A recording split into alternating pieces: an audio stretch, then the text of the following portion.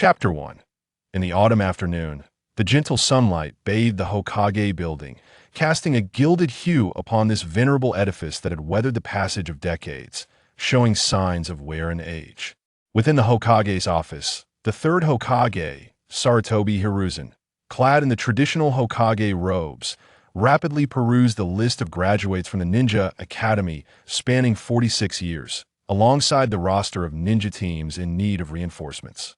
He meticulously assessed the strengths and weaknesses of each genin, striving to forge them into balanced teams, accompanied by appropriately skilled genin leaders. In recent years, the turmoil within the ninja world had escalated. The frequency of minor skirmishes among the various ninja villages had resulted in significant attrition among the teams from Konoha. Sarutobi Hiruzen was acutely aware that well-structured ninja teams were crucial for enhancing the success rate of missions, survival odds, and overall combat efficacy. Whether in preparation for an impending war or for the safety of his subordinates, the arrangement of team members required utmost caution. After more than an hour of meticulous scrutiny and repeated revisions of the grouping draft in his hands, he concluded that he had arrived at the best possible selection he could devise. Hiruzen began to summon one genin leader after another. Nara Shikaku, Yamanaka Inoichi, Namikaze Minato, I am Ikaku, Kamizuki Izumo, and Yamanaka Kaori. Unbeknownst to him, time slipped away and evening approached. Upon hearing another knock on the door, Sarutobi Hiruzen lifted his gaze toward the final genin he had summoned that day at the tender age of 18 or 19. Standing just over 6 feet tall, he boasts a tall and slender physique sculpted by years of dedicated training coupled with his short, radiant golden hair and striking features. He presents an alluring visage, however. The pronounced dark circles beneath his eyes betray a sense of fatigue that renders him somewhat listless. Such a handsome face alone could cause countless Konoha maidens to toss and turn in restless nights.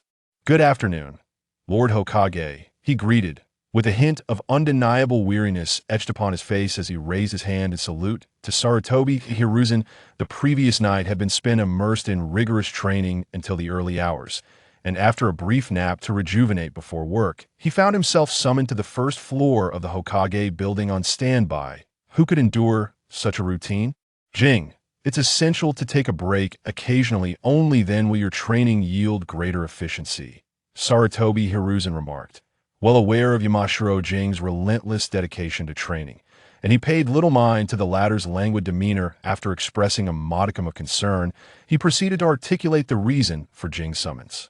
I have conferred with Kaichi and Shikaku, and we have decided to transfer you from the analysis division to a regular unit for mission execution. Here are your transfer orders and the details of your subordinates.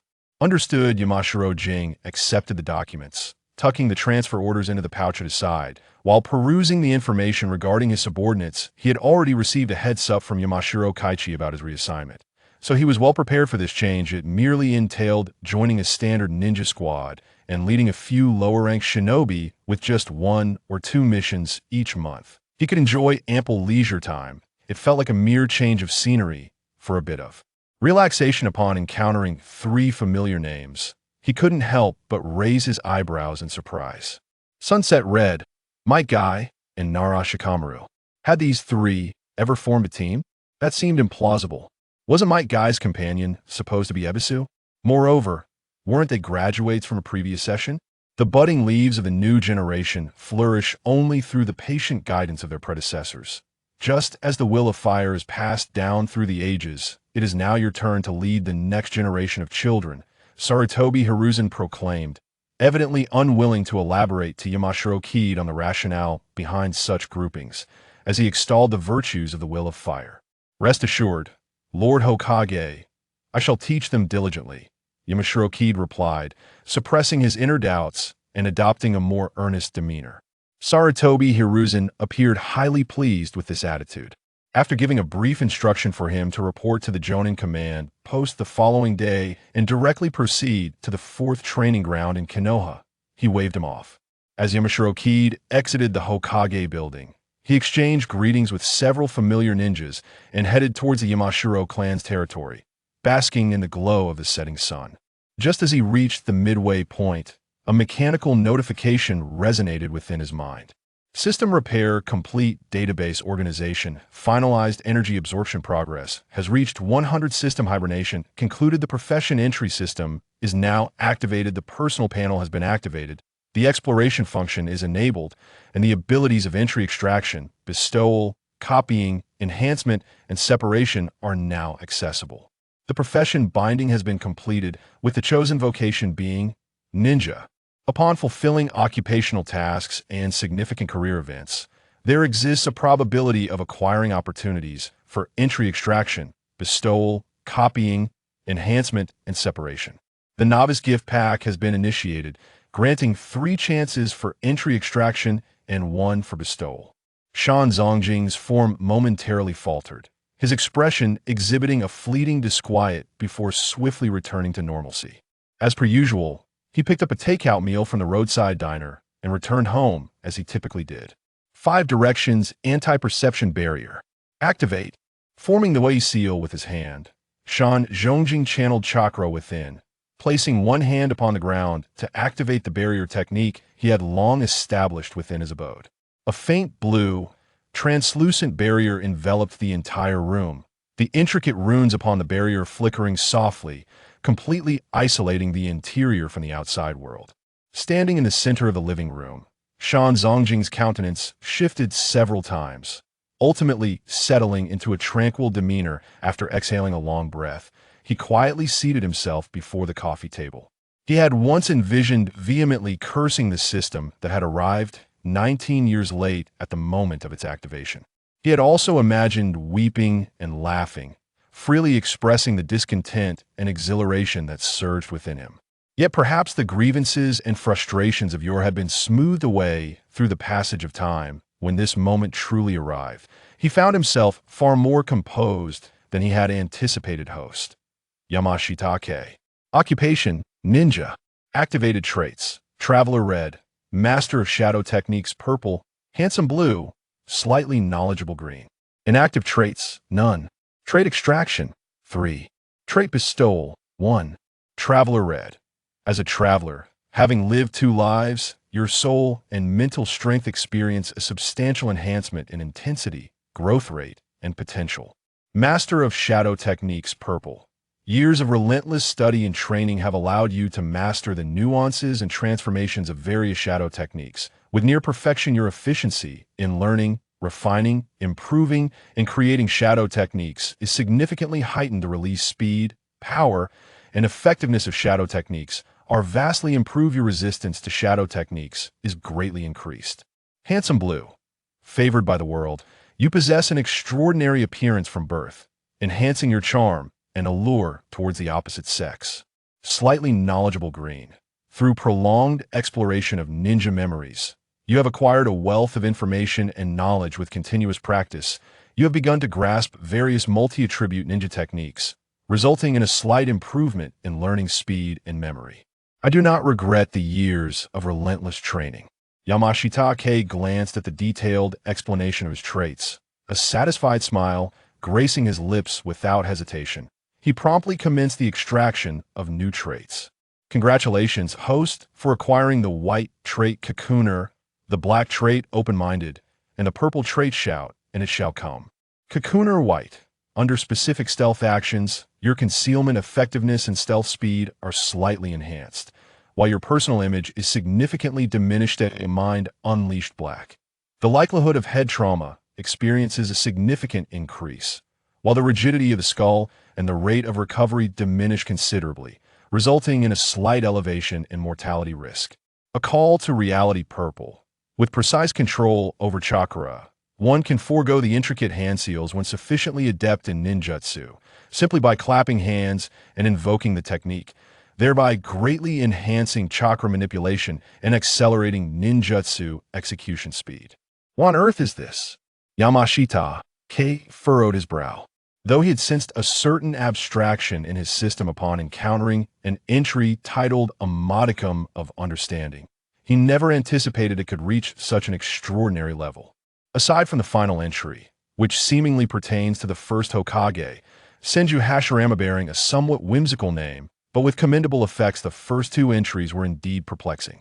The term cicada pupa essentially forfeits one's prospects of courtship in Konoha upon utilization. And a mind unleashed literally implies creating an opening in one's head. Is this entry designed solely to inflict harm? Yamashita K pondered as he glanced at the entry reward opportunity from the novice gift pack. He mused that should he ever find himself at odds with someone, he might just bestow it upon them. Employing such a purely detrimental effect on an adversary would likely represent its rightful application. After indulging in these fanciful thoughts for a while, Yamashita finally activated the purple entry, a call to reality in the next moment. An indescribable sense of enlightenment surged within me. The myriad chakra pathways coursing through my body felt as though they were inscribed in my mind. Each detail vividly clear, every strand of chakra was under my complete control. Akin to an extension of my own will those ninjutsu techniques, honed through countless trials and tribulations, now seemed to have become an instinctual part of my being, requiring merely the simplest of guidance to unleash their power. Heart's puppet seal technique. With a single hand, Yamashita formed the worry seal, directing it towards the puppet used for practicing ninjutsu that leaned quietly against the wall of the room in an instant. The puppet sprang to life, moving its limbs with a fluid grace before executing a series of remarkably smooth martial arts displays. The simplification of seals and the ability to perform them with one hand truly showcases a remarkable technique. Yamashita marveled inwardly and began to experiment with other ninjutsu. The unique hand seals employed by the Yamashita clan when invoking their secret techniques were variations of the Mach and Yo seals. These allowed for a swifter mobilization of the Yin chakra within, enabling the practitioner to release the clan's secret arts more rapidly. Functionally, it was impeccable. However, due to its conspicuous nature, any adversary with a modicum of understanding of the Yamashita clan's secret techniques would recognize these seals and immediately take evasive action. After all, the techniques of the Yamashita clan pertain to the profound power of the soul if one acted without absolute certainty. A misstep could result in the soul requiring time to return to the body during this period. Even a mere child could easily extinguish a life. Now, having cast aside the intricate hand seals, the art of stealth has become utterly unpredictable. After experimenting with various ninjutsu for an extended time, the scenery of the mountains was encapsulated within his palm as he formed a Rasengan, feeling the stable sphere of rapidly spinning chakra, a smile involuntarily gracing his lips. All the ninjutsu he frequently employed could now be executed with a single hand seal or simplified gestures, with activation speed more than doubled compared to before. Familiar techniques could be unleashed with a mere clap of the hands, manifesting whatever was called upon. As for those techniques that were less familiar and only vaguely grasped, although they could not be simplified, their release, speed, and mastery had seen remarkable enhancement. In the fast-paced battles of ninjas, sometimes a mere fraction of a second is sufficient to determine the outcome of a confrontation. Yamashiro-Kei's prowess among the elite shinobi of Konoha is already formidable. With a doubling of his attack speed, the combat capabilities he exhibits will undoubtedly soar even higher. I wonder if I can hold my ground against a shadow-level adversary. Oh dear, I must not become arrogant. Yamashiro-Kei continually adjusts his mindset, repeatedly admonishing himself not to act recklessly like a fool. After all, he does not have the likes of Kaigetsu Suijutsu to shield him from calamity, nor the assistance of Kagaya and Umaki Karen to extend his life. And he certainly lacks a brother named Uchiha Itachi or a father like Otsutsuki Kagaya, should have let his pride swell, who knows if it might lead to his demise. Moreover, shadow-level warriors possess strengths that go beyond mere speed of attack. Experience in combat, tactical acumen, the synergy of jutsu, physical endurance, neural reflexes, and chakra reserves. All these factors contribute to their might. The path ahead is long and arduous. However, during the Third Great Ninja War, as long as he does not recklessly plunge into the encirclement of the enemy's main forces, he should be safe. Yamashiro-Kei mused to himself. The tension that had been taut due to the impending war began to ease slightly. Having experienced the Second Great Ninja War, he was more acutely aware than anyone of the battlefield's brutal reality. It was a hell filled with blood and wails, a a slaughterhouse that extinguished humanity, leaving only carnage and numbness. Even though many years had passed, the memories of his experiences on the battlefield still left him with lingering trepidation. With a single hand, Yamashiro-Kei formed a series of seals. The 5 shadow clones that had been diligently training in the depths of his residence were instantly dispelled, the fatigue from their training, coupled with the relief of pressure dissipating, surged into his consciousness that he could hardly muster the will to resist his body's natural instincts.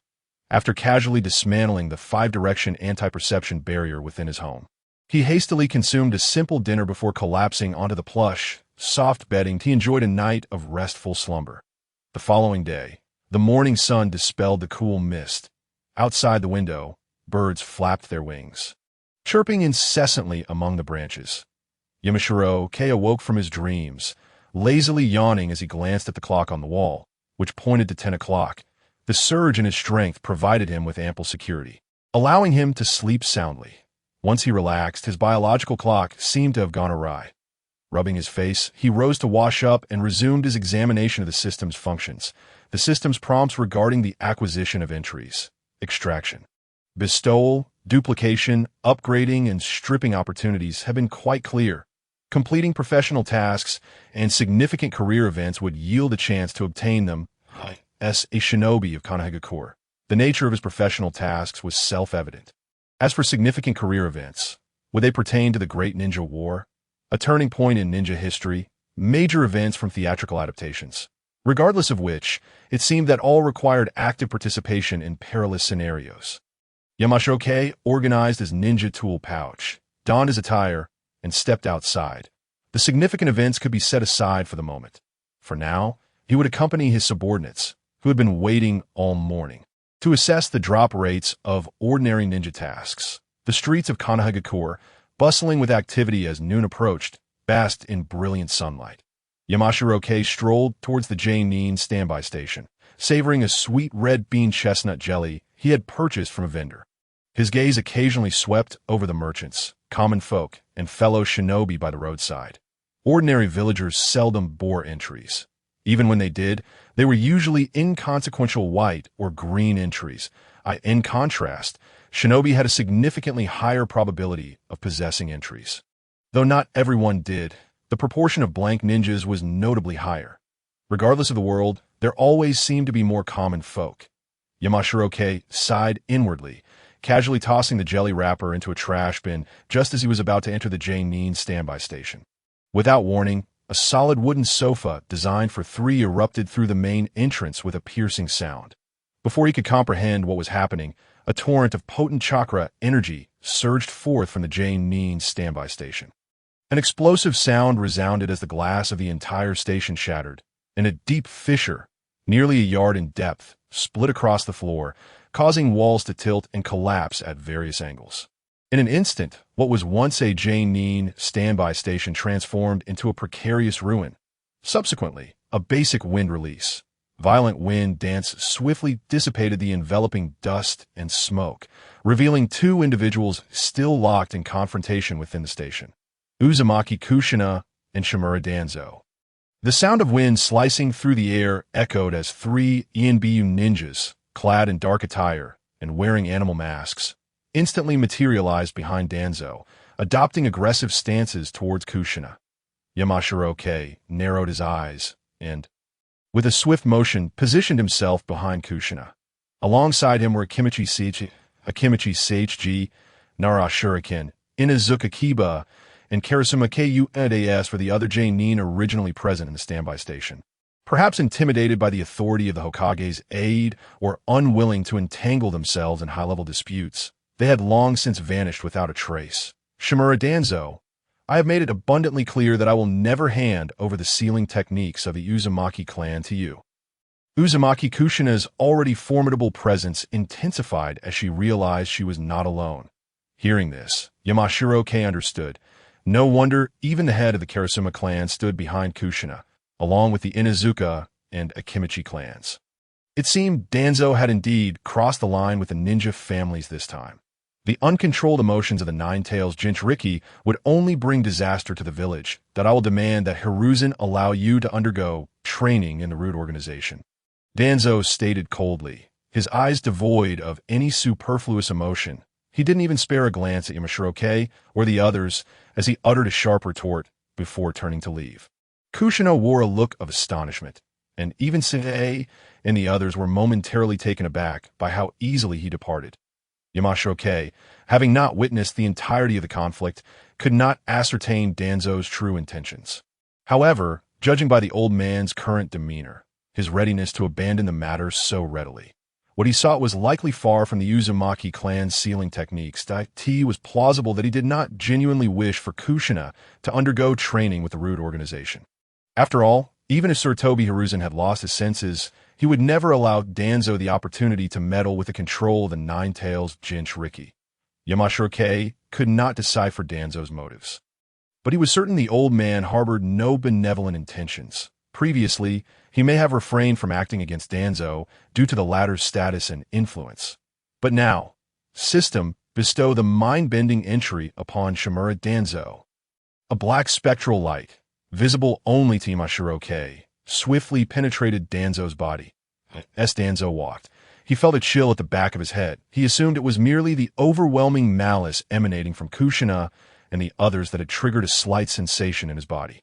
Oblivious to the impending crisis, with a crack, the beams supporting the roof of the Jing standby station made a clear snapping sound before collapsing. The entire building began to rapidly cave in. In that instant, Yamashiro and the others instinctively utilized body flicker technique to evade. The three ENBU ninjas who had closely followed Danzo also reacted quickly. However, as the rising dust settled, the three ENBU exchanged glances. Realizing they could no longer see Danzo's figure, they hurriedly began to dig through the rubble of the collapsed structure. Is this thing really that powerful? Yamashiro felt a mix of shock and delight. Marveling at the explosive effect of the black entry, he had only just equipped Danzo with it, and the man was already buried alive. Those who engage in malevolent deeds often meet a fitting end. Kyubi, with her hands on her hips, laughed heartlessly at the buried Shimura Danzo. Especially after the three root members had exerted tremendous effort to drag the tattered, bloodied Danzo from the ruins, her laughter became even more unrestrained. With a head feeling heavy and muddled, Danzo continuously circulated his chakra, inspecting his body. Just moments ago, while performing the body flicker technique, his calf had inexplicably cramped, causing a fractured beam to crash forcefully onto his forehead. Had he not swiftly protected his vital areas with chakra, he would surely have met his demise. Was it the transplantation of the Sharingan that caused insufficient chakra supply and muscular nerve disarray? Feeling no abnormalities in his body, he could only attribute it to the aftereffects of the Sharingan transplant. Paying no heed to Kyubi, who intentionally approached him to mock, he managed to raise his arm and signaled to his subordinates. After hastily bandaging and staunching his wounds, the three root ninjas swiftly carried him towards the root base. Yamakawake observed Danzo's retreating figure, a thoughtful expression crossing his face. Name: Shimura Danzo. Occupation: Konoha ninja. Attributes: Single Eye, 3 Tomo, blue. Wind Release Mastery, blue. Brainwashing Expertise, blue. Sealing Mastery, green. Ruthless Means, white. Merciless, white. Open-minded, black. In terms of the number of attributes, Shimura Danzo possessed the most among those Yamakawake had encountered thus far. Particularly noteworthy were those attributes unrelated to combat. Brainwashing Expertise controlled thoughts. Sealing Mastery controlled actions. Ruthless means diminished social connections while enhancing goal achievement rates.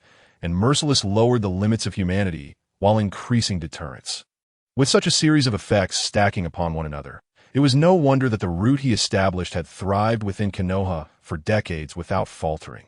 What delightful weather we have today. Thank you all, Kyubi exclaimed. Her mood noticeably lifted as she began expressing her gratitude to those who had stood behind her moments ago. Her charming smile bore no trace of the previous bloody chaos. The Uzumaki ninja was being polite. After acknowledging her with a nod, Kuruma Sojin maintained the demeanor befitting a clan leader and gracefully departed. He had only stood behind Kyubi because Danzo's demand for the Uzumaki clan secret techniques had crossed the line for the ninja clan. Had Danzo chosen a different reason to provoke, he would have left the Jing waiting area long before. Kyubi did not mind his cold demeanor. turning to exchange a few words with Akitu, Dingswa, and others. She playfully slapped Yamakawa-ke on the shoulder, cheerfully saying, "Pig sister, it's been a while. I've told you many times. Only those from the clan leader's line inherit the title Deer Butterfly." Yamakawa-ke shot an exasperated look at Uzumaki Kyubi.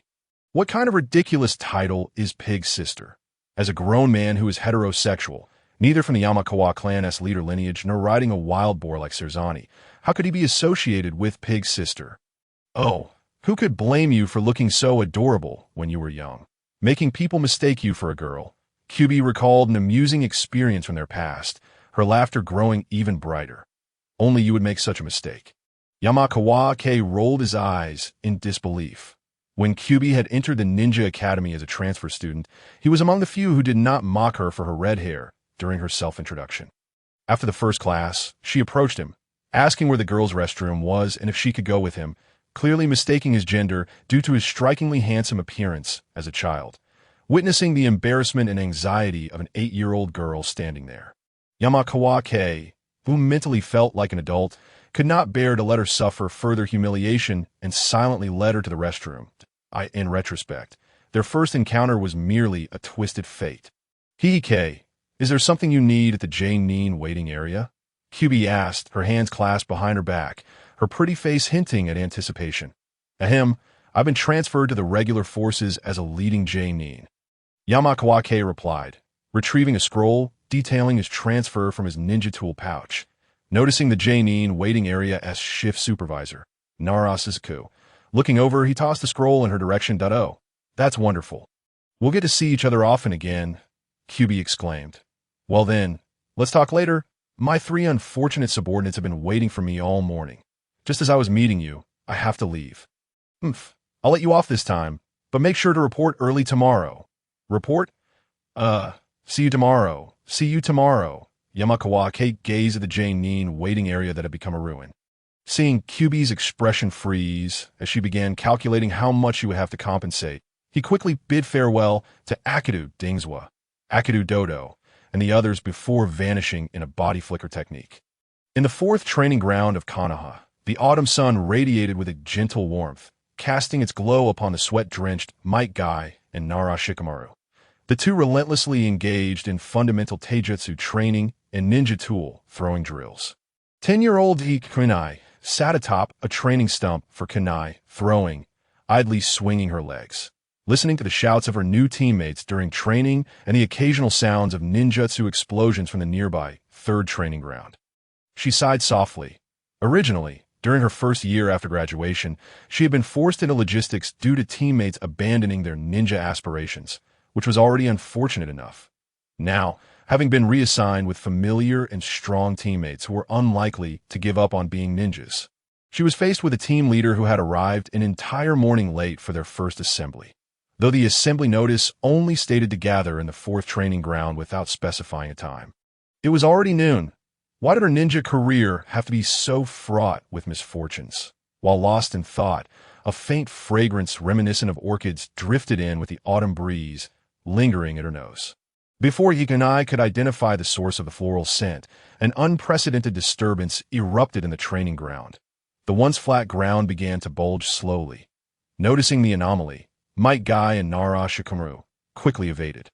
Before Kurenai could leap off the stump to escape, a gigantic python with a head nearly 3 meters in diameter burst forth from the ground, faced with the terrifying serpent, which loomed like a mountain. An overwhelming sense of crisis engulfed Yuhi Kurenai. It felt as if every cell in her body trembled, every nerve screamed in alarm, paralyzing her limbs as she dared not move, fearing to attract the python's attention. Alas, fate was unkind. The massive head of the python slightly lifted, its cold, serpentine gaze locking onto her, preparing to strike. The sensation of impending death nearly overwhelmed her remaining rationality. "Move! Move! Hurry!" Yuhikonai internally screamed, her previously numb limbs suddenly bursting forth with unprecedented strength. Yet the python-esque strike was still much faster than her ability to evade. The foul stench emanating from its gaping maw felt like the very essence of death. Hit. Just as the situation became critical, a green figure shot in from the side of the python, delivering a kick that deflected the serpent's head by 2 feet, allowing Kurine to narrowly escape its jaws. The ground erupted in dust from the python's miss. Emitting a hissing roar, the serpent's tail swayed, appearing unscathed. Narashikamaru realized that the three of them could not possibly contend with the gigantic python. Grabbing the barely dodging Yuhi Kurenai, he sprinted while tossing a series of smoke bombs behind them. Shouting, "Guy, run!" Having successfully landed a blow, Might Guy did not hesitate, quickly retreating alongside them. Perhaps due to their brush with death, Kurenai's thoughts became exceptionally clear. As soon as Shikamaru's words fell, she immediately added, "Run towards the 3rd training ground. There are Jing assessing the lower ninjas there, who has a red signal flare. Quickly." Understood. Might Guy reached for the ninja tool pouch at his waist, before he could extract the signal flare. The scene before him shattered like a mirror. The 3 individuals desperately fleeing were propelled forward by their own momentum, nearly colliding with a tree whose trunk was over a meter in diameter. After barely stabilizing themselves, they gazed in astonishment at the vanishing giant python and the undamaged training ground, their hearts brimming with bewilderment. Clap, clap, clap. The sound of applause emanated from one side of the training ground. Emerging from a shade of a tree was Imashiro Kage, clad in a black combat uniform and wearing 8 Jainin vest. With ample patience, extraordinary courage, exceptional teamwork, and sound judgment in crisis, congratulations on passing the assessment. I am your new leading Jainin, Imashiro. I look forward to working with you. Indeed, you shall never betray those who strive. Might Guy proclaimed, "I am Might Guy, and I too look forward to your guidance." Sensei, despite being momentarily startled by the indistinguishable illusion just now, he still gave a thumbs up, revealing his radiant white teeth. "I am Nara Shinkai. I humbly seek your guidance." Nara Shinkai managed to rise from the ground. Bowing earnestly to Waihai Kurenai, "I hope to receive your guidance in the future as well." Waihai Kurenai's pale face gradually regained some color. As she bowed, she mentally berated her leading Jainin for commencing the assessment without a word of warning. It was quite atrocious. She had genuinely felt as though she might perish. Such powerful illusions. Being an expert in illusions herself, Kurenai's understanding of them far surpassed that of Might Guy and Nara Shinkai. The more she comprehended, the clearer it became to her just how formidable the young Nin's recently unleashed illusion truly was. Employing a unique, faint fragrance akin to an olfactory-based illusion, he had ensnared them in a dreamlike state without their awareness. In the span of a single breath, he had interfered with their senses of smell, sight, touch, taste, and hearing, all while the caster remained oblivious to the fact that he had ensnared them in an illusion. Such a demonstration was already beyond the reach of ordinary rank illusions. Moreover, the chilling aura of lethal intent, as though facing a real giant python, clearly affected their primal perception and response to danger, deeply ingrained in the human genome. And lastly, the most crucial aspect, group casting. He had simultaneously impacted the senses of all 3, allowing for seamless communication among them without any perceptual deviation. This was at least a multifaceted illusion technique centered around A-rank illusions. The difficulty of control and the effectiveness of the ninjutsu could rival that of lower S-rank illusions. The Jainin had employed a combination illusion of such difficulty and power against 3 novice genin. Such thoughts only deepened her sense of indignation. "You seem to be pondering something rather rude," Yamashiro Kage noted, squinting slightly as he locked eyes with Kurenai's ruby orbs. "And no. How could that be?"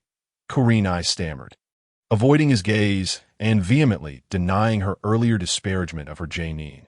Seeing that the trio had completely forgotten about his tardiness due to his surprise attack and words, Kage mused silently that children were indeed easy to deceive. As he turned to exit the training ground, he addressed the 3 once more. "Since you have passed the assessment, let us celebrate the formation of our team with a lunch of grilled skewers. Follow me. Decided, we'll walk on our hands to Yakiniku-Q. If you can't do that, then you'll have to kick your legs 2,000 times. Might Guy responded enthusiastically as always. "Sensei, you said grilled skewers, not grilled meat, so the destination should be Sanmiya." Nara Shinkai corrected him, a skewer hanging from his mouth as he drooped his eyelids. "Is it the establishment run by the 3 clans of deer, boar, and butterfly? I heard it's quite expensive."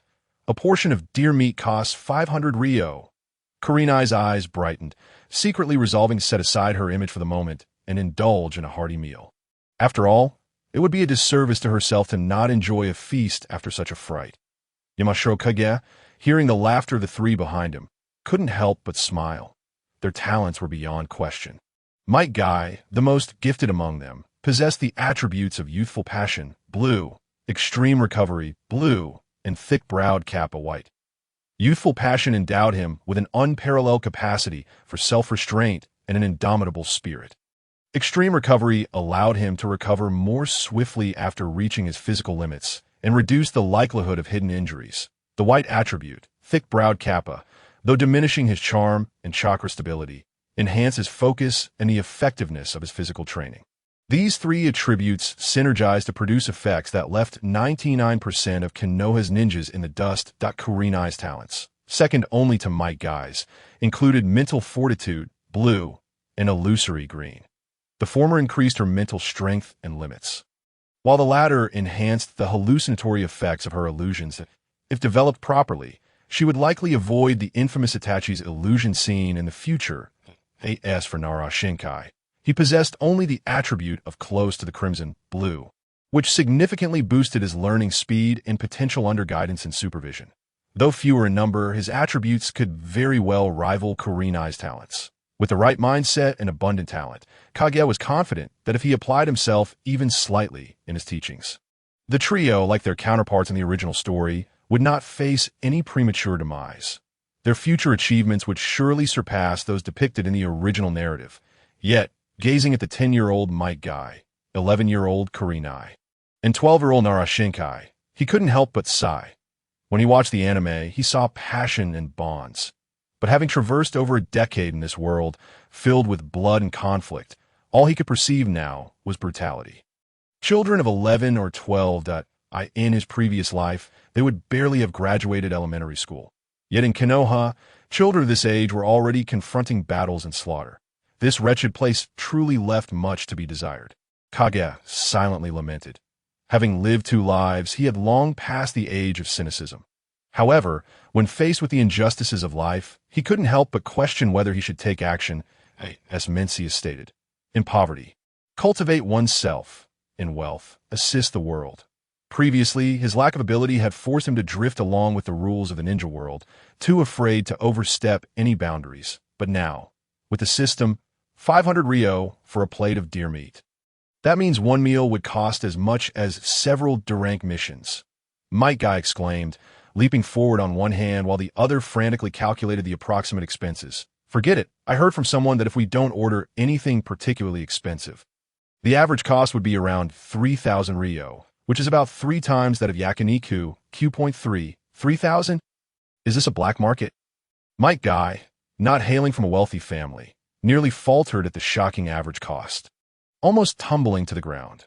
Kurenai, glancing cautiously at Yamashiro Kage, who had remained silent for a while, peered over. Seeing his expression was somewhat grave, she assumed he was unaware of the specifics regarding Sanmiya and instinctively wished to treat his subordinates to something nice. Upon hearing Nara Shinkai's words, Kurenai was similarly taken aback by the price. The kind-hearted girl ultimately chose to forgive Yamashiro Kage for nearly frightening her to death moments ago. Tentatively, she offered a suggestion. Sensei, I actually think ramen is quite delicious. Yamashiro paused for a moment, quickly grasping the implication of Kurenai's words, and couldn't help but burst into laughter as he reached out to ruffle the little girl's hair as she blushed and fussed with her hair. Determination blossoming in his heart, he truly needed to take action. It is not out of a desire for the futile and nonsensical will of fire, nor is it for the utterly unattainable peace of the ninja world. Rather, it is simply because he feels that today, as sunlight is splendid, the breeze is gentle, and the people he encounters are delightful. The cuisine at Sanwei Ju surpasses even the most exquisite imaginings of Shiri Hong. Might Guy and Narashimo, upon discovering that this establishment holds a 40 stake in Yamashiro K's business, not only do they dine for free, but they also receive substantial dividends each month. The trio promptly indulges, relishing their meals to their heart's content. Even Shiri Hong, known for her refined dining etiquette, find herself unable to straighten her back after devouring her meal with abandon. She reflects with exasperation on her previous concern over a Konoha jonin with a notoriously foul temperament. One capable of employing forbidden techniques against lower-ranked ninjas, being short on funds. Truly, she realizes she has been naive. Jing-sensei, when do we commence our mission? After satisfying his hunger, Narashikamaru inquires about the team's forthcoming plans. Shiri Hong and Might Guy gaze intently at Yamashiro-kei, their eyes alight with anticipation. Within their trio, Narashikamaru and Might Guy have not undertaken a mission in quite some time due to Ebisu's transition to a civilian role. Living with pockets emptier than their faces, their days have been marked by a stark simplicity. Although Shiri Hong has accumulated some savings during her nearly year-long tenure in logistics, her own lack of mission experience leaves her equally eager for action. In response to the trio's eager gazes, Yamashiro-kei, keen to see how their professional tasks might boost the system's drop rate, does not delay that we will head to the mission board shortly. The pace of youth is about to surge forth once more. Might Guy leaps from his seat, brimming with enthusiasm, though he quickly bends over, clutching his overstuffed belly before he can showcase his signature pose. Noticing the exasperated expression on Narashikamaru's face, he unabashedly adds, "Youth is bound to have its occasional imperfections. Fret not. I shall pour in 200 of my enthusiasm and effort into this afternoon's mission." Indeed, Narashikamaru sighs. Even after 2 years as teammates, he remains at a loss with Might Guy's exuberant personality. Shiri Hong, resting her chin on her hand, smiles cheerfully at the lively duo, sensing that her future days will undoubtedly be filled with amusement. Meanwhile, several kilometers southwest of Konoha, in Nakaguchi village, a colossal wild boar, weighing over 1,000 pounds and resembling a mobile fortress, rampages with its crimson eyes, charging recklessly, impaling itself with numerous kunai that barely penetrate its flesh. Walls and rudimentary traps along its path crumble, as if made of paper.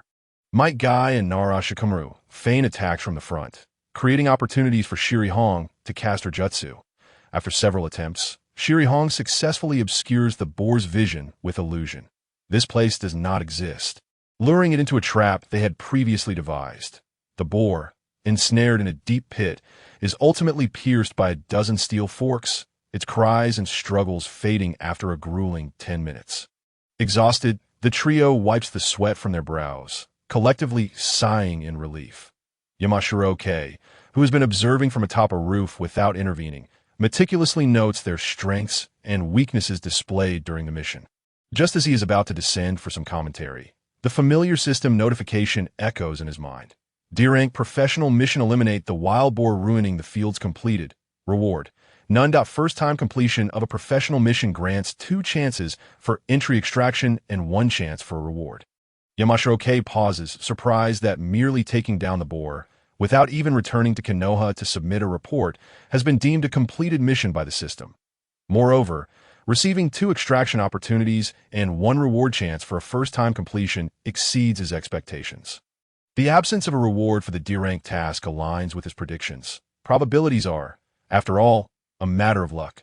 Furthermore, the likelihood of various rewards is likely directly correlated to the mission's difficulty.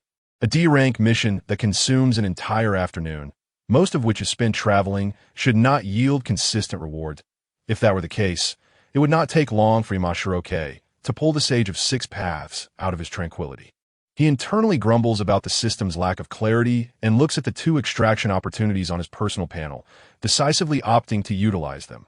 Congratulations, host! You have obtained the blue entry Memory Palace and the white entry Fragile, yet hard to kill.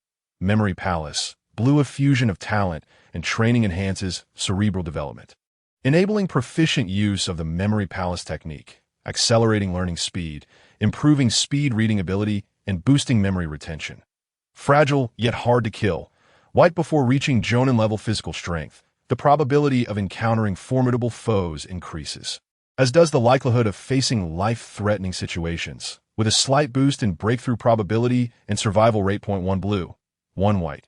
Fair enough. Yamashiro-kei examines the detailed descriptions of the 2 entries and promptly activates Memory Palace. In matters of learning and research, heightened memory capability is undoubtedly advantageous. As for fragile, yet hard to kill, it holds little value for him now that he has surpassed the novice phase. Such effects are likely only bearable for those destined to be the protagonists. Otherwise, even with elevated breakthrough and survival probabilities, one cannot withstand the relentless onslaught of formidable foes and crises. Detecting that the blue entry memory palace can integrate with the green entry feign understanding. The system inquires, would you like to initiate fusion? Fusion. After a moment's hesitation, Yamashiro consents to the fusion. Though this is his first encounter with the concept of entry fusion, both entries pertain to learning and memory capabilities. The likelihood of a negative outcome seems minimal. Suddenly, a vast expanse of memory surges within his mind, scenes flashing by like slides in a projector. Even memories from his early childhood, long forgotten, resurface with astonishing clarity. Kindergarten, elementary school, middle school, high school, university, innumerable vast and intricate memories are categorized and stored within the memory palace. Among them, memories of watching the Naruto anime and reading various related posts are conspicuously preserved. As the memories of his past life settle, the memories of this life unfold like a scroll. This includes those obtained during his time as an analyst, gleaned from the minds of other ninjas, which are now completely stored. The tumultuous memories gradually find their equilibrium, and the system's notification follows closely. Fusion complete. Congratulations, host! You have acquired the blue entries of the ninja world. Sage of the ninja world, blue, the perfect application of the memory palace technique, grants you near-infinite memory capacity. While the vast memories of 2 lifetimes endow you with extensive life experiences, secrets of the ninja world, and various ninjutsu and secret techniques, enhancing learning speed, speed reading ability, and memory retention. Wow. ISNT, this a direct pathway to greatness. Yamashiro, invigorated by the clarity of his memories, brims with excitement. For a transmigrator, familiarity with the plot constitutes the greatest advantage. Moreover, being able to recall intricate details of a narrative will enable him to acquire what would require decades of effort from an ordinary person.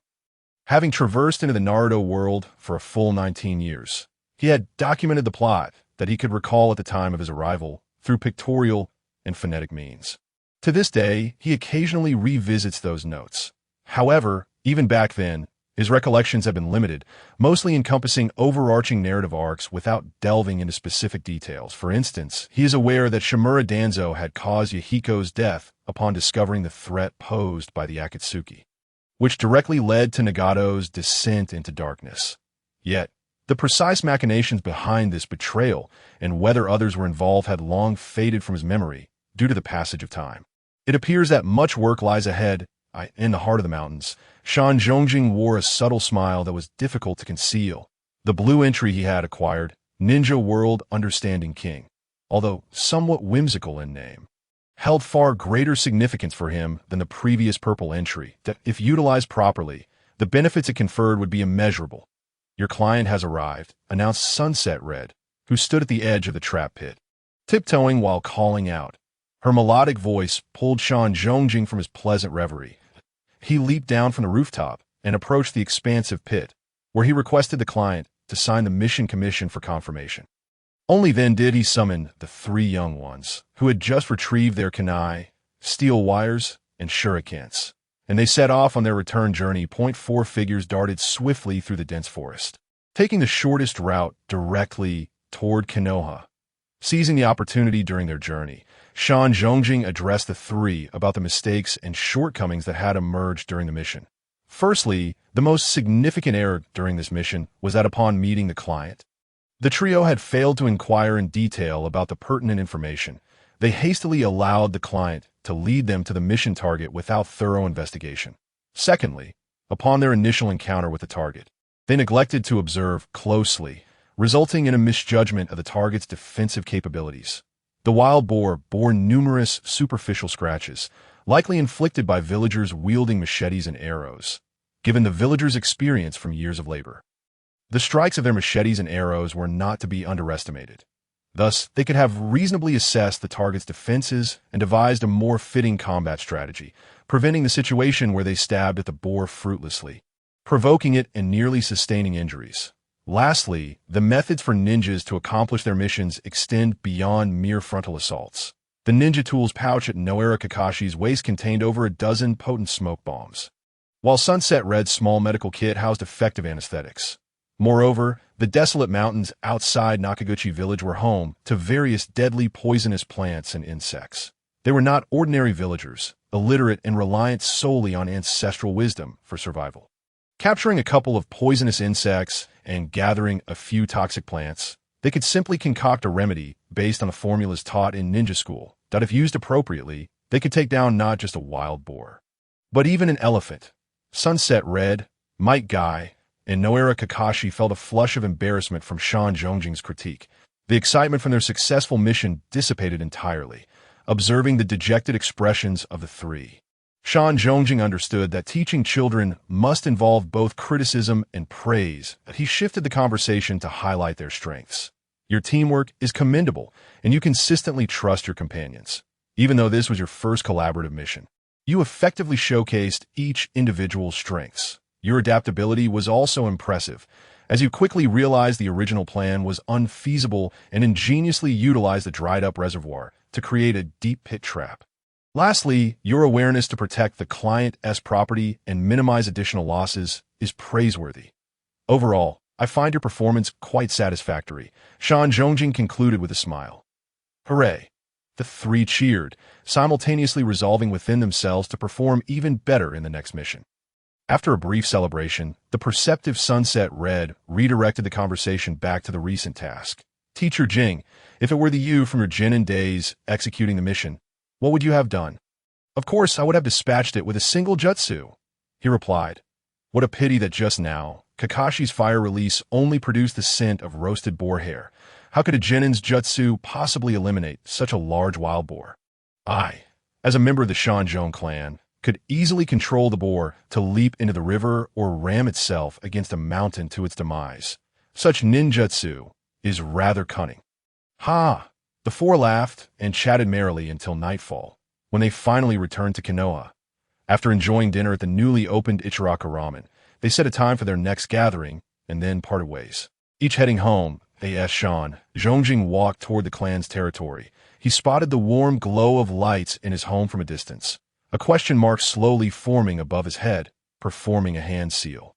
He activated the Shan Zhong clan's sensory ninjutsu that he sensed a vast chakra within the house, radiating a terrifying aura akin to a blazing sun. Instantly, he identified the occupant within, with such a distinctive chakra. Who else could it be but the Nine-Tails Jinchuriki, Uzumaki Kushina, known as the Blood-Red Pepper? Suddenly, a cacophony of sounds erupted from within the house. Detecting the intrusion of his sensory ninjutsu, Uzumaki Kushina, without donning her shoes, burst through the door and leaped onto the wall, her gaze locking onto Shan Zhongjing at the end of the street. Jing, I have finally waited for you, she exclaimed, her voice laden with excitement and melancholy. Akin to a tragic heroine finally reunited with her love after enduring countless hardships, this left Shan Zhongjing shivering, nearly succumbing to the impulse to flee. How terrifying! The little pepper could speak in such a manner. Rustling sounds emerged from the houses on either side of the street, indicating that curious clan members were quietly preparing to eavesdrop. Shan Zhongjing covered his face with one hand and swiftly utilized the body flicker technique. Pulling Kushina into the house, as the door closed behind them, he immediately activated the 5-point anti-sensing barrier within the room. He was certain that had he hesitated even slightly, whispers about his encounter with the Uzumaki orphan would circulate through the clan by morning. Kushina stumbled as she was dragged into the house, her expression transitioning from confusion to curiosity and then to astonishment in the span of 3 short words. Instinctively, she crossed her arms protectively over her chest. Appearing timid, yet her eyes sparkled with an undercurrent of excitement and anticipation. Shan Zhongjing choked on his words, a lump forming in his throat, unable to articulate his thoughts. What is with that disdainful expression on your face? Kushina, reeking of alcohol, dropped her arms in dissatisfaction. Though she often exhibited a carefree demeanor, she was nonetheless a beautiful girl with both figure and looks. Was it really appropriate to display such an expression? How much have you drunk? Ignoring her question, Shan Zhongjing surveyed the chaotic living room, feeling a mix of exasperation and disbelief. The once empty and tidy coffee table was now cluttered with empty instant ramen cups and scatter bottles. Magazines and loosely placed ninjutsu scrolls littered the couch and floor, while a few cute puppets he usually used for practicing ninjutsu lay discarded after being mishandled. "Well, it's just a little bit," Kushina remarked, noticing the disarray in the living room. The haziness from the alcohol dissipated significantly, and she shrank her neck, standing cautiously as she stole glances at Shan Zhongjing's expression. She internally pondered how the living room had ended up in such a state when she hadn't done much today. Perhaps in the future, whenever she faced troubles, she should drink less, as alcohol was not beneficial for her health. Amidst the serene landscape of the mountains, Yamashita Jing observed the anxious expression of Kushina. The words that hung on his lips ultimately transformed into genuine concern. Having known her for many years, he understood her character better than anyone else. This young woman, who typically abstained from alcohol, had evidently indulged far too much today, likely as a result of a conflict with Danzo in the morning, compounded by some distressing event in the afternoon. With a single hand, he formed the usual. Yamashita Jing unleashed the advanced technique of mind transfer puppetry. Summoning 5 small puppets, each standing over a foot tall, they sprang to life, swiftly tidying the chaotic living room. The previously disordered coffee table was promptly restored to cleanliness, while magazines and scrolls that had been carelessly discarded were meticulously returned to their rightful places. Barefoot, Kushina scampered about, assisting the puppets in the cleanup. Her eager demeanor could easily mislead one into believing she was genuinely industrious. "All right, enough of this. What do you need from me?" Yamashita Jing remarked, observing the playful yet contrite expression on Kushina's face, feeling somewhat at a loss with her antics.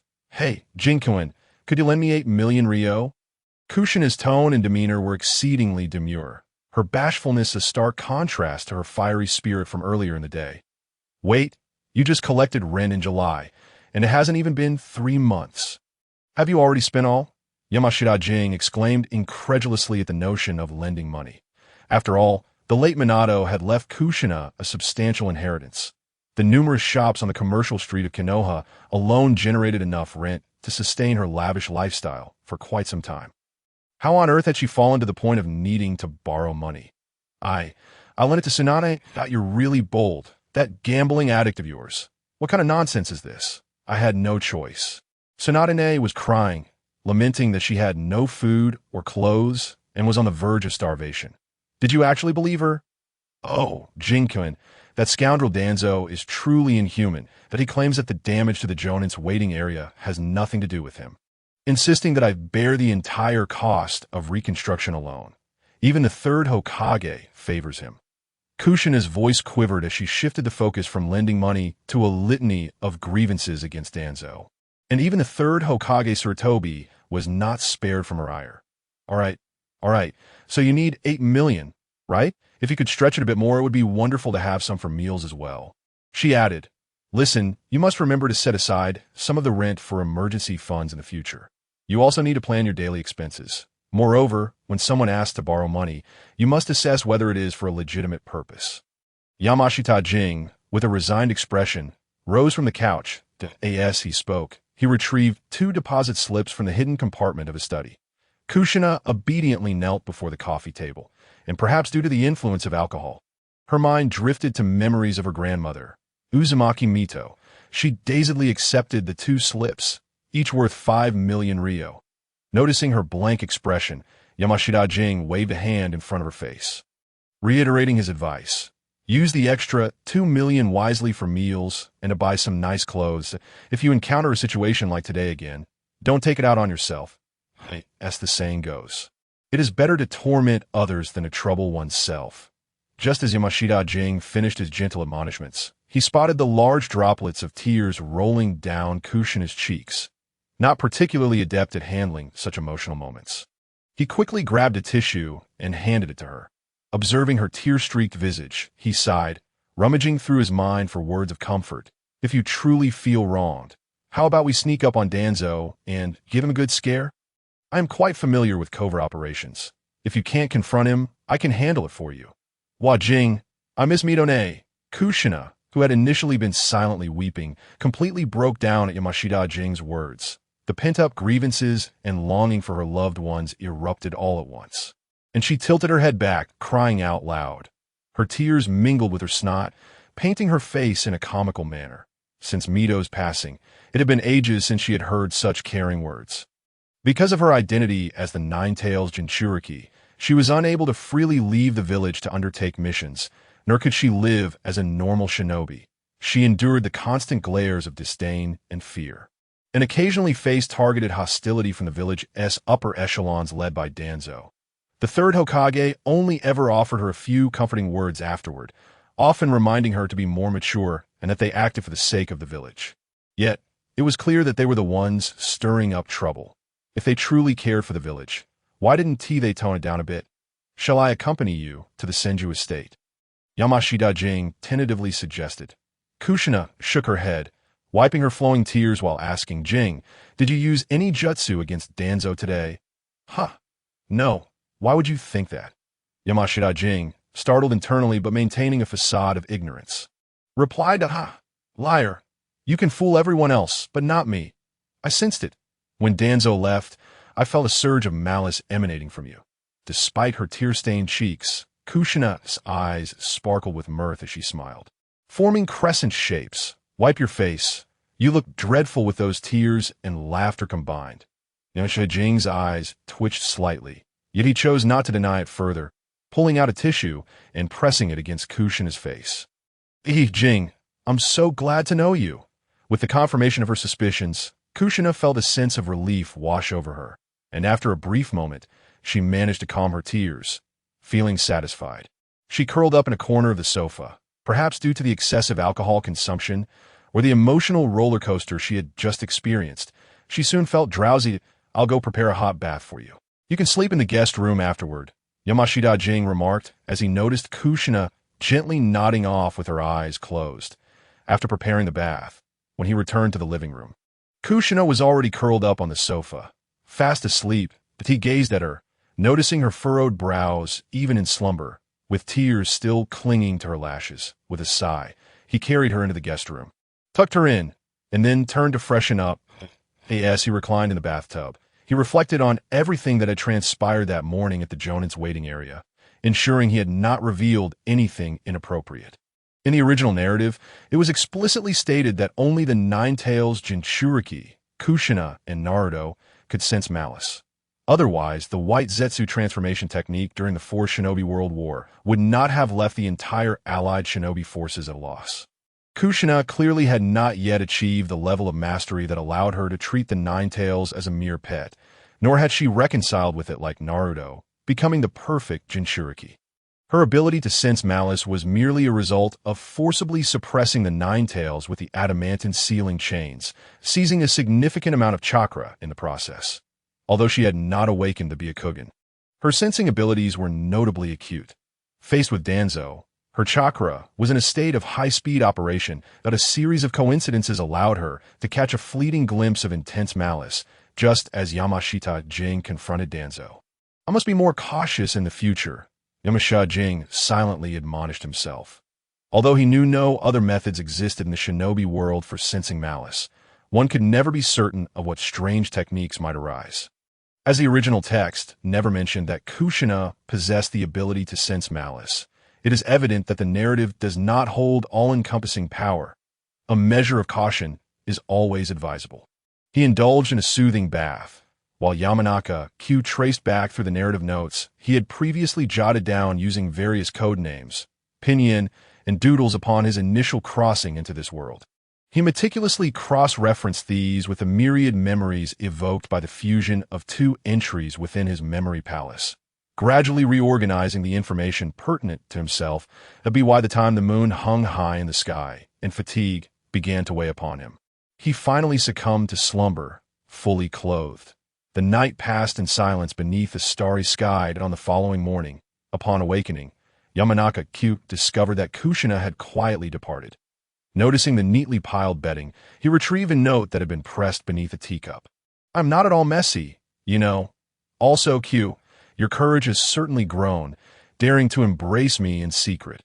A small smiling face accompanied a large heart, lifting Yamanaka Q's spirits for the day. Indeed, as Kushina had observed, he had become considerably bolder since the activation of the system. The Oldham would never have permitted the Nine-Tails Jinchuriki to stay overnight, nor would he have dared to voice the intention of delivering a blow to Shimura Danzo. Throughout his 19 years in Konoha, he had mastered the art of remaining beneath the radar of those scheming minds. Had he been a tad more audacious back then, he would have undoubtedly found himself warned by that scoundrel Danzo. Yamanaka Q grimaced, fully aware of his identity and the significance Kushina held for Konoha, had not deliberately maintained a careful distance between them. That rascal Danzo would have long sought him out for a conversation. However, at present, he yearned to engage in a sweet romance with a soft, red-haired girl, should Danzo, Taketsu Kamachi, or Mito Gadian dare to stir trouble. He would find the perfect opportunity to utilize his prior fascination with the so-called 8 principles of Izaki. In this life, he had also acquired the secret technique of mind transfer, allowing him to manipulate another's body. Whether it be experiencing wingsuit flying in the Hell Valley of Bear Country, snowboarding down the peaks of Snow Country, or surfing amidst the waves of the Sea Country. If these locations seemed too distant, bungee jumping from Hokage Rock would also suffice. After all, it was not his life on the line. Why not indulge in some reckless abandon? He felt a twinge of excitement at the prospect of them causing a ruckus sooner rather than later. With a smile, Yamanaka Q set out towards the mission assignment office, along the bustling commercial street. He casually enjoyed a couple of skewers and 2 rice balls, pondering whether he should suggest setting up a few breakfast stalls for his clan in Konoha, both to augment their income and to provide the villagers with delightful culinary experiences. He could confidently replicate dishes such as soy milk, youtiao, dofunao, buns, sesame cakes, and lamb soup, thanks to the memories stored in his memory palace during the fusion of entries. Upon arriving at the mission assignment office, he submitted the signed document from the client regarding the previous day's task to the on-duty jounin, Nara Shikaku, and collected his reward. Yamanaka Q prepared to scan for suitable low-level tasks. Shikaku called him over to a small office adjacent to the mission hall. Q, are you still adjusting to being a leading jounin? Adjusting? Can I go back? That is not possible. I was merely inquiring out of courtesy. Just pretend you didn't hear me. Let us get to the point. Yamanaka Q and Nara Shikaku exchanged knowing glances. The Inuzuka, Nara, and Akimichi clans had always shared a familial bond, with merely a year's age difference. They had grown up together, intimately familiar with each other's personalities. Beating around the bush was simply not their style. The 3 subordinates you lead were carefully chosen by the Hokage, especially Yuhi Kurenai. It would be best to take her under your wing and guide her well, Nara Shikaku advised with careful consideration. Yuhi Kurenai? Yes, the current state of the ninja world is rather unstable than AS supporters of the Hokage. Our clans must. Understood, that I will teach them diligently, Yamanaka Q replied, waving his hand dismissively. He had already inferred the 3rd Hokage, Sir Toby Hizen's intentions upon seeing the composition of his team. Might Guy and Nara Shikaku both came from untainted backgrounds and were the kind of individuals willing to go above and beyond for their comrades. Their complementary strengths would ensure a harmonious dynamic. The leading jounin, Yamanaka Q, owing to his clan status, naturally belonged to the Hokage faction. His proficiency in Jinjutsu and the family's secret techniques made him the most suitable mentor for Kurenai. Sarutobi Hiruzen was clearly aiming to use Kurenai to secure her mother, Yuhi Shinku's loyalty, rapidly consolidating the hearts of the grassroots ninja in preparation for the tumultuous state of the ninja world. As for Ebisu, who had been reassigned to the logistics and training department, he was merely a pawn moved under the guise of utilizing his strengths. Although Yamanaka Q disapproved of such maneuvers, he recognized that enjoying the benefits brought by his clan came with certain unavoidable responsibilities. All he could do was strive to treat the 3 children impartially and teach them well. Nara Shikaku had no doubts about Yamanaka Q's political acumen. After a brief exchange, he produced a pre-prepared D-rank mission scroll. Cleaning up the trash in the river basin, Yamanaka Q perused the task content on the scroll and, after contemplation, did not refuse it. Compared to tasks such as hunting wild boars or driving away beasts, cleaning the river took considerable time and effort, but the corresponding reward would be significantly higher. Presently, He required time to organize useful information within his mind to maximize the advantages of his narrative knowledge. This task, which allowed him to oversee his subordinates while enjoying a bit of leisure, was perfectly suited for him. Upon leaving the mission assignment office, he arrived at the designated meeting spot agreed upon with the trio, after distributing the rewards from yesterday's task, the three of them, brimming with excitement, headed downstream along the southern Hegawar River to continue their mission. The task acquisition mechanism in Konoha was not particularly friendly to ordinary ninjas. For a Genin to participate in the Chunin exam, not only did they require a Jounin's recommendation, but they also needed to have completed 8 tasks, which highlighted the low frequency of missions for most Genin. Part of this was due to the insufficient number of commissions to support Konoha's vast ninja population. But more so, it stemmed from an imbalance in resource allocation.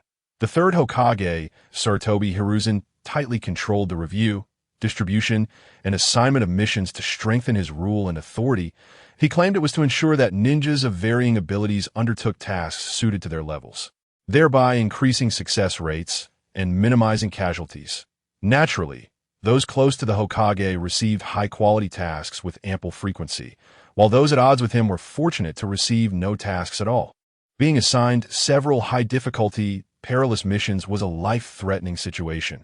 For Genin who had long been unable to advance to Chunin or those lesser-known ninjas on the margins, it was not uncommon to go an entire month without a single task, making survival exceedingly difficult. For someone like Yamanaka Q, who could take on missions at will, and even select them to a degree, such privileges were reserved for the direct descendants of the Hokage faction.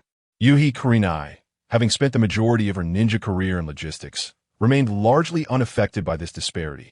However, Might Guy and Narashikaku had truly felt the sting of having no tasks to undertake.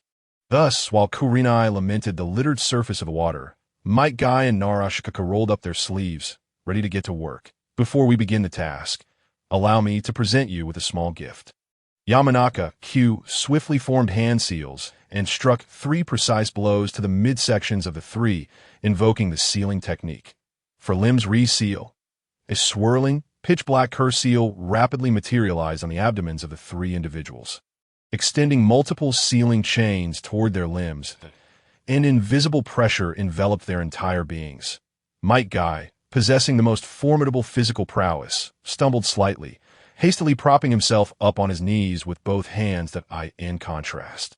Both Narashikamaru and Yuhi Kurenai swiftly dropped to the ground. The 4 limbs heavy seal, as its name suggests, is a type of seal that imposes a tremendous weight on the body, requiring a synchronization of physical strength and chakra to counteract it. Once you fully adapt to the seal, your physical strength, mental fortitude, and chakra reserves will see considerable enhancement. So, persevere, young ones. Yamashiro Kaga wore a mischievous grin as he elaborated on the function of this so-called gift. A brand new method of bearing weight. The fervor of youth had ignited within them. Oh, Might Guy reveled in the gravitational force that coursed through his limbs, rather than displaying any signs of distress. He appeared invigorated, as if he had been injected with adrenaline. Amidst a cacophony of shouts, he began to experiment with punches and kicks, acclimating to the seal's effects. Narashikamaru glanced at the lively Might Guy and silently forced himself to rise from the ground, gradually commencing to move his limbs. What sort of gift is this? Yuhi Kurenai, nearly tasting the fresh earth, inwardly lamented the peculiar sense of humor exhibited by her superior. IT had been a mere whisker away. Just a fraction. Had she not reacted quickly, she would have landed face first into a foul concoction of refuse. Such a travesty. Her image as a beautiful maiden had nearly been irrevocably tarnished. The tools for clearing the riverbank are located in that wooden hut. So let us commence the task. A friendly reminder. Traversing water while under the seal demands heightened control over chakra, observing that the 3 had begun to acclimate to the sealed state. Yamashiro Kage promptly announced the initiation of their mission that he himself performed the body flicker technique, seeking out a large tree at the windward side, reclining against its trunk while continuing to organize narrative intelligence. Due to the terrain, the river basin in this area had accumulated considerable amounts of refuse.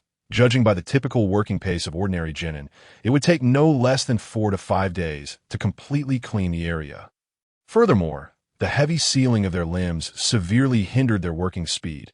Without at least a week, a thorough cleanup was out of the question. Just then, as Yamashiro Kage retrieved a scroll and pen, the sounds of two splashes reached his ears. He turned to see Might Guy and Nara Shikamaru emerging from the murky water in a rather disheveled state. His mood lifted as he refocused on his tasks.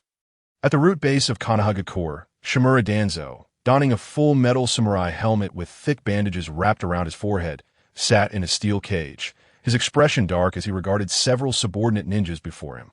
Since yesterday morning, he had inexplicably endured 3 separate assaults: the broken beams in the Jing standby quarters, the ceiling that collapsed in the root medical room, and the stones that fell from his office. Were it not for his battle-hardened experience and quick reflexes, he might have had his name inscribed on the memorial stone by now. Lord Danzo, Lord Orochimaru has reported that there are no abnormalities in your health. If these incidents were not due to chance, they could only be attributed to some unknown technique. A root ninja cautiously relayed Orochimaru's analysis. Danzo's already grim expression darkened further, veins bulging on his temples as he expressed his dissatisfaction with Orochimaru's vague response. After a moment of silence, he inquired, "Have we clarified the itinerary of the Jinchuriki from yesterday to today? Please review this, Lord Danzo." Another root ninja presented a neatly compiled surveillance report. Danzo unfurled the scroll, contemplating the next steps. His primary objective yesterday had been to provoke the Nine-Tails Jinchuriki under the pretext of acquiring the Uzumaki clan's secret techniques, hoping to gauge the attitudes of various ninja clans, Inuzuka, Yamanaka, Hige, and others, toward the root. Regardless of whether the Inuzuka, Yamanaka, and Hige clans saw through his intentions, they behaved quite astutely. However, the Akimichi and Nara clans, after spending a night, they left the following day with a significant amount of money. Why did they establish a sensory barrier? As thoughts raced through Danzo's mind, a stone the size of a pigeon egg flew directly past the cage's barrier and struck his iron helmet. The pain was excruciating, sending a sharp throb through his skull. The several root ninjas squatting before him lowered their heads in unison. Danzo's dwindling patience was utterly shattered by this stone. "Investigate. List everyone who came into contact with me yesterday. One by one. We must uncover who dared to lay hands on me." Yes. Unaware of the chaos at the root and Danzo's fury, Yamashiro Kage spent the day organizing intelligence in his mind. As the sun began to set, Yuhi Kurenai, Might Guy, and Nara Shikamaru had managed to maintain their footing in the water under the seal's constraints that he called to them, leading them back to Konoha. After treating them to dinner and reminding them to bring bento for the following day, he announced their dismissal. Watching the exhausted trio drag their weary bodies home, Yamashiro Kage formed a single-handed seal, quietly employing the sensory technique of the Yamashiro clan to connect with the sensory barrier enveloping all of Konoha. He commended the foresight of his ancestors in establishing this barrier, which allowed them to leave a backdoor for the clan members. By discerning chakra signatures, he swiftly located the whereabouts of Uzumaki Kushina. Silently severing the connection to the sensory barrier, he strolled towards the Jing standby quarters after purchasing a bag of sand dumplings, a specialty from a land of wind, at a tea shop in Konoha. Upon arriving at the site of the former Jing standby quarters, he found the area, once in ruins, had been leveled and compacted with earth after clearing out usable materials and various documents. Over 20 workers and a few genin, under the supervision of craftsmen, were methodically transporting building materials. Uzumaki Kushina, wearing a pure white hard hat and clutching several architectural blueprints, stood earnestly overseeing the work. Spotting Yamashiro Kage approaching with snacks, she jogged over, raising her dirty hand with a grin akin to a mischievous fox, signaling him to feed her. "Dada. What are you looking at with those blueprints?" Yamashiro Kage chuckled lightly, pinching a sand dumpling and placing it in her mouth. With the treat, Kushina's eyes squinted in delight. Chewing on the soft, savory dumpling, she proudly unfurled the blueprints in her hands. "Look at what I've designed. What do you think? You designed this. Who drew it? I dictated it and someone else drew it. Did the Hokage approve? I paid for it, so why wouldn't he agree?" "Fair point." Yamashiro Kage examined the building, its exterior resembling a conical ice cream, topped with 9 spirals converging at a point. He pondered what sentiments Sarutobi Hiruzen harbored when he consented to construct a structure based on this design. The bold red color scheme closely matched that of the Hokage building. Aside from the somewhat avant-garde appearance, there appear to be no major issues at first glance. However, should this structure lose a bit of color, it would resemble a pile of excrement. Perhaps the third Hokage thought it symbolized a flame, aptly representing the will of fire. Wait, the will of fire looks like a pile of dung. Surprisingly, it does. What do you think? Kushina's sparkling eyes were filled with anticipation. Faced with such an expression, Yamashiro Kage naturally refrained from speaking any words of discouragement. The symbolism is quite profound. From above, it should resemble the emblem of the Uzumaki clan. Right? The 9 spirals not only hint at your name, but also signify the identity of the 9 tails Jinchuriki. What a clever concept! However, I suspect the 9 tails is likely cursing in the ceiling space. Upon a thorough analysis of Kushina's design intentions, Yamashiro's reflections have highlighted several key points, while also injecting a touch of humor. The focal point is an overflowing emotional resonance. Jing, you truly understand me. Kushina nodded repeatedly, unfurling her blueprints to their fullest extent under the setting sun. She aspired to leave her indelible mark on Konoha, irrespective of whether it was perceived positively or negatively, with affection or dread. She is who she is. Uzumaki Kushina, the second Jinchuriki of the 9 tails following Uzumaki Mito. Observing her, Yamashiro was captivated by the brilliance in her eyes, akin to twinkling stars, her smile reflecting the evening glow, making her seem almost luminescent. But he silently resolved to discuss with his colleagues in the logistics department to increase the maintenance budget for the Jonin standby quarters. It was imperative that the colors did not fade. He feared that such a blow would be unbearable for Kushina upon her next visit. The sudden sound of a body flicker technique pierced the air. A masked ninja clad in the standard attire of the Umbu materialized less than 2 meters from Yamashiro. This proximity, laden with an implicit threat, caused him to frown slightly. The Umbu, a special force directly commanded by the Hokage, are thoroughly vetted individuals whose loyalty to the village and the Hokage is beyond question. Thus, their demeanor while executing tasks often reflects the Hokage's own stance. In the past, no Umbu had ever displayed such a threatening posture towards him. Yamashiro, the Hokage commands you to report to his office immediately. There is an important mission that requires your attention. Understood, Yamashiro replied, nodding as he handed the snack-laden bag to Kushina. I shall make my way to the Hokage. Be careful on your journey, Kushina said, her demeanor slightly stiff as she accepted the bag. After years of yearning for a response to her feelings, she had finally received a glimmer of acknowledgement, just as she was about to devise a plan to seek advice from Mikoto on romantic maneuvers. That old coot, the third Hokage, had to meddle. That scoundrel, does he truly despise seeing a Jinchuriki embrace sweet love? How infuriating. I shall report this to Tsunade. I'll have her smash that old Kajire's office. Rest assured, I must also ask you to look after my 3 new disciples. Noticing Kushina's less than pleasant mood, Yamashiro decisively opted to involve the trio to alleviate her distress. That on one hand, there was a formidable jonin from Konoha who could mentor them while helping Kushina unwind. On the other, eager young genin unperturbed by hardship. A perfect match. No problem at all. Kushina nodded vigorously, appreciating Yamashiro's trust. He waved cheerfully before dashing towards the Hokage tower, while the Umbu responsible for the message followed closely behind. Maintaining a watchful, this almost surveillance-like behavior solidified Yamashiro's unsettling suspicions that as one ages, does one's temperament truly become increasingly sensitive? It shouldn't be the case. After all, Kushina had merely stayed a night at his home. They had even slept separately. Nothing untoward had transpired, so why such a vehement reaction? Wait a moment. Last night, to prevent his clan from using sensory ninjutsu, he had kept the anti-sensing barrier active. Damn it. The third Hokage couldn't possibly think that he and Kushina had taken things to an inappropriate level. Yamashiro was momentarily stunned. Realizing the implications, he was at a loss whether to chastise himself for being careless or to continue berating the third for overreacting. Shimura Danzo, that bandaged relic, resembling a mummy with only his eyes and mouth visible, donned in a sickly outfit yet sporting a samurai helmet, radiated resentment. Must be Shimura Danzo. Yamashiro's eyes widened in astonishment.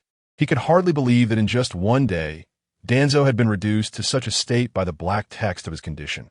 Yet, as he observed the umbu who had shadowed him approach Danzo and stand at attention, he felt the effect of this black text was still lacking. Y&T the beams of the Jonin standby quarters simply crushed this old thief. That wretched creature was indeed a Root operative. And that old scoundrel Danzo, despite being from Root, had his subordinates dressed identically to the umbu, all while invoking the Hokage's orders. What is the matter? Do you think that without Sarutobi Hiruzen, no one cares about your nonsense? Jing, Elder Danzo has just delivered intelligence indicating that Sunagakure and Kirigakure have been experiencing frequent skirmishes in the southern region of the Land of Tea, with rising casualties on both sides. There appears to be a tendency towards escalating conflict. Acquire accurate information. I hope you can undertake this mission. Sarutobi Hiruzen, pipe in mouth, tossed a scroll towards Yamashiro. A solo mission. Yamashiro cast a sidelong glance at Danzo, who was seated on the couch, before lowering his gaze to the scroll's contents. Hiruzen had articulated the details quite clearly. This intelligent scroll had been brought by Danzo and was specifically requested for him to execute. After assessing the mission's authenticity and significance, the Hokage deemed Yamashiro, hailing from Yamashiro clan and a former member of the Analysis Division, as the most suitable candidate for the task. However, Yakura, the blazing release ninja. Yakura? Yamashiro's eyes twitched slightly at the name on the scroll. Yakura, a rising star from Sunagakure's younger generation, had made a name for herself in the past 2 years, with her blazing release Kekkei Genkai. She had left many of Kirigakure's ninjas feeling utterly impotent, garnering immense renown. Not to mention Yamashiro, who had read the original text. Even a random ninja, frequently dispatched on missions, would know of her reputation. If this were a solo mission, he would have to reconsider whether the third had colluded with Danzo to set him up. After all, since joining the Analysis Division, he had been consciously concealing his true abilities, only displaying strength slightly superior to that of a civilian jonin with insufficient foundations. Confronting the illustrious Yakura would be tantamount to serving himself up as a meal. You're too dangerous to go alone. IVE arranged for a partner, Hiruzen stated, just as a knock echoed through the office. With permission granted, Minato Namikaze stepped through the door. Upon seeing Yamashiro standing in the office, a hint of a smile broke through his previously serious demeanor. Minato, it's reassuring to have you as a teammate. Yamashiro returned the smile, his earlier doubts and mistrust towards Hiruzen dissipating significantly. Minato's prowess was widely acknowledged, having mastered the Flying Thunder God technique of the second Hokage. His mobility ranked among the best in the ninja world.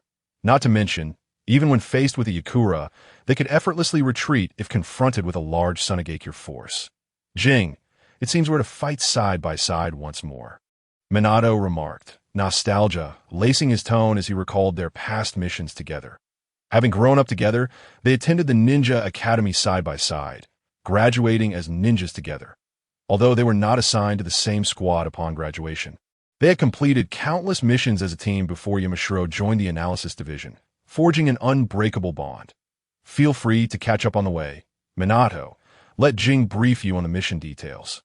Time is of the essence. Prepare yourselves and depart immediately, Hiruzen urged.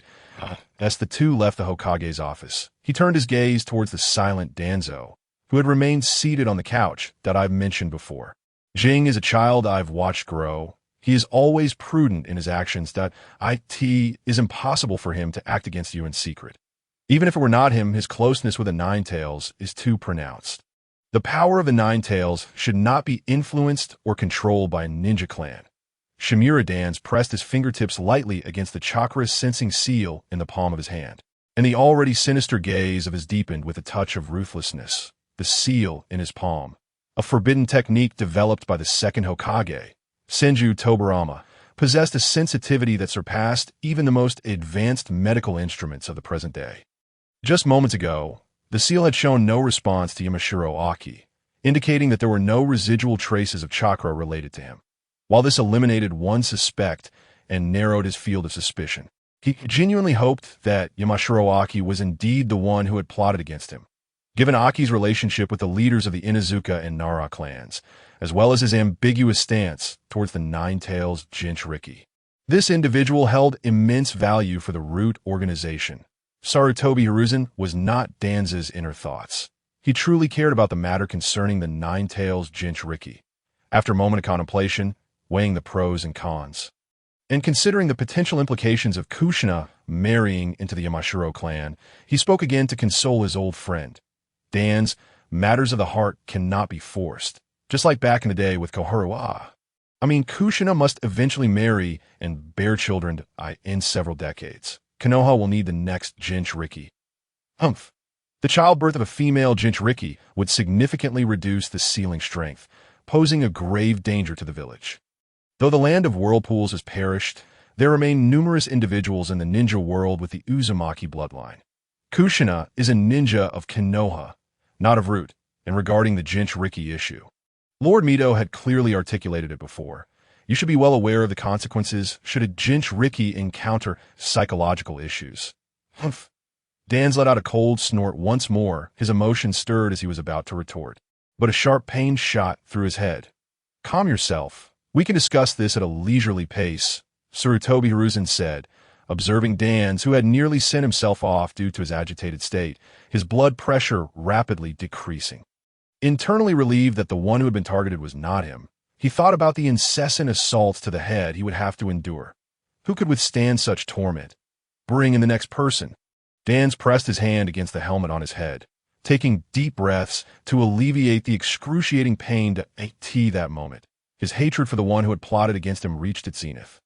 He couldn't even spare a thought for the Jinchuriki issue, consumed with the desire to uncover who had attacked him.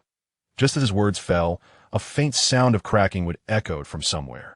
Having endured a series of unexpected events, Dan's was already on edge to the sound. He leapt from the sofa, executing a body flicker technique and darting out of the Hokage's office through the open window. Ka! Ah! The anguished cries of pain and fury rang out from outside the window.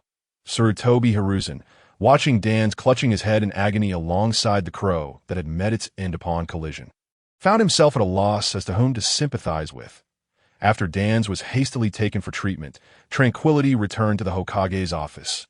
Sarutobi Hiruzen stood by the window, gazing at the setting sun. Refilling his spent pipe with fresh tobacco, the smoke began to rise, obscuring his expression. Dan's words had indeed reminded him. The land of whirlpools had fallen, and Konoha had lost its most stable source of Jinchuriki. Should Uzumaki Kushina encounter any unforeseen circumstances, it would be challenging to swiftly find a suitable replacement. The admonitions of Lord Mito still echoed in his ears.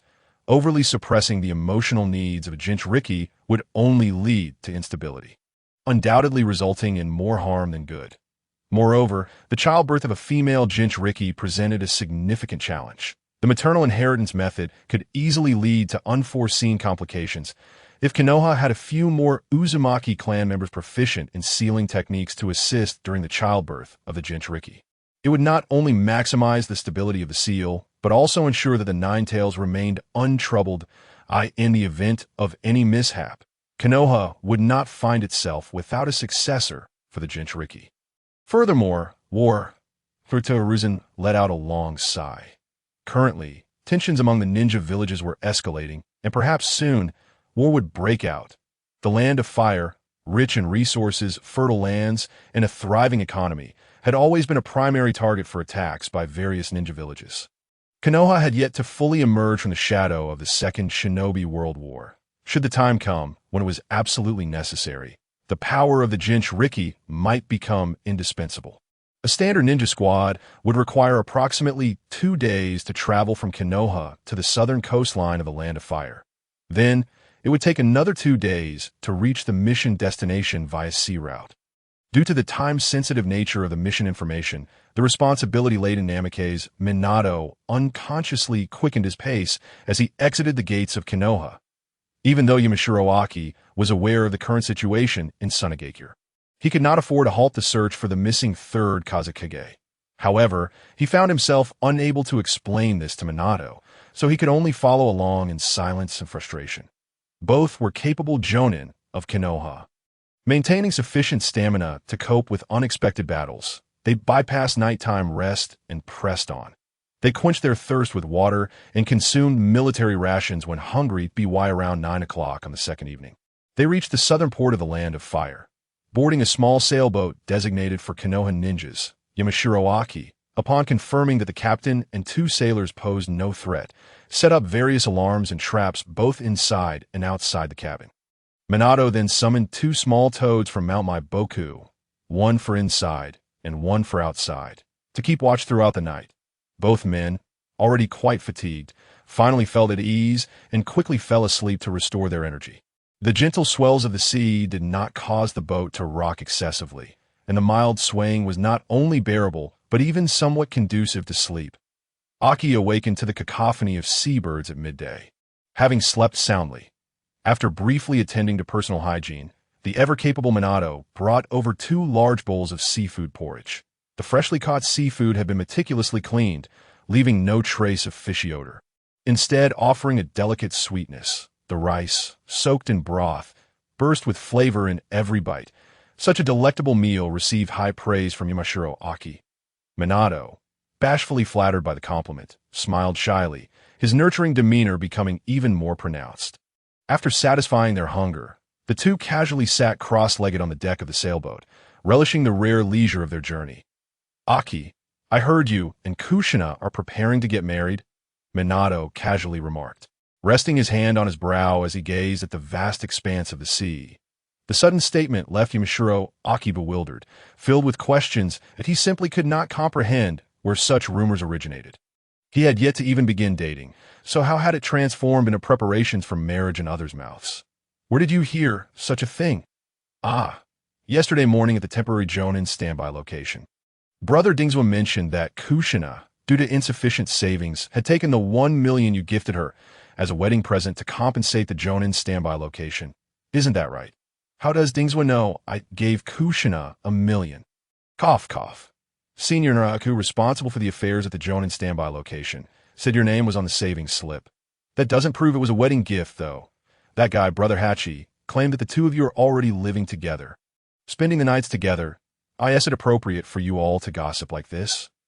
Yamashiro Aki suddenly felt that Danza's targeting of him was entirely justified. Just look at what rumors were circulating within Konoha. Moreover, why did he feel that Konoha's Jonin were all akin to gossipy crows? Did they do nothing but eat melon seeds all day? It would be one thing for others, but that scoundrel Yamashiro Hachi actually brought his and Kushina's names into gossip? Was this even a subject for gossip? Did they fear the higher-ups would suspect them not in the slightest? Wait a moment. In the depths of the mountains, the scenery reminded Jing of that exceptionally intelligent fellow, Narashikaku, who instantly grasped the situation that it seemed likely that he had already anticipated the intentions of the higher-ups in Konoha, prompting the clans of Inuzuka, Nara, and Akimichi to deliberately spread such rumors. This also served as a subtle message to Sarutobi Hiruzen, indicating they harbored no ulterior motives. Those individuals were quietly clearing the obstacles between him and Kushina. What a bunch of well-meaning busybodies. Haha. Since everyone at the Jonin standby station had little to do, they were just chatting casually. Minato Namikaze chuckled awkwardly, scratching his head, feeling a bit embarrassed. Have you truly never experienced Kushina's iron fist? Jing sighed helplessly. Although the intentions of people like Yamazaki Hai were undoubtedly good, if Kushina were to learn of these antics, with her seemingly carefree and indifferent demeanor, yet possessing an exceptionally thin skin, being teased like this, well, hopefully, Hai and the others wouldn't be too severely punished. That is genuinely not the case, Minato said, his smile radiant as he broached the topic. His relationship with Kushina was quite amicable. There had been a time when that girl, influenced by Jing's teasing, referred to him as Konoha's little boy, which had caused him considerable distress. However, perhaps due to his amiable nature, Kushina had never raised her fist against him. On the contrary, it was Jing who, in his moments of mischief, often found himself chased and pummeled by her. You think it's possible, just possible, that Kushina believes that if she punches you, you would cry for quite a while, and she might even come back to comfort you. That's why she refrains from hitting you. After gazing at the vast ocean for an extended period, one inevitably begins to feel a sense of monotony.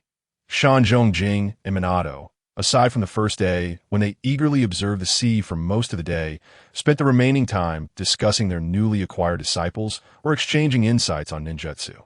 Occasionally, they would demonstrate their techniques and strategize combat tactics. Minato was indeed a remarkable genius. The numerous attributes he possessed made even Jing, who had a system green with envy, space-time insight, purple, super speed reaction, purple, seal mastery, blue, clever insight, blue, fortuitous luck, blue, energy accumulation, blue, mastery of wind release, green, and handsome, green, that a total of 8 attributes, 6 of which were of the innate type.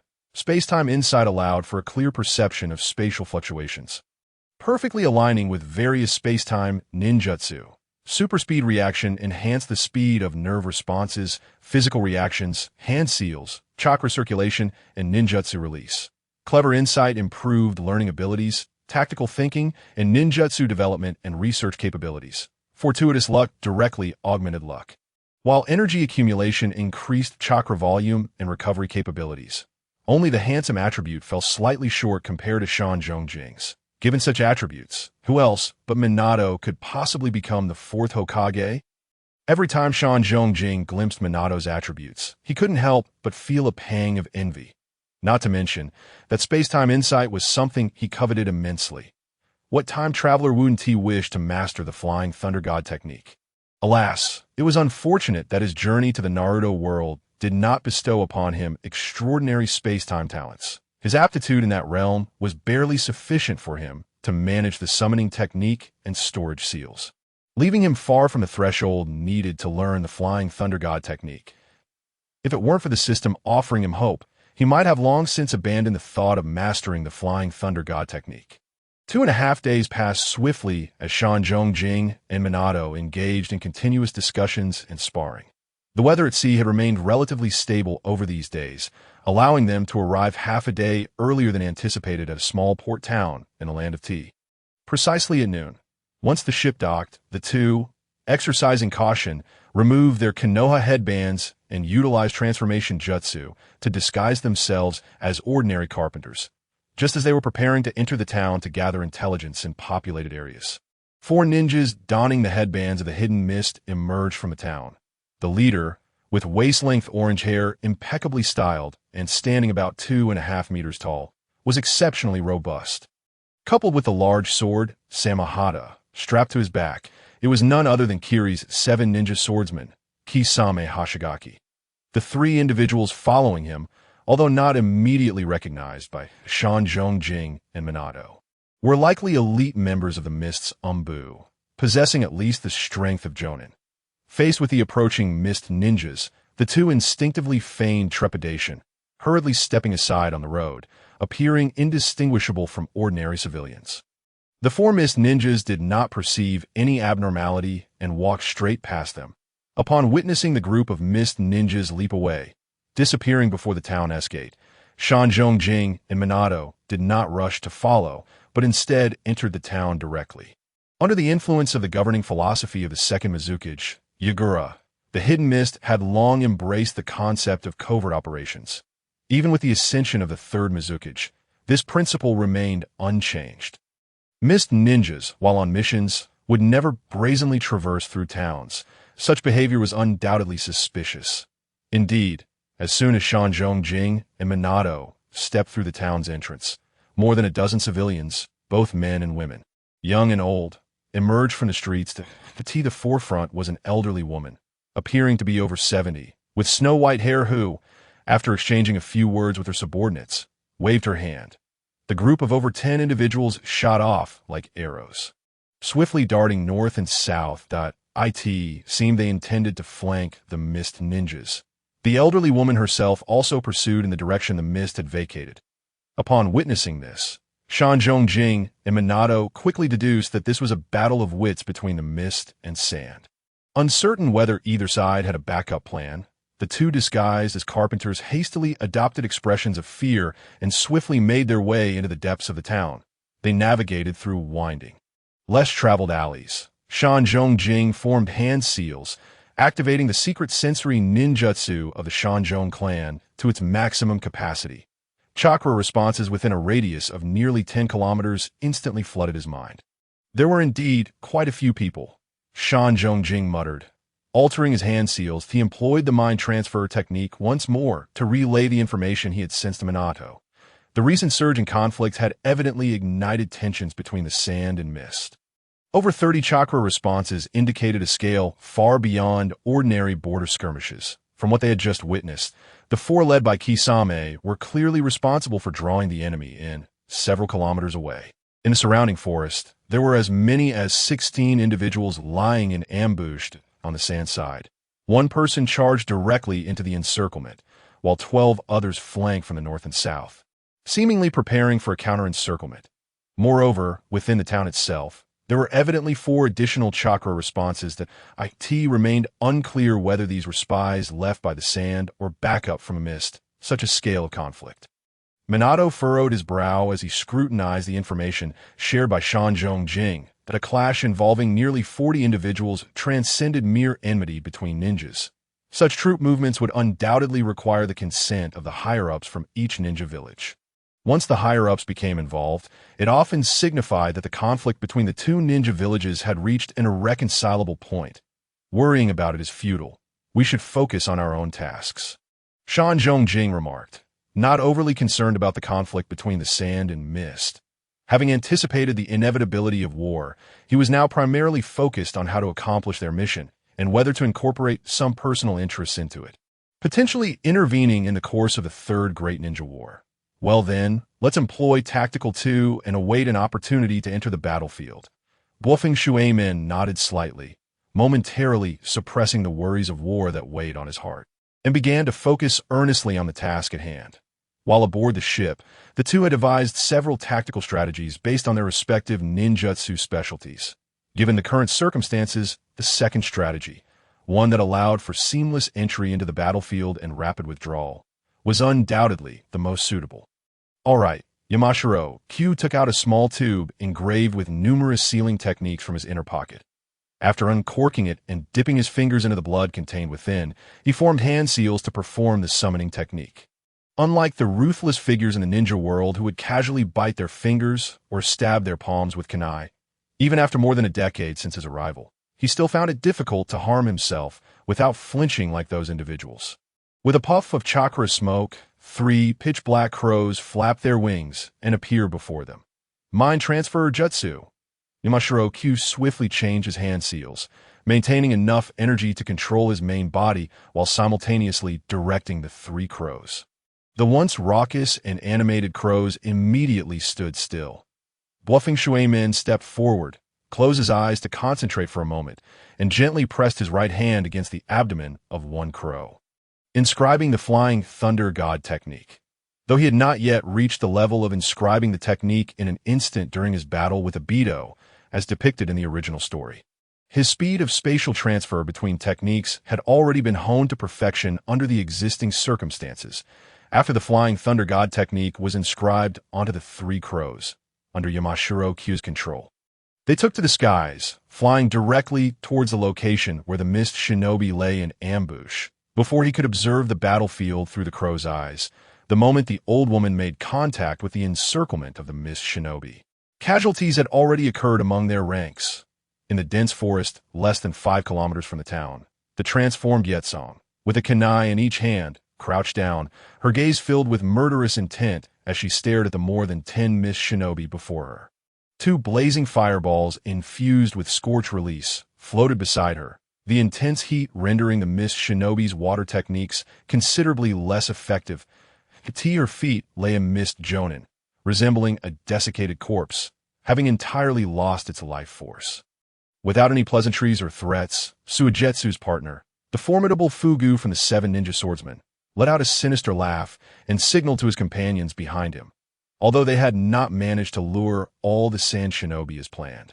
It was highly possible that some were lurking in the shadows, poised to counterattack. However, as the backbone of the sand shinobi team, if they could swiftly eliminate her, the remaining sand shinobi would simply be a disorganized mob. Water release. Great exploding water colliding wave. Under Fugu's command, 15 Mist Shinobi unleashed the technique simultaneously. A torrential wave of water gushed forth from their mouths, with their similar chakra natures converging while executing the same jutsu. They formed a monumental tide, capable of engulfing everything in its path. Yetsong's eyes flickered as she leaped and dashed, swiftly evading the crashing waves from all sides, before she could engage in the battlefield and dismantle the encirclement of the Mist Shinobi before her. 3 Mist Jonin following closely behind Fugu had already completed their hand seals. Summoning technique. Black-eyed giant crab. Summoning technique. Great swordfish. Summoning technique. Man-eater shark. A cloud of chakra smoke enveloped the surroundings. The 3 massive figures, partially obscured by the smoke, intensified the pressure on Yetsong. Before the smoke could dissipate, the 3 Jonin had already coordinated with their summoned beasts to unleash water release. Water bullet. The water spheres, each over 2 meters in diameter and brimming with chakra, bombarded Yetsong in relentless succession. The previously unified 15 Mist Shinobi did not cease their assault. Either point 8 positioned themselves in 8 directions, maintaining their chakra output to prevent the water release from dispersing, while the remaining 7 dove into the water, launching themselves toward Yetsong from beneath. The relentless onslaught of water bullets overwhelmed Yetsong, extinguishing the spinning fireballs beside her. The 7 Mist Shinobi, emerging from the depths, continued their barrage of attacks. Daku ha ha ha ha. Yetsong, where will you run this time? Fugu unsheathed his great blade. Samahata, observing Yetsong, who had already accumulated numerous wounds and was unable to mount an effective counterattack. He reveled in the anticipation of vengeance, soon to be realized. With a movement of his feet, Fugu charged towards Yetsong, wielding Samahata, riding the waves, scorch release, scalding torrent. Seeing Fugu approach rapidly, Yetsong mustered her strength to kick away 2 Mist Shinobi attempting to ambush her from below, then swiftly formed hand seals and struck the water surface beneath her. The intense heat radiated from her palms, causing the churning water to boil in an instant. The Mist Shinobi lurking beneath the surface hastily retreated, trying to evade the rapidly boiling water. However, 2 of them, reacting just a fraction too slowly, were engulfed by the scalding torrent. As they struggled to escape, their bodies were covered in blisters, and they could not contain their anguished cries. Even one of the 3 colossal summoned beasts succumbed to the scalding water, disappearing in a puff of smoke, while the remaining 2 were forced back a considerable distance. How much chakra do you have left to launch such a massive scorched attack? Fugu's smile grew increasingly sinister as he leaped over the searing surface of the water. He swung Samahata down towards Yetsong, who was in the midst of performing her jutsu. Scorch release. Overheating kill. Yetsong swiftly altered her hand seals, deploying her most familiar scorch technique. With a forceful push, her fireball collided with Samahata. Hiss-ha! The great blade let out a pained screech, its gray-blue surface turning slightly red. The blade twisted and contorted as its spikes stood erect. Precious one, soon you shall taste the most exquisite chakra. Fugu reassured Samahata, disregarding the burns on his arm, and continued his relentless assault. Bang, bang, bang, with each powerful strike. He swiftly knocked the kunai from Yetsong's hands. Her arms and hands were left bloodied from the sharp spikes of Samahata, and a significant portion of her chakra was siphoned away. Faced with Fugu's ferocious onslaught and the entanglement of several Mist Shinobi, Yetsong realized she could not withstand a direct confrontation. She silently prayed for her teammates to arrive quickly.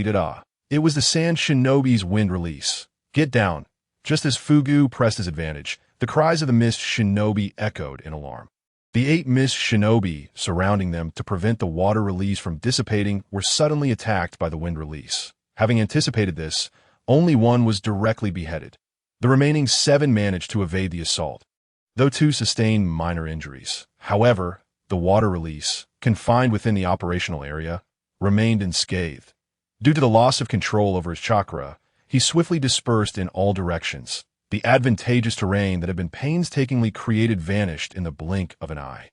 Seizing the opportunity while the Watermelon Mountain Puffer Demon was momentarily distracted, Yetsong unleashed his scorching release, targeting the formidable sword, Shark Skin, held in the demon's hand. Shark Skin let out a continuous howl of agony as it was seared. The intense heat radiating from the hilt compelled the Watermelon Mountain Puffer demon to reluctantly relinquish his grip. The 12 sand-hidden ninjas clashed with the remaining mist ninjas in close combat. The encirclement that had once been established crumbled. A brutal massacre commenced. And no longer besieged, Yetsong faced the Watermelon Mountain Puffer demon, now bereft of shark skin, and his murderous intent surged, prompting an immediate shift from defense to offense. Meanwhile, Yamashiro Jingshan and Bluffing Shui Min, who had been waiting for an opportunity within the town, quietly anticipated their moment through sensory ninjutsu and the aerial vantage provided by crows circling above as the sand ninjas began to intentionally manipulate the battlefield. Drawing the mist ninjas away from the densely forested area filled with flowing water, several severely injured mist ninjas and a critically wounded sand jonin were left isolated. Recognizing that their opportunity had arrived, Yamashiro Jingshan and Bluffing Shui Min unleashed 3 crows imbued with the Flying Thunder God technique, which, under Jingshan's command, dove from the sky in a triangular formation. One targeted the incapacitated sand jonin, while the other 2 aimed at a wounded mist ninja and the location where Shark Skin had fallen. Shui Min, the knife, Shark Skin. Jingshan's eyes sparkled as he fixed his gaze on Bluffing Shui Min. Shark Skin, the most unique of the 7 mist ninja swords, was also the only one imbued with life. Not only could it absorb the opponent's chakra and provide it to its wielder, but it could also stimulate the regeneration of body cells using the stored chakra. Furthermore, if one disregarded their appearance, it could merge with shark skin to become a merman, allowing for unrestricted existence in water and a significant enhancement in aquatic combat capabilities. Although in the original story it ultimately betrayed its user, Kisame Hashigaki, becoming a traitor who sided with the 8-Tails Jinchuriki, Killer Bee, this weapon was undeniably effective under normal circumstances. Bluffing Shui Min, faced with his friend's gleaming eyes, found himself unable to utter any words of refusal. Only managing a resigned smile, in a flash, he activated the Flying Thunder God technique and vanished from his position. The widening distance and the fierce, desperate battle left both the sand and mist ninjas with no time to concern themselves with the fates of their injured comrades left behind. The 3 crows suddenly surged down from the sky. A mist ninja, urgently tending to his wounds, looked up just in time. Before he could draw kunai, the swiftly approaching crows struck. In that fleeting moment of eye contact with a crow, he fell under the influence of Jingshan's heart transfer puppet spell. Losing his mental composure and standing frozen, in the next instant, Bluffing Shui Min appeared, his kunai swiftly slicing through the ninja's neck. The golden light under the sun flickered and vanished. Bluffing Shui Min had already reached the next mist ninja, targeted by another crow. With a soft sound, as Bluffing Shui Min claimed another mist ninja's life, the first ninja to be attacked finally felt the blood burst forth from his neck, that a wave of helplessness and suffocation washed over his mind as his vision gradually dimmed. The 3 crows danced through the dense forest like phantoms, providing Bluffing Shui Min with optimal landing points for his Flying Thunder God technique. True to his title as the Golden Flash, the 6 individuals left on the battlefield were resolved in less than 10 seconds. In the narrow alleys of the town, the heads of 4 mist ninjas were discarded at Jingshan's feet, while he himself bore a heavily injured, unconscious sand ninja on his shoulder and dragged another unconscious mist ninja with his right hand, all while clutching shark skin in his left. With a toss, the still warm shark skin landed in Jingshan's hands. Shui Min, you're amazing. Jingshan grinned, praising his reliable friend. He toyed with the scorched and dazed shark skin, which lay slack-jawed and tongue-lolling. From the pouch at his chest, he retrieved a scroll and sealed the sword within. The heads of the 4 mist ninjas were similarly stored away using a sealing scroll. Let your summoning beast find a suitable hiding spot. Shall we relocate? Bluffing Shui Min inquired, one hand gripping an unconscious captive, seeking his friend S' opinion. The vessel they had arrived on had long since departed after delivering them to the port. To extract information from the heads of the ninjas, they first needed to find a secure hideout. Our familiarity with the surrounding environment pales in comparison to that of the mist and sand. Rather than blindly relocating, it would be wiser to conceal ourselves beneath their very noses. Jingshan formed hand seals, directly releasing the summoning technique. The 3 crows, several kilometers away, instantly returned to Konoha's avian, summoning beast breeding house. Performing the standard hand seals of the Yamashiro clan, he directed the two unconscious captives with the heart transfer technique. The captives, lacking any means of resistance, had their bodies seized, utilizing the transformation technique. Jing morphed them into flamboyant, alluring women. Striking a seductive pose towards Shuemin, he himself transformed into a lecherous middle-aged man. Bluffing, Shuemin hesitated several times before finally letting out a resigned sigh, mimicking Jing transformation into a greasy middle-aged man. After eradicating any residual bloodstains and other scents that might lead to their tracking, they each cradled a seemingly enchanting sister and swaggered into the town's most luxurious inn, within the inn's grandest suite. Bluffing Shuemin set up a simple soundproof barrier. Meanwhile, Jing employed the mind-reading technique to begin extracting memories from the two captives. Known as the memory-reading technique, it was one of the ninjutsu that must be mastered by those in the analysis class. Due to its high demand on mental strength, even in Konoha, there were scarcely a handful of individuals who had mastered it. Within the analysis class, Yamashiro could read a subject's memories from an entire day in under 60 seconds, earning much acclaim. However, only a few knew that Jing could review a normal jonin's memories from a day in less than 30 seconds. After upgrading the entry from somewhat knowledgeable to Konoha's Knowledge King, this speed doubled and more. Between noon and dusk, over the course of 5.5 hours, Jing thoroughly reviewed all the memories of the two captives from the past 2 years, recording all critical intelligence onto a scroll. The S-rank mission Acquire Intelligence on the Sand and Mist War was completed, granting 1 opportunity for extracting an entry and 1 for replicating an entry. Just as Jing organized the scroll in his hands, he heard the system notification echo in his mind, leaving him momentarily stunned. Did he just hear what he thought he heard? An opportunity for entry replication? Almost instinctively, Jing turned to look at Bluffing Shuemin, who stood by the window. Time-space insight. The long-desired flying thunder god technique has finally come to fruition at this moment. Without a trace of hesitation, Yamashiro seized this opportunity to replicate it upon the illustrious figure of Minato Namikaze. The replication of the entry was successful, and congratulations to the host for acquiring the purple entry temporal insight.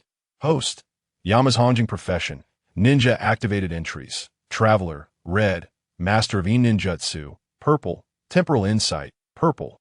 Whatever is called comes, purple.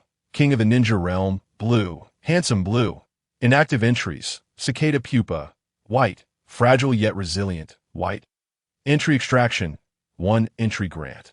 An indescribable sensation surged within Yamashiri's heart. The surrounding space began to subtly shift within his perception. In the original world, space was elusive, difficult to touch, and ethereal, making it impossible to sense. Yet, with the augmentation provided by the entry, the intricate veins of space began to materialize, and the once hidden spatial nodes were now laid bare. Even the faintest fluctuations in space could no longer elude his awareness. Coordinates that had previously eluded him through countless attempts were now astonishingly clear. Constructing the Flying Thunder God technique and establishing spatial coordinates seemed to have become incredibly simple. Whenever he wished, he could effortlessly engrave his own Flying Thunder God mark, akin to Minato Namikaze. Moreover, he distinctly sensed the Flying Thunder God kunai nestled within a ninja tool pouch at Minato's waist. This unique Flying Thunder God coordinate, tailored perfectly to Minato's chakra, seemed almost flawlessly harmonious. Yamashiro could faintly perceive that he might also utilize these coordinates for movement. However, due to the differences in chakra properties, the speed and fluidity of his transition would likely fall short compared to Minato's. Exclusive spatial coordinates, indeed? Yamashiro pondered. Every individual's chakra possesses inherent variations, even if the properties are identical. The effects of releasing the same ninjutsu would exhibit subtle discrepancies. In the already accelerated realm of the Flying Thunder God technique, these differences would be magnified infinitely. It appears I must delve into the study of my own unique spatial coordinates. Yamashiro etched the notion of exclusive spatial coordinates deep within his heart, brimming with joy as he once again scrutinized his personal panel. Temporal insight, once fully acclimated to the Flying Thunder God technique. He could both attack and retreat, maneuver deftly, and even breach defenses while providing support. His survival capabilities would be maximized. Why worry about the impending Third Shinobi World War? If only another replication opportunity could arise to also acquire supersonic reaction. That would be splendid. Yamazhongjing muttered, still feeling a sense of dissatisfaction. He glanced at the remaining entry extraction opportunity and casually initiated it. Congratulations to the host for obtaining the white entry, brother. You smell good. Brother, you smell good. White upon acquiring this entry. Attention from peers of the same age will continuously rise, while attention from others diminishes, with effects increasing proportionally to the duration of contact with peers, culminating in a peak moment of male admiration. This wretched system, when it comes to disappointment, it never fails to deliver. Yamazhongjing's lips twitched. Just a moment ago, he had been fantasizing about supersonic reaction, and in the next instant, this. Though aware that the theoretical probability of white entries was indeed the highest, this single white entry transcended mere psychological disparity. Jing, has chakra consumption gone overboard? Meanwhile, Minato Namikaze, who was on lookout, noticed the less than pleasant expression on his dear friend's face and felt a twinge of concern.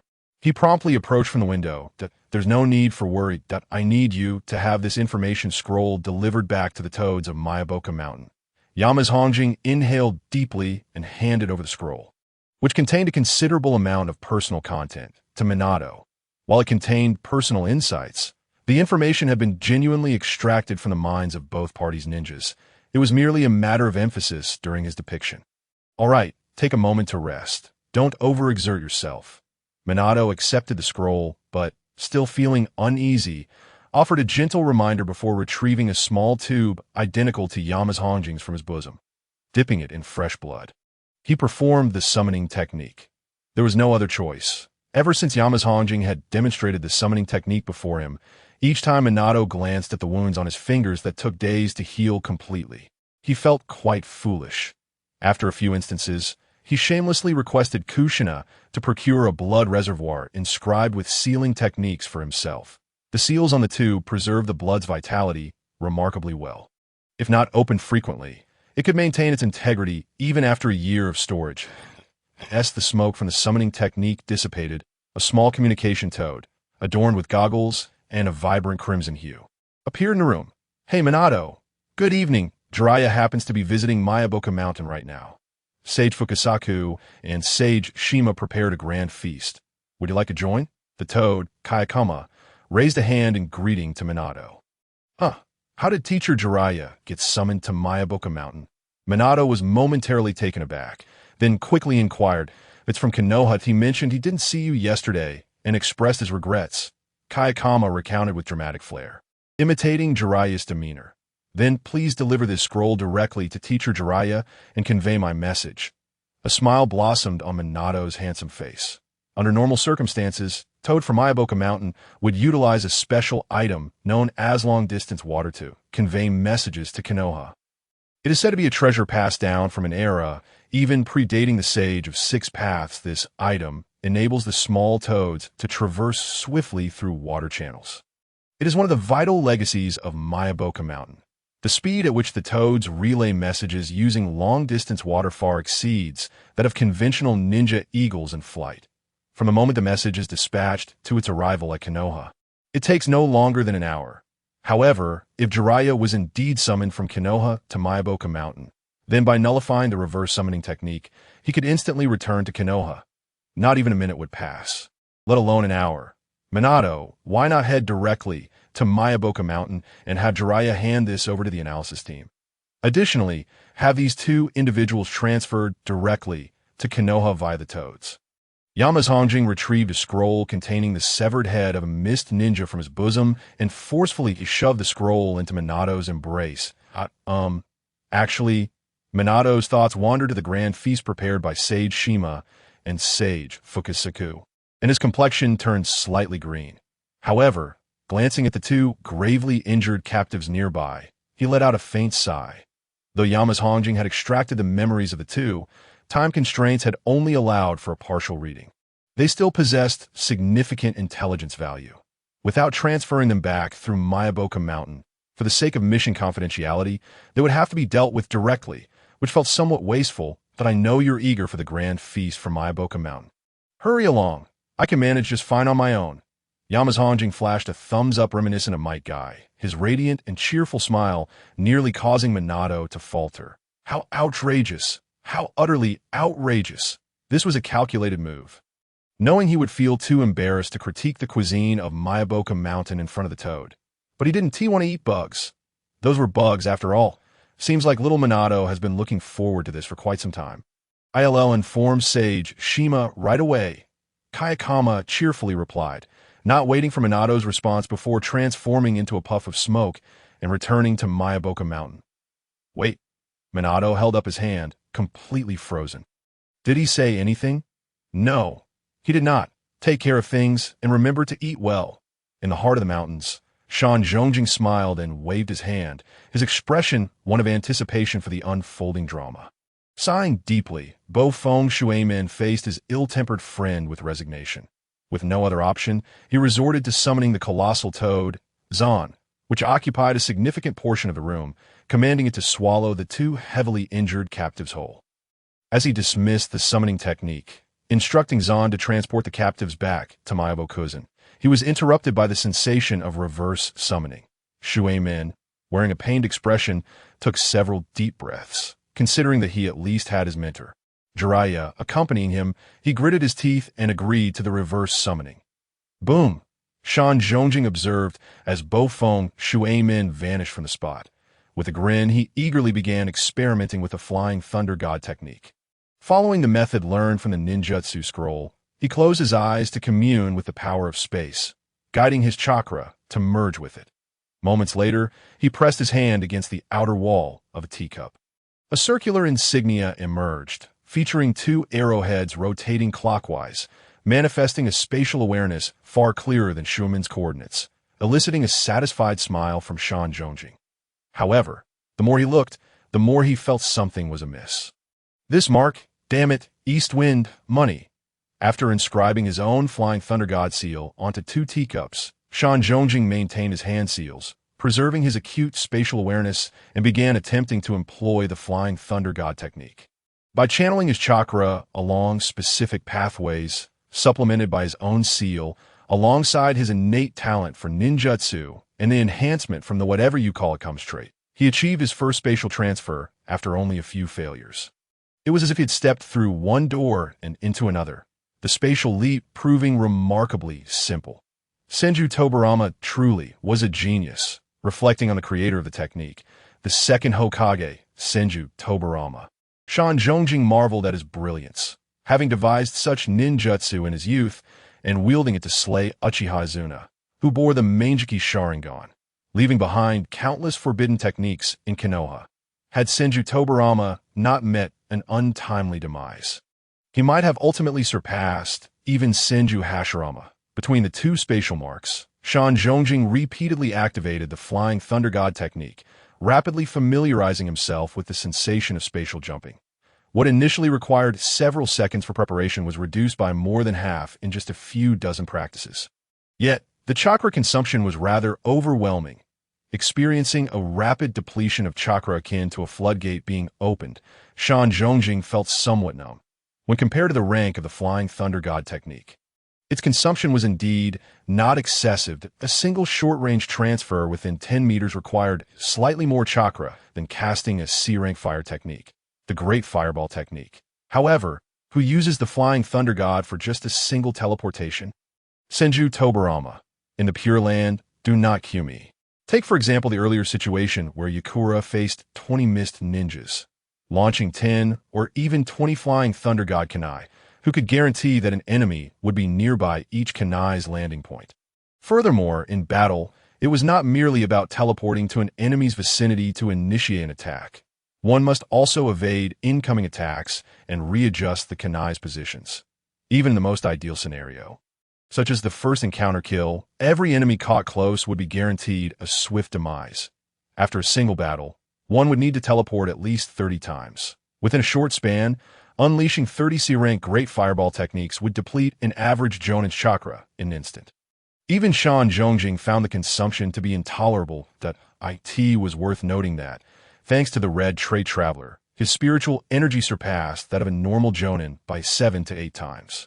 Coupled with his physique, which exceeded the average Jonin strength due to long-term training, his chakra volume, while not as abundant as Bofeng Shumen's, was still approximately 3 times that of an average Jonin. In the original story, the adult Kakashi Hitaki, burdened by Sharingan, possessed chakra levels that were slightly below the average Jonin. This indicated that Shan Zhongjing's chakra was roughly between 3 to 3. 5 cards, energy accumulation and rapid response. Shan Zhongjing stroked his chin, realizing that to fully harness the power of the Flying Thunder God technique, he would likely need to acquire 2 more traits. A vast chakra reserve could greatly enhance the technique's margin for error and endurance. Meanwhile, a reaction speed far superior to that of an average person would directly elevate the technique's limits. Ninja battles unfolded at an astonishing pace. The weaknesses and openings exposed by those formidable in the ninja world often vanished in an instant. Possessing superior reaction speed would enable one to seize upon these fleeting weaknesses, significantly reducing the necessary teleportations during combat and greatly mitigating the danger of being predicted AS for energy accumulation. That was merely a blue trait. He could aim to replicate a more advanced one.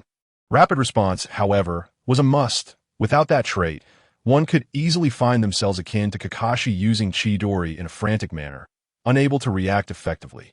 Why doesn't Senju Tobarama teleport and unleash a flurry of Flying Thunder God strikes like Shuemin? Surely, he too must struggle to react. While contemplating this, Shan Zhongjing continued to practice the Flying Thunder God technique. He only ceased his training after his chakra had been depleted by more than half. Subsequently addressing the 2 teacups bearing his Flying Thunder God seals, he intended to keep the Flying Thunder God technique under wraps until he could adeptly apply it in combat. After all, ninjutsu was ultimately designed for combat. Flaunting it without practical application would merely alert enemies prematurely. Moreover, his proficiency in in release had already rendered him capable of maneuvering with ease beneath the level of a Kage. Had he been in Yakura's position today, under full offensive, employing the elusive and hard-to-defend in release, he could have easily taken down more than half of the opposing forces in a single encounter. A bit of extra effort afterwards would allow him to annihilate the enemy without sustaining any injuries, avoiding the need for backup and sparing himself from becoming battered and beleaguered. After all, whether it was the high-level secret techniques of the Shanzhong clan or various jinjutsu, they were all exceptionally skilled at bullying the weak. Boom!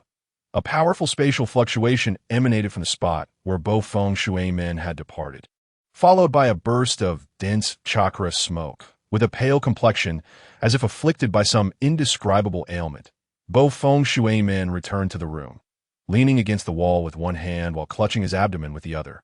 His expression of sheer agony was evident. Surely, it cannot be this bad. Shan Zhongjing blinked, witnessing the expression of his friend, and the teasing thoughts he once entertained were nearly extinguished. Red, green, purple, pink, long, oval shapes, Bofeng Shuemin spoke, his mind involuntarily conjuring images of the grand feast at Myobo-Kuzan, nearly prompting him to retch on the spot. Why not think of something better? The protein from the bugs is 6 times that of beef and chicken. Crunchy, right?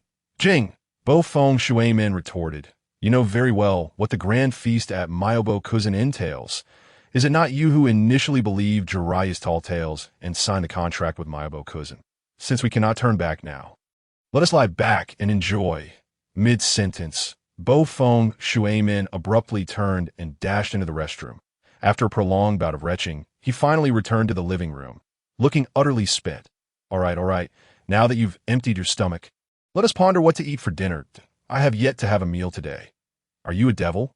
Bofeng Shuemin, still reeling from his earlier bout of vomiting, lost all semblance of composure upon hearing this. He found it utterly incomprehensible how, after all these years, he ever thought Shan Zhongjing was a good person and willingly approached him to befriend him.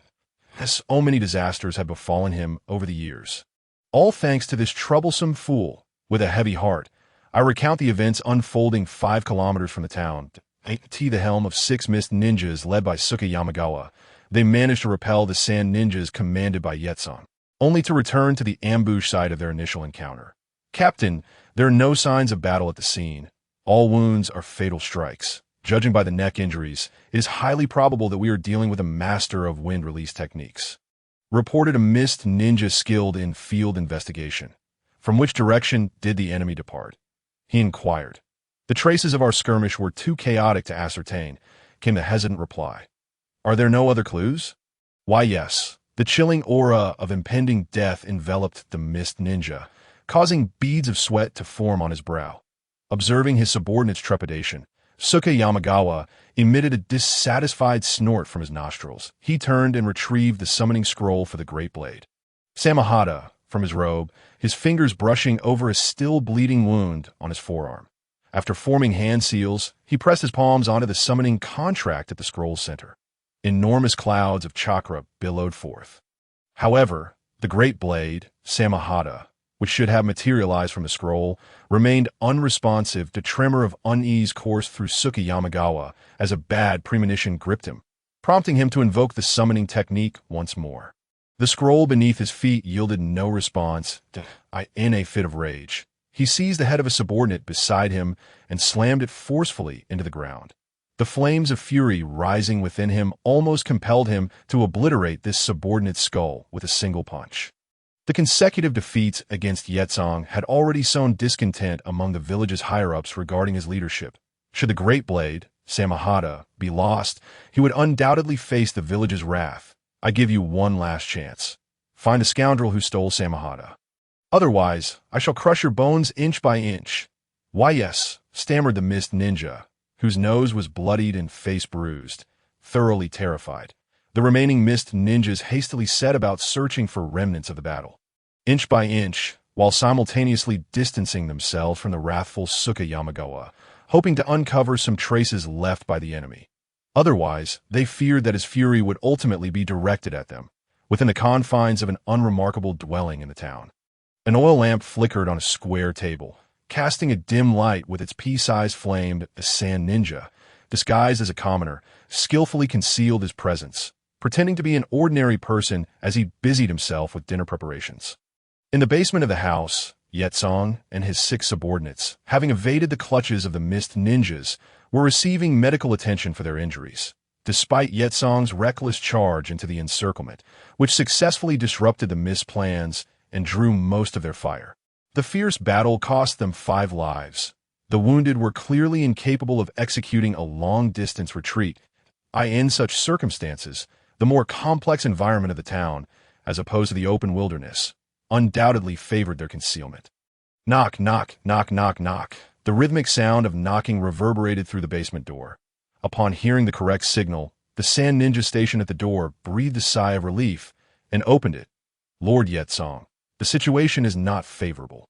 The sand ninja who entered the basement quickly reported his findings. After both their forces and the mist ninjas had stood down, the least injured among them had returned to the initial ambush site at Yetsong's direction. However, not only did he fail to locate any of his comrades, but the 4 headless corpses of the mist ninjas also struck him as exceedingly strange. There were no signs of powerful ninjutsu having been employed, nor were there any chaotic footprints or destruction from close combat. Every strike had been a lethal one. He understood well that a Kisaru, who had stayed behind due to his injuries, could not possibly possess that level of strength. Even at his peak, a third party? Yetsong's eyes narrowed slightly. The acute senses honed by a life spent on the brink of death set off alarm bells in her mind, without a moment's hesitation. She sprang to her feet and addressed her companions. This place is no longer safe. We must retreat. Understood, they replied in unison. They hastily gathered their weapons and supplies, using transformation techniques to assume the guise of ordinary townsfolk as they swiftly exited the basement. Just as they were about to merge with the street, an exceedingly odd and yet familiar sound of rushing water reached their ears. Yetsong raised her gaze toward the source of the sound. A school of small sharks, enveloped in water, swam directly toward their location. Damn it! Who failed to mask their scent? Yetsong cursed silently, realizing that blaming her subordinates at this juncture would serve no purpose. She raised her hand to signal her companions in warning. Though they were perplexed as to why the mist ninjas would pursue them again, having just clashed earlier in the afternoon, they had maintained an unspoken agreement to avoid direct confrontation in the town. After all, Any significant destruction caused in the town would inevitably provoke even the most cowardly daimyo of the land of tea to lodge protests with the daimyos of the water and wind countries. Given the complex relationships between the daimyos of various nations, such actions would lead to reprimands directed at their respective ninja villages. According to reason, once the mist ninjas were discovered, they should have lost their opportunity to employ poison gas, mist or illusion techniques to assassinate them, but at most, they would exchange a few harsh words before retreating. However, Suki Yamagawa, leading the mist faction, had clearly transcended the bounds of conventional reasoning. Almost instantly upon spotting the sand group, his fury erupted. Water release. Water shark bomb. The swirling water coalesced before him, forming multiple water projectiles that shot forth toward Yetsong and her companions. The other mist ninjas, though still wary, understood that if they did not assist Suki Yamagawa in retrieving Samahata, they would face execution at his hands before the village could even retaliate. He showed no mercy to his own men. Shuriken and kunai whistled through the air, aiming for the sand ninjas standing at the alley's entrance. A barrage of water release techniques followed, unleashed from the hands of the mist ninjas. Yetsong's pupils constricted. Misjudging the intentions of the mist ninjas, they hastily sought cover while unleashing defensive techniques of their own. Boom! The clash of ninjutsu reverberated throughout the town, erupting in a cacophony of deafening explosions. Screams mingled with cries, shattering the peace and tranquility that had just settled as night fell. Having just finished their dinner, Yamakami Q and Namikaze Minato furrowed their brows at the horrific scene unfolding several hundred meters away, where ninjutsu collided. In a flash of realization, they understood that they had grossly underestimated the significance of Samahata. Had it not been for the sudden disappearance of the blade, neither side would have recklessly engaged in battle within the town after maintaining a degree of restraint for so long. Should we return the blade to them, or should we simply eliminate them? The figures of Bo Feng, Shui Min, and Shanzhong Jing opened their mouths in unison, after exchanging a glance. One was filled with helplessness while the other displayed disdain. Ultimately, the little son conceded defeat and opted for the plan proposed by his close friend. The desperate screams of women, the terrified cries of children, and the feeble pleas for help from the elderly filled the air, engulfing every corner of the town in chaos within mere moments. Buildings, already lacking in fortitude, crumbled into ruins under the onslaught of ninjutsu. As fierce wind blades and surging waves ruthlessly obliterated everything in their path, the dense fog of the water style, hidden mist technique continued to spread relentlessly. The ninjas of the hidden mist, led by the frenzied Suka Sana Tiangue, gradually unleashed their full potential, employing their most adept tactics. Meanwhile, the ninjas of the Sand Village, under the command of Yitsong, exerted themselves to wield wind-style techniques. The power of wind style, entwined with the searing heat of fire style, swept outward in waves. Every ninja on both sides fought with all their might. Those who had previously concealed themselves within the town as reinforcements now disregarded their hidden identities, joining the fray with fervor. The already battered town transformed into a veritable hell on earth amidst the relentless exchange of ninjutsu between the two factions, among the throngs desperately fleeing the battlefield. Shanzhong Jing and Bo Feng Shui Min stood frozen in place, starkly contrasting with the surrounding pandemonium. Now, you are the Sand Village, and I am of the Mist. Shanzhong Jing formed hand seals with one hand, using transformation technique to assume the appearance of a previously captured hidden mist ninja. His chakra affinities were yin and water. Despite his extensive research into his family's secret arts and jinjutsu due to his remarkable mental prowess, he also dabbled in water style. Though he could not compare to those formidable ninjas with water style mastery, his water style techniques exhibited far greater power and proficiency than the four elemental ninjutsu of wind, lightning, earth, and fire, which he could barely execute. Shall we endeavor to utilize only wind style? Bo Feng Shui Min nodded, similarly employing transformation technique to take on the guise of a previously captured sand ninja. Their mission pertained to the village's secrets. If possible, he too wished to keep his identity concealed. Ninjutsu. Heart transmission technique.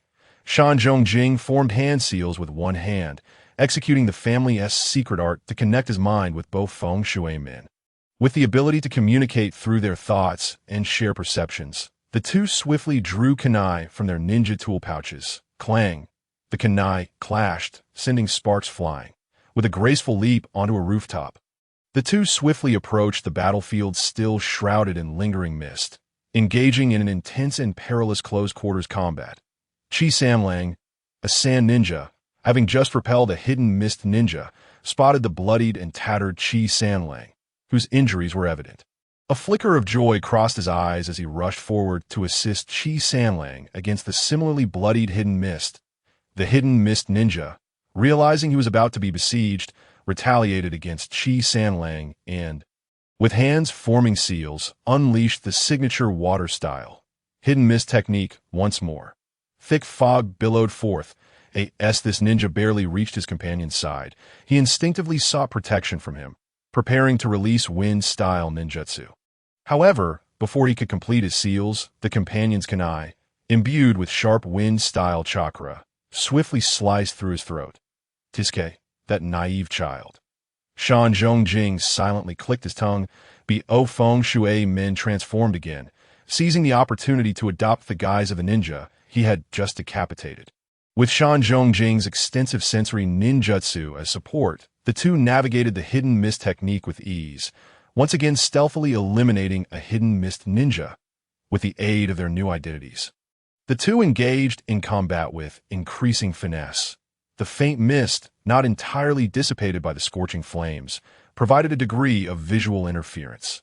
Shan Zhong Jing's nearly undetectable jinjutsu, coupled with the feigned release of water style, and Bo Feng Shui Min's exquisite wind style, left both factions' ninjas too preoccupied to raise suspicions. In less than 5 minutes, the increasingly adept duo silently dispatched over 10 ninjas from both sides. Create some distance. Someone has transformed into a comrade. Attack anyone who dares to approach. Yitsong's voice echoed across the battlefield. Unlike the crazed Suka Sanha Tiangue, she relied on her rich combat experience. Upon sensing something amiss, she swiftly deduced the situation. Meanwhile, the seasoned J, Nin Suka Sana Tiangue, upon receiving this reminder, also recognized that something was amiss.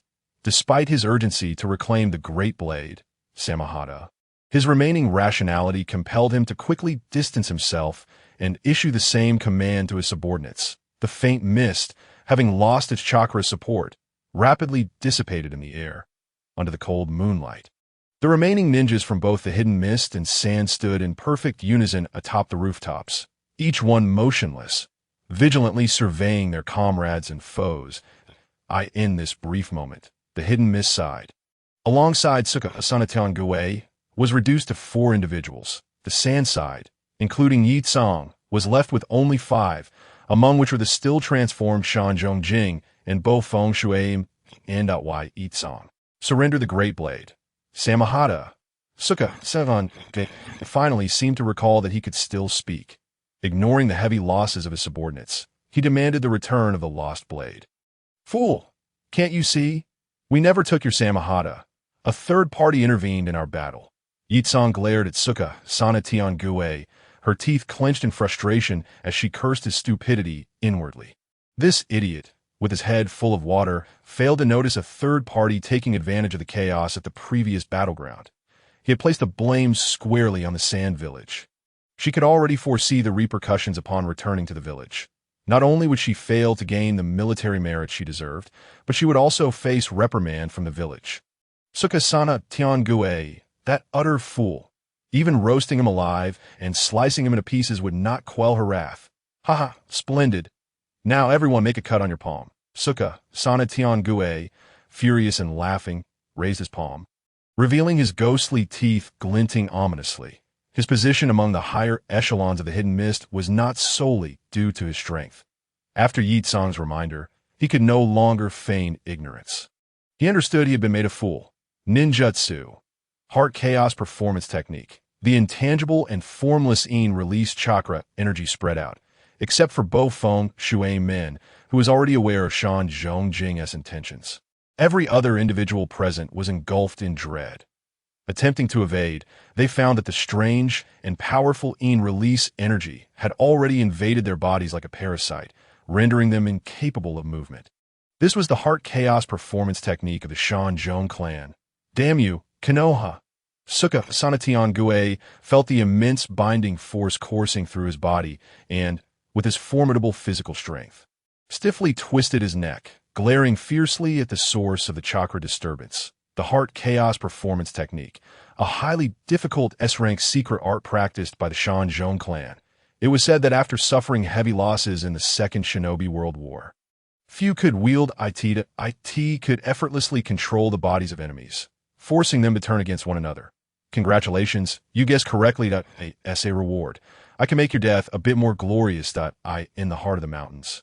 Shan Zhongjing maintained a single-handed seal while a radiant, innocuous smile blossomed upon his face. His voice, gentle and clear as a spring breeze, sent an involuntary chill down the spines of all who heard it.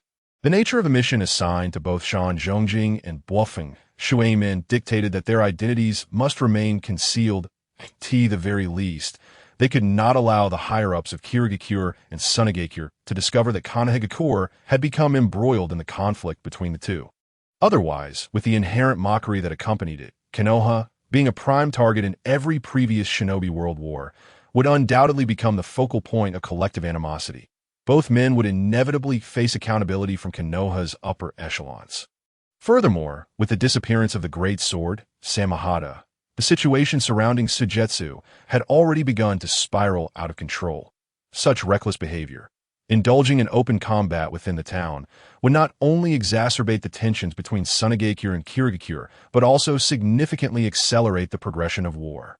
The final whereabouts of Samahada would inevitably expose Shan Zhongjing and Bluffing Shin in light of this, unless the two could ingeniously return Samahada to Suijetsu under a plausible pretext without arousing suspicion. Their only recourse would be to eliminate him, firmly pinning the blame for Samahada's loss on Sunagakure. We can negotiate. As long as you return Samahada, this matter will have no ties to Konoha. Suijetsu contemplated urgently. As one of the leaders of the Umbu of Kirigakure, he possessed a wealth of intelligence. His understanding of the heart disturbance martial technique far surpassed that of an ordinary ninja. This technique, with its stringent activation conditions requiring the target to remain motionless, and the perilous consequences of failure, which would leave the user in a state of paralysis, was deemed an S-rank secret art. Its classification stemmed not only from its daunting difficulty, but also from the fact that once it struck, the afflicted would find it nearly impossible to resist, rendering them as helpless prey. In a moment of desperation to survive, he was willing to compromise, whether it be for Samahada or the interests of his village. I told you to die with a bit more valor. Can you show a little backbone? Shan Zhongjing shot a disdainful glance at Suijetsu. With a flicker of thought, the ninjas ensnared by the heart disturbance martial technique drew their kunai, aiming them at Suijetsu. Wait, Samahada is yours. I won't disclose your identities to anyone. Stop. I can provide you with information about Kirigakure. I know so much, so many secrets. Stop. I can instigate a war between Kirigakure and Sunagakure. I can act as a spy. Don't. I'm valuable. I'm one of the higher-ups in Kirigakure. The basest aspects of human nature were laid bare in Suijetsu's desperate pleas. Yet, Shan Zhongjing had long since lost his patience for the man's incessant drivel. The Mizukage of Kirigakure had already fallen under the control of Uchiha Madara. Even if Suijetsu returned as an informant, how much impact could he truly have? The likelihood was that he would be recognized by Uchiha Madara upon a mere encounter.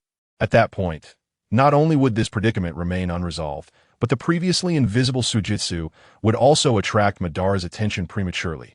With a swift whoosh, the sharp sound of kunai slicing through the air echoed. Completely unable to control his body, Suijetsu could only watch helplessly as kunai pierced through his throat, heart, spleen, and kidneys. The familiar system notification chimed upon Suijetsu's demise. Minor character killed.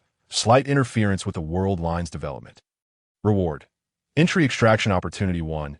Entry gifting opportunity 1. Shan Zhongjing raised an eyebrow, quickly realizing that the system's judgment regarding professional missions and major events was far more adaptable than he had anticipated.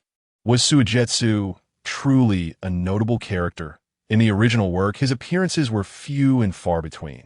His greatest impact seemed to be the profound influence he had on a significant character, Hoshigaki Kisame, indirectly propelling portions of the main storyline. Thus, Shan Zhongjing's gaze shifted to the side where Yakura stood, the so-called first beauty of the shinobi world, who was betrayed by the higher-ups in the original narrative, leaving her riddled with kanai. After perusing the information about Yakura within his memory palace, Shan Zhongjing looked at her with pity as she feigned helplessness while secretly gathering her strength. This was undoubtedly the epitome of a tragic figure in the shinobi world. Initially, he had contemplated whether eliminating Yakura might yield some rewards. However, upon reviewing her experiences, it seemed that doing so would be futile in the shinobi world. Her reputation far surpassed that of Sujetsu as a user of the rare bloodline limit. Shikuten, according to the normal progression of events, her influence on the main storyline was virtually negligible. While alive, she had served her village with unwavering loyalty, celebrated as a hero, only to be sold out by her village's higher-ups to negotiate peace with Kirigakure. Resurrected through Edo Tensei, she was forced to confront a foolish and naive disciple, enduring a barrage of illogical, self-righteous rhetoric before ultimately returning to the Pure Land in disgrace.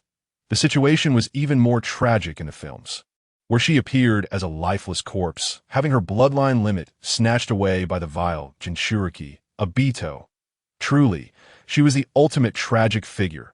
Shan Zhongjing found himself a loss for words, struggling to articulate the plight of a girl whose death was even more lamentable than that of Konoha's White Fang. Hataki Sakamo, T. Lisakomo had a son who understood him, A.S. for Yakura. Shan Zhongjing was certain that eliminating her would yield no rewards whatsoever. Could a reversal be possible? The system's reward mechanism was clearly tied to the degree of impact on the main storyline. If Yakura's fate were significantly altered, given her standing in Sunagakure and her strength far exceeding that of an ordinary Jonin, she could easily influence the main storyline. Yakura, momentarily bewildered by Shan Zhongjing's alternating expressions of pity and encouragement, soon categorized him as a pervert. First, he appeared harmless, smiling as he orchestrated the grim fate of Sujetsu, then switched to various expressions as he regarded her. Was he selecting which expression to use to kill her? How twisted! Konoha truly had too many strange individuals. Jing, stop playing around. If an ordinary person sees this, it could lead to complications, Bluffing Shuemin remarked, observing Shan Zhongjing's prolonged inaction.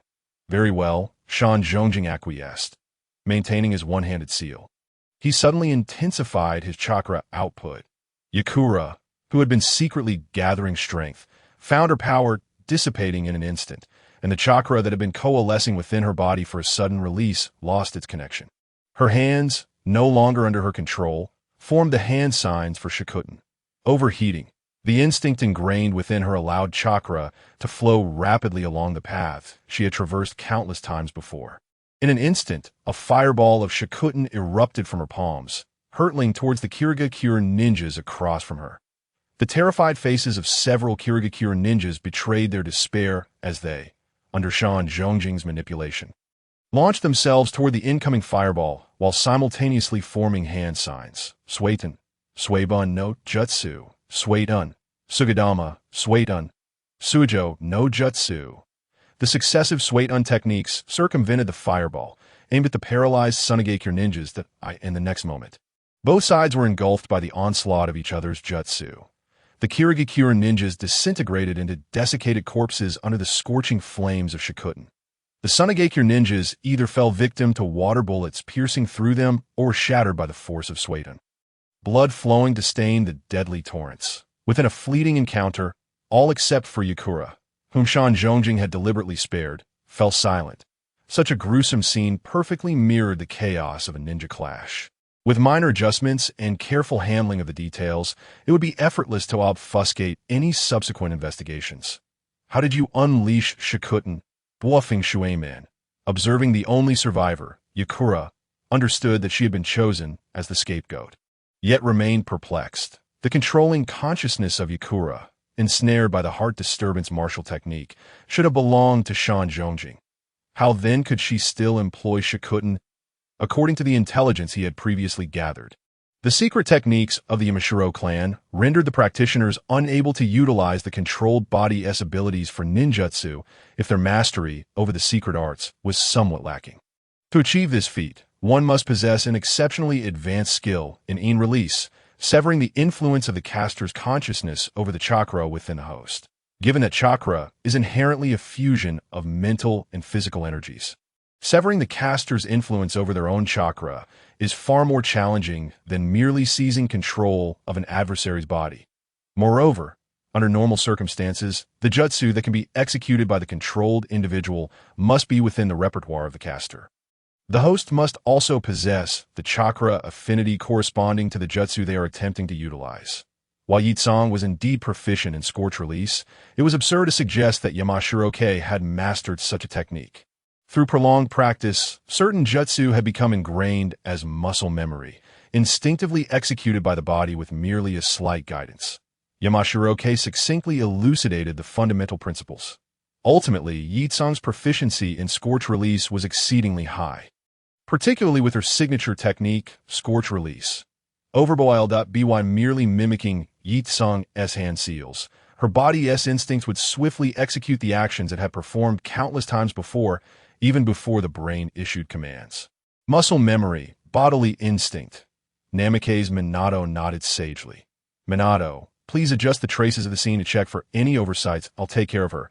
Yamashiro instructed Minato as he led the hostile and murderous Yitsong toward a nearby, dilapidated dwelling. Release is a technique capable of manifesting tangible power from the intangible, as a representation of mental strength. It often accomplishes feats that would baffle ordinary individuals. It can disrupt the five senses of others, create lifelike illusions, perceive chakra from afar, probe into others' memories, control their bodies, convey one's emotions and perceptions, inflict mental harm, and even obliterate consciousness or alter one's memories. As the sole owner of a red entry in the entire Hidden Leaf village, Yamashiro's mental power was extraordinarily formidable. With such an increase in mental strength, the purple entry of Release Master bestowed upon him abilities beyond the imagination of ordinary beings. Take, for instance, the ability to alter memories to his knowledge. No one else in the entire shinobi world could achieve this besides him. Even if Uchiha Shursui awakened the Mangeki Sharingan and acquired the ultimate ocular technique, Konoha Mitsukami, he could only alter intentions, not complete memories. Yamashiro Haichi's mastery of the clan's secret arts was second only to Yamashiro within the family. Last year, he attempted to alter someone's memory, resulting in the immediate death of the caster and a backlash from the release power, leading to severe blood loss and mental trauma, leaving him bedridden for over 2 months. Thus, this method of altering memories was currently exclusive to Yamashiro. After placing Yitsong on a cot within the small room, Yamashiro formed hand seals with one hand, channeling the power of release into her mind. He extracted memories from the memory palace pertaining to the time he served in the analysis department, piecing together Yitsong's backstory, transforming her into a spy dispatched to Sunagakure during her childhood. He incorporated scenes related to espionage and completed her identity as a spy. Additionally, he meticulously modified her memories of today, erasing any trace of himself and Minato, placing all blame squarely on the already deceased Sujetsu Hanabira. Yamashiro then proceeded to the final step, diligently forming hand seals to perform the memory sealing technique taught to him by Kushina. Upon completing the intricate and lengthy hand seals, he pressed one hand gently against Yitsong's forehead, temporarily sealing all the altered memories of her spy identity. He left a small opening in the seal, ensuring that it would gradually unravel over the course of 1 to 2 years. The human brain possesses an incredible ability for self-repair and memory restoration. Once the memories are fully restored, Yitsong would undoubtedly come to believe in her identity as a spy even more firmly. Was this not superior to the mind manipulation technique? Wiping the beads of sweat from his forehead, a satisfied smile graced Yamashiro's face. The Uzumaki clan's memory sealing technique could perfectly conceal the seal within the brain, far more reliable than the mind manipulation technique that required needles to be inserted into the brain. Even if Yitsong were to return to Sunagakure, utilizing secret arts to probe her mind, they would find no abnormalities. with a significant alteration of a supporting character's fate and a slight interference in the development of the world line, he received Entry Extraction Opportunity 1, Entry Donation Opportunity 1. System, you're truly stingy, Yamashiroke thought to himself, nearly rolling his eyes at the system prompt. After going through such lengths, altering memories, employing sealing techniques, transforming the future hero of Sunagakure into a spy for the Hidden Leaf, the reward was equivalent to simply eliminating Sujetsu Hanabira. He inwardly grumbled about his dissatisfaction for a while. Upon noticing the system's silence, he shrugged in disinterest and directly activated the entry extraction, utilizing the two recently acquired opportunities. Congratulations to the host for obtaining the blue entry water release mastery and the white entry welcoming smile. Water release mastery. Blue years of rigorous training have enabled you to precisely control the nature and form variations of water release ninjutsu, enhancing efficiency when learning, refining, and creating water release techniques. Increases the speed, power, and effectiveness of water release jutsu. Welcoming smile, white permanent alteration of facial muscle nerves, causing all expressions to transform into a smile. Slightly enhancing likability while increasing the likelihood of depression. Blue entry. Upon seeing the blue entry for water release mastery, Yamashiroke's demeanor instantly shifted from overcast to sunny. The fatigue he had felt from the intense use of en release and the memory alteration vanished in that moment. One must not underestimate blue entries. Shimura Danzo, as the disciple of the second Hokage, Senju Tobarama, and a member of the Umbu, spent a lifetime of effort only to attain the highest achievement of wind release mastery. This simple entry extraction granted him an ability that a reasonably talented ninja would spend their entire life to achieve. What more could he possibly want? Without hesitation, Yamashiroke decisively chose to activate the water release mastery entry. As for the inconsequential white entry welcoming smile, who would believe that a good person only ever smiled? And depression. In the ninja world, a single illusion could provide powerful psychological counseling. What use is there for depression? As soon as water release mastery was activated, a faint hum resonated in Yamashiro's mind. The torrent of training memories and ninjutsu experiences surged forth, flooding into his memory palace. The overwhelming influx of memories caused his head to throb, and he involuntarily let out a suppressed groan. I recall you mentioning that it's never too late to rein in one's impulses, and that recognizing mistakes can lead to great improvements. The voice of Namake's Minato drifted in from outside the rickety dwelling.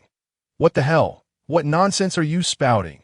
Yamashiroke was momentarily taken aback, quickly realizing that Minato, that pure-hearted little son, had genuinely learned something questionable from Jiraiya. That perverted old man. What on earth was he saying? Did he suspect something inappropriate had transpired between him and Yi Tsong? Damn. While Yi Tsong was indeed quite beautiful, with an exceptional figure, and that smooth, jade-like back added an enticing allure, he was certainly not that desperate. So, Jiraiya, you truly deserve to die. Yamashiroke flung open the dilapidated door, pulling Namake's Minato into the small room. Once Minato realized he had misunderstood, he felt embarrassed under the intense gaze of his friend, who seemed disappointed. His face flushed a deep red as he awkwardly attempted to change the subject. So, is everything arranged properly? What do you think? In the midst of the mountains, Yamashita Kage responded through gritted teeth. Had it not been for this unforeseen incident, it was entirely due to his impulsive desire to seize the great blade of shark muscle. Moreover, he contemplated enlisting the aid of Minato to obscure the events of today in the mission report upon returning to the village. He felt compelled to inquire whether Jiraiya had been preoccupied with the young ladies of Kabukicho, while Minato had been dutifully guarding the entrance for that old rogue. Otherwise, how could a mere grunt of discontent lead to such unmentionable thoughts? A faint, pained groan escaped the lips of the unconscious Yukura. With the conversation shifting, Minato's previously cooling demeanor flushed once more with embarrassment.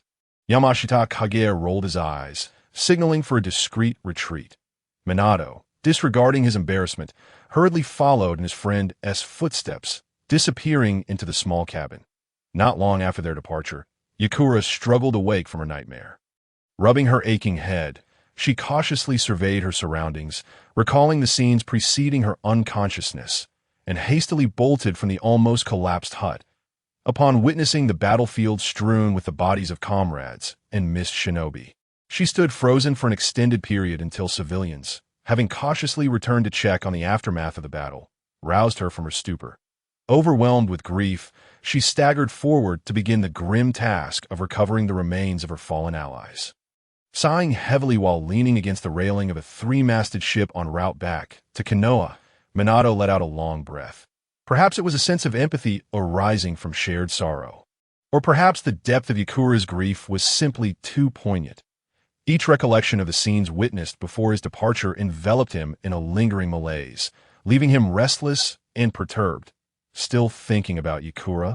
Yamashita Kage remarked, approaching Minato's side and leaning against the ship's railing, eyes closed in enjoyment of the gentle sea breeze. What, after all, is the purpose of a ninja's existence? Conflict, he replied bluntly. Minato gazed at his friend, exasperated by his nonchalant demeanor. Deep down, he understood that while Kage's words might sound harsh, they encapsulated a grim reality. Regardless of how ninjas came to be in this world, the theme of conflict had remained an unchanging constant throughout millennia. Money, beauty, land, hatred, affection, greed, all desires breed conflict, which in turn leads to strife, violence, bloodshed, and slaughter. The reason ninjas have thrived throughout history, surpassing samurai, warriors, shamans, monks, and onmiji to become the mainstream of this world, lies in their unparalleled prowess in combat. Don't dwell on the trivial you think Yakura is pitiable. What about the innocents who perished during their battles? The unassuming bystanders whose homes were destroyed? Yamashita Kage yawned lazily, despite possessing a soul from the modern world. Even after 19 years of existence in this realm, he found it difficult to empathize with ninjas that owe him. Ninja villages resembled a conglomeration of mercenaries and terrorist organizations, wielding formidable power while disregarding life. Steeped in brutality and bloodshed, at the tender age of 5, children were sent to ninja schools to undergo indoctrination and learn various methods of killing, graduating by the age of 11 or 12 to embark on missions, seeing blood under the guidance of their teachers. Which conventional military force in any nation would engage in such madness? Ninjas, Minato sighed again, feeling no comfort but rather a deeper despondency. Long ago, he had asked Kage how peace could be achieved in the world. Kage had plainly told him that, provided social productivity could meet the survival and material needs of the vast majority, there were only 3 scenarios that could yield a period of relative peace. First, possessing the strength akin to Senju Hashirama, forcibly intimidating all into a temporary tranquility. Second, waging a unifying war to amalgamate all nations and ninja villages into one, standardizing language, transportation, and cultural education. Third, facing a common enemy that threatens the very survival of the shinobi world, thereby redirecting internal conflicts. Minato considered himself somewhat of a genius, yet the notion of attaining power comparable to Senju Hashirama felt utterly unattainable. As for a unifying war, only Shimura Danzo, among Konoha's upper echelons, might entertain such an idea. Yet, even disregarding his disdain for Danzo, given Konoha's current capabilities, achieving such a feat was inconceivable. Only the last option remained. If only Uchiha Madara were still alive, a man capable of rivaling the first Hokage should possess the power to threaten the entire shinobi world. Suddenly, Yamashita Kage was jolted by Minato's words, his demeanor shifting dramatically. What on earth are you saying, bro? Uchiha Madara is truly still alive. We're all still developing, and you want to provoke that old man. Let's just focus on our own growth in this low-tier match. What if he gets riled up and decides to dance, unleashing a Tenpenki-ai, giving you a minor spiritual awakening? Do you think I could perform a live demonstration of your demise? Most of the shinobi world lacks a clear understanding of Uchiha Madara's strength. After all, the third Hokage, Sarutobi Hiruzen, distorted the history of the shinobi world to secure his position by significantly altering the curriculum of ninja schools. He even shamelessly proclaimed himself the strongest Hokage. Even for someone like Minato, who had heard the true history from Yamashita Kage, his understanding remained quite superficial. Uchiha Madara, a man who, even in the state of his eternal Mangeki Sharingan, could single-handedly dominate the 5 Kage and the Shinobi Alliance. If not for the covert support of the Sage of 6 Paths, Naruto and Sasuke would have been akin to the indestructible roaches, repeatedly rising again. Moreover, with Kurizetsu's timely intervention, pulling the heartstrings of others in critical moments, Uchiha Madara would undoubtedly emerge as the ultimate victor. With their current capabilities, both Yamashita Kage and Minato would essentially be offering themselves as sacrifices if they confronted Uchiha Madara directly. Regardless of his age, the thought alone made Kage shudder at the danger of this world. First, there was Uchiha Madara, and then the Tsutsuki clan. How daunting, were it not for the system at his side. His strength continually rising, he would genuinely wish to retreat into the depths of a mountain forest and lay low. Lost in his thoughts, Kage suddenly sensed a spatial fluctuation emanating from Minato beside him. The Mount my Bokuzen is summoning me using reverse summoning technique. I must take my leave. Minato, attuned to the call of the reverse summoning, swiftly thrust a flying thunder god kunai into the ship's railing before vanishing amidst the vast chakra smoke. According to the rules of summoning techniques, upon the dissolution of the summoning, the summoner would return to the spatial coordinates of the moment of summoning, without the guidance of the flying thunder god kunai. Upon his return from Mount my Bokuzen, this relatively swift three-masted ship would likely have vanished to who knows where. Minato's time spent at Mount my Bokuzen was brief, lasting less than 20 minutes. He reappeared aboard the three-masted ship through the flying thunder god technique. Yamashita Kage was still basking in the sun on the deck, enjoying the sea breeze, upon seeing Minato return from Mount my Bokuzen with a peculiar expression. Kage inquired with curiosity, "What's with that face?" There was an announcement from the village. Essentially, it stated that the Uzumaki clan has always been a steadfast ally of Konoha, due to certain reasons. Konoha was unable to extend timely assistance to the Uzumaki clan in recent years. The message calls upon Konoha ninjas to lend their strength to members of the Uzumaki clan they encounter in the outside world. Minato carefully organized his words to summarize the news he had heard from the Toad. Upon hearing this, Yamashita Kage's expression mirrored Minato's peculiar look, fully comprehending why Minato had appeared as he did. In essence, both their expressions conveyed the same sentiment. Why did this not happen sooner? The land of whirlpools has been annihilated for several years now, and only a handful of the Uzumaki clan remain. And now, they suddenly think of them as allies. Is the third Hokage planning to gather some members of the Uzumaki clan? Yamashiro immediately discerned the intent behind this announcement, a S for the Uzumaki clan. What remains of their legacy that has caught the attention of those old schemers in the village? It can only be their bloodline and sealing techniques. Moreover, such a sudden development, which never occurred in the original narrative, leads him to guess, without a doubt, that it must be due to the rampant rumors circulating in the village about his romantic involvement with Kushina. Are they concerned about potential issues with the Jinchuriki? Or are they simply wary of the Yamashiro clan? Perhaps it is a combination of both. It seems likely, and it appears that Kushina will soon have family members settling in Konohagakure. Minato Namikaze nodded with a smile, feeling genuinely happy for Kushina. Konoha is one of the 5 great shinobi villages. The living conditions within the village are undoubtedly far superior to those in the chaotic small nations outside. If the members of the Uzumaki clan can come to Konoha, they are likely to thrive and continue their lineage. But one must not be overly optimistic. Who knows how the Uzumaki clan might harbor resentment towards Konoha? Yamashiro scoffed at the thought.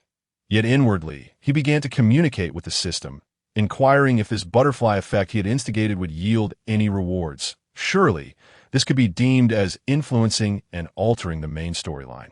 Right? Hey, system, where's my reward? Dog system. Damn it.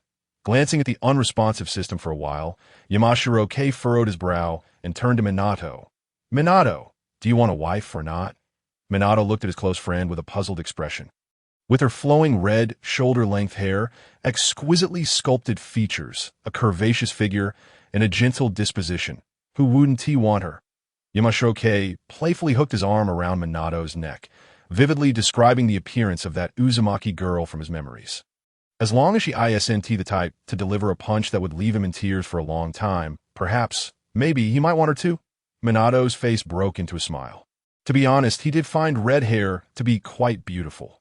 That color always evoked a sense of boundless passion and vitality within him.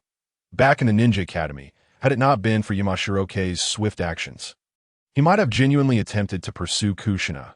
Wait, I'll relay this message to Kushina, he declared. Yamashiro became more determined to match that girl with Minato. Firstly, to alter Minato's life trajectory and earn system rewards. Secondly, because Kushina is his, Minato must be settled early. Otherwise, it will be bothersome.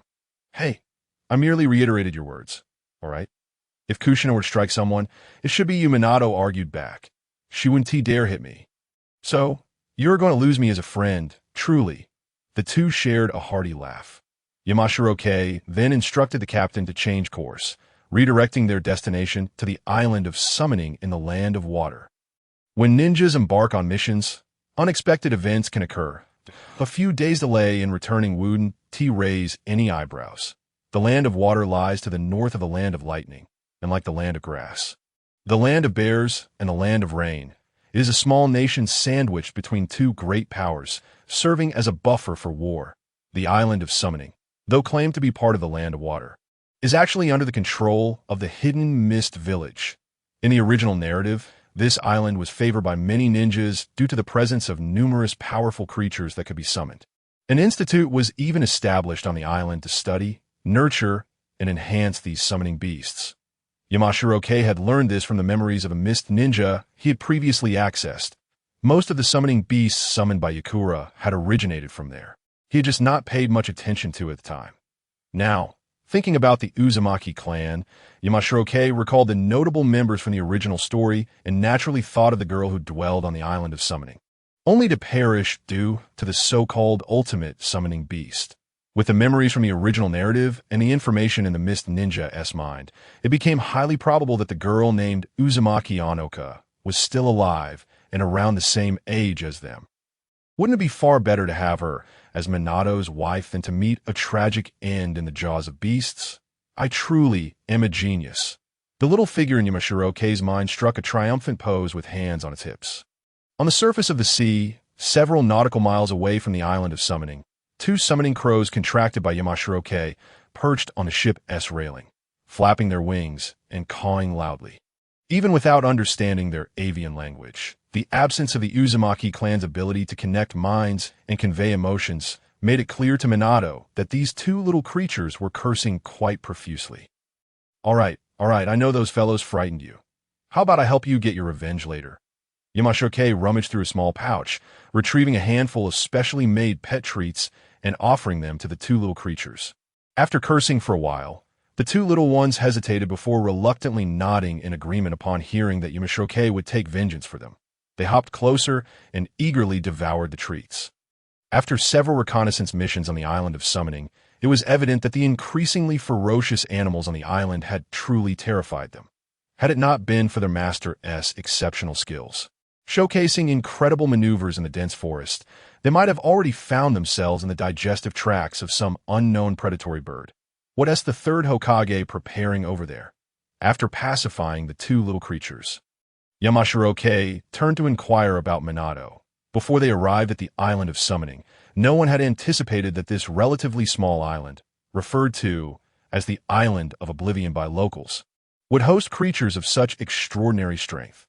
The number of beings capable of rivaling Nin level exceeded 100, with several clan leaders possessing speeds or strengths at the Nin level.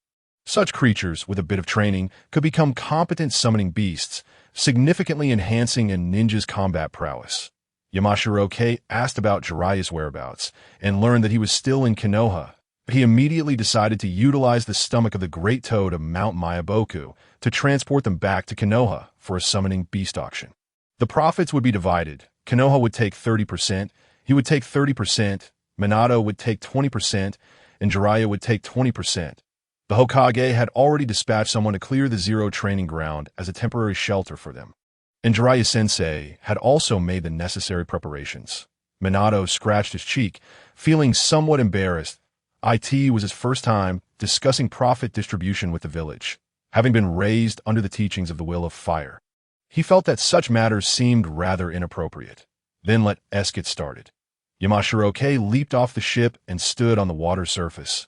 While he noticed Minato's reluctance, he chose not to comment further. Ultimately, Minato was still too earnest. The 30% profit for Konoha was essentially a transaction that it was not merely about the village providing a venue for the auction. It was about exchanging these benefits for substantial prestige, serving as a ladder for both of them to ascend within Konoha's ranks, thereby seeking greater autonomy or leadership in the potentially impending war. Otherwise, given Yamashiroke's past approach, who in the world would want to give money to the village? In the current tumultuous landscape of the ninja world, where a great war could erupt at any moment, it would be more fitting for the higher-ups to pay him. Though Minato couldn't grasp these intricacies, the third Hokage and the Elder Council were undoubtedly well aware. Otherwise, they wouldn't have cooperated to clear the Zero training ground specifically. All right, Minato followed Yamashiroke's lead and leaped into the sea. Moments later, as they dashed barely a kilometer away, the water beneath them began to roil ominously, with a shadow much darker than the surrounding sea swiftly approaching their direction, in the heart of the mountains. Shan Zhongjing continued his relentless pace, retrieving a sealing scroll from the pouch on the chest of the upper ninja's vest. With one hand, he swiftly unfurled the scroll, while the other formed seals before pressing it upon the storage seal, inscribed with the character fish. Release. Ninja art. Heart-transforming puppet sealing technique. A specially crafted, palm-sized fish-shaped puppet emerged. Under the control of the heart-transforming puppet sealing technique, it flicked its tail and plunged into the tumultuous undercurrents of the sea. Merely a few breaths later, both Shan Zhongjing and Bo Feng Shui-min came to a halt. Beneath their feet, a colossal swordfish, measuring over 10 meters in length, gradually ascended under the influence of the heart-transforming puppet sealing technique. Carrying the two of them, it continued its journey toward the Isle of Summoning, guided by Shan Zhongjing's command. The swordfish swiftly whipped its tail, accelerating to a speed exceeding 200 kilometers per hour in mere moments. And it showed no signs of slowing down. Riding the waves, Shan Zhongjing cast a glance at the swordfish beneath him and suddenly thought that possessing such a maritime transport seemed rather appealing. However, the notion of transforming this gigantic swordfish into a true summoning beast, which would require nurturing, enhancing its intelligence and obedience, along with long-term feeding and care, quickly dispelled this thought that it wasn't a matter of affordability. Rather, the cost-effectiveness was simply too low. Even a much-criticized Mayaboka mountain didn't require its contractors to hunt insects to raise frogs. They circled the relatively expansive Isle of Summoning, beneath the surface of the water. Two formidable sea beasts, provoked repeatedly by Shan Zhongjing, relentlessly pursued the swordfish. Shui-min, prepare. Shan Zhongjing, without retracting the storage scroll in his hand, unfurled a section once more. Two specially designed puppet fish, under the control of the heart-transforming puppet sealing technique, darted like arrows, colliding with the heads of the two sea beasts. Without exception, both fell under the control of the heart-transforming puppet sealing technique, obediently aligning themselves along the coastline, gathering alongside the gradually decelerating giant swordfish. Frogmouth binding technique. Bo Feng Shui-min drew a drop of blood and performed the summoning technique. The stomach of the great rock toad directly enveloped the three assembled sea beasts. Subsequently, they returned to Mayaboku Mountain together. Roar! Hiss! Moo! As soon as the stomach of the great rock toad vanished, a series of beastly roars echoed relentlessly from the dense forest. It was not just the coastline near Shan Zhongjing and Bo Feng Shui-min that felt this.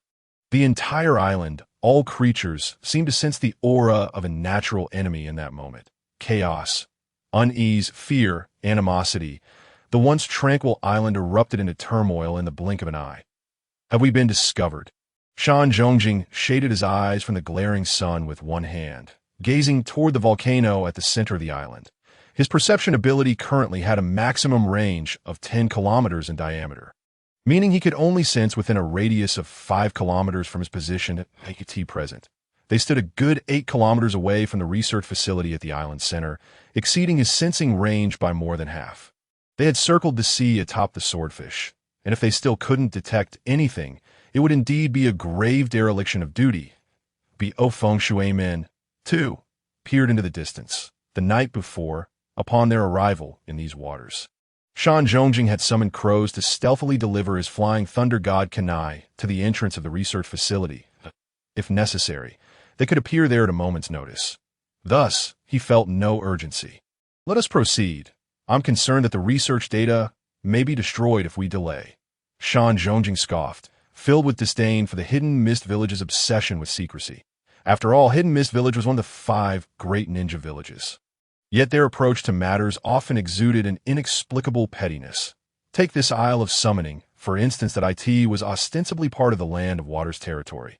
However, due to its geographical location, it lay in the far northeastern fringe.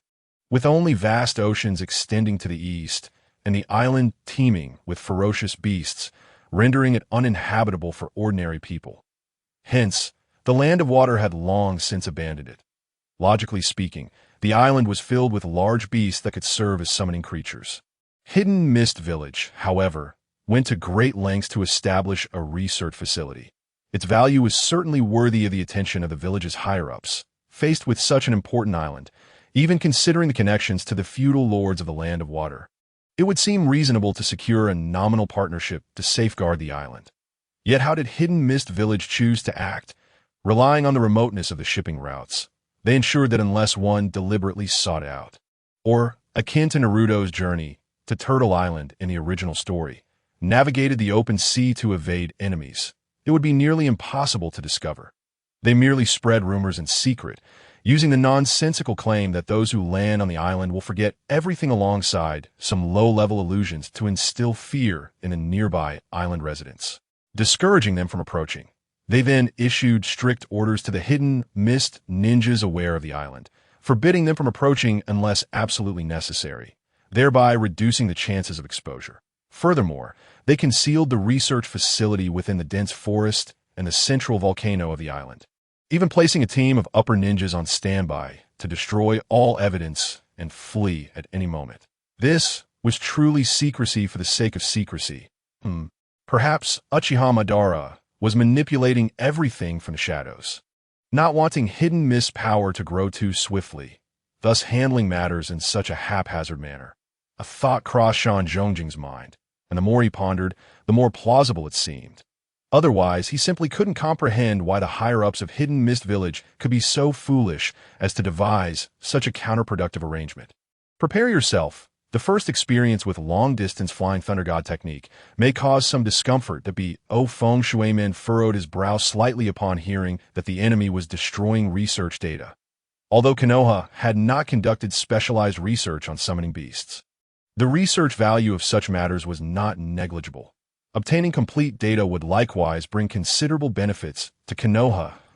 He placed a hand on Shan Zhongjing's shoulder, closed his eyes to lock onto the flying thunder god Kanai's position at the research facility, and activated the flying thunder god technique.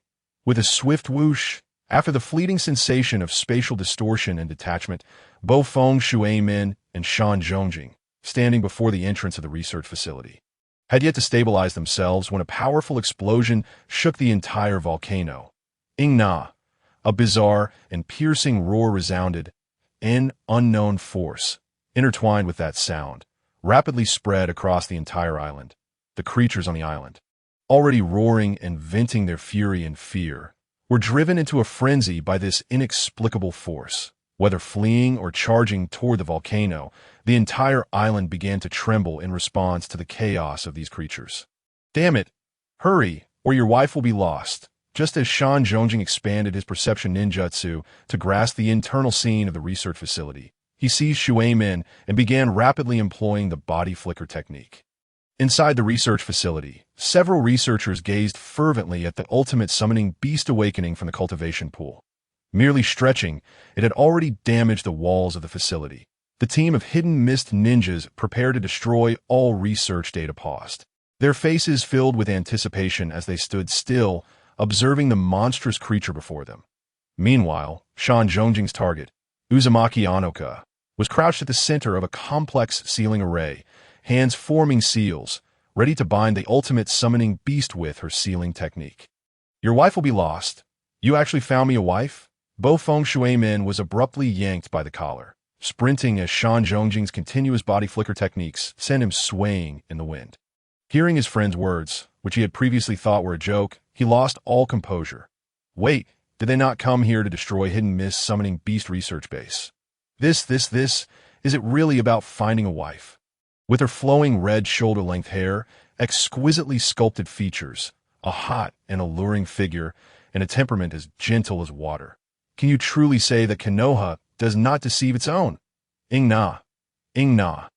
A more distinct and eerie roar of the beast reverberated through the mountains, akin to high-frequency sound waves, shaking the eardrums of Yamazhongjing and Bofeng Shuimen. Following closely was the anguished cry of humanity, screams of terror and pleas for help.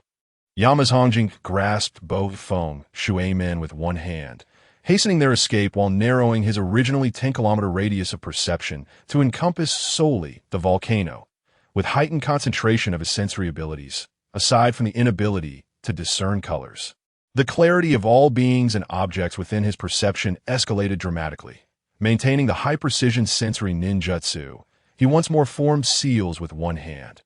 Ninjutsu, heart transference technique, the shadowy secret art of the Yamazhong clan, swiftly transmitted everything he sensed to Bofeng Shuimen. Tentacles ensnared two researchers, stuffing them into the maw of the grotesque beast. Researchers, paralyzed in fear and already soiled, lay on the ground, for ninjas unleashed a combined ninjutsu to assault the abomination, while a girl, furrowing her brow, desperately attempted to enact a diamond lock. Diamond lock? A girl? Under the influence of his high-precision sensory abilities, Bofeng Shuimen could even see the girl's porcelain skin, her graceful figure, flowing hair dancing in the wind, and her delicate face tinged with terror. In a way, could it be that Yamazhongjing, this time, didn't he deceive me? Although he understood that this fellow intentionally shrank his perception range to capture more details. The rarity of his honesty was astonishing. This guy, known for his malicious nature, how could he refrain from trickery? Ing-na, another bizarre shout echoed. Within Yamazhongjing's perception, the so-called ultimate summon beast had already devoured nearly half of the researchers. The ninja's ninjutsu attacks had been entirely absorbed by it, even spawning new grotesque organs, retaliating with corresponding elemental ninjutsu, except for the leading Jing, who transformed into a puddle to evade damage. The remaining unprepared 3 ordinary ninjas perished in an instant at the hands of this ultimate summon beast. "Help me! Someone, please save me!" A gentle voice, tinged with a hint of tears, emerged in the minds of Yamazhongjing and Bofeng Shuimen. The emotions of despair, fear, helplessness, and panic resonated within their hearts. Almost the moment that voice faded, Bofeng Shuimen, who had been held in Yamazhongjing's grasp, suddenly broke free and vanished down the corridor with a speed that far surpassed Yamazhongjing's. "You bastard, you're definitely putting on a show for me." Yamazhongjing furiously raised his middle finger in the direction where Bofeng Shuimen had disappeared, despite having realized during their numerous sparring sessions on the ship that Bofeng Shuimen, even without the flying thunder god technique, was inherently faster. That recent speed was no mere advantage. In less than 10 seconds, when the voice of Uzumaki Onoka resonated again in everyone's minds, a golden flash, like the clouds parting to reveal the moon, appeared in front of Uzumaki Onoka in an instant. Her diamond lock had already reached its limit. The golden chakra chains, crumbling inch by inch, transformed into specks of golden light. Amidst this dissipating golden radiance, Bofeng Shuimen's sturdy silhouette provided an indescribable sense of security to Onoka. The chakra, imbued with warmth and sunlight, momentarily lifted her spirit from the depths of despair and darkness, instilling hope and redemption. Spiral sphere, a rapidly rotating chakra sphere formed in Bofeng Shuimen's hand. He sped forth, striking the grotesque ultimate summon beast, sending it hurtling back, crashing violently against the research lab's wall. The steel-constructed walls of the laboratory crumpled and dented, the ground trembling beneath the impact. Inside the damaged laboratory, the fiery heat from the volcano unleashed waves of acrid magma fumes. Amidst the agonizing roars, the ultimate summoned beast struggled to rise. Its spiraled wound, an open gash, began regenerating at a visible pace. Tender flesh rapidly writhed as fresh blood and muscle were swiftly woven into a complete texture. Alarmingly, a grotesque, fan-like organ sprouted anew from the beast's head. After a brief moment of tension, it began to wave fiercely. Blades of wind infused with wind attribute chakra surged towards Bo Feng Shui-min and Uzumaki Onoka. Whoosh! A dozen or more flying thunder god kunai shot in all directions that O Feng Shui-min swiftly scooped up the dazed Uzumaki Onoka, effortlessly evading the incoming wind blades using the flying thunder god technique. Ing-na, the ultimate summoned beast, let out a furious roar. The grotesque, bud-like organ, formed from the previous attacks of the Mist Village ninjas, began to inhale and exhale. Water cannons, infused with water attribute chakra and bolstered by immense power, pursued the fleeing Bo Feng Shui-min and Uzumaki Onoka alongside the wind blades, after being struck and transformed into a puddle. The Mist Village Jing caught sight of Bo Feng Shui-min's sudden appearance, a fierce glint flashing in his eyes. Having just coalesced his upper body, he prepared to launch a surprise attack, intending to eliminate Bo Feng Shui-min and escape amidst the chaos. Just then, a light tap on his shoulder interrupted him. Brother of the Ghost Lantern clan, isn't it a tad rude to disturb someone while they're courting? Yamazongjing half-squatted behind the mist ninja, who had only materialized his upper body. Though his voice was not loud, the stealthy presence that had appeared beside him sent cold sweat trickling down the Ghost Lantern ninja's back. The Ghost Lantern clan's water transformation technique is renowned throughout the ninja world, granting its users immunity to the majority of physical and certain ninjutsu attacks. Conversely, the weaknesses of the water transformation technique are also widely known. Upon encountering lightning techniques, the water transformation body becomes paralyzed, unable to fully liquefy. That aren't you afraid of inciting war between our nations by forcefully invading and sabotaging our Mist Village research base? The Jinin of the Ghost Lantern clan slowly turned to glance at Yamazongjing, secretly calculating whether he could evade this person's attack by suddenly activating the water transformation technique. After all, the opponent had recognized his identity as a member of the Ghost Lantern clan. That it was impossible for him not to know the weaknesses of the water transformation technique. Are you betting on whether I will use lightning techniques? You nameless extra. What's with the endless chatter? Yamazongjing rolled his eyes, uninterested in engaging in this time-wasting dialogue. He formed seals with one hand and cast an illusion. Heavenly realm, a distance of less than a meter between them. The Jinin of the Ghost Lantern clan barely registered Yamazongjing forming seals before his consciousness sank into an abyss of illusion. His previously tense body gradually relaxed, and his water-transformed form reverted to its usual state. Unbeknownst to him, he had witnessed something in the illusion.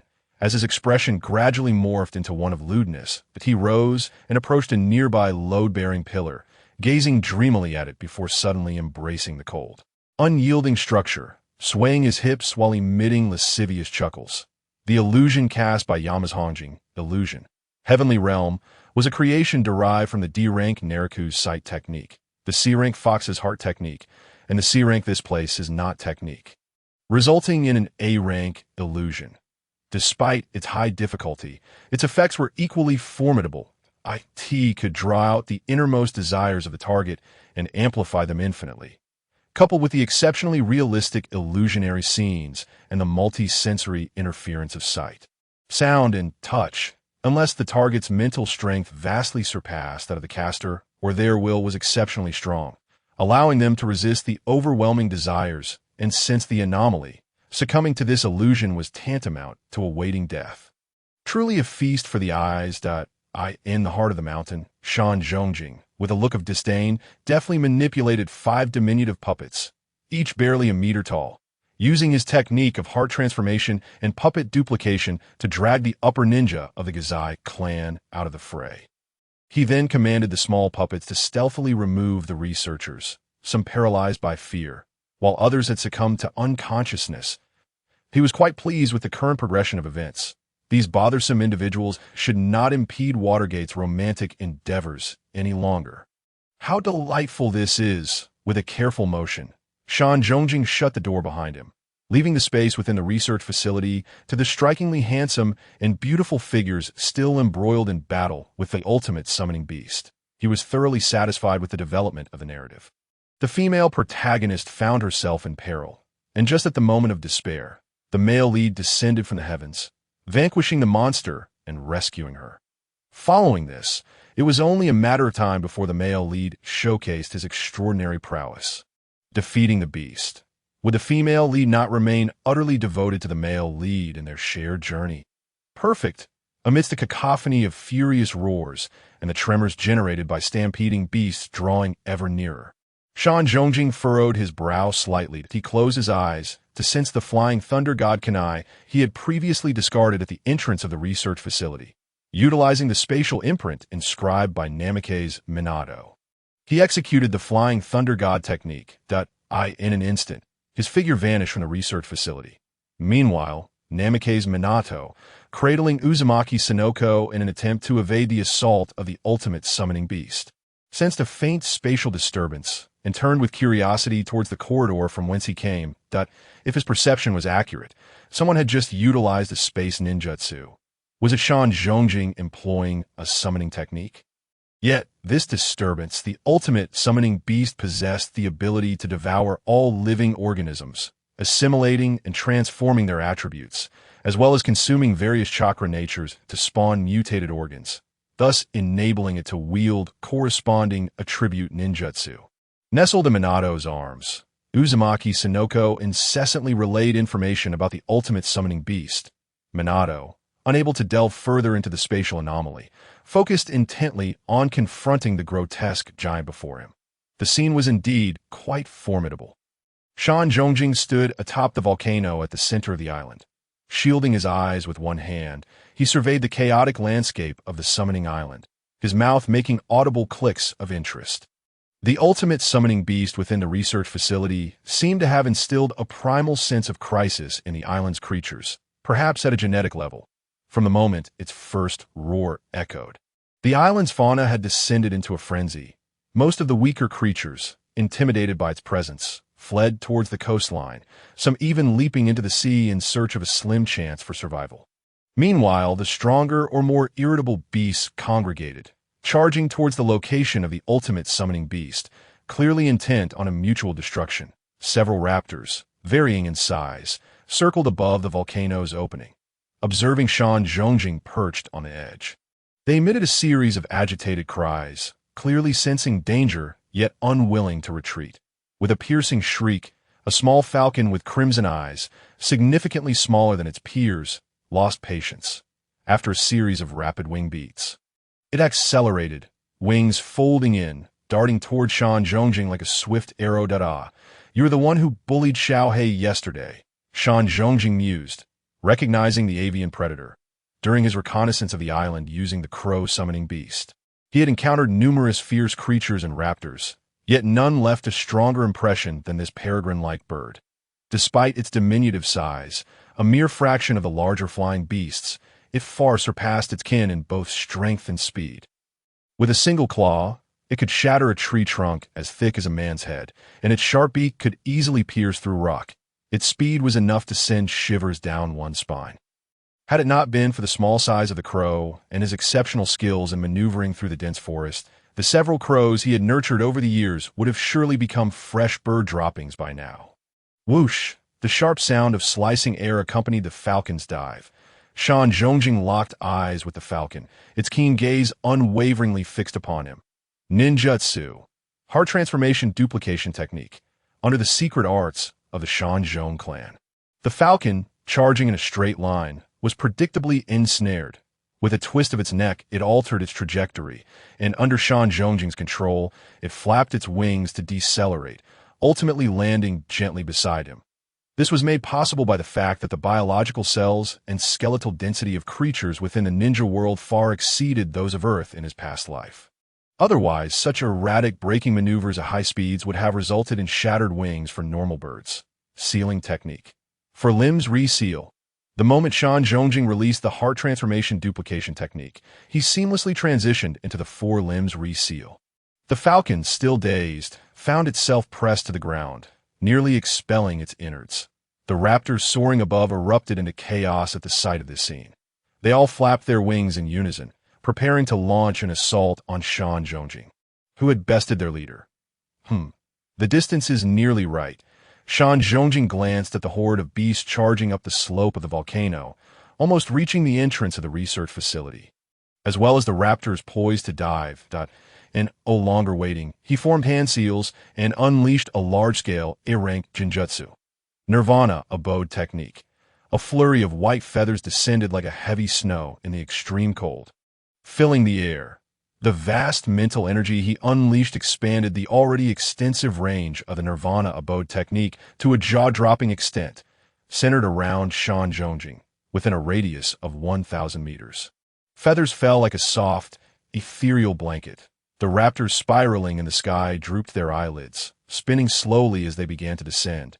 The beasts charging around the volcano stumbled, their movements growing sluggish as they collapsed onto the ground.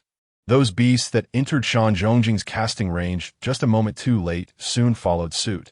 The chirping of insects ceased, and the cries of birds and beasts fell silent, in less than 30 seconds. The entire realm was enveloped in a symphony of snores. With a sigh, Shan Zhongjing expelled a breath of stale air. Feeling the depletion of nearly 1/5 of his chakra, he resolved that he must acquire an enhancement for his chakra reserves whenever the opportunity arose. A radius of 1,000 meters was the limit of his current application of the Nirvana abode technique. Do not underestimate this range. According to the original narrative, during Naruto and Sasuke's Chunin exams, the combat arena, including the spectator stands, measured no more than 300 meters in length and width. He could easily envelop 7 or 8 such arenas by himself in the original plot during his youth. Yakushi Kabuto and several shinobi from Sunagakure and Otogakure collectively managed to hypnotize the entire audience in the venue. If his exaggerated casting range were to manifest on the battlefield, it would undoubtedly sway the outcome of a large-scale conflict.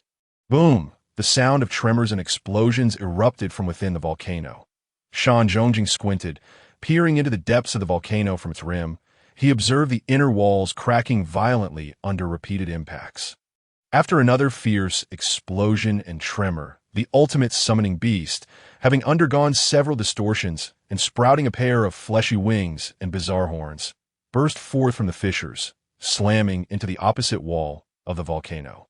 Namake's Minato, with his left arm wrapped around Uzumaki Sinoko's slender waist, shot forth from the opening.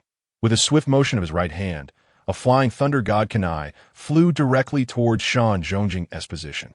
He, accompanied by Uzumaki Sinoko, leapt onto the scalding rocks of the volcano's interior, vaulting above the struggling ultimate summoning beast, Diamond Lock, Rasengan. The formidable vortex of Uzumaki Sinoko has long been poised, ensnaring the dual fleshy wings of the ultimate spirit beast. Following closely, Namake's Minato unleashed a colossal Rasengan, forcefully pressing it against the head of the ultimate spirit beast. Already disoriented and battered, the creature emitted a mournful howl as its energy was rapidly depleted through constant regeneration and evolution, ultimately plummeting into the churning magma below. With a swift motion, Minato appeared beside Yamashita Jing, cradling Uzumaki Sinoko in a princess carry. The agonizing screams echoed from the depths of the volcano, while amidst the billowing black smoke, the searing magma gradually engulfed the powerless ultimate spirit beast. Minato had previously claimed he wouldn't indulge in romantic entanglements. Jingsheng observed the seamless transitions in Minato's embrace, one moment around the waist, the next a delicate princess carry, and nearly succumbed to the urge to flip him off. Damn it, was this script even more perfect than he had anticipated? The male and female leads joining forces to vanquish a formidable beast. Far more enthralling than the mere trope of a hero saving a damsel in distress. Minato truly possessed a talent for flirtation. Was it that one Tai was unable to wield his sword? Or had the toads taken a leave of absence?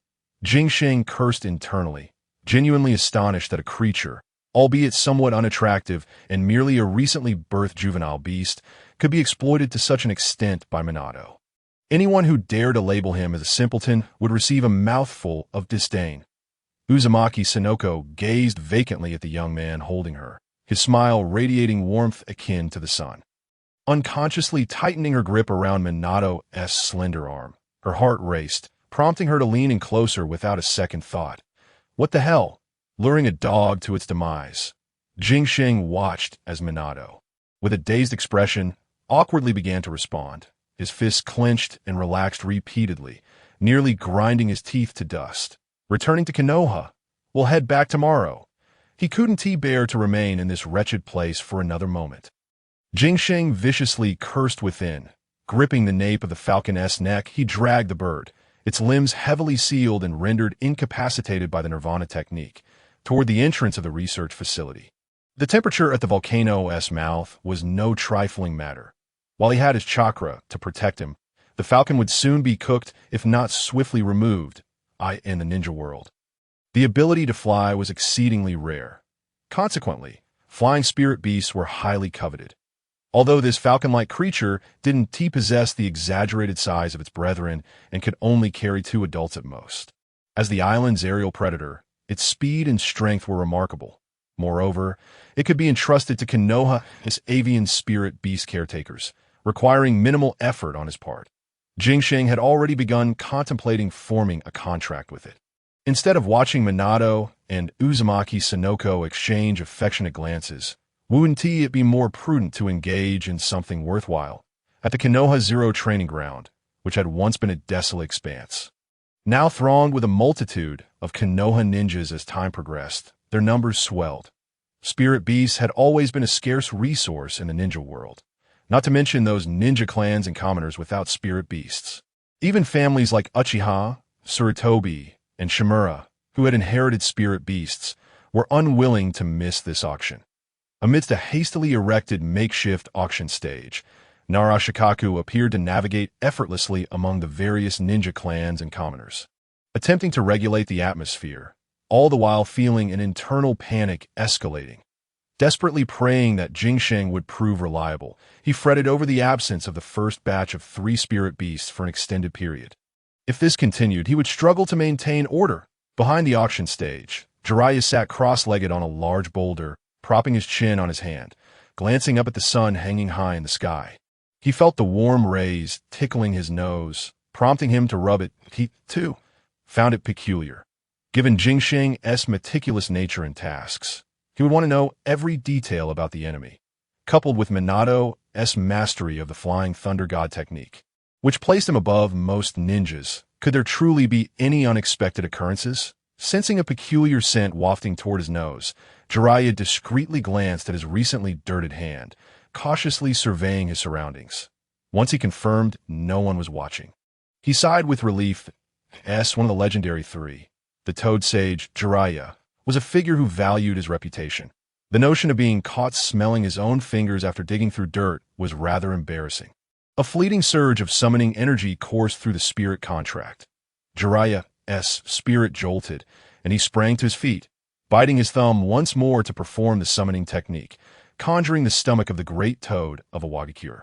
A massive plume of chakra smoke erupted, revealing 2 giant avians, their feathers drenched in gastric fluid and limbs evidently fractured, yet they slept more soundly than the dead, appearing behind the auction stage.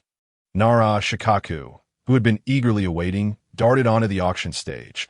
Upon noticing the numerous wounds on the 2 colossal birds, he cautiously checked their breathing. Thankfully, they were merely in a deep slumber. Damn it. Couldn't that kid Jing have been a little gentler with his illusion technique? Even with broken bones, they remained blissfully unaware. He had feared they had perished. These enormous wings and robust bodies could easily transport a dozen people. Definitely strategic level, flying spirit beasts. If they were to die, it would be a tragic waste. The various clan leaders gazed at the unexpectedly appearing giant birds with gleaming eyes, clearly recognizing their value. Such large avians, a rare find indeed. Their prolonged wait had not been in vain.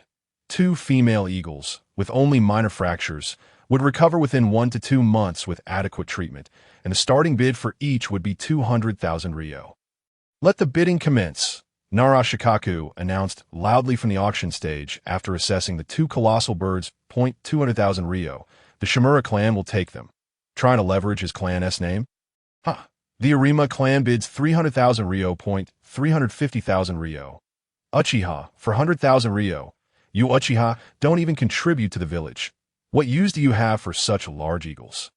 The Shimura clan bids 450,000 ryo. One by one, the clan leaders and elders began to place their bids. For them, female eagles capable of laying eggs held significantly greater value than their male counterparts. If nurtured well, they could ensure lineage for generations. The auction proceeded fervently. The modestly affluent common ninjas watched the fierce bidding among the clan representatives, remaining entirely unperturbed.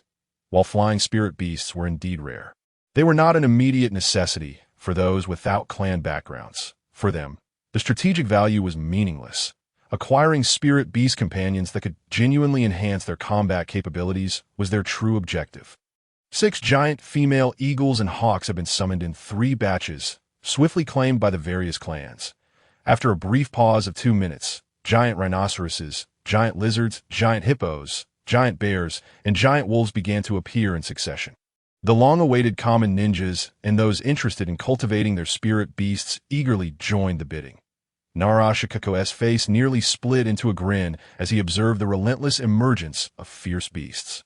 Regardless of their profits, those who purchased spirit beasts would owe a favor to the Nara, Akamichi, and Yamanaka clans. After all, such beasts, comparable to the strength of a Nin, were becoming increasingly scarce in today's ninja world. Moreover, taking advantage of this opportunity, their trio would likely secure an additional seat in high-level meetings. This was far more valuable to them than mere monetary gain. Why was it still not over?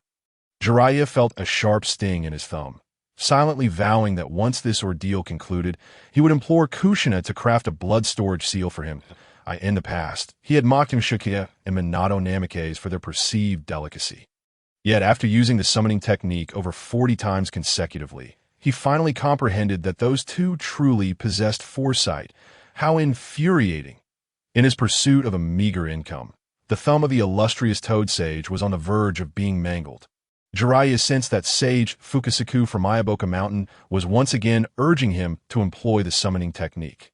With gritted teeth, he wiped his battered thumb across his left palm and resolutely activated the summoning technique once more.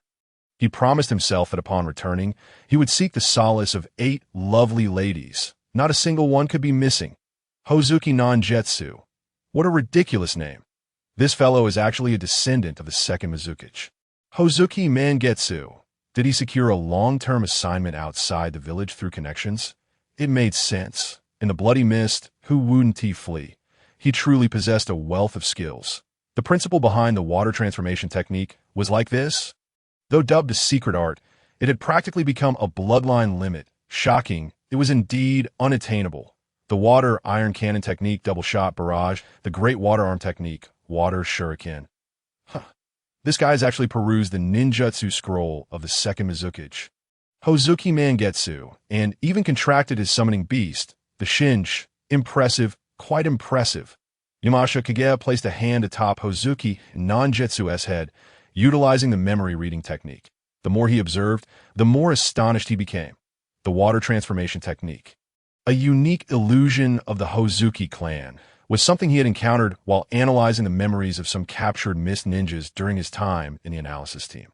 Although it was unfortunate that even with full comprehension of the principles and training process, he still could not utilize the blue-tinged water release mastery to execute this secret technique.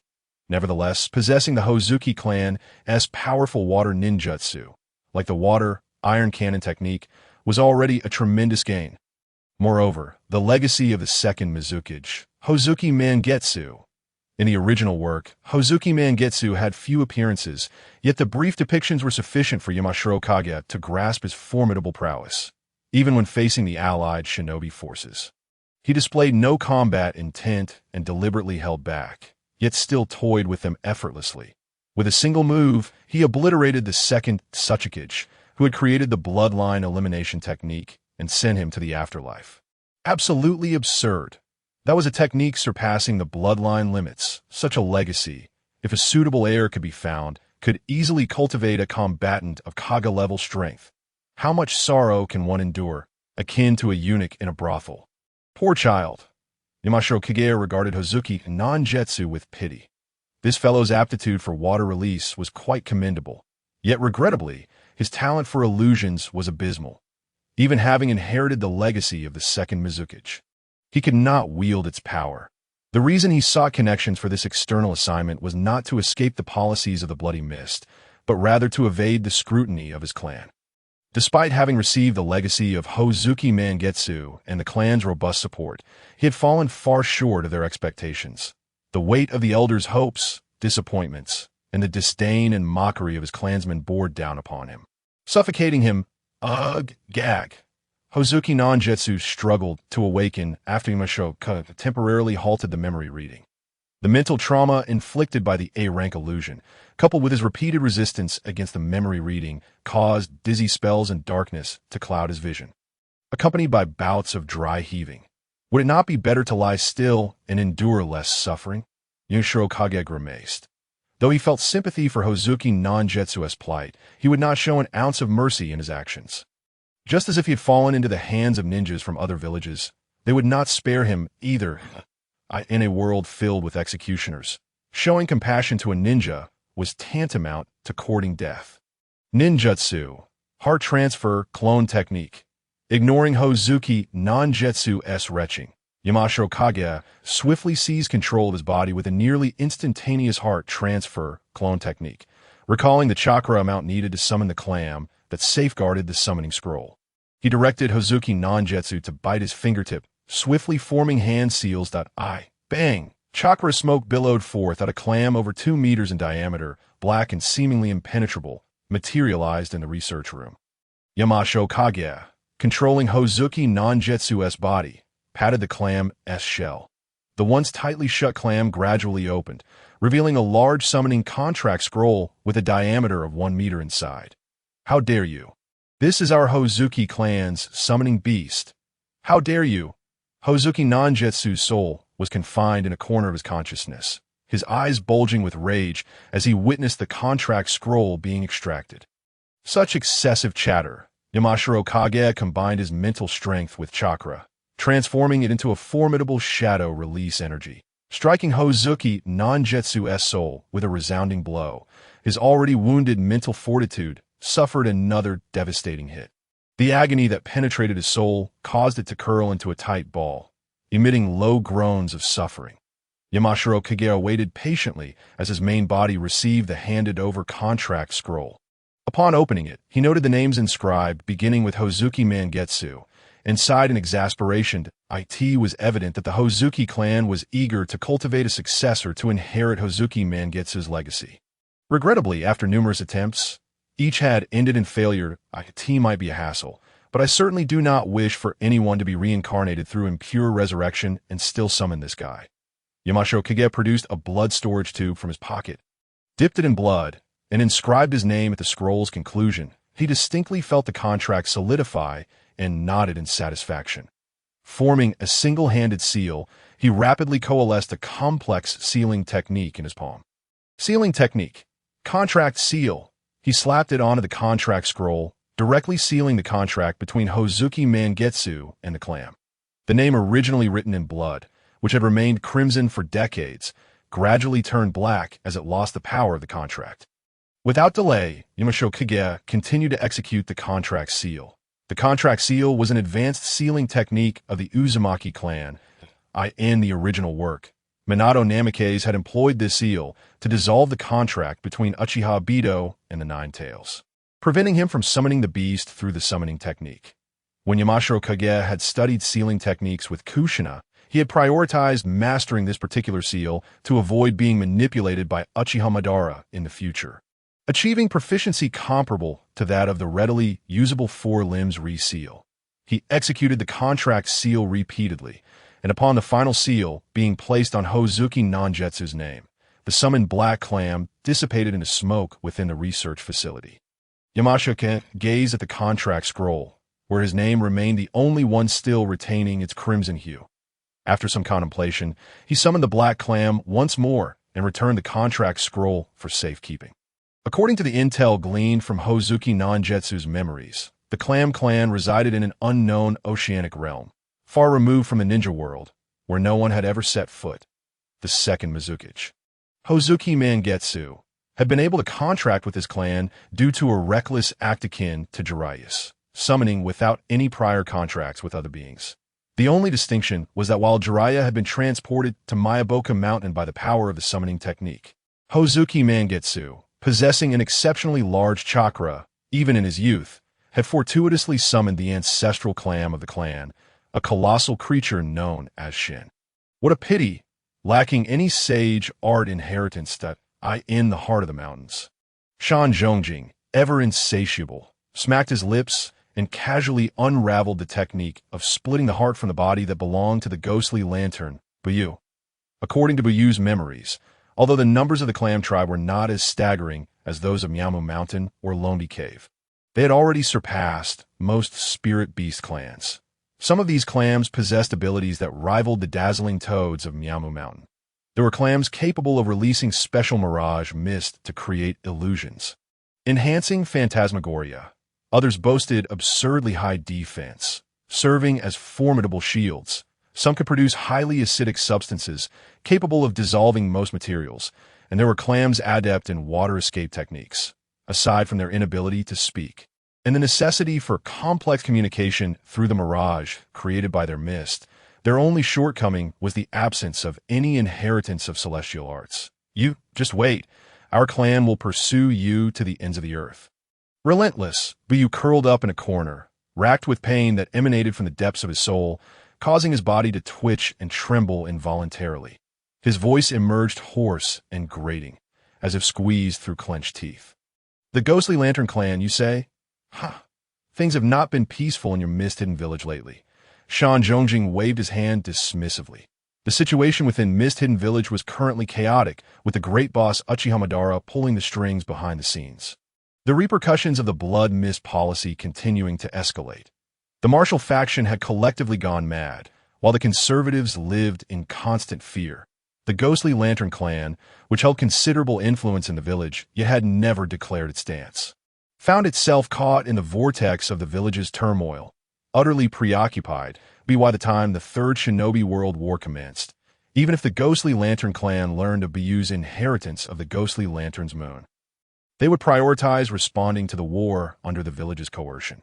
And when the war concluded, the internal power shifts within Mist-Hidden Village and the furtherance of the blood mist policy would lead to a series of measures targeting the bloodline limit clans. The Ghostly Lantern clan would perish even before the Uchiha clan pursue him. Who would dare? The last scion of the Ghostly Lantern clan, Buyu, had already been captured by Orochimaru to serve as an experimental subject. Merely a decorative pet. Spare the child, would you? You will come to regret this. With those words, Buyu's entire form seemed to disintegrate, transforming into a puddle of water that splattered and scattered.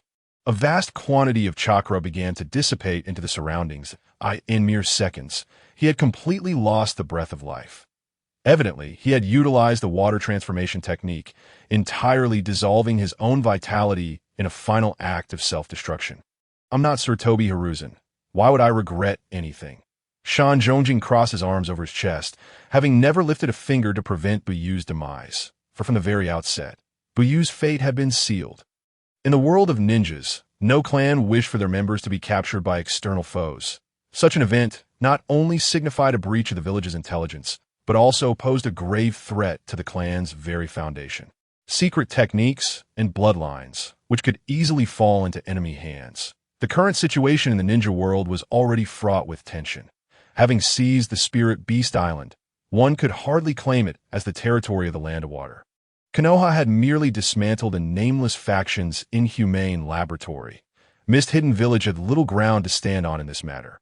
Even if they were furious, they could only swallow their anger in silence.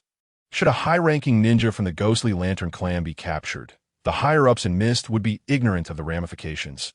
But once they learned of it, the martial faction would immediately rally against Konoha with the Ghostly Lantern clan as their scapegoat. This chain reaction was something that only Shimura Danzo would welcome. At that moment, Shan Zhongjing formed hand seals, invoking the fire release. Great fireball technique. With a rudimentary grasp of fire ninjutsu, he evaporated the water stains on the ground. Only after ensuring Buyu's remains were utterly obliterated did he turn to leave the research facility. Inside the expansive laboratory, the previously detained researchers were now nervously dismantling and packing various pieces of equipment. 3 shadow clones of Minato Namikaze guarded the front and back exits of the facility, while the remaining clone supervised in the corridor. It taken care of. This particular shadow clone of Minato inquired as Shan Zhongjing emerged. Before he could ask anything further, the act of self-destruction had already transpired. Shan Zhongjing emphasized the words self-destruction. Understood. The shadow clone of Minato displayed a look of realization. Having spent so many years as a ninja, he could deduce certain things as well. However, in daily life, especially when dealing with comrades from Konoha, he preferred not to harbor malice towards them. Have all the spirit beasts been relocated? What about your original self? Did you go off to kiss someone? What? No. Jing, please don't joke with me. I merely went home with her sort through some documents. I swear, a sudden notification resonated in Shan Zhongjing's mind, significantly altering the fate trajectory of an important character. The development process of the world line has shifted. You have gained 1 copy opportunity, 1 strip opportunity, 1 blue upgrade opportunity, 1 downgrade opportunity, 1 gift opportunity. The system's prompt abruptly appeared, confirming once again the extraordinary potential of Minato Namikaze as the fated child of this era. The rewards were nothing short of extravagant. However, gazing at the earnest expression of Minato before him, Shan Zhongjing couldn't help but feel that the naivete of an honest person could be truly frightening. With such sincerity, he had almost been convinced that Minato had genuinely gone just to help Uzumaki Hinata with paperwork. Sorting documents. If it weren't for the fact that he couldn't disclose the system's matters, he would have loved to throw the system notification in Minato's face and demand to know how one could alter the trajectory of fate merely through sorting documents. If nothing had transpired in between, he would write his name backward. Minato, please don't speak so definitively, or else your original self will find it difficult to maintain face. Considering the system rewards, Shan Zhongjing patted the shoulder of the shadow clone with a serious expression. Sigh, Jing, how can I make you believe me? The shadow clone of Minato wore a face of grievance and helplessness. Did he not know himself? If your original self appears beside me within 3 seconds, I will believe you. All right. Boom. The shadow clone of Minato left a flying thunder god mark on the wall, then dissipated into a cloud of chakra. Upon the dissolution of the shadow clone, the memories would return to the original body. If nothing had happened, given Minato's character, he would appear beside Shan Zhongjing in less than a second. Not even 3. Alas. Almost a minute had passed, and still, no sign of him. Why am I feeling sour? Shan Zhongjing gazed at the flying thunder god mark that had yet to react, his expression shifting multiple times. Damn it. Waiting for a miracle tomorrow. Tonight, I shall embark on my journey back to Konoha. Outside the laboratory door, atop a massive rock that concealed the entrance, Shan Zhongjing sat cross-legged, opening up a personal panel he had not scrutinized in a long while. Host. Shan Zhongjing profession. Ninja activated entries. Transmigrator, red. Master of Een release, purple. Temporal insight, purple. Whatever you call it, purple. Water release mastery, blue. Ninja world expert, blue. Handsome, blue. Deactivated entries. Cicada pupa, white. Tough skin, tough life, white. Brother, you smell nice, white. Welcoming smile, white. Gift opportunities, 4 copy opportunities, 1 strip opportunities, 1 upgrade opportunities, 1 blue, downgrade opportunities. 1.to think the gift opportunities had accumulated to 4. Shan Zhongjing perused the lengthy personal panel, sifting through the system log for notifications. Having completed tasks with the 3 little ones, eliminated the watermelon mountain pufferfish ghost once, caused trouble for Yakura once, and now meddled with Minato once more. Perhaps it was time to clear out the white entries. There were simply too many in the heart of the mountain. Shan Zhongjing murmured softly to himself, then turned his gaze towards the remaining rewards. The ability to copy attributes hardly required explanation. To perfect the flying thunder god technique. He had long coveted Minato's extraordinary reflexes. As for the attribute stripping, it seemed unnecessary for the time being. Yet, it was undeniable that the value of this reward surpassed that of attribute copying by a considerable margin. Imagine this. Uzumaki Nagato controlling the 6 paths of pain just as they were about to engage. Shan Zhongjing executes an attribute deprivation, immediately stripping away the Rinnegan's attribute from his opponent. The 6 bodies, previously under the control of the Rinnegan, would instantaneously perish. Blinded, Nagato could only rely on the chakra of the Uzumaki clan to perform some mundane ninjutsu taught by Jiraiya. This was truly maddening. If he didn't make Nagato suffer, it would be a shame. Ha ha ha. Shan Zhongjing chuckled, emitting a laugh reminiscent of a Soul Palace elder. After a moment of amusement, he turned his attention to the next blue attribute upgrade opportunity. The reward that allowed a blue attribute to be directly upgraded to a purple one was undoubtedly precious. But should he use it? He glanced at the 3 blue attributes displayed on the system panel, feeling an internal conflict. If his blue attributes were related to Minato's charge, luck, Might Guy's extreme recovery, or Noera Rin's affinity for the crimson, he would undoubtedly upgrade without hesitation. However, his 3 blue attributes were water release mastery, ninja world connoisseur, and handsome. Upgrade. It felt like a waste of such a magnificent reward. Not upgrading? Wouldn't it be foolish to receive a reward and not enhance his strength immediately, as if waiting to chat with the old man of the 6 paths in the afterlife? This damned system should at least offer an upgrade preview feature. Shan Zhongjing internally grumbled. After a brief hesitation, he decided to apply the upgrade opportunity to water release mastery. Neither handsome nor ninja world connoisseur directly enhance combat power. In this brutal ninja world, strength was the foundation of everything. A surge of water release ninjutsu training experience flooded his mind as the attribute upgraded rapidly. Techniques like water transformation, water iron cannon, water mirror technique, water sphere technique, oil transformation, mirage, steam explosion, grand water arm technique, water healing technique, medical water release, water mosquito, medical water release, water jellyfish. The water transformation technique, previously constrained by a unique bloodline limit, seamlessly integrated into his repertoire. Having just witnessed the second Hokage, Tobirama Senju's inherited ninjutsu, it felt as though he had been training for decades. Various water release techniques he had seen while analyzing others' memories began to cycle through his mind. Raging waters, surging torrents, sharp streams, bone-eroding currents, gentle waves, both destructive and renewing, embodying the essence of both rigidity and softness. Shan Zhongjing opened his eyes, raising his right hand, and a stream of water appeared to possess a life of its own.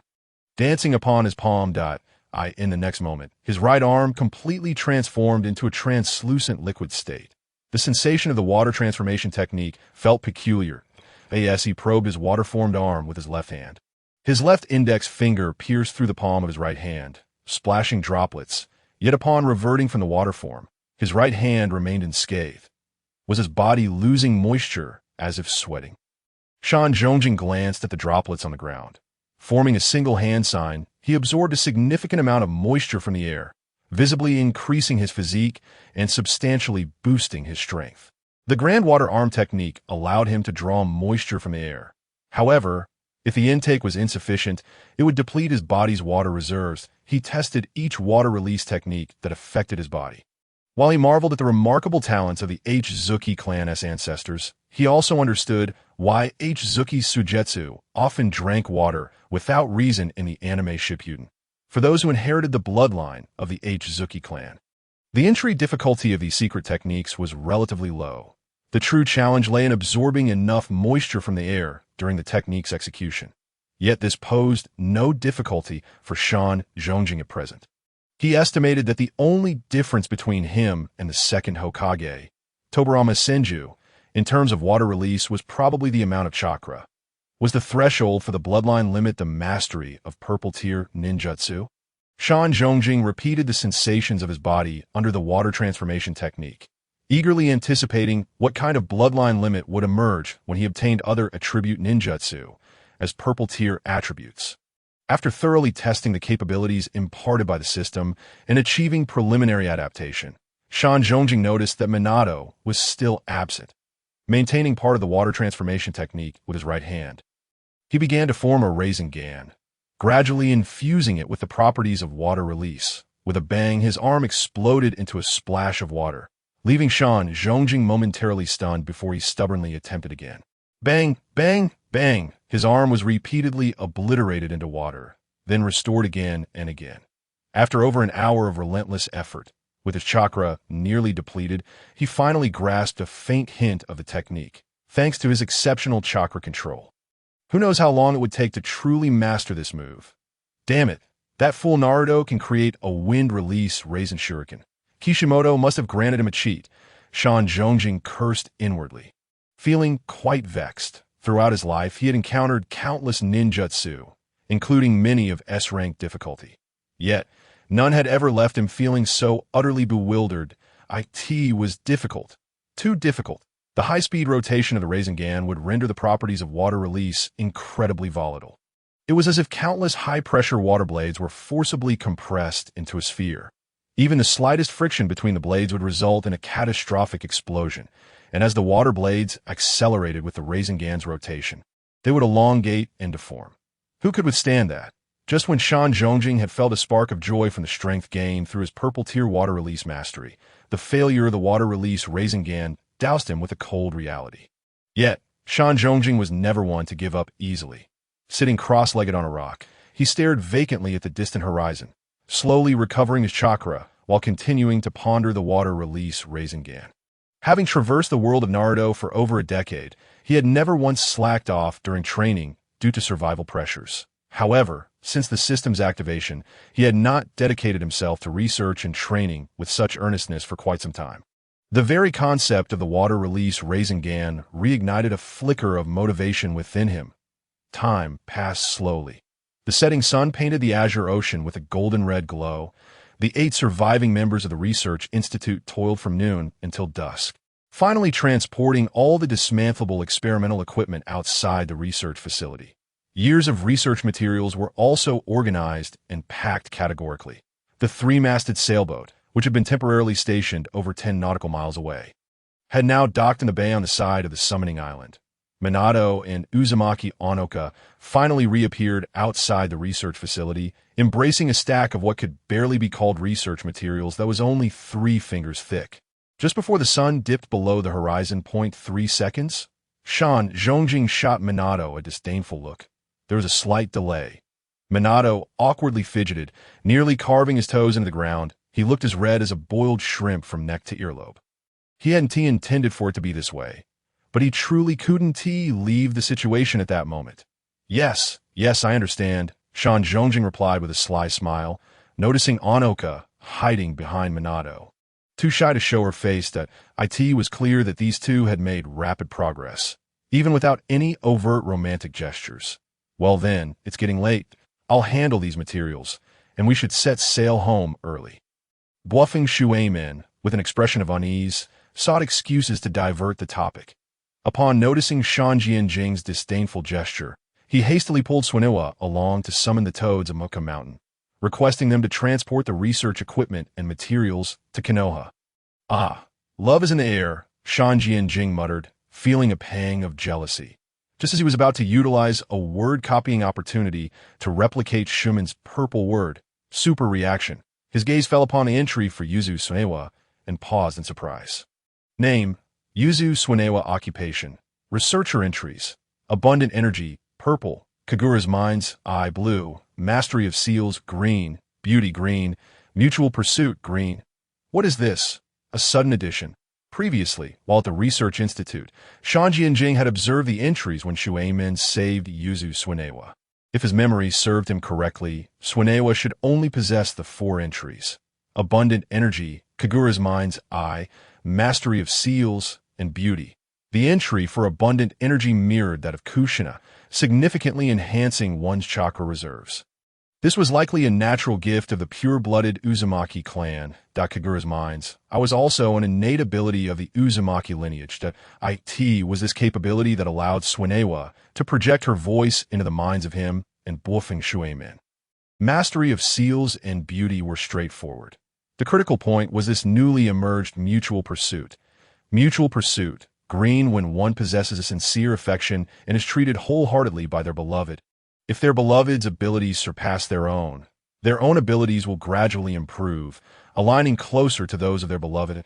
It is one thing for the will of the world to grant advantages to its favored child. But how could it extend such treatment to the girlfriend of his son? Shan Jianjing gazed skyward, utterly perplexed. If one were to argue that Bluffing Shueimin saved Suenoa, leading the innocent girl to develop feelings for him due to the bridge effect, that might be understandable. But what on earth is mutual pursuit? How could these two, having known each other for less than a day, achieve such a profound connection. What on earth did they do that afternoon? Jing's heart, already rattled by the impact of the water release spiraling sphere, took another hit. Though merely a green entry, its implications were profound, and its effects were astonishingly strong. At this stage, Yuzu Swinewa, despite her enviable chakra reserves, lacked the strength to match even some seasoned chunin. And Shuemin, he was one of the few formidable young talents in the ninja world. While he might not yet rival the likes of the third Reikage A, he was undoubtedly at the level of a Kage. With a boost from this entry, Swinewa would likely see her strength skyrocket in no time. Thank goodness. Thank goodness. My advantage is even greater. Jing glanced at the unspent rewards on his personal panel. After a moment of self-reassurance, he decisively turned his attention back to Bluffing Shuemin, who was once again calling forth the toads of Mocha Mountain to transport various research equipment and materials to Konoha. System, I wish to copy Bluffing Shuemin's super reaction. The word copying was successful. Congratulations to the host for obtaining the purple entry super reaction. Super reaction, purple and innate, extraordinary neural response speed, allows the world to unfold in slow motion before your eyes. Greatly enhancing body reaction speed, hand seal speed, chakra circulation speed, and ninjutsu release speed. As the system notification chimed in, Jing activated the entry, feeling a tingling sensation on his scalp. The world around him began to slow down. Whether it was Bluffing Shuemin repeatedly using the summoning technique or the researchers moving objects, everything seemed to be playing in slow motion. Bullet time. Jing's eyes widened slightly. He had not anticipated the overwhelming effectiveness of super reaction. He lifted his arm, attempting to form hand seals. Originally at a speed of 5 seals per second, the enhancement from super reaction pushed it to 7 seals per second. Jing sensed that this sealing speed was not the limit of his neural reactions, but rather the limit of his fingers and wrists. After glancing at the still busy Bluffing Shuemin, Jing prepared to return to the 3-masted sailboat in advance to test the other enhancements brought by super reaction. Yet, the system's notification sounded once more. Detection of the purple entry, whatever you call it, in the purple entry super reaction can merge. Would you like to initiate fusion? Fusion. Jing decisively chose to merge. Previously, the fusion of the green entry A Little Understanding and the blue entry Memory Palace had yielded a new entry, Understanding King of the Ninja World, albeit with a somewhat silly name. Yet it had proven immensely beneficial to him. The value of those memories, once forgotten, was immeasurable. The fusion of 2 purple entries would surely yield results no worse than their individual forms. As the fusion began, the sensation he had experienced when activating the entry, whatever you call it, returned, with all his chakra meridians vividly appearing in his mind. However, this time, it was not just the chakra meridians. The countless cells, strands of muscle and fascia within his body, every bone, and the rhythmic operations of his organs. Fusion complete. Congratulations to the host for obtaining the red entry 0 frame, start point 0 frame start. Red and innate. Powerful mental force, neural response, and chakra control capability bestows unparalleled talent, significantly enhancing chakra control, body control, neural response speed, and ninjutsu release speed. Indeed, Jing's face twitched upon seeing the entry's name that he knew that, regardless of whether the system-produced entries were drawn or fused. Few were ever straightforward. Just when he had achieved a somewhat decent entry in whatever you call it, it was immediately followed by 0 frame start. While the effects were undeniably growing stronger, the names were becoming increasingly absurd.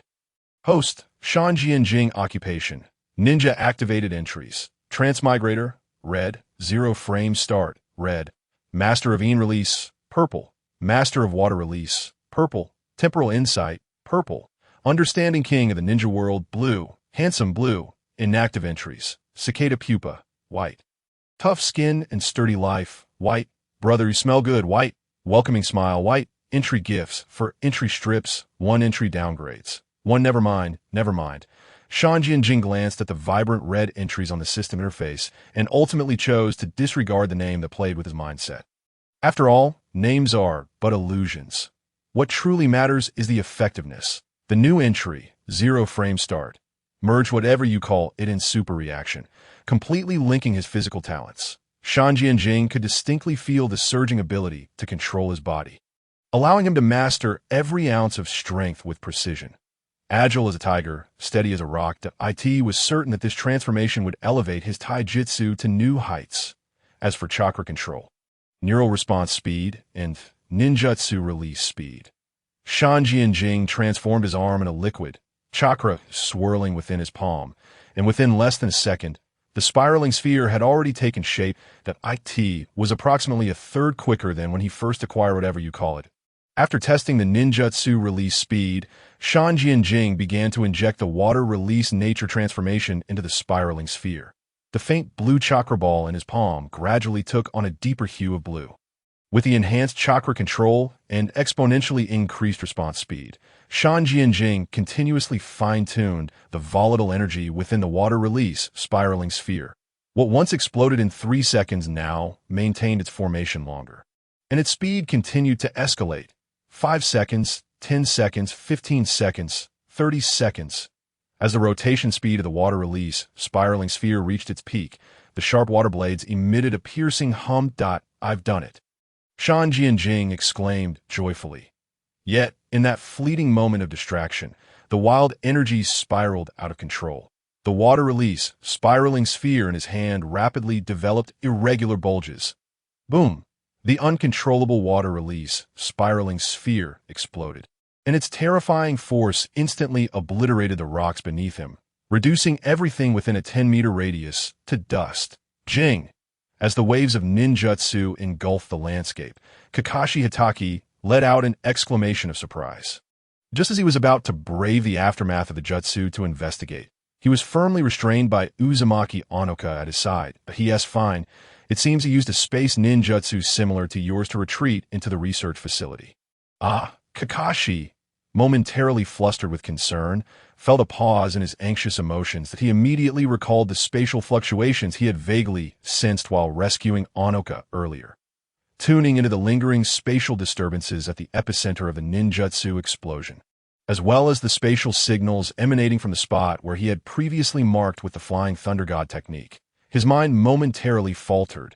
His handsome visage was filled with exasperation and frustration. How infuriating! The Flying Thunder God technique, combined with a nature-altered Rasengan. His dear friend had concealed such a trump card. During their earlier sparring on the ship, it was evident this fellow had been playing him for a fool. As the violent remnants of a ninjutsu gradually dissipated, the area where the massive boulder once stood had transformed into a deep, circular crater. The iron door concealed behind the boulder was left riddled with holes, a testament to the destructive power unleashed. The razor-sharp water blades, as fine as cow hair, had completely penetrated the iron door, leaving a series of minute gaps. All who witnessed this scene were gripped by a chilling fear. If the iron door, merely on the edge of the ninjutsu's reach, suffered such devastation, what would happen if it struck a person? There would be nothing left but a mere splatter of flesh. With a creaking crash, the iron door of the research facility groaned as it collapsed into the pit created by the water-based Rasengan. Kakashi, extending his hand to push the door, gazed at the scene before him, his eyelid twitching slightly. Previously, he had felt that the water transformation technique was somewhat unreliable, prompting him to utilize the Flying Thunder God technique to escape. He hadn't anticipated the power to be far more terrifying than he had imagined. Could the nano-level water blades, akin to the wind-release Rasen Shuriken, annihilate cells entirely? Kakashi knelt down, tracing his fingers over the fine cuts on the iron door and examining the marks within the crater. He silently rejoiced that he had not overestimated his abilities. Had he not evaded in time the water transformation, the water molecules would have been utterly obliterated. To his astonishment, it was indeed possible. Kakashi squatted beside him, similarly running his fingers across the smooth, mirror-like surface of the pit. The Rasengan was an A-rank, non-printed ninjutsu that he and Kakashi had painstakingly developed over 4 months, 3 years prior, representing the pinnacle of form alteration. After their success, they had envisioned incorporating nature transformation into the ultimate form alteration. However, due to the immense difficulty, they had reluctantly abandoned the idea. Yet now, his close friend had succeeded, if this concept could indeed be realized. Then could wind-release Chakra's nature transformation be integrated into the Rasengan as well? Kakashi, I not impressive? Kakashi grinned widely, heartily patting Kakashi on the shoulder. Although the state of the water-release Rasengan was still somewhat unstable and could explode with a moment's distraction. Once successful, countless iterations could follow. With practice, mastering this technique would merely be a matter of time. Impressive, impressive, Kakashi replied, his expression one of resignation as he feigned enthusiasm. After a moment's pause, he continued, Have you named this technique yet? If not, I have a few splendid suggestions. Water release, spiral ultra annihilation zero form, water release, super spiral flying blade break. Stop, stop, stop. Kakashi was taken aback by the barrage of names, exuding an overwhelming aura of self-importance. He could already envision the cringe-worthy scenario when, after defeating an enemy, his comrades inquired about the technique's name on the shimmering surface of the sea. A three-masted sailing ship billowed its sails as it continued its journey towards the borders of the Land of Fire. Kakashi and Uzumaki Onoka stood at the bow, hand in hand, sharing laughter and reminiscing about their childhood adventures and growth experiences. Even after 3 days of such camaraderie, they still felt as though there were endless stories to share. On the ship's aft deck, 2 crows cawed raucously at a falcon tethered by iron chains to the mast from various corners of the vessel. They occasionally snatched up tattered rags, splintered wood, and rusty nails, hurling them from the air at the confined falcon. Their mischievous antics vividly illustrated the essence of petty triumph. Were it not for Kakashi's explicit prohibition against such revolting behavior, these 2 raucous creatures would have undoubtedly resorted to dropping their droppings on the falcon's head long ago. The falcon, shackled by chains around its ankles, unable to fly or leap away, had succumbed to utter despondency after 3 days of torment. Its struggles and fury bore no fruit, only inviting further mockery from the 2 crows. What else could it do but give in? Why resist when following Kakashi meant enjoying a life of luxury? Kakashi, donning oversized sunglasses and clad in a pair of casual beach shorts from previous life, lounged shamelessly on a sunbed, casting a sidelong glance at the falcon lying silently on the deck. He spoke soothingly to the irritable, prideful creature. Squawk. The falcon emitted a weak cry. Kakashi's spirit surged with excitement. This was the first time in 3 days that the falcon had responded to him. Springing from the sunbed, he formed a hand seal, employing the heart-to-heart technique of his clan to forge a connection between himself and the falcon. He reiterated his previous words. The falcon, sprawled limply on the deck, glanced at him before tucking its head beneath its wing, exhibiting a demeanor of utter disinterest. Yet its emotions were transmitted back through the heart-to-heart technique. Sadness, discontent, a desire to cease existence. No, my friend, you're merely a summoned beast, occasionally serving as a flying steed. Is that truly so unbearable? Would you prefer to die rather than enjoy the benefits of being my summoned creature, which include a roof over your head and an abundance of food? Kakashi squatted beside the falcon, exasperatedly patting its wing. Squawk. The falcon's head emerged from beneath its wing, letting out a fierce cry. This time, the emotions accompanying the falcon's call were far more potent and clear. Did I kill your wives? Kakashi paused, then promptly slapped the foolish bird's head. Damn it. As a proud transmigrator, he wouldn't dare to speak of establishing a harem. Yet this falcon had the audacity to claim such a thing first. Is there no law, no justice? In the realm of summoned beasts, such concepts seem non-existent. Besides, isn't the relationship of falcons typically monogamous? And aren't hawks likewise expected to be monogamous? What is your deal? The laws of nature seem entirely reversed for you. Wait a moment, isn't there reproductive isolation between falcons and hawks? What kind of bizarre lineage are you boasting about? Damn it. The world of Naruto truly is a strange one. Kakashi's mind raced with various thoughts, gazing at the falcon, which appeared ready to tear him apart. He disdainfully cast a magical, "This place is not for you" technique. There were only 6 raptors on the summoning island, and he wasn't foolish enough to harm them. Those majestic creatures were rare resources for Konoha, with many eager buyers. Upon returning to Konoha, would those families who purchased the female falcons refuse to welcome more falcon offspring? While the falcon he had chosen may be somewhat lacking in size. As the apex predator of the summoning island, Its unmatched speed and strength made it an object of envy for any ninja. The elder members of those ninja clans were astute individuals.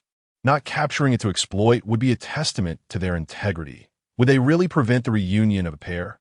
The C-rank magical. This place is not for you technique enveloped the visible surroundings in an illusory veil.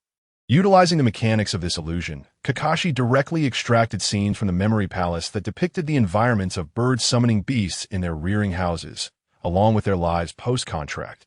He replicated the 6 female falcons he had observed that day. 1-to-1, into the rearing house, Lee, the eagle falcon tilted its head, gazing innocently at the ever-changing scenery. After more than 10 minutes, having traversed the illusionary narrative conjured by the mountain landscape, it finally comprehended that its mates were presently indulging in pleasures elsewhere. All it had to do was become the spirit beast to the mountain scenery, and soon it too would be transported to that realm. The falcon's desperate demeanor vanished, its keen eyes sweeping over the 2 crows as it incessantly cried out to the mountain scenery. In the realm of ninjas, creatures endowed with formidable powers typically possessed a higher intellect than average animals. Although this falcon had not undergone specialized training as a spirit beast, its intelligence was roughly equivalent to that of a 10-year-old child. Having believed the words of the mountain scenery, it felt no aversion toward becoming a spirit beast. Rather, it considered it quite a lucrative arrangement. After all, maintaining 6 mates was no small feat, with provisions and shelter covered. There was no need to worry about sustenance for its mates and offspring. How could it possibly refuse? Yet, the matter that had vexed it for 3 days would not be so easily forgotten. The 2 crows, initially engrossed in preening each other's feathers, felt a shiver run down their spines under the weight of the falcon's gaze. Trembling, they shielded one another with their wings, casting pitiful glances at the mountain scenery. Ahem, they were understandably shaken by the earlier fright. As the saying goes, leave a line for the eagle, and there will be a chance for future encounters.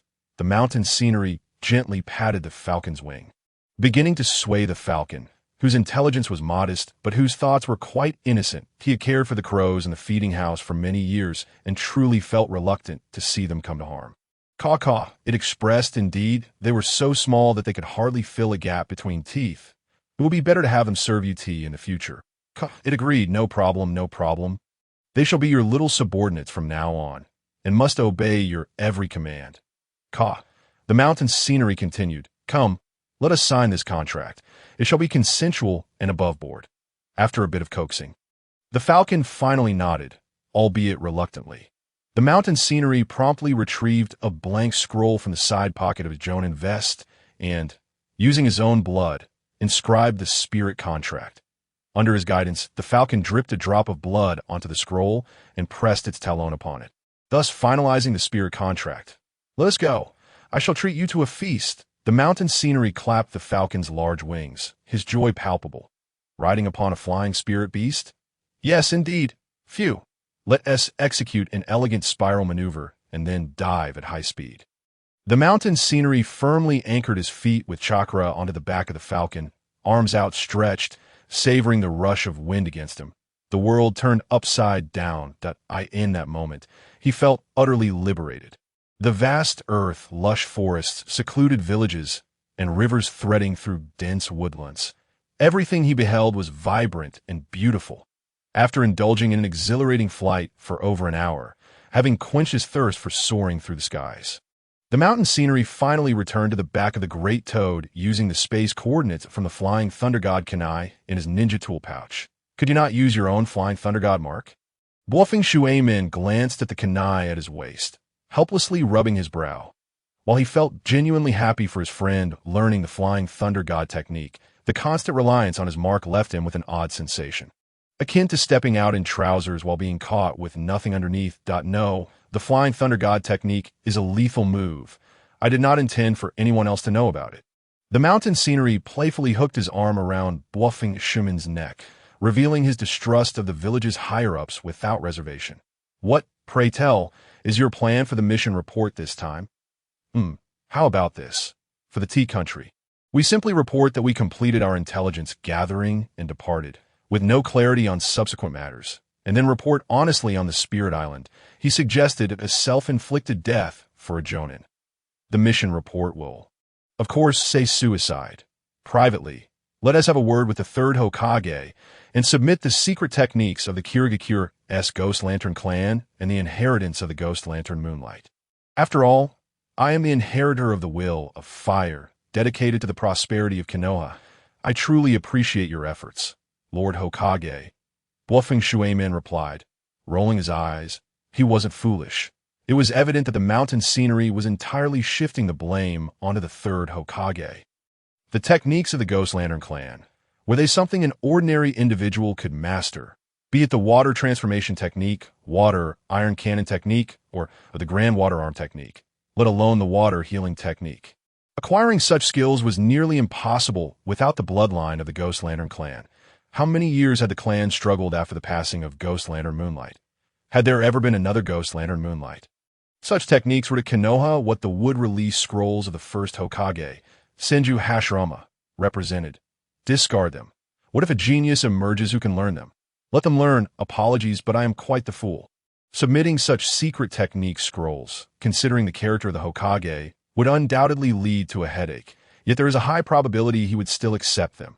After all, it is the legacy of the former second Mizukage. Ghost Lantern Moonlight.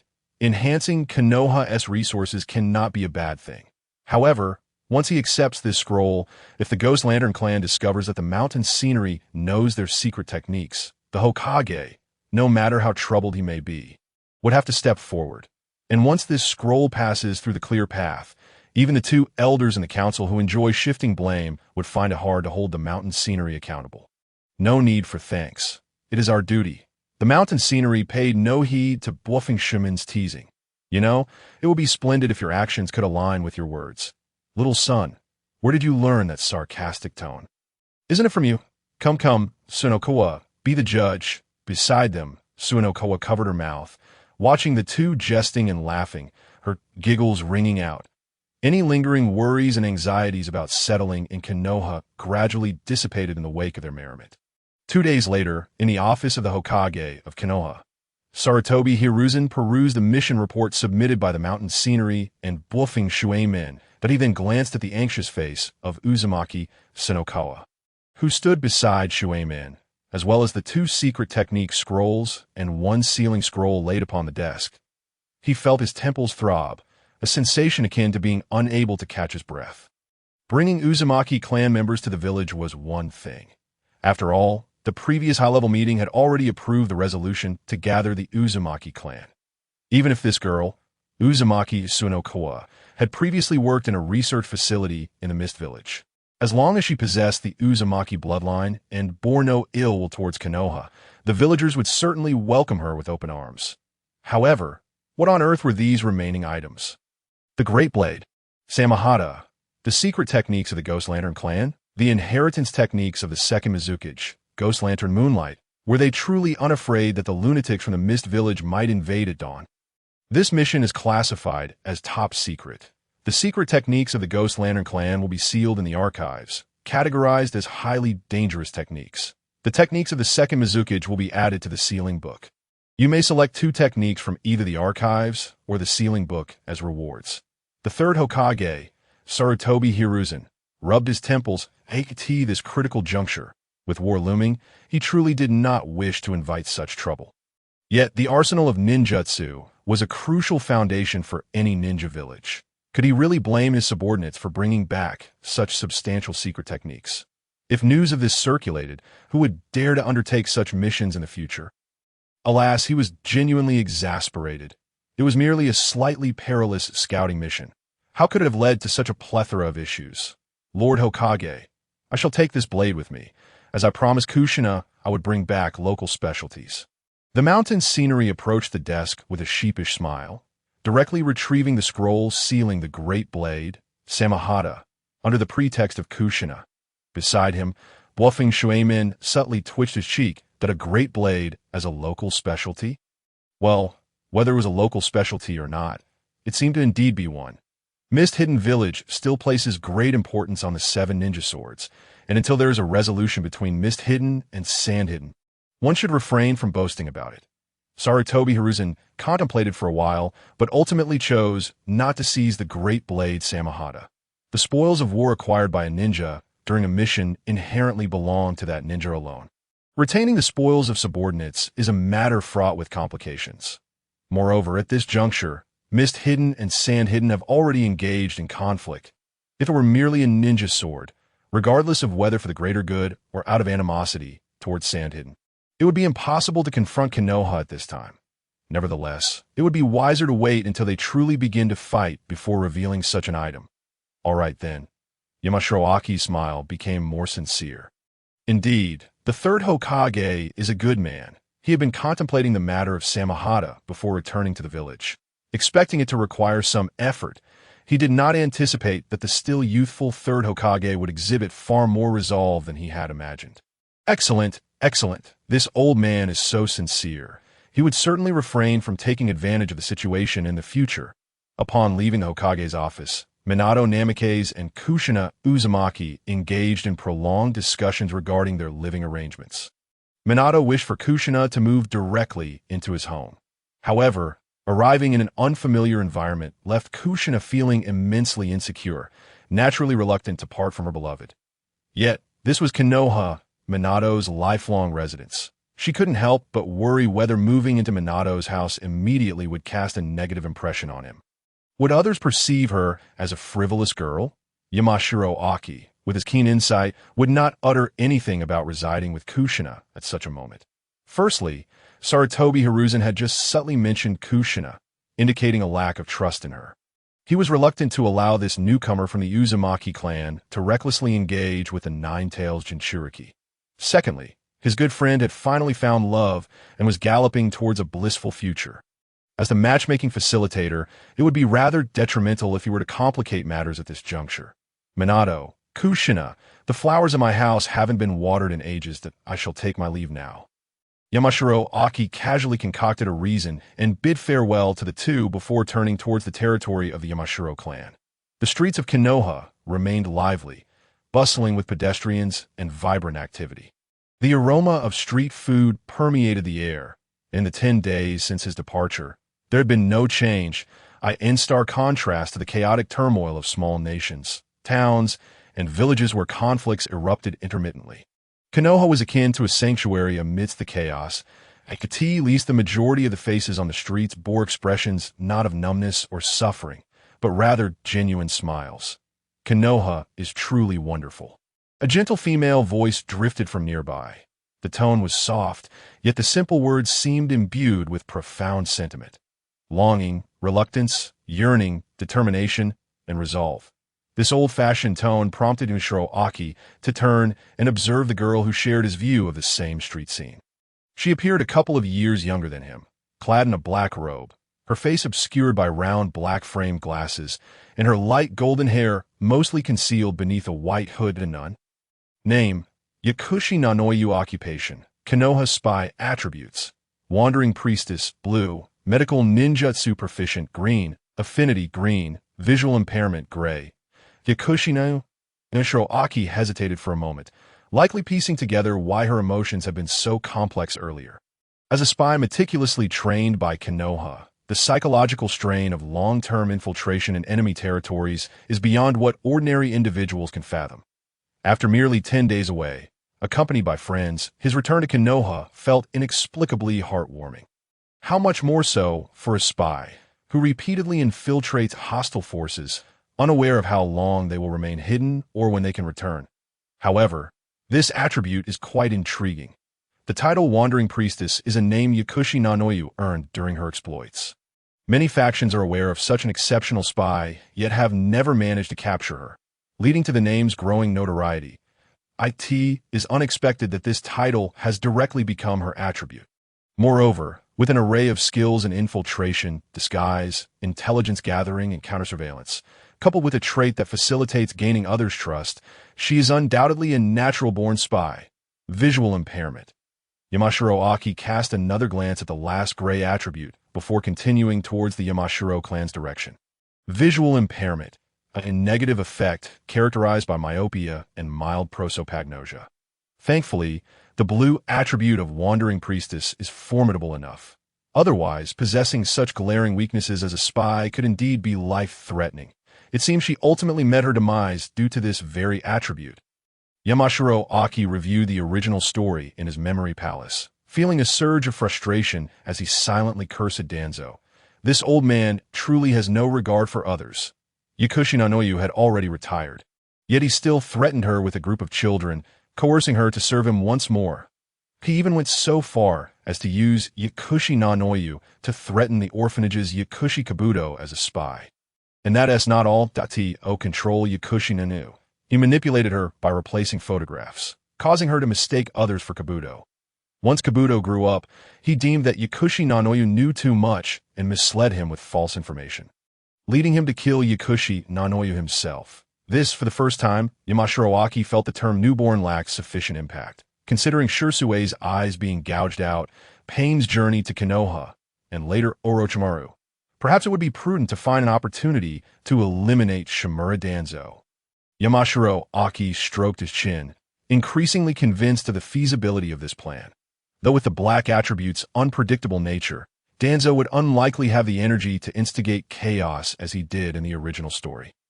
Yet, such a menace could bring unforeseen pitfalls to his comrades at any moment. The sooner he was gone, the easier it would be. Moreover, as one of the strongest Hokage and a significant behind-the-scenes player influencing the original plot, eliminating him should yield a substantial reward from the system. Yamashiro Aki's figure gradually faded into the distance.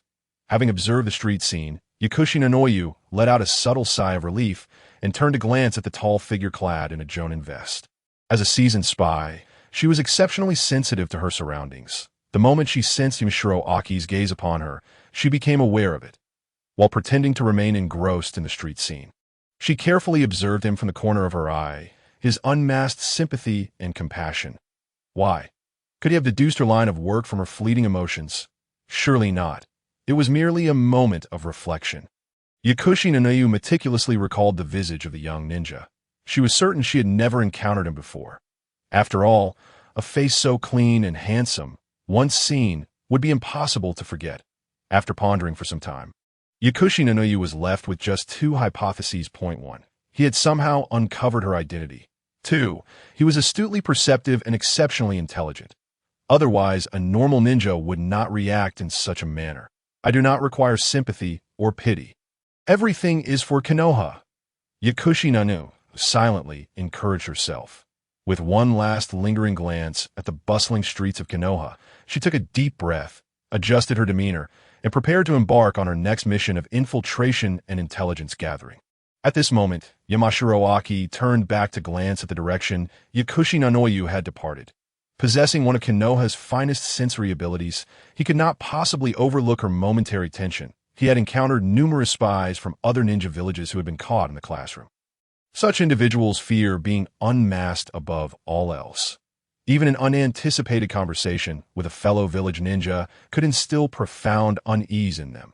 Judging by Yakushi Nanoyu's demeanor, it was evident she was preparing for another mission. At such a time, he naturally would not intrude upon her state of mind.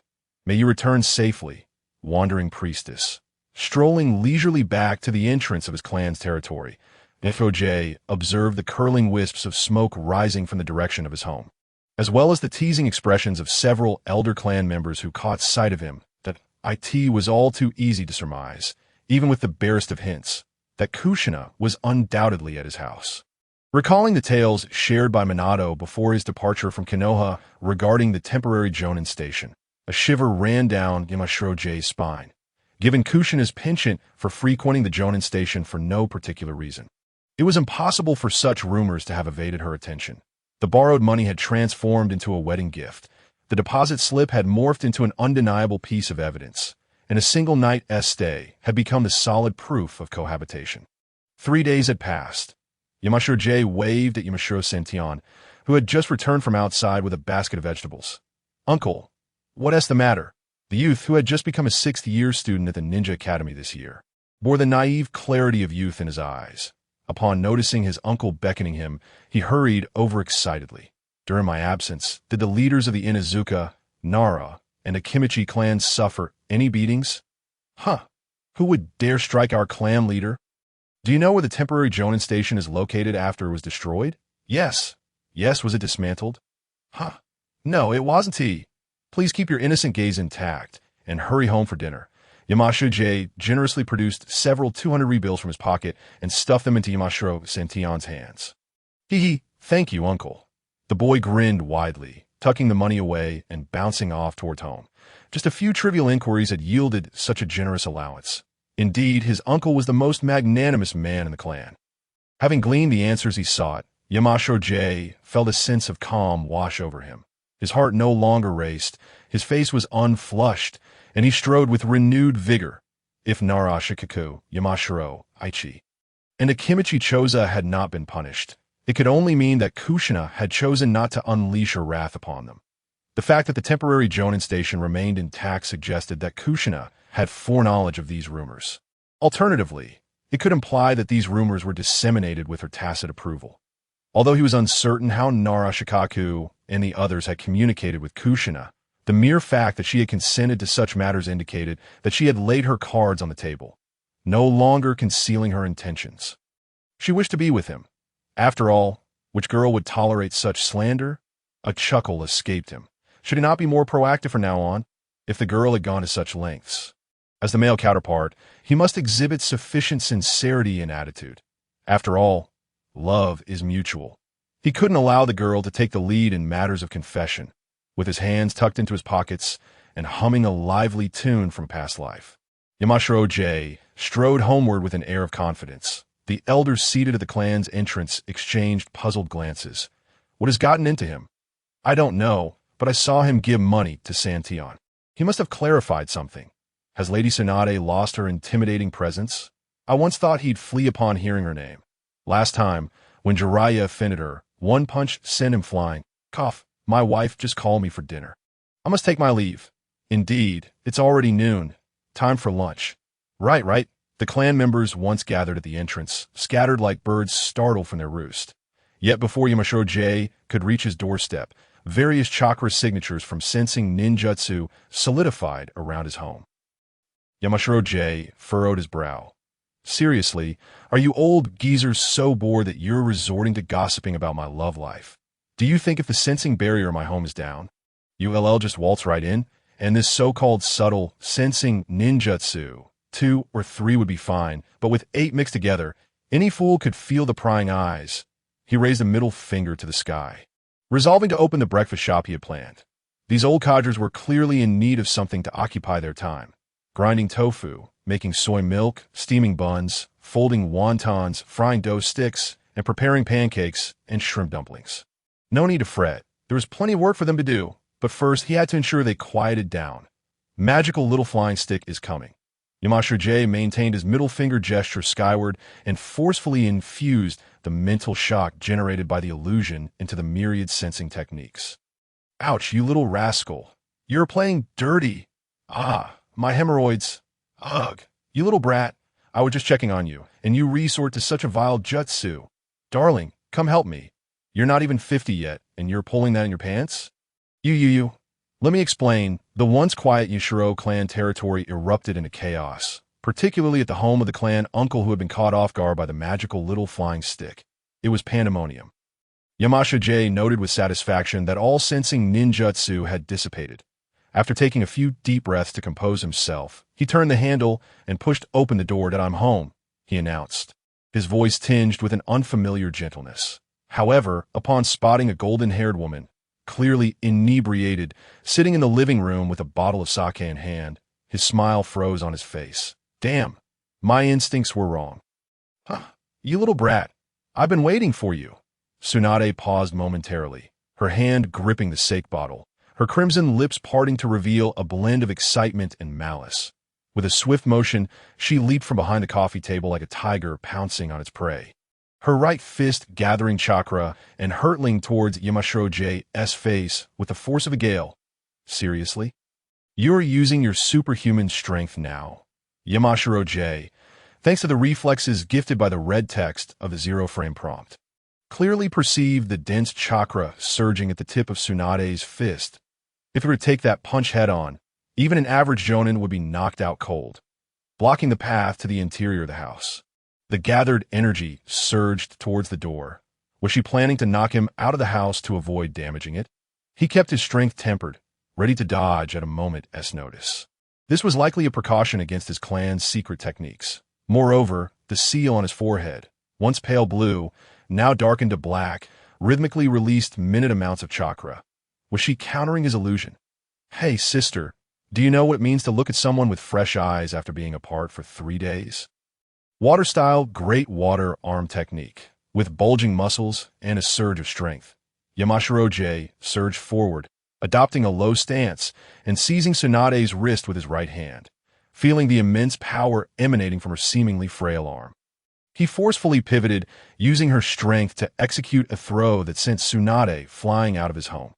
Yamashiro J felt the fleeting softness on his back as he executed the throw, his body momentarily stiffening. Tsunade truly lived up to her reputation. Just a simple throw, and it was already too exaggerated. Stepping out of the entrance, he instinctively shook off the tingling sensation on his shoulders, sighing at how vibrant youth could be. Just this little excitement had his heart racing. The techniques of the Hozuki clan, Tsunade flipped mid-air, sliding her legs back, her left palm bracing against the ground.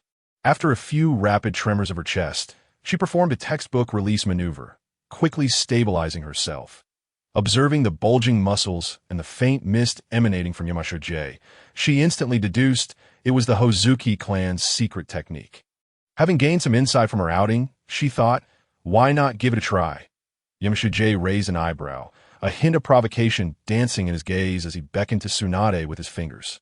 Hee, I'll make sure to break a few of your bones. Tsunade let out a scoff, her typically cold and beautiful visage momentarily graced by a rare seriousness, with a surge of chakra beneath her feet. She launched herself upward like an arrow released from its bow. As long as you don't cry after losing, it's fine.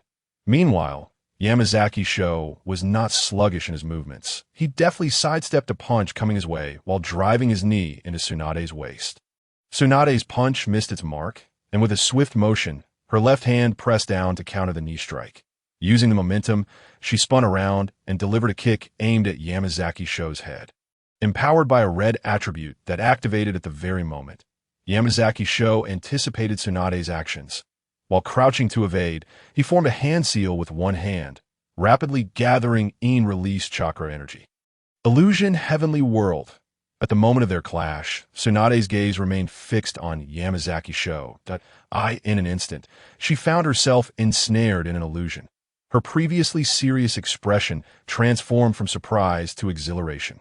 The chakra released from her forehead's in seal, meant to disrupt the flow of chakra within her body to dispel the illusion, was consciously halted by her name.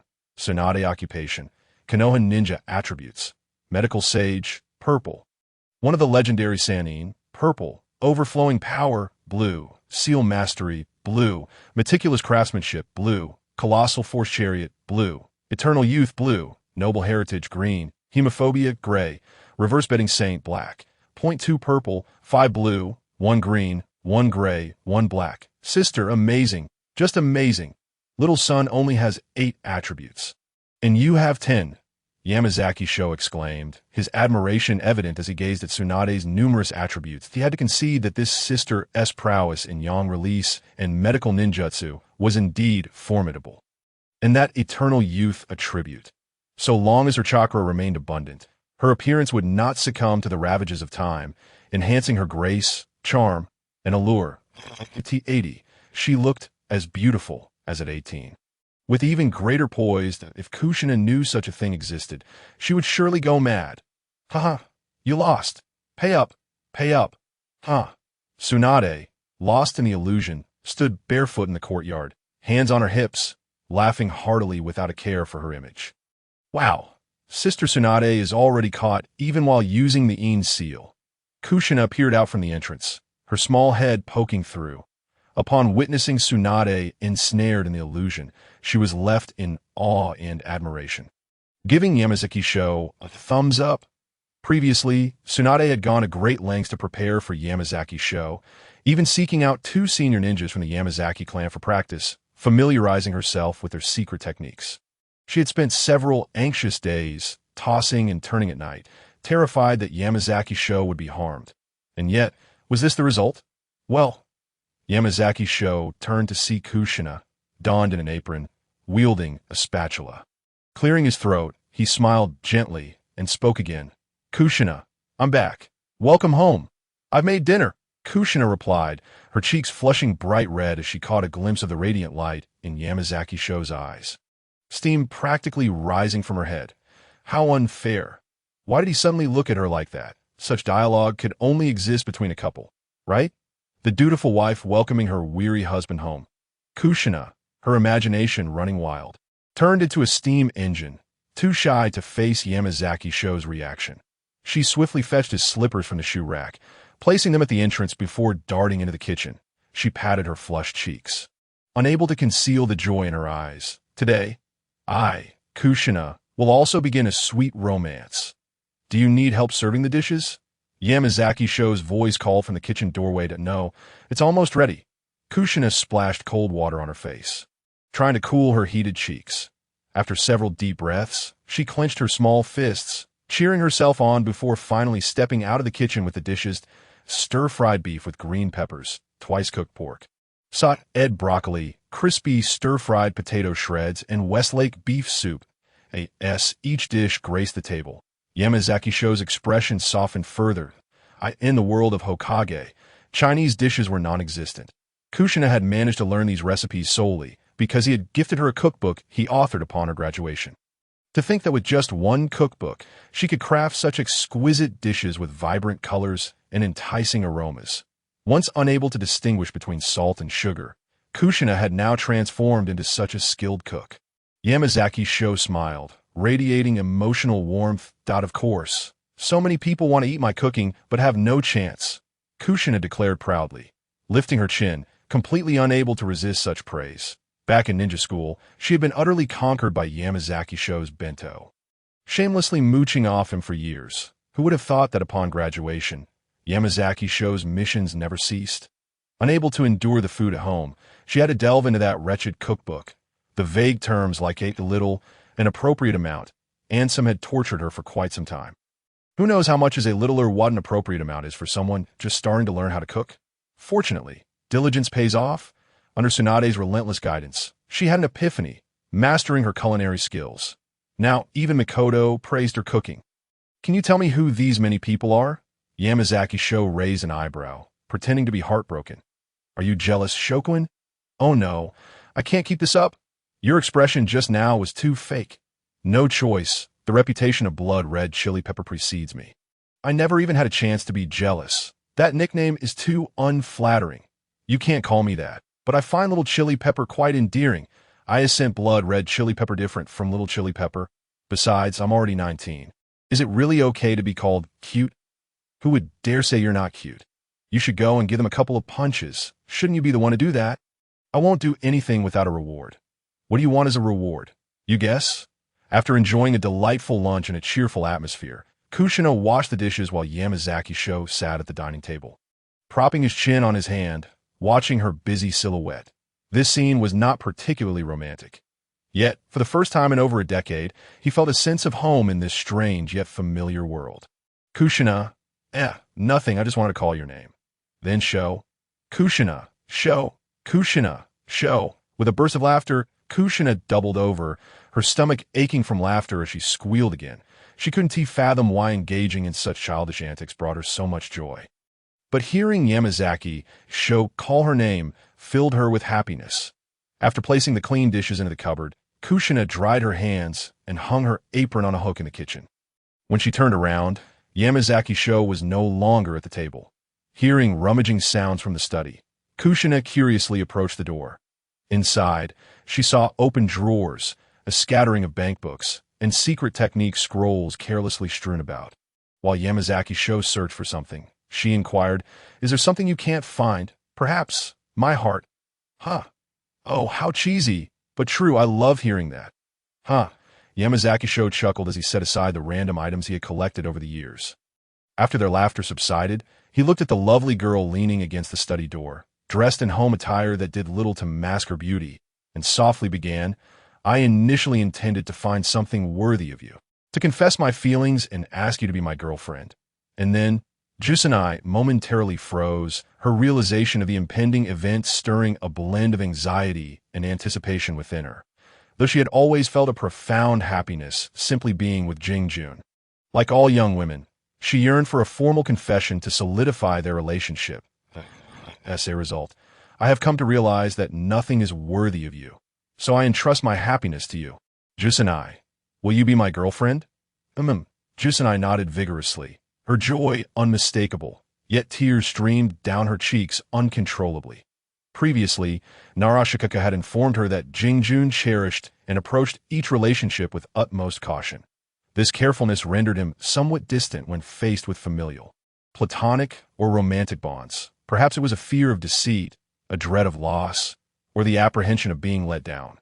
Thus, when confronted with such a picturesque scene in the mountains, he might initially retreat at your first step, and feel at a loss with your second. However, with your third and fourth steps, he would cast aside all hesitations and rush towards you. Brother Shikaku, I have succeeded. Jing Jun is rushing towards me. In a swift motion, Shan Jun pulled Jusanai into his embrace, twirling her around by her slender waist. Woohoo, Jusanai, congratulations on your newfound relationship.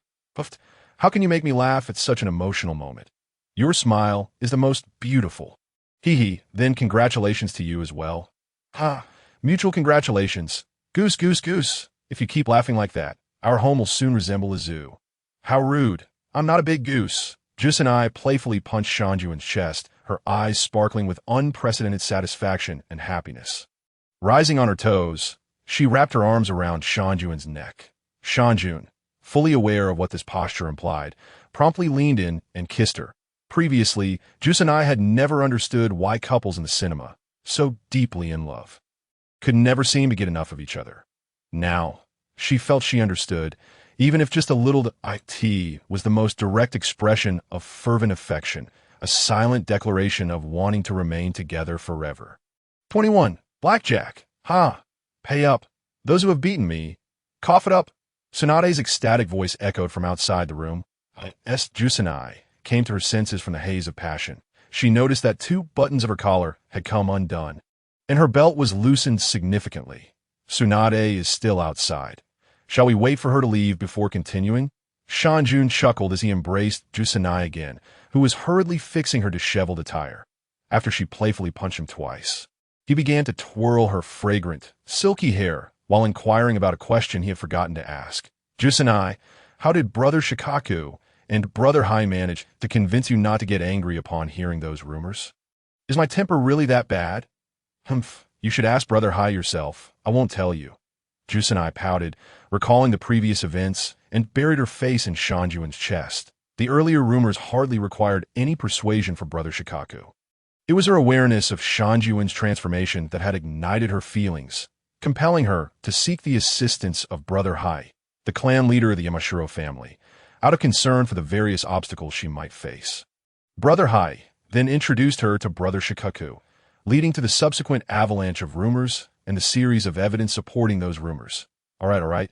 Your temper is the best. Shanjun did not dwell on this matter. And since Jusanai felt too shy to speak up, he suggested asking Yamashiro Hai instead.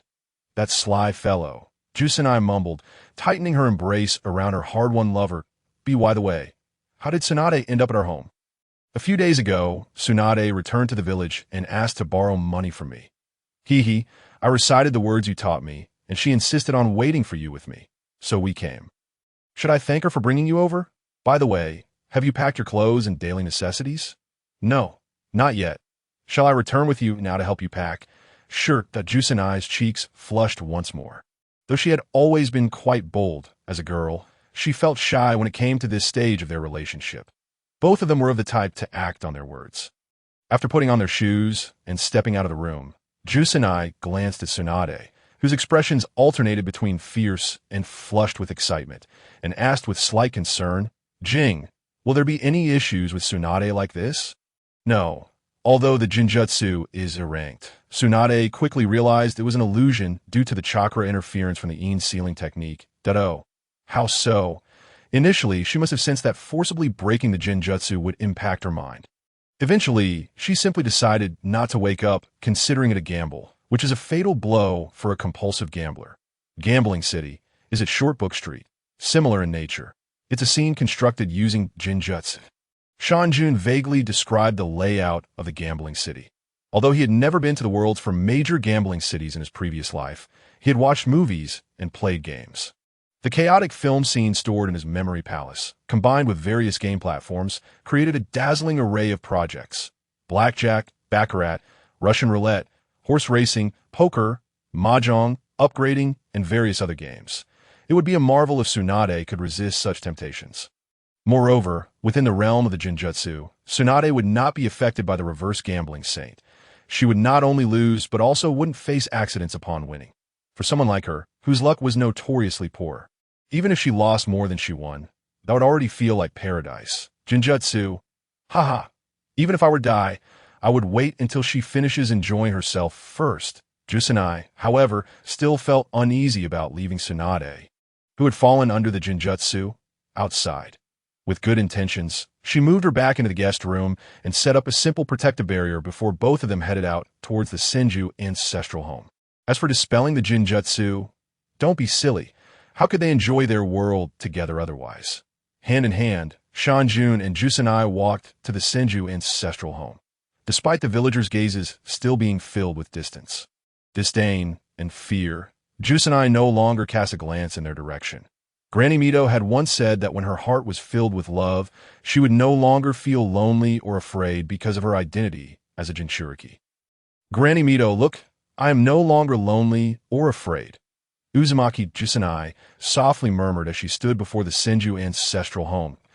In an instant, a radiant smile graced her face as she pulled Shanjun and hurried into the old house.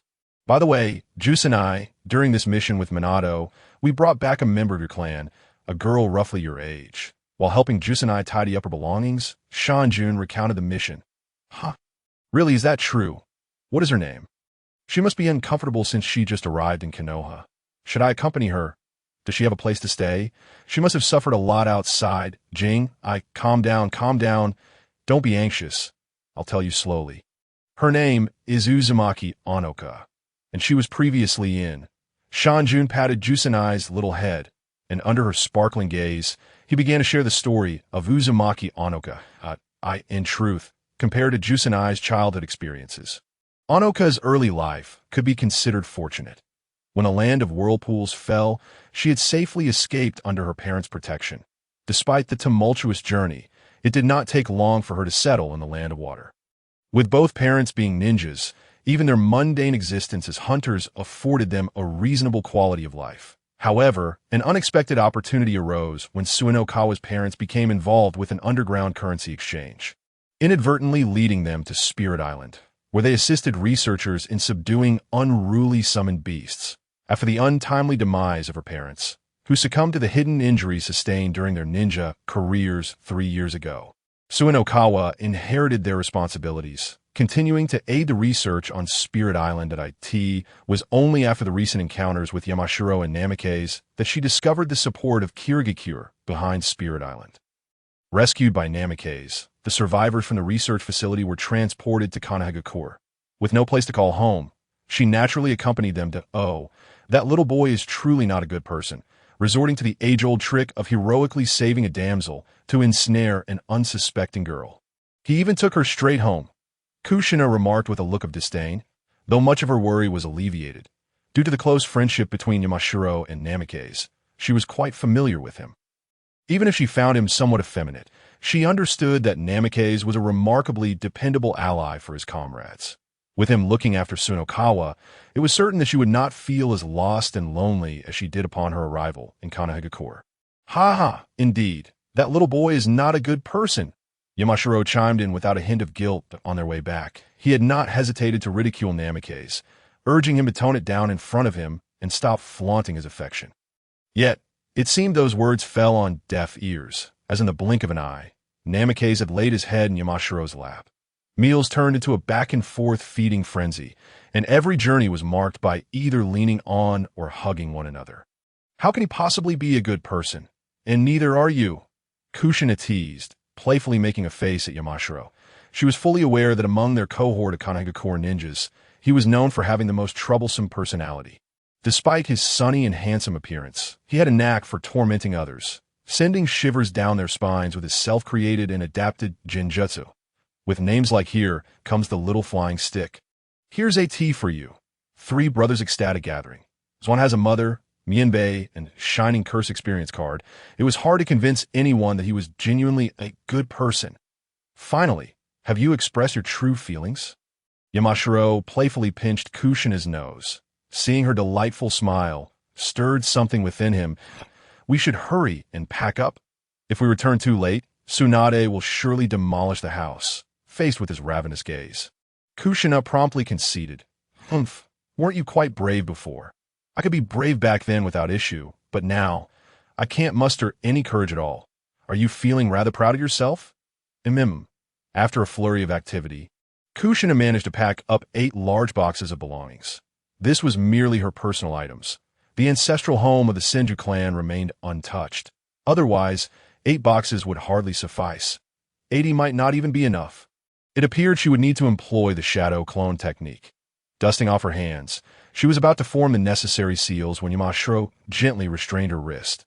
Let me show you something fun.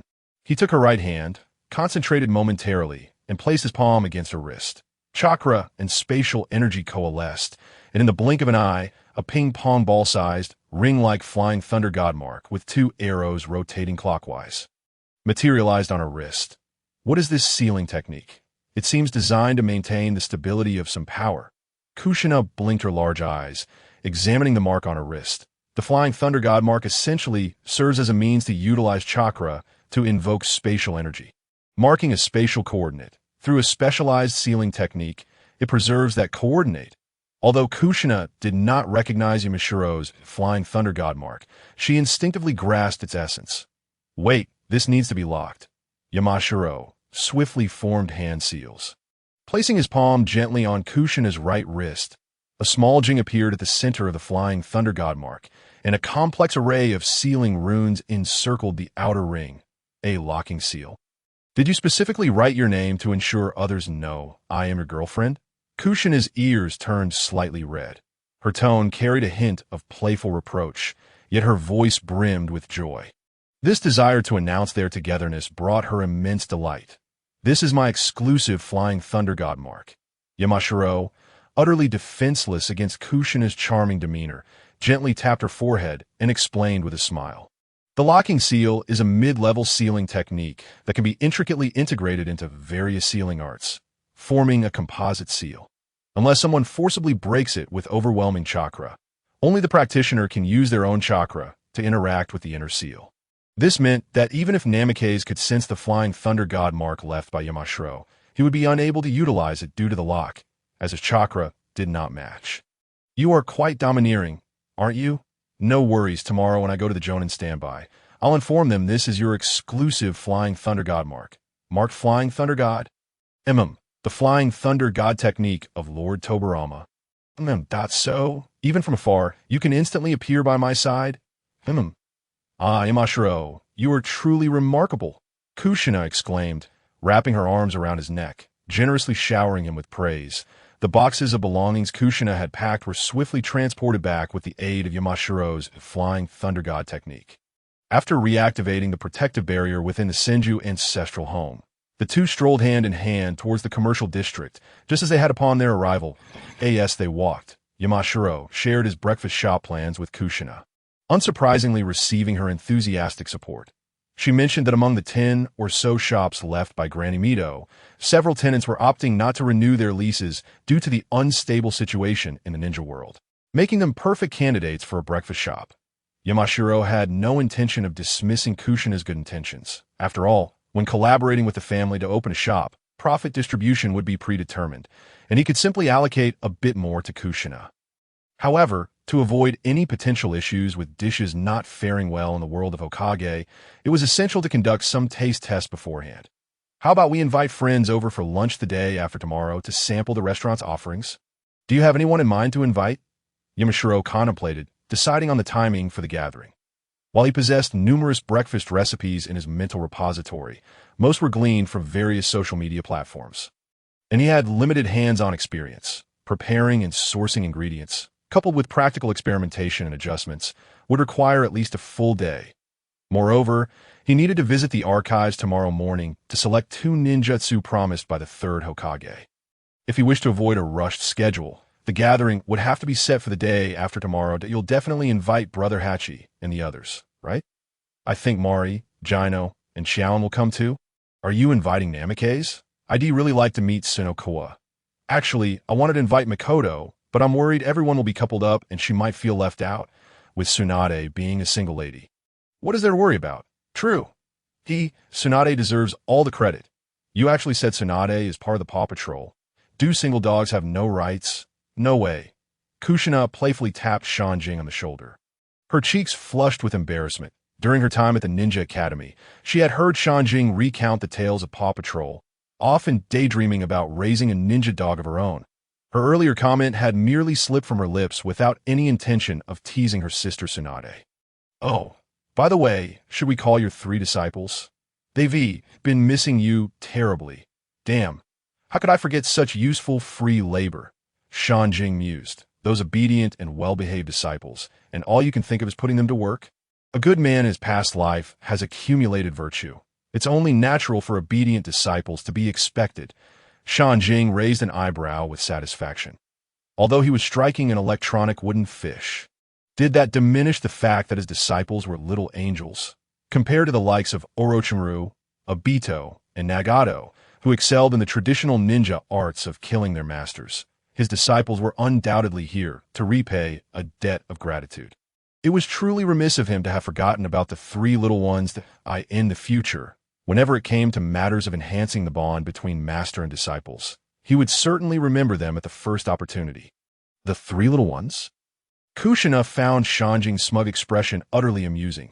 Meanwhile, Jing began contemplating his upcoming arrangements. After all, he had quite a few guests to entertain the day after tomorrow, including the big eater Akimichi Choza and his wife. With a group of people arriving eagerly to savor delicacies, he certainly couldn't let them leave hungry. His mind swirled with an array of breakfast options, even if he chose only a portion to prepare. Just the 2 of them, he and Kushina, would surely be overwhelmed. He couldn't possibly cook while employing the shadow clone technique or the manipulated puppet technique. Could he? That would be utterly exhausting. Therefore, Might Guy, with his great strength and endurance, would surely excel at kneading dough. Nara Shikamaru, skilled with ninja tools, would undoubtedly handle the kitchen knives and rolling pins with finesse. And Yuhi Kurinai, with her nimble fingers, would surely be a waste if she didn't make dumplings. As dusk settled over the commercial street, many shops began to prepare for closing. Jing led Kushina directly to Sanwei-ju. This establishment was born from his collaboration with Yamashiro Kaichi, Akimichi Choza, and Nara Shikaku during their 4th year at the Ninja Academy. Yamashiro Kaichi provided the funds to rent the shop. Akimichi Choza used familial connections to supply various ingredients, and Nara Shikaku secured the rare spices and premium deer meat that were hard to come by in the ninja world. The 3 shared 60% of the profits, while Jing contributed the recipes and managed operations, claiming 40% in the initial years following his graduation from the Ninja Academy. Jing was preoccupied with missions and had enlisted the help of his senior, Yoshino, to manage the place. Many years had passed since then. Yoshino, could you please help prepare a few items? Just have them delivered to my house by noon tomorrow. Jing lifted the curtain of Sanwei-ju and saw Nara Yoshino, clad in a striking crimson qipao with exquisite makeup, standing at the cash register. Perhaps it was due to not yet having Shikamaru, or perhaps a result of her years of experience. Nara Yoshino, though still married to Shikaku, had shed the image of the devoted housewife from the original story, appearing more polished and capable of high-gluten flour, sweet potato flour, rice flour, yeast. Nara Yoshino glanced at the list and nodded slightly. I appreciate it. Yoshino, we'll be on our way. Go on. Enjoy your date with Kushina, and don't disturb me while I'm working. Nara Yoshino waved her hand impatiently as Jing led an inquisitive Kushina outside. She blinked her large eyes in confusion. Why are you in such a rush? Not only Shikaka dislikes trouble, but I do as well. Huh. Yoshino was astute. She could guess a lot from just that list. Couldn't she? What trouble is there? Kushina asked, her expression one of innocent bewilderment. Yoshino had long expressed a desire to expand her business. If she knew he was opening a breakfast shop, how do you think she would react? You guessed it. What trouble? Naturally, she would have to convince Shikako herself. He wouldn't dare argue with Yoshino. Jing sighed and recounted the situation between Shikaku and Yoshino, ever since they married last year. Shikaku had frequently complained about the lucrative Sanwei-ju, the fact that, as the matriarch of the Nara clan, Nara Yoshino had refused to assist him in managing the family's medicinal and breeding enterprises. Instead, focusing solely on Sanwei-ju, which she claimed was her own venture, had been a point of contention. What could Jing do? He merely wished to fill his coffers. Was that a crime? If he were to open a breakfast shop now, with Yoshino continuing to manage it, one could only imagine the grimace on Shikaku's face. Did Shikaku really have such a low standing in the family? Kushina's remark left Jing at a loss for words. Could he say that Shikaku's standing had indeed diminished compared to the original narrative due to his actions? He could only conclude that Nara Yoshino was indeed a formidable woman who had tamed 2 generations of Konoha strategists. Truly terrifying. Rest assured, I will never treat you like that. Kushina tightened her grip on Jing's hand slightly. Her charming features were alight with anticipation and yearning for a beautiful future. The gentle evening breeze tousled her vibrant red hair, and her flower-like smile caused Jing to momentarily lose his focus. Although this world was far from perfect, there were always beautiful souls who shone brilliantly amidst the shadows. A faint smile graced Jing's lips as he held Kushina's left hand more firmly. With the setting sun as their backdrop, they walked home side by side. Yet, from Kushina's vantage point, Jing's brow slightly furrowed. He was certain of his feelings for Kushina and equally certain that she felt the same. So, why had the system not yet indicated that Kushina's fate had changed? Name: Uzumaki Kushina. Occupation: Konoha ninja. Entries: Ninetales Jinchuriki, red; vast power, purple; in the name of love, purple; seal mastery, blue; talented and beautiful, blue. Initially, Kushina possessed 7 entries: 1 red, 1 purple, 3 blue, 1 green, and 1 gray. Now, although only 5 remained, the vanished entries, if Jing recalled correctly, with a blue entry unyielding, the green entry eruption, and the gray entry isolation. The sudden emergence of a second purple entry was far more potent than those 3 entries combined. Moreover, the absence of the negative effect from the gray entry isolation was a welcome relief. In the name of love, purple, a torrent of passionate love that drowns all loneliness and hesitation, significantly boosting mental strength, mental growth, and willpower. When protecting loved ones or cherished possessions, all abilities are greatly enhanced. The detailed explanation of the entry spoke volumes, compared to Minato's relationship with Hinata, which resulted in the addition of the green entry. Mutual pursuit, in the name of love, was an overwhelming advantage. Just a phrase: when protecting loved ones or cherished possessions, all abilities are greatly enhanced was, in Jing's view, an extraordinary boon. Protecting loved ones or cherished possessions could manifest not only in battle, but also in the pursuit of self-improvement or the acquisition of new knowledge and skills, yielding tremendous boosts. This effect was nothing short of an epic enhancement for Kushina. Yet, even with such changes, the system still had not indicated that Kushina's fate had shifted. The only remaining explanation was the Ninetales. During the Warring States period, the tailed beasts were regarded as harbingers of calamity. Among them, the Ninetales stood as the most formidable entity, possessing an immense and terrifying reservoir of chakra, along with an extraordinarily destructive power. Even when forcibly divided in 2 by Minato Namikaze later on, Naruto was able to thrive in the 4th Great Ninja War using merely half of the young Ninetales. The existence of the complete Ninetales, which could sustain a Crimson title, is not an exaggeration in the least. Moreover, as a crucial piece of the 10 Tails, the Ninetales could not escape the notice of figures such as Uchiha Madara or the scheming Tsutsuki Kinshiki lurking in the shadows. Additionally, Kushina, being a pure descendant of the Uzumaki clan, inherently possessed the potential to become a perfect Jinchuriki. Over the years, influenced by the teachings of Jiraiya, she had devoted considerable effort to mastering sealing techniques. Even without reconciling with the Ninetales, she managed to forcibly extract a significant amount of chakra from it. Becoming a perfect Jinchuriki was merely a matter of time. As long as Uchiha Madara and Kagaya Tsutsuki were not foolish. They would most likely eliminate this potential threat before Kushina could fully mature. After all, if Kushina were to reach the level of Uzumaki Mido, even Uchiha Madara would find himself in a predicament. The release of the tailed beast seal and summoning contracts came to mind, as Jiraiya narrowed his eyes, recalling the methods used by Obito in the original narrative. According to normal logic, Uchiha Madara, now an aged figure, would likely refrain from appearing actively for the Moon Eye Plan. Thus, selecting and nurturing a competent heir within the Uchiha clan had become Madara's most pressing concern. However, even if the heir were as formidable as Obito, the disparity in strength between him and Madara would be vast. Even if brainwashed by Madara, he would find it impossible to confront Konoha head-on. The approach would likely involve taking advantage of the weakened seal during the Jinchuriki's childbirth, striking with the release of the tailed beast seal, and forcibly summoning the Nine Tails. Kushina, how has the Nine Tails been lately? Ah, quite well, aside from cursing everyone it knows daily, berating the toad, and scolding other tailed beasts. It spends the remainder of its time either sleeping or sensing the outside world. Upon hearing Jiraiya's words, Kushina turned her head in confusion. Where did it learn a curse? Well, when it senses the outside world, it tends to hear certain things. Over time, it became a habit, and now it curses me, so I curse it back. 6. Jiraiya pursed his lips, momentarily at a loss for words. When Kushina first became a Jinchuriki, the Nine Tails was filled with resentment, causing chaos endlessly at that time. Kushina lacked her current strength, and even with the seal of Uzumaki Mito, she could not suppress the fully transformed Nine Tails, resulting in an extremely unstable situation.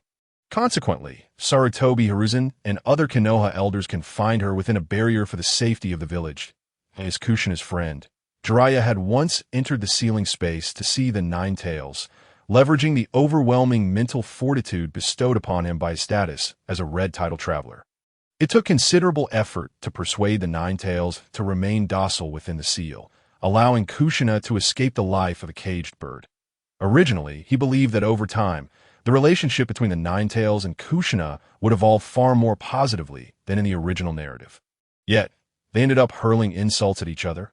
Kushina, you truly have opened my eyes. The thought of the originally fearsome Nine Tails spewing incomprehensible curses brought a sense of disbelief. Cough. Jiraiya, you are also acquainted with that foul fox.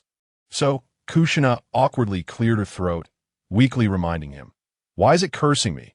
Perhaps it just wishes to extend its care equally to everyone it knows. Damn. After holding back for a while, Jiraiya finally let out a single expletive. Looking at the awkwardly smiling Kushina, he sighed in resignation. This girl never fails to provide a small mental jolt. Amidst the rambling, he nearly forgot the reason he had inquired about the Nine Tails in the first place. Once he returns home, he would venture into the sealing space to see the Nine Tails. Let us hurry back. I haven't seen it suffer in a while.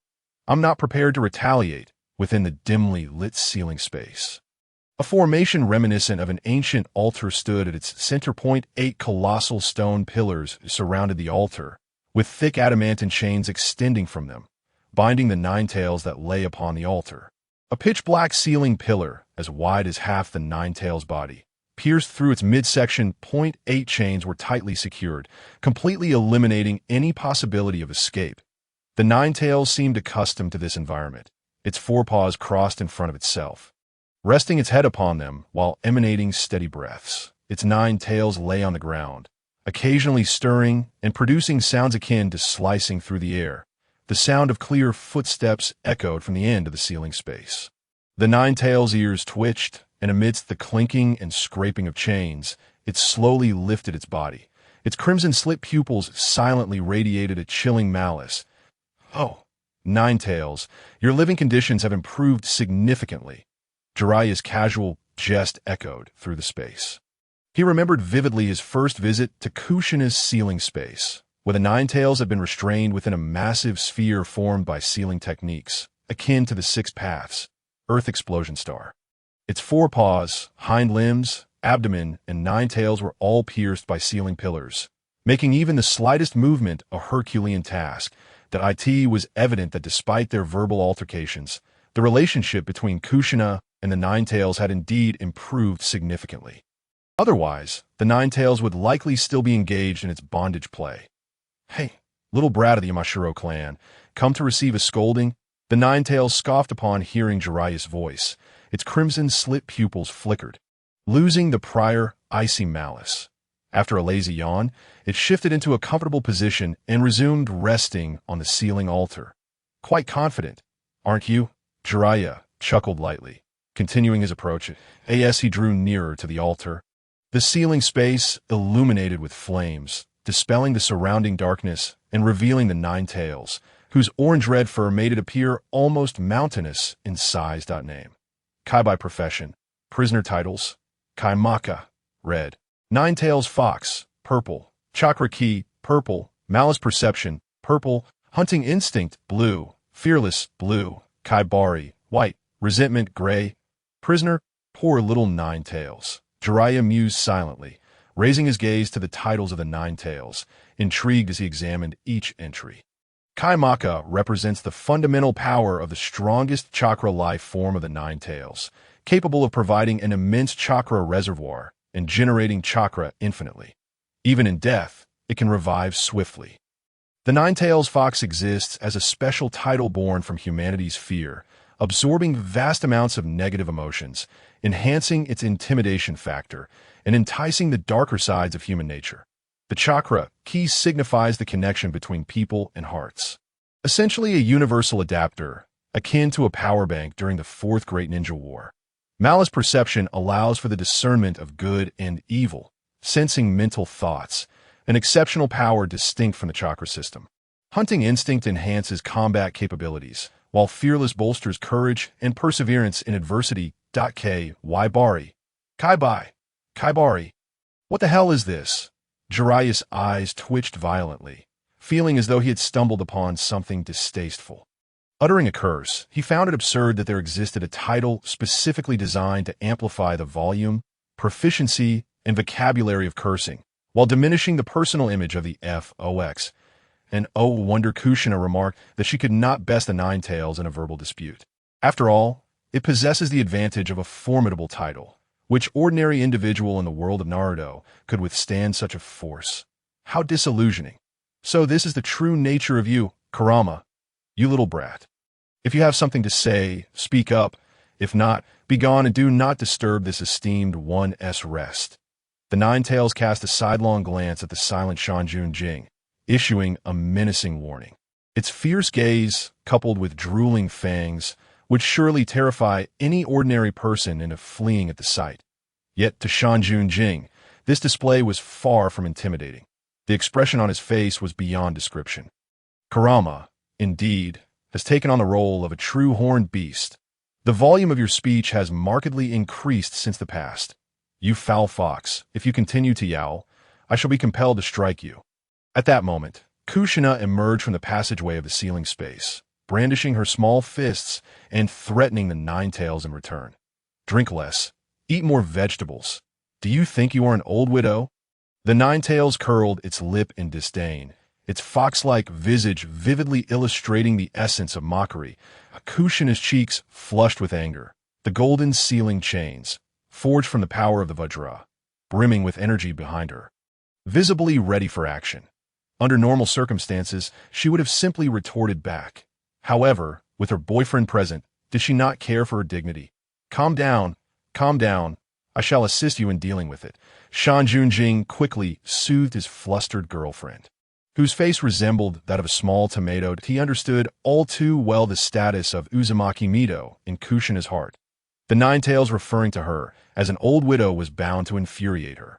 But for someone like Shanjun Jing, who had weathered countless battles and emerged unscathed from various forums of discussions, the Nine-Tails' verbal onslaught held little weight.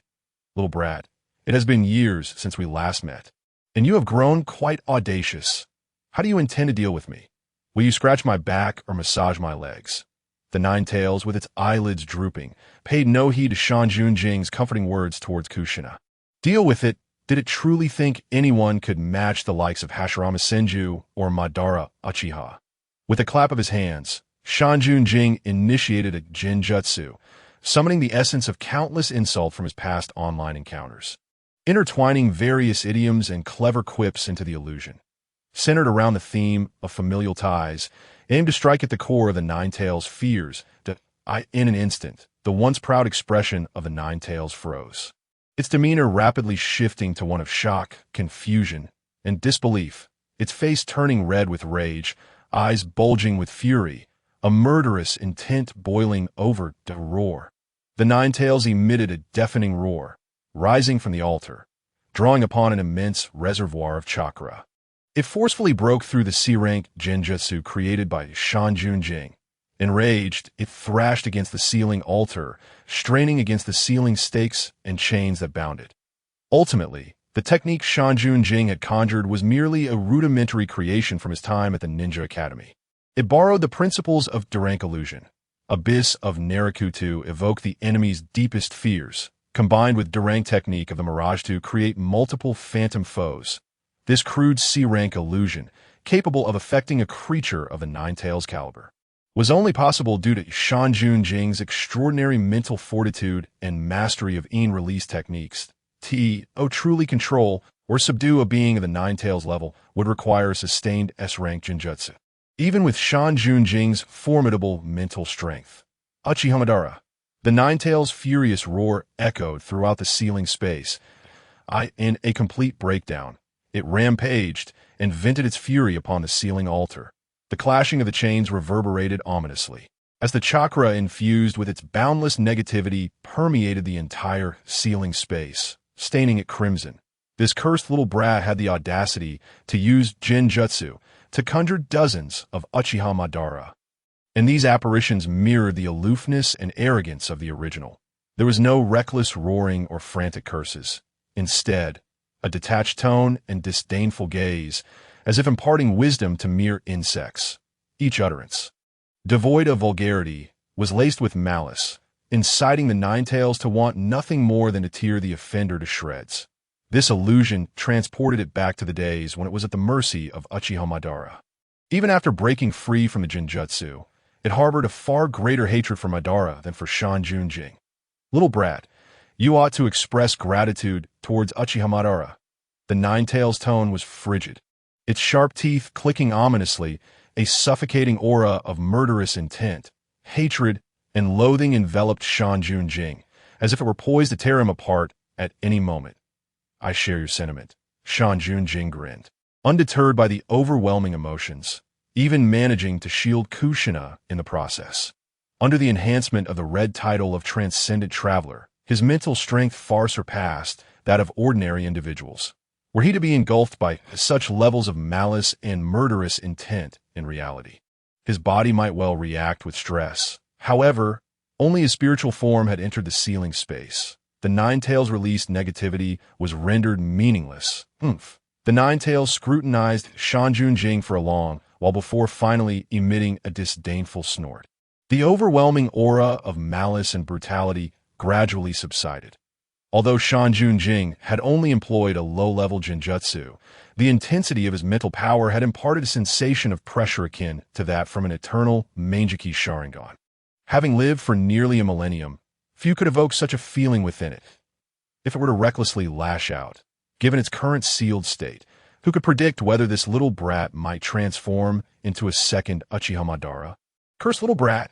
Why, despite lacking a Sharingan, do you possess such formidable mental power, having cultivated in-release techniques to this level?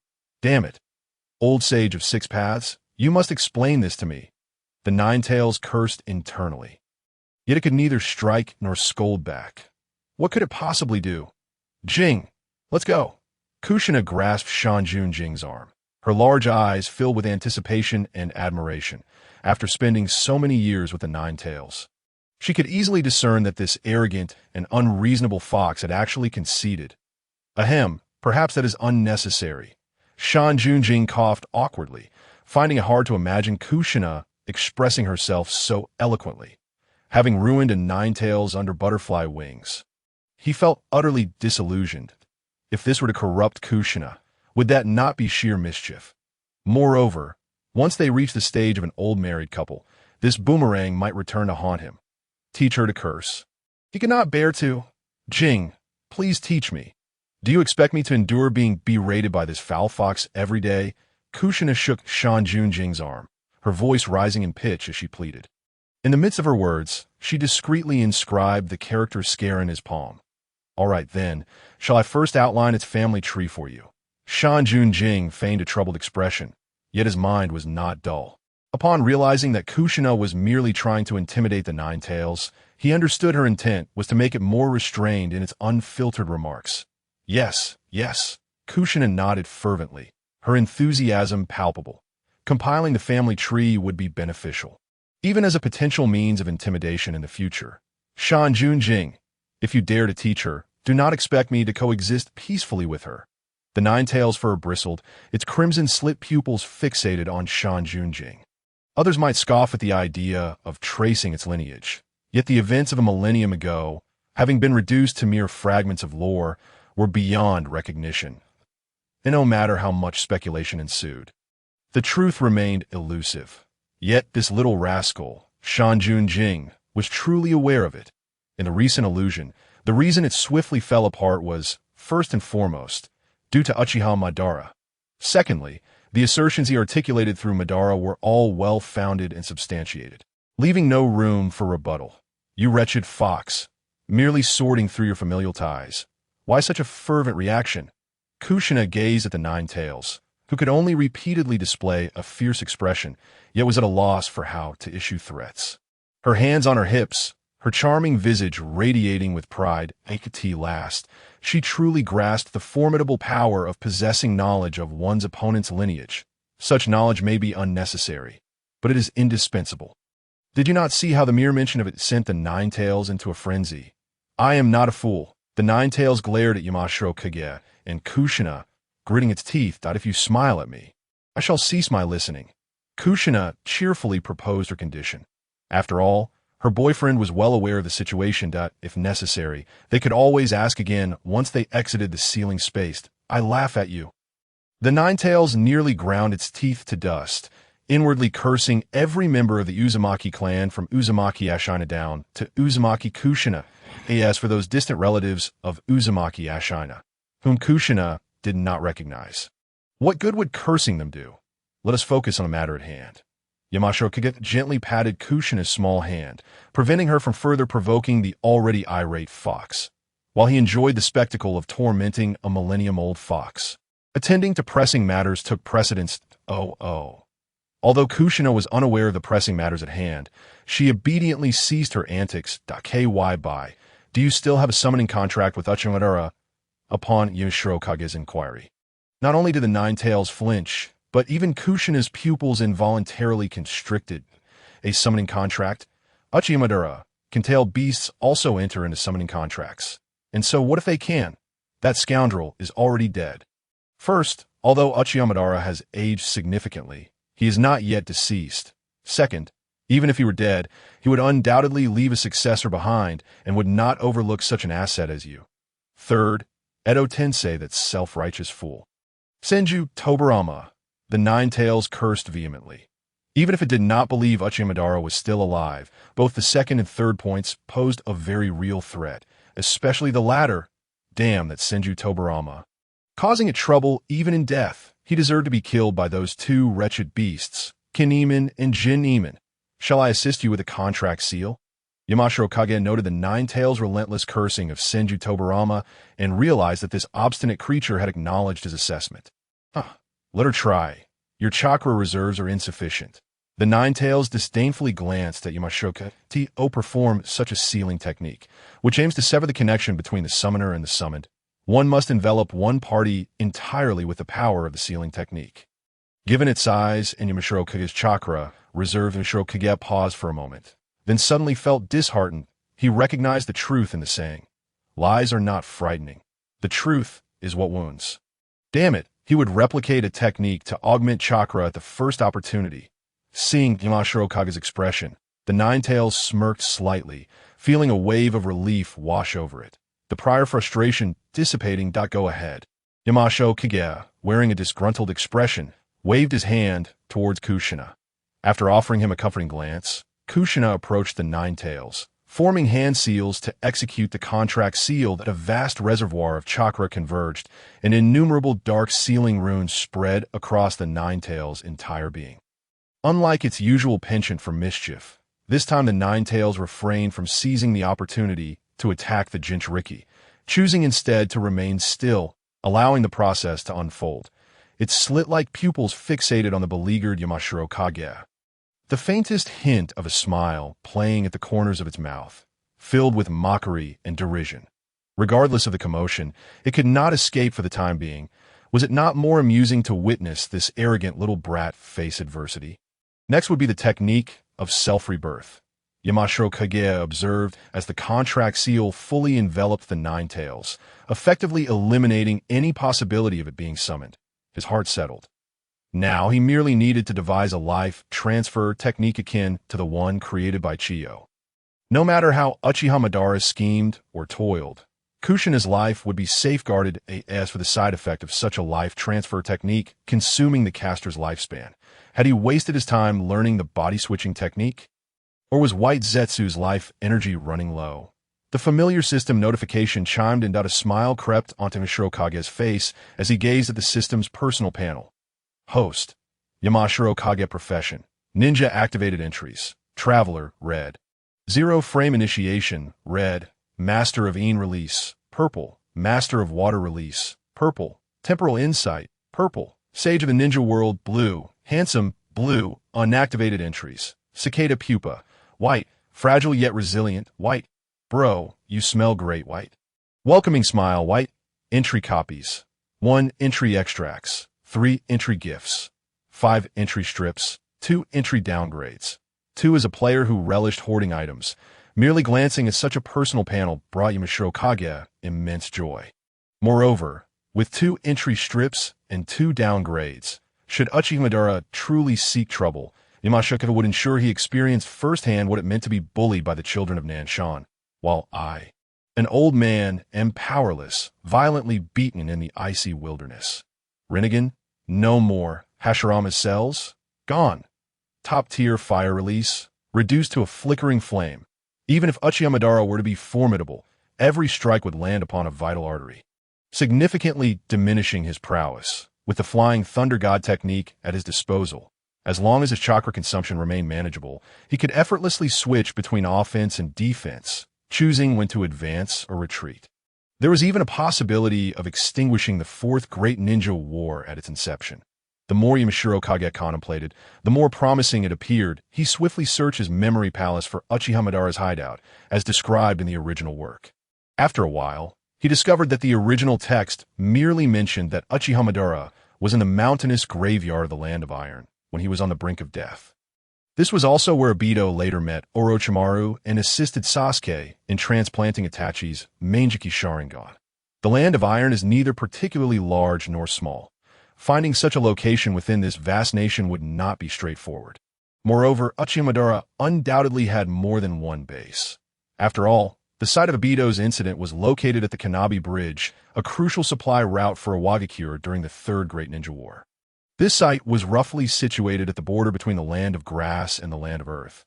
Given Obito's grievous condition, half of his body severely injured, it was unlikely he could have transported Obito all the way back to the mountainous graveyard of the Land of Iron for treatment, without perishing en route. Therefore, Uchiha Madara must have another undisclosed base within the Land of Grass or its neighboring Land of Rain. It remained uncertain whether the intelligence office could provide any leads. Yamashiro Kage silently resolved to visit the Konoha intelligence office another day. At the very least, to ascertain the location of the mountainous graveyard. Kid, what are you laughing at? The Nine-Tails narrowed its eyes. It had been observing Yamashiro Kage's expression since earlier, initially thinking that he would be brooding for a long time after his setback. It was surprised to see him smile again so soon. Why was he laughing? What gave him the right to laugh? Kai-bai, you look quite adorable when you smile. Yamashiro Kage grinned. The Nine-Tails was momentarily taken aback by this nonsensical compliment. System bestowed the welcoming smile entry upon the Nine-Tails. In the depths of the mountains, Shan Zhongjing's eyes brimmed with fervent anticipation as he silently commanded the system within his heart that a beam of white light, visible only to him, swiftly merged with the body of the Nine Tails. "You little rascal! Are you mocking me?" The Nine Tails discerned the malevolent aura emanating from Shan Zhongjing, its previously stunned countenance transforming into a fierce glare. Thoughts swirling chaotically within it was the illustrious leader of the nine-tailed beasts, renowned as a moving disaster, the formidable QB, reduced to being described as adorable. This must be mockery. Surely it is mockery. That little imp from the Shanzhong clan is indeed no good. "Hey, you foul fox, could you perhaps restrain that smirk of yours when you say such things?" I remarked, somewhat unaccustomed to the situation. Just as Kushina returned to Shan Zhongjing's side, her small head was filled with countless questions upon observing the Nine Tails. Wait, is this foul fox really so easily flattered? Just a mere compliment about its cuteness, and it's this pleased. "QB, may you always wear a smile." With that, Shan Zhongjing took Kushina's hand and dashed away. Huh. The Nine Tails, watching their retreating figures, puzzledly raised a paw to touch its cheek. The corners of its mouth were lifted, and its eyes, once fierce, now appeared curiously softened. "Shan Zhongjing, what have you done to me? You despicable brat? What sorcery is this? Why can't I control my own face? Come back! Come back! How dare you, you cowardly little imp! You don't even have the guts to face me directly." The echoes of its furious roars reverberated throughout the ceiling space. In the midst of their escape, Kushina glanced back at the frenzied QB. Its bizarre smile, stretching almost to its ears, coupled with its incessant growls and curses, made her unable to suppress a laugh. As the consciousness returned to her body, Kushina clutched her stomach, laughing uncontrollably.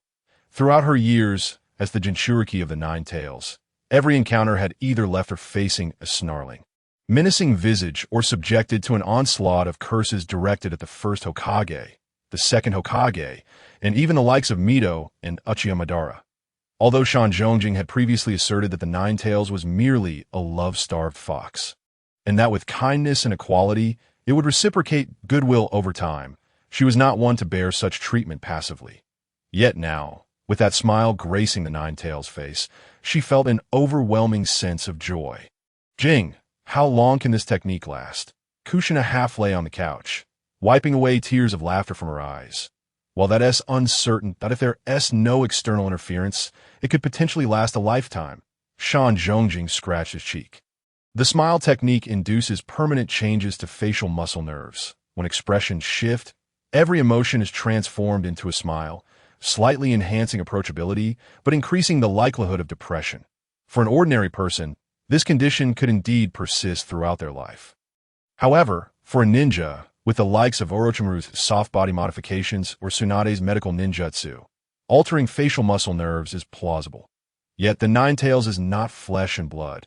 It is a chakra entity created by the Sage of Six Paths from the Ten Tails. Can the Nine Tails truly alter its own facial muscle nerves? That remains uncertain. After all, Minato had divided the Nine Tails into yin and yang halves, and it continued to thrive. If the Nine Tails were sufficiently ruthless, it might very well be capable of changing its own face, albeit the process might not be particularly pleasant. Gurgling sounds, reminiscent of boiling water, emanated from Kushina's body as tendrils of crimson chakra began to envelop her. Forming a visible chakra cloak, "You stingy fox," Kushina muttered. Noticing Shan Zhongjing's worried expression, she waved dismissively.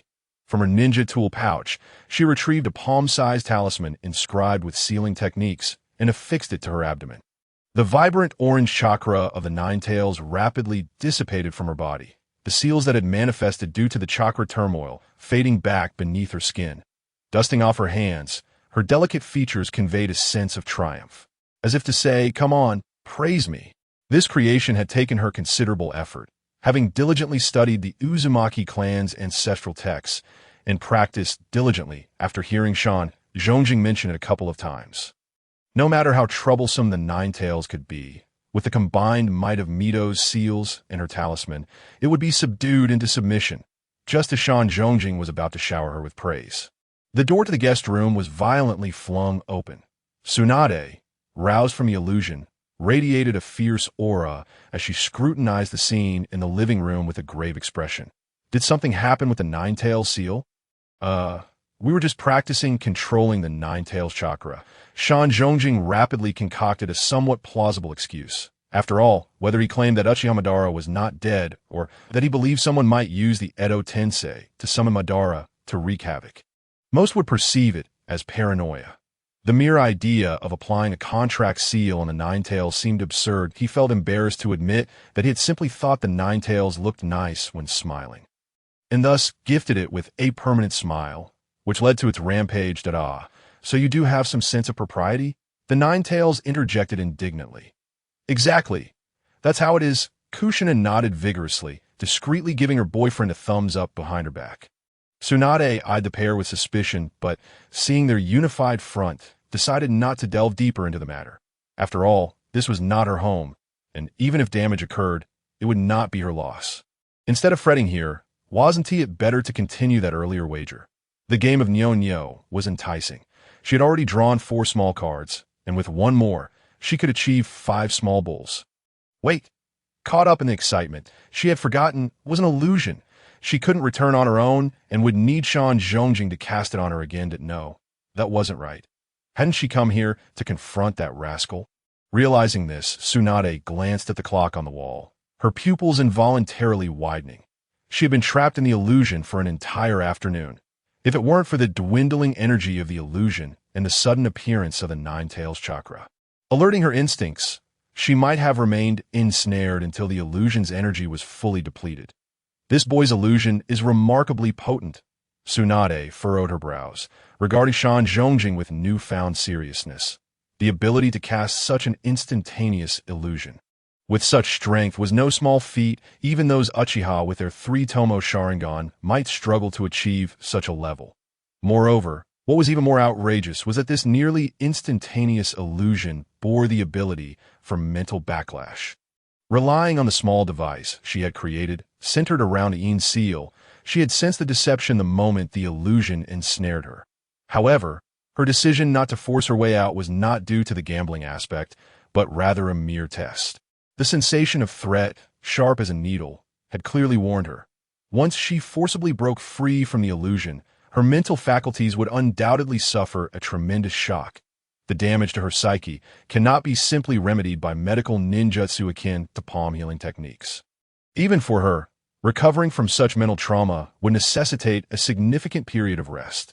Thus, she took advantage of the fact that her adversary would not genuinely harm her and decided to thoroughly indulge herself in the casino of the illusion. However, did this fellow not earlier suggest that she try out the secret techniques of the Akatsuki clan? That illusion is hardly a genuine technique of the Akatsuki. Tsunade's beautiful eyes fixated intently on Yamashiro Kage, whose face was adorned with an awkward grin, with his short golden hair. Well, this blond fellow is not bad-looking at all, possessing a commendable physique and formidable strength. Yet, is his moral compass really so flexible? Able to discard his words without a second thought? Is Kushina truly only concerned with looks when selecting a boyfriend? So, Tsunade, shall we play some cards together after dinner? Yamashiro Kage, feeling uncomfortable under her gaze, could only seek conversation. First, explain to me what the secret techniques of the Akatsuki clan entail. Explanation. How does one even explain such a thing? Yamashiro Kage could hardly admit to Tsunade that he was merely spouting nonsense, preparing to take advantage of the situation to knock her out. After all, in that moment, the only reason he could conceive for Tsunade seeking him and taking action against him was likely the rumors circulating in the village about him and Kushina. The problem is, he couldn't clarify those rumors, and Tsunade didn't seem inclined to listen to explanations. If he didn't take her down first, would he just wait for her to ransack his home? Later, when Yushoka heard Kushina mention that Tsunade had come to her because she couldn't borrow money from her, he pondered for a moment before realizing that Tsunade truly in need of funds. As the current strongest medical ninja in the ninja world and one of the legendary 3 of Konoha, if she simply spread the word that she was out of money, there would be countless individuals eager to offer her financial support. However, at this stage, Tsunade had not yet descended into the level of despair depicted in the original narrative that it was only in the presence of her family that she would completely disregard her own image. Thus, when she saw Kushina earnestly analyzing what money could be borrowed from a man and advising her against gambling again, she felt compelled to come over and take a look. This woman is here to assess her sister's fiancé. Yamasho's expression became increasingly strained. At least in that moment, he genuinely wished to cover his face and flee. What a blunder! He had only been focused on preventing this violent woman from wreaking havoc in his home. Had he known, he should have exercised more patience and engaged in a few more exchanges with her. Who knows, perhaps after a suitable bout of testing, they could have all sat down together for a pleasant meal? Oh, Tsunade, I heard that Jiraiya-sensei and Orochimaru-sensei have returned as well. Let us invite them over tonight to join us for some fun. Noticing her boyfriend's awkward expression, Kushina hurriedly linked her arm with Tsunade's. Cheerfully shifting the topic, what is so amusing about those two? This kid's illusion is far more interesting. Tsunade, displeased, pouted slightly, but allowed herself to be guided to the sofa by Kushina. She had come to a realization. Kushina's heart was entirely devoted to this young man. Unable to bear even the slightest grievance directed towards him, a woman in love is beyond salvation, so. After dinner, shall I serve you again, Tsunade? I ventured to ask. Tsunade displayed a look of approval. Turning to pat her flat abdomen, casting Kushina a look that seemed to say, you handle it. This morning, she had overslept and missed breakfast, and since noon, she had been wreaking havoc in the illusionary realm. Now that evening had fallen, she feared her stomach would grow painfully empty if she didn't eat soon. I'll handle it. Yamashoka promptly sprang from the sofa, turning towards the kitchen. After all, this was Kushina's family visiting. Initially, having not grasped the situation, it was one thing to incapacitate someone with an illusion, but to deny them a meal would be excessively rude. Furthermore, if Kushina were to cook, he would be left here making small talk with Tsunade. He feared he might wear out his toes in the process. Tsunade, do you remember the announcement that went out in the village some time ago? Kushina, amused by her boyfriend's hasty retreat, turned to initiate a conversation with Tsunade. Announcement? Who cares about that? It concerns the Uzumaki clan. And then? Well, it's about how Kage and the little boy went on a mission together. And they brought back a girl from the Uzumaki clan named Uzumaki Onoka, who, it seems, is dating Namikaze's Minato. Wait, why is it that all you Uzumaki seem to prefer blondes? Huh. How what? You only look at faces when choosing a boyfriend. I recall the two young women in the living room lowered their voices, engaged in hushed conversation. Yamashoka could vaguely hear the exchange and felt his eyes nearly roll into the heavens. What do you mean they all like blondes? His hair is golden. Golden. And besides, aren't they both the same bloodline? Sister, don't our hair colors differ? Never mind, considering you praise me for being handsome. ILL, let this in off the hook for now. Yamashoka silently grumbled to himself, deciding to spare the elder sister for the time, being he turned around, opened a refrigerator, selected his favorite vegetables and meats for the evening meal. All while glancing at the system interface, he had just gained 3 opportunities to draw entries, which he had yet to utilize. System, let us draw. Congratulations, host. You have obtained the blue entry, 9 treasures in 1 birth. The gray entry without possessions, and the white entry expired milk. 9 treasures in 1 birth. Blue, a naturally pregnant body, enhancing the probability of conception, with a slight increase in the chances of twins. Triplets, quadruplets, and even nonuplets, as well as improved postpartum recovery speed and increased chances of subsequent pregnancies. Without possessions, gray, a poor fellow overshadowed by misfortune, no matter how hard you strive to change. Your vital parts will gradually shrink to below 5 centimeters, significantly increasing the probability of being despised by partners, as well as the likelihood of breakups, divorces, and feelings of inferiority. Expired milk, white when operating medical ninjutsu. The nature of the ninjutsu undergoes subtle and unpredictable changes, slightly enhancing control over medical ninjutsu and treatment effects, but also increasing the probability of mild short-term side effects for the treated individual.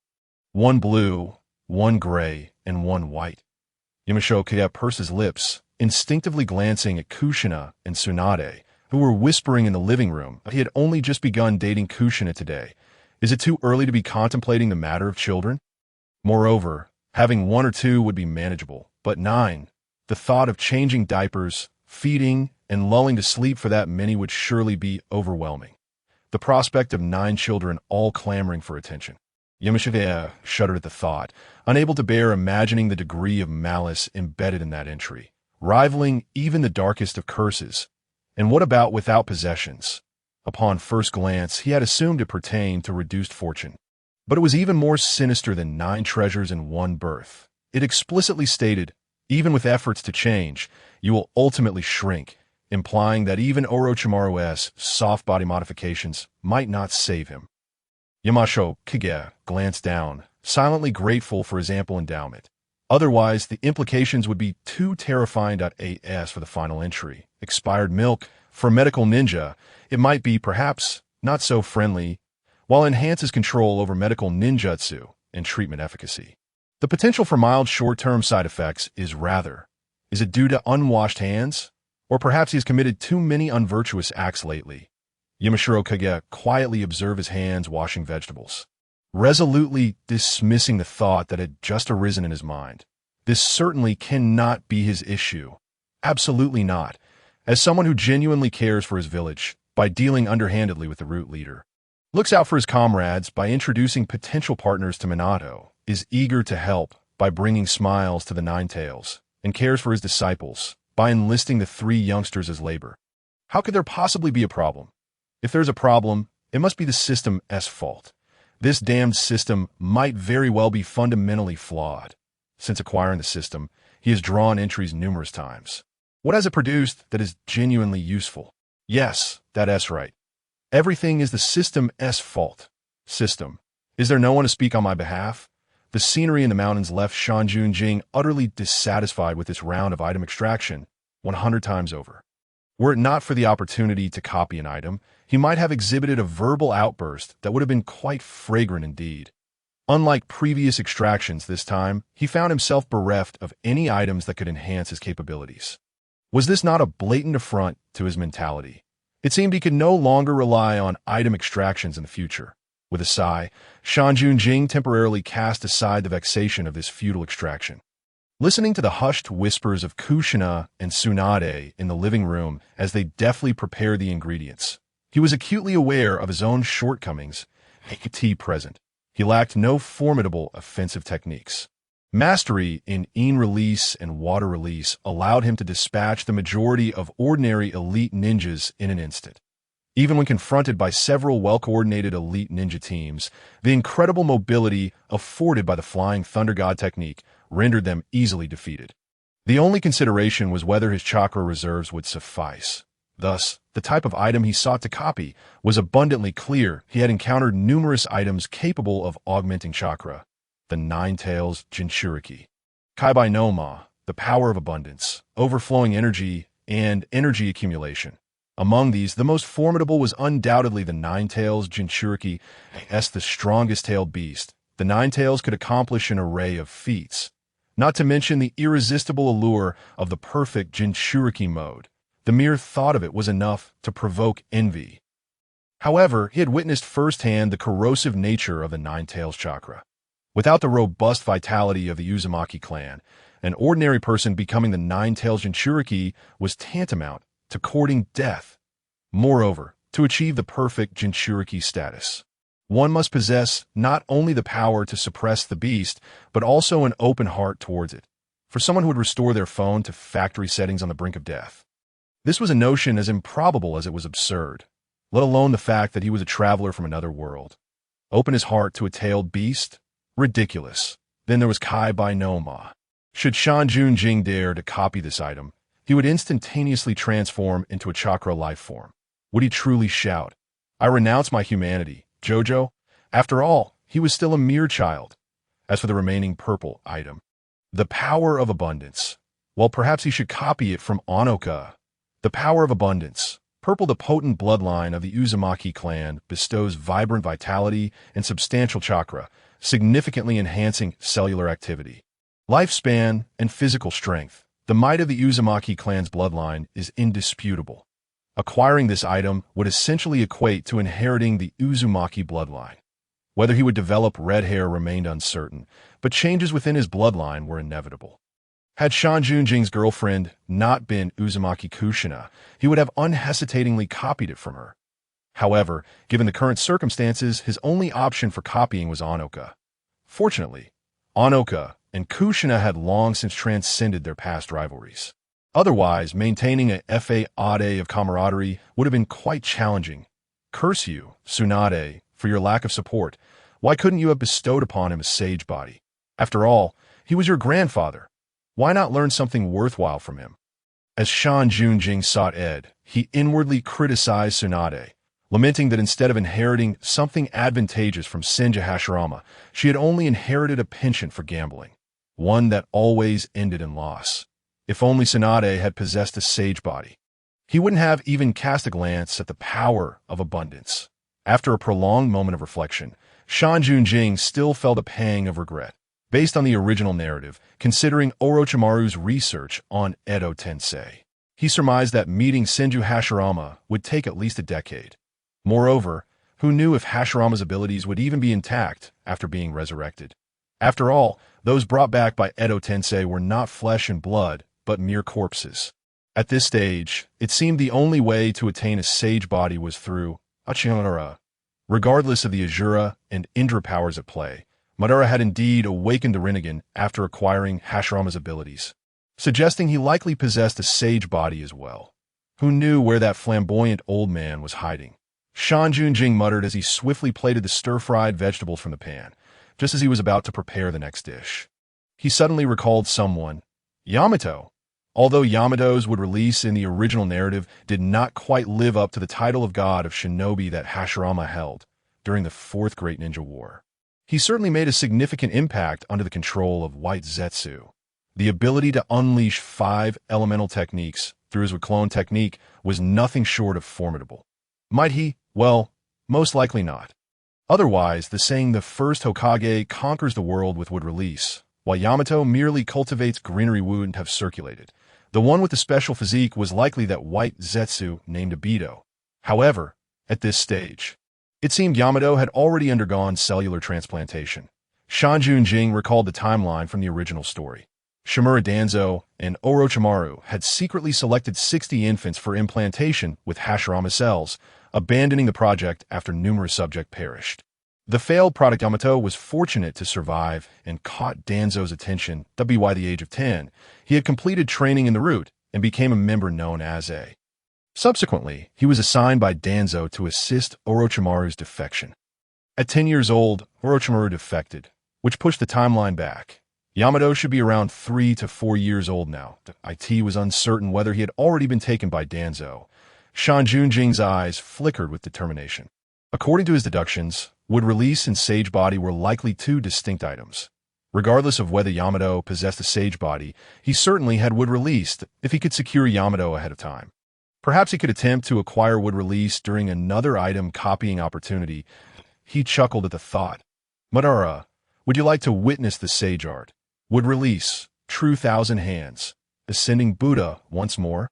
Tomorrow, after visiting the archives, he would first check the intelligence room and the ancient literature section. Who knew what information he might uncover regarding Madara's hiding place in the mountain graveyard?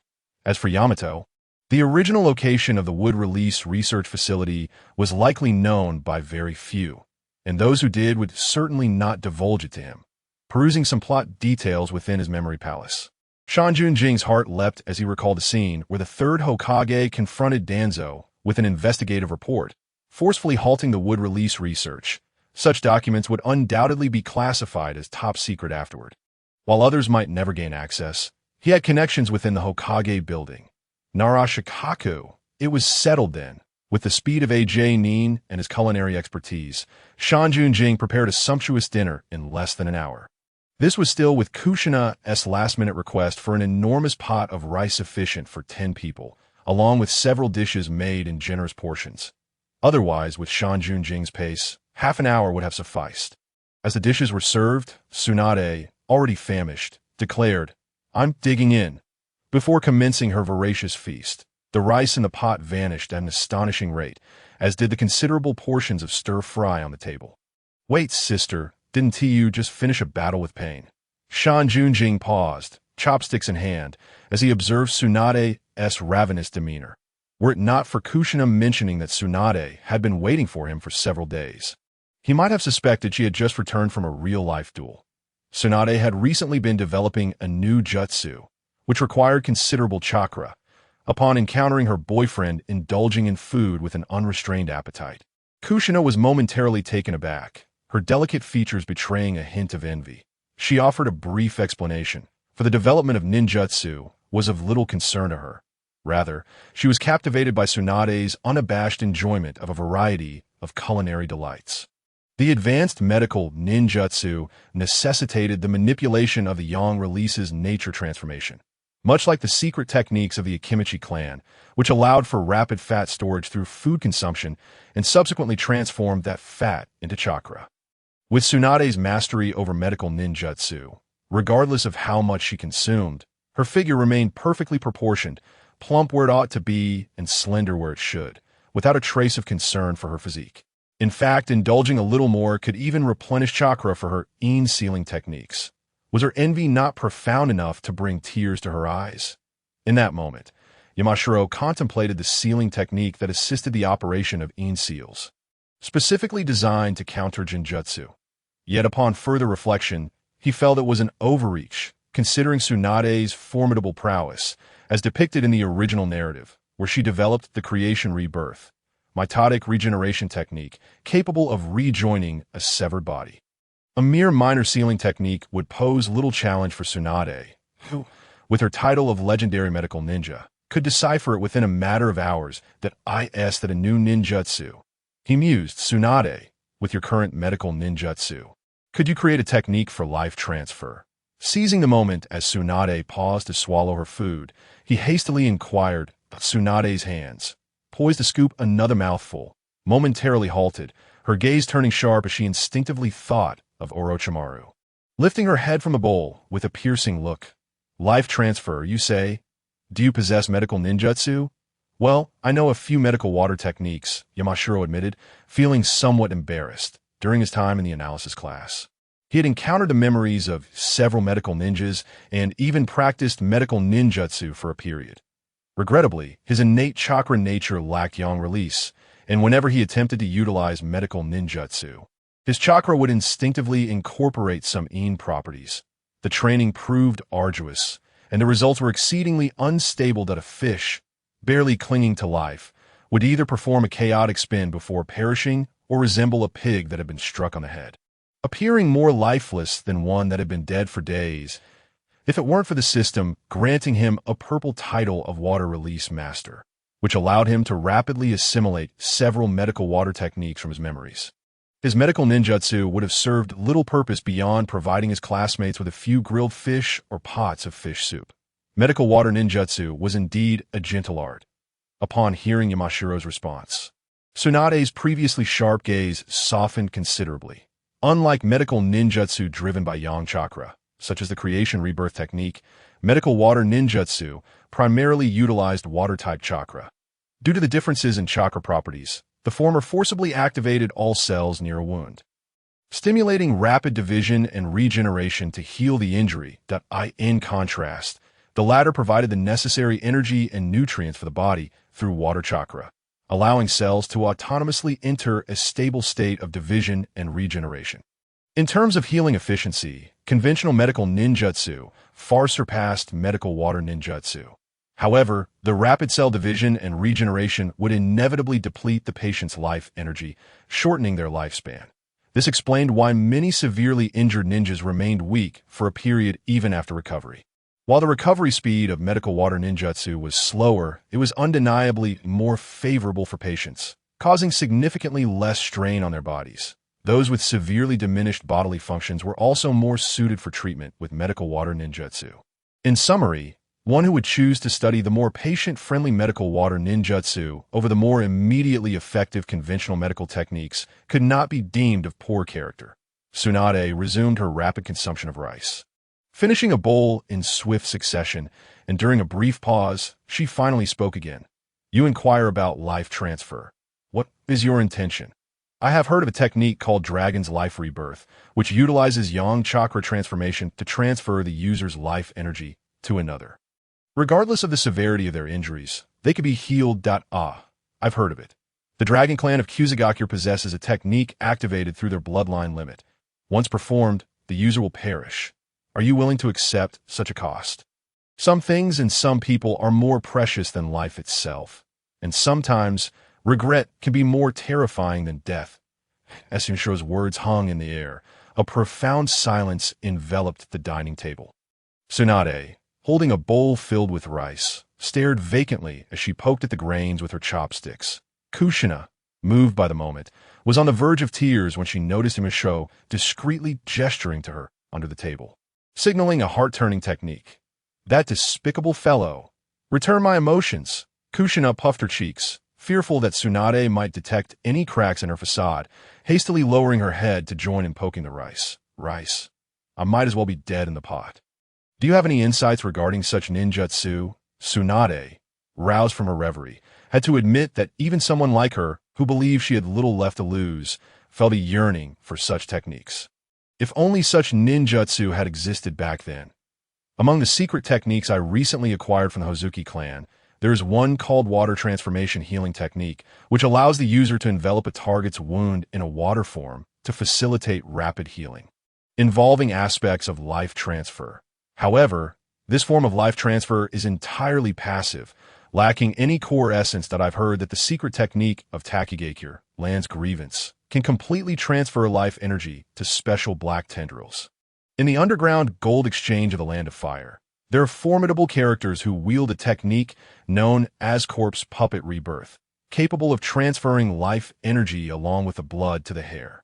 Additionally, the F-Ma clan possesses a technique that can only be used once in a lifetime, called Dragonfly Ninjutsu, transformation into a butterfly, which utilizes life energy for a comprehensive metamorphosis, healing injuries, and allowing one to emerge as a butterfly. Oh, and that medical ninja Shinongu has visited our Konoha several times. He is reputed to have extensive research on physical activation and possesses a forbidden technique for physical regeneration. I believe that by mastering the previous methods of life transfer, making slight improvements, and supplementing them with either the F-Ma clan's transformation or Shinong's physical regeneration technique, one might be able to create a technique similar to Dragon's Life Rebirth. Yamashiro excitedly articulated his initial plan. Tsunade's expression shifted from softness to one of wariness and skepticism. Did this boy comprehend the implications of his words? While the mention of the Dragon Clan from Kusagakure was one matter, now he was invoking the names of Kirigakure, Takigakure, the Underground Gold Exchange, the F-Ma clan, and that enigmatic Shinnon. You do not seek to create ninjutsu. You are attempting to incite war.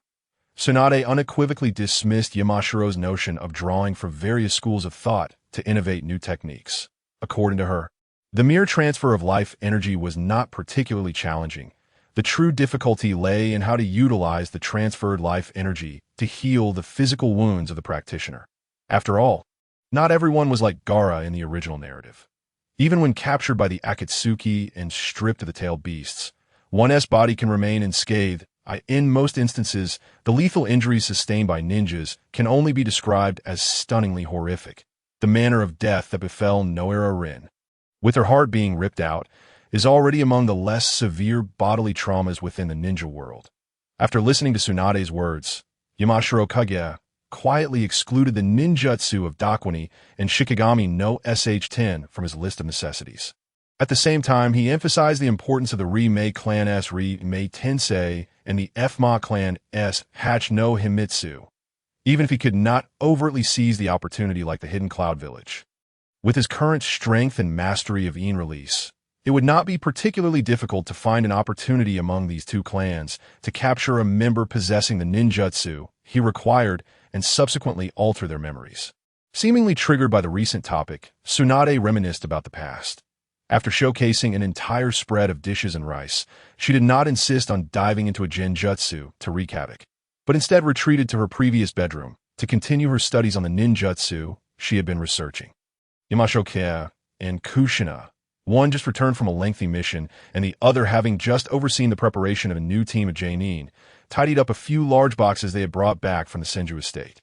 Both exhausted from the day's exertions, They exchanged a brief greeting after washing up before retiring to their respective rooms for rest.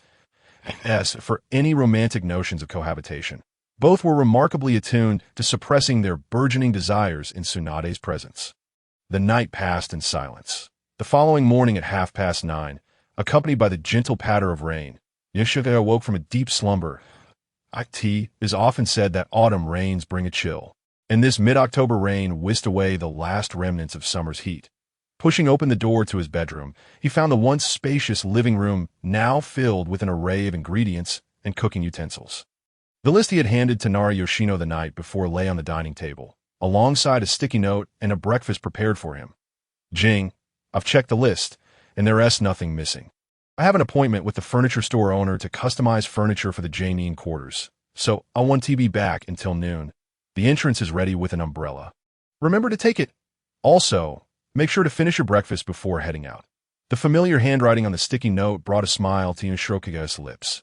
After a quick wash, he sat at the dining table and swiftly devoured his breakfast. Although Kushina was no longer at home, the feeling of being cared for and remembered still enveloped him in warmth, despite having lived alone for many years. After finishing his meal, Yamashokage changed into a simple yet stylish combat outfit, donned a brand new Janine vest, and checked the various scrolls in his pockets and his ninja tool pouch before grabbing the umbrella by the entrance and stepping out on a rainy day in Konoha. There were noticeably fewer pedestrians than usual. Even though the stone-paved streets did not become muddy in the rain, many chose to stay indoors during such weather. Yamashiro Kage found solace in rainy days. Whether it was snuggling under the covers, watching the rain from the window, or quietly writing, the soft sound of raindrops outside always provided him with a sense of peace and contentment. After making his way to the Hokage building with his umbrella, Yamashiro Kage shook off the droplets from his closed black umbrella at the entrance steps. After temporarily storing it in the document review room on the first floor, he ascended to the second floor to register in the archives room. The archives were divided into two sections. The outer room, which contained a desk and two chairs, where an umbu sat, his gaze fixed on Yamashiro as he entered, and the inner room, secured by a heavy metal door, with another umbu standing guard at the entrance. The order signed by the third Hokage had reached the archives the previous afternoon. The umbu, Captain Ushi, who oversaw the archives, verified Yamashiro identity after assisting him with the registration. Then he retrieved a tome of ninjutsu catalogs that was at least 3 fingers thick. And Onid, I've already made my selections. The dark passage technique and the spirit transformation technique. Yamashiro waved his hand dismissively, not bothering to glance at the extensive catalog. While the archives housed a plethora of ninjutsu, the techniques listed were not particularly valuable to him. His heritage from Imashiro clan and his experience in the 5-year analysis class had granted him access to an extraordinary array of elemental techniques and various unconventional ninjutsu that exceeded common imagination. Please wait a moment. Ushi nodded slightly, putting away the catalog, and exchanged glances with another umbu. He opened the heavy metal door and entered the inner archives. Moments later, he returned with 2 palm-sized scrolls. Placing them on the table, confirm the authenticity of the ninjutsu. Sign here, and I trust you are well aware of the regulations. Ushi's tone remained cold and stern. Having joined the umbu during the era of the second Hokage, Senju Tobarama, his long years of service had rendered him taciturn. Today, verbosity was already a sign of familiarity. Right? No recording, no taking out, no leaking the principles of the ninjutsu, and no unauthorized teaching to others. Yamashiro Kage glanced over the 2 scrolls before signing the confirmation slip, and then carefully examined the 2 ninjutsu. Jinjutsu, dark passage technique, and A-rank illusion. This technique focuses on sealing vision, immersing the opponent in complete darkness. Unlike most jinjutsu, once the victim becomes aware of the illusion, they can break it by disrupting the flow of chakra within their body. However, the user of the dark passage technique is aware from the outset that they are under an illusion. The crux of the matter is that they cannot dispel it. After all, this technique was developed specifically to counter the Sharingan. Given the Sharingan's ability to defend against, reflect, and break various illusions, it is evident how challenging it is to unravel the illusions it can seal. Currently, Goshoka, this Jinjutsu, is indeed formidable, and he has implemented various restrictions to prevent its dispelling. Nevertheless, the techniques of the Dark Passage would still provide him with substantial assistance. Spirit Transformation Technique. An S-rank spiritual art. Its effects resemble the legendary spirit of the sun, allowing the soul to leave the body and move freely. It enables rapid movement regardless of distance, distant perception of other souls. Chakra transmission via the soul, immunity to physical attacks, mental disruption of enemies, and control over their bodies. It can even manipulate souls that ascend after the reanimation technique is lifted as a member of the Yamashiro clan. While their secret techniques can disrupt enemies' minds and control their bodies, they cannot achieve the detachment of the soul for free movement, nor can they transmit chakra. If he could integrate this ninjutsu into the secret techniques he has mastered, allowing for a controllable soul state to freely adjust his family's techniques, his strength would likely elevate to an entirely new level. Moreover, the ability to move rapidly without regard to distance in a spirit state offers boundless possibilities. In the span of merely 15 minutes, Yamashita returned 2 ninjutsu scrolls, possessing the blue-titled ability to rapidly comprehend and memorize information within the ninja realm. He had deliberately restrained himself to this duration. If urgency had dictated, he could have forcibly committed the contents of the scrolls to his memory palace, to revisit them at his leisure later, departing from the somewhat oppressive atmosphere of the archives. Yamashita casually inquired with a clerical staff member on the first floor, learning that Nara Shikaku was once again on duty at the mission board today, with no desire to make another trip. He promptly secured his umbrella and made his way to the intelligence room. After all, he would certainly see Nara Shikaku by tomorrow evening at the latest. Accessing those sealed confidential files would require a suitable opportunity and timing. A day earlier or later made little difference. It was more prudent to first visit the intelligence room and inquire if there were any updates regarding the mountain tomb of the peaks. The morning drizzle gradually intensified as time passed. The patter of rain on the umbrella created tiny splashes, while he walked through the cool, rainy vale. Spinning the umbrella's handle, Yamashita watched the raindrops splash against its edge. His spirits lifted further by the recent reading of the shadow walking technique. This technique could effectively suppress the Sharingan of 3 Tomo and below, with its seemingly unbreakable principle being simpler than he had anticipated. It was indeed a Jinjutsu. However, the creator had cunningly integrated sealing techniques into it. Thus, as the technique was enacted, the target would first perceive darkness creeping in like tentacles, enveloping them and gradually robbing them of light. This initial phase was essentially laying the groundwork for the sealing technique. The visual sense, one of the 5, was ensnared by the Jinjutsu, while the Jinjutsu's energy constructed a simple seal on the outer layer. Who would think of that? Simply employing methods to dispel Jinjutsu would hardly suffice to unravel a sealing technique. For most, once ensnared in such a Jinjutsu, unless one possessed the remarkable capability to overpower it, they could only hope their comrades would swiftly eliminate the caster. What a clever approach Yamashita used. Using the energy and methods of Jinjutsu to simultaneously construct a seal was a daunting task, elevating the difficulty of controlling ninjutsu to an A-rank level simply by sealing the visual sense. Yet, did he lack chakra control? Ever since acquiring the zero-frame initiation of bug-like ability, he was now able to maintain even the Ultra S-rank forbidden technique. The water release, spiraling sphere, for over 30 seconds. While enacting Jinjutsu, he could also construct a simple sealing technique from a distance using in-release chakra. Surely, it could not be more challenging than the water release, spiraling sphere. Perhaps while employing the small flying kunai, he could also layer a lighting formation. Suddenly, a vision of a dark figure bound to a table flashed through Yamashita's mind, alongside the image of an adult Kakashi Hatake, forming the tiger seal. Watching the dark figure with keen eyes, how brutal. The thought sent shivers down his spine. Jinjutsu version of 1,000 years of pain could instill immense psychological trauma in most individuals. And he certainly wouldn't want to launch someone into a panic. Was there really any difference from Naruto wielding a kunai for 1,000 years of pain while also binding someone with an explosive tag? Even hyenas have nothing on such cruelty. Lost in thought, Yamashita soon arrived at the intelligence department. He greeted 2 familiar gatekeepers, unceremoniously handing his umbrella to one for safekeeping before sauntering into the intelligence room responsible for organizing and compiling information. According to Konoha's administrative system, the analysis team he had previously belonged to fell under the jurisdiction of the intelligence department. Having spent considerable time in the analysis team, he was well acquainted with the workings of the intelligence room, which was also under the intelligence department. Upon returning to the intelligence department, he need not fear being treated as a mere laborer. The current head of the intelligence room, Sandy, upon seeing someone enter, pushed up his thick glasses and, recognizing Yamashita-ke, couldn't help but tease him. He was 11 years older than Yamashita-ke and had been in the intelligence department for nearly 15 years.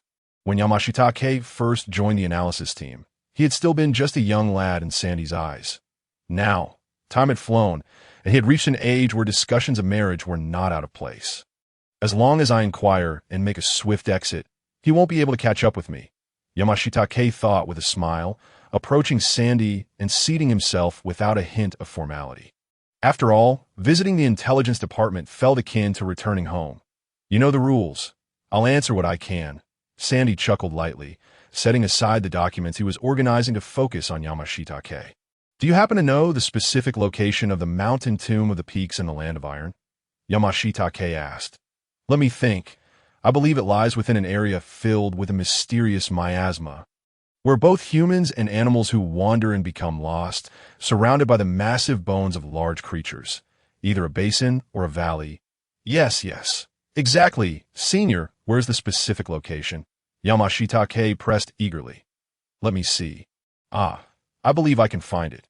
Your clearance allows you to view it. Sandy rose and walked over to the file cabinet marked with 40 years of Konoha's records, rummaging through the numbered files for a while before finally extracting a sealed bag of documents. Dusting off the bag, he turned and handed it to Yamashita-ke. The investigation into the death incident in the Land of Iron by Team Qianpu. Yamashita-ke glanced at the document title, opening the long-sealed bag. Inside lay a hand-drawn map of the Land of Iron, clearly indicating the location and extent of the mountain tomb of the peaks. The remaining stack of documents included several sketches of the mountain tomb of the peaks, strikingly similar to those in his memory palace. The written records detailed events from 6 years prior and the investigation results concerning the mountain tomb of the peaks. Qianpu, a Konoha jonin skilled in sensing ninjutsu. Characterized by caution, he mused. Yamashita-ke didn't even need to read the following records to understand the situation. As a sensing ninja, Qianpu likely detected something amiss while passing through the mountain tomb of the peaks. And either due to his cautious nature, he attempted to probe further only to be eliminated by Uchiha Madara, or Madara sensed Qianpu's probing and eliminated him preemptively. The subsequent investigation team likely fell victim to Madara's jinjutsu or other means of deception. I've found you, Uchiha Madara. Yamashita-ke instinctively licked his lips, feeling a surge of restlessness within him that he had merely come to test his luck casually. Who would have thought he would uncover the location that remained hidden until the Fourth Great Ninja War? And since Madara had been there 6 years ago, actively dealing with Konoha's ninjas investigating the mountain tomb of the peaks, it was highly probable he would remain there until the start of the Third Great Ninja War, or until he designated Obito as his successor and began his indoctrination and training. As long as he secured the Flying Thunder God coordinates and prepared sufficient contingencies, if he could defeat Madara, he would seize the opportunity to strike. If not, he could always replicate the ability and retreat. Yamashita-ke meticulously committed the details of the Land of Iron map to his memory palace, repeatedly examining the sketches of the mountain tomb of the peaks before finally returning the documents to the bag. After archiving the files and bidding farewell to Sandy, who was still patiently organizing fragmented information and rewriting intelligence, Yamashita-ke took back his black umbrella, suppressing the restless excitement within him, and stepped once more into the curtain of rain. Receiving such precise intelligence regarding Uchiha Madara's whereabouts was a delightful surprise for him. Likewise, he had no intentions of seeking out Madara's misfortune today. After all, he was Uchiha Madara. Both the memories from the original narrative and the clan records of the Yamashita family spoke volumes about the formidable nature of this man. The formidable body techniques honed through relentless practice, the terrifying fire release capable of incinerating all, the unparalleled Susanoo, and the cataclysmic heavenly obstruction star. These names alone can instill a tremor throughout the entire ninja world. Even if Yamashiro Kage were to experience a lapse in judgment akin to that of Danzo, he would not recklessly charge forward upon receiving news. The gentle patter of rain continued to fall, shrouding the distant Hokage rock in a veil of mist that resembled smoke or gauze. Meow, meow, meow. While Yamashiro Kage was lost in thought, an urgent cry followed by the sound of toppled objects. Mingled with the splash of footsteps through puddles, emanated from the alley to his left, a slender calico cat, its face a mask of panic, darted out from the narrow passage. It zigzagged across the street, hastily disappearing into a towering pile of discarded items stacked against the wall, reaching a height of 3 meters. Once the calico vanished, 3 young genin, their faces still cherubic and seemingly under 10 years of age, emerged from the alley, drenched in rain-soaked clothing, in hot pursuit. Damn it! It got away again. This one is too cunning. Uchiha Obito grumbled, his face contorted with frustration. If it weren't for some fool insisting on wearing goggles in the rain and then loudly proclaiming that he had been hit by the mist concealment technique after spotting the target, the mission would have already been accomplished. Kakashi Hitaki mocked Obito's unreliability, his eyes devoid of any emotional fluctuation as they scanned every corner of the street, searching for any trace of the elusive cat. Damn it! If I hadn't found that cat first, you wouldn't have even seen the target yet. Obito felt a flush of embarrassment wash over him, his face turning red, just as he was about to roll up his sleeves to engage Kakashi in a proper debate. Rin Noera stepped forward, positioning herself between the two, her voice soft and soothing. All right, it's okay. Let us just keep trying. Reluctantly, Obito turned his head away with a huff. Kakashi, however, did not spare Obito a single glance. His gaze sweeping across every alleyway, every step, every potential hiding spot for the cat, diligently searching for traces of the mission target. Hey, Yamashiro-senpai. Upon turning, Obito immediately noticed Yamashiro Kage not far off, holding an umbrella and observing the 3 of them. He, along with Kakashi and Rin, had previously visited the apartment of their teacher, Minato Namikaze. While perusing a photo album, they had come across numerous pictures of Minato and this Yamashiro Kage, including snapshots from their time at the Ninja Academy, their graduation day, and images of them returning from the Second Great Ninja War, battle-scarred yet alive. According to Minato, this man was a dear friend to whom he could entrust his life. With this thought, a radiant smile blossomed on Obito's face as he hurried over to Yamashiro Kage. Senpai, I am Uchiha Obito, a disciple of Minato-sensei. Have you seen a calico cat with 3 colors run past here? The pile of discarded items, Yamashiro Kage replied, his gaze shifting to the sunlit, smiling child before him, a flicker of complexity briefly crossing his eyes as he pointed towards the pile where the cat had concealed itself. Name, Uchiha Obito. Occupation, ninja. Attributes, passionate blue, kind-hearted green, friend of the elderly white, simpleton gray. There were none of the malicious traits typical of a villain like Shimura Danzo, nor were there any explosive talent-type attributes. Passionate denotes a genuine disposition, unpretentious and emotionally rich, enhancing spiritual energy growth and slightly boosting the power of fire release, as well as explosive capabilities in times of crisis. That kind-hearted reflects a pure and simple heart, increasing likability and enhancing social bonds. Friend of the elderly significantly raises the probability of encountering individuals over 50, increases the likelihood of being late, and greatly enhances the favorability of elderly individuals after assistance. Simpleton reflects a decline in independent thinking ability, making one prone to foolish actions. Foolish, kind-hearted, sincere, emotionally expressive, well-liked by the elderly, capable of bursts of brilliance in times of crisis. These character traits are undeniably reminiscent of a hot-blooded shonen protagonist. Aren't they? If one can grow normally with the encouragement of a teacher, the companionship of friends, and the care of those around them, even if they cannot become a hero who saves the world. A person with such attributes should shine with the brilliance of humanity. Who could believe that this person would eventually become a traitor? Simpleton. Yamashiro mused as he observed the trio from a distance, feeling somewhat melancholic about the whims of fate. Truth be told, he had contemplated whether to eliminate Uchiha Obito before, but first To kill an innocent child for something that had yet to transpire felt like a violation of his conscience. Secondly, Uchiha did not desire Obito, but rather a tool that could be brainwashed to execute the Eye of the Moon plan as per his design, that Obito's eye-opening talent might be commendable. Yet it was by no means the only option.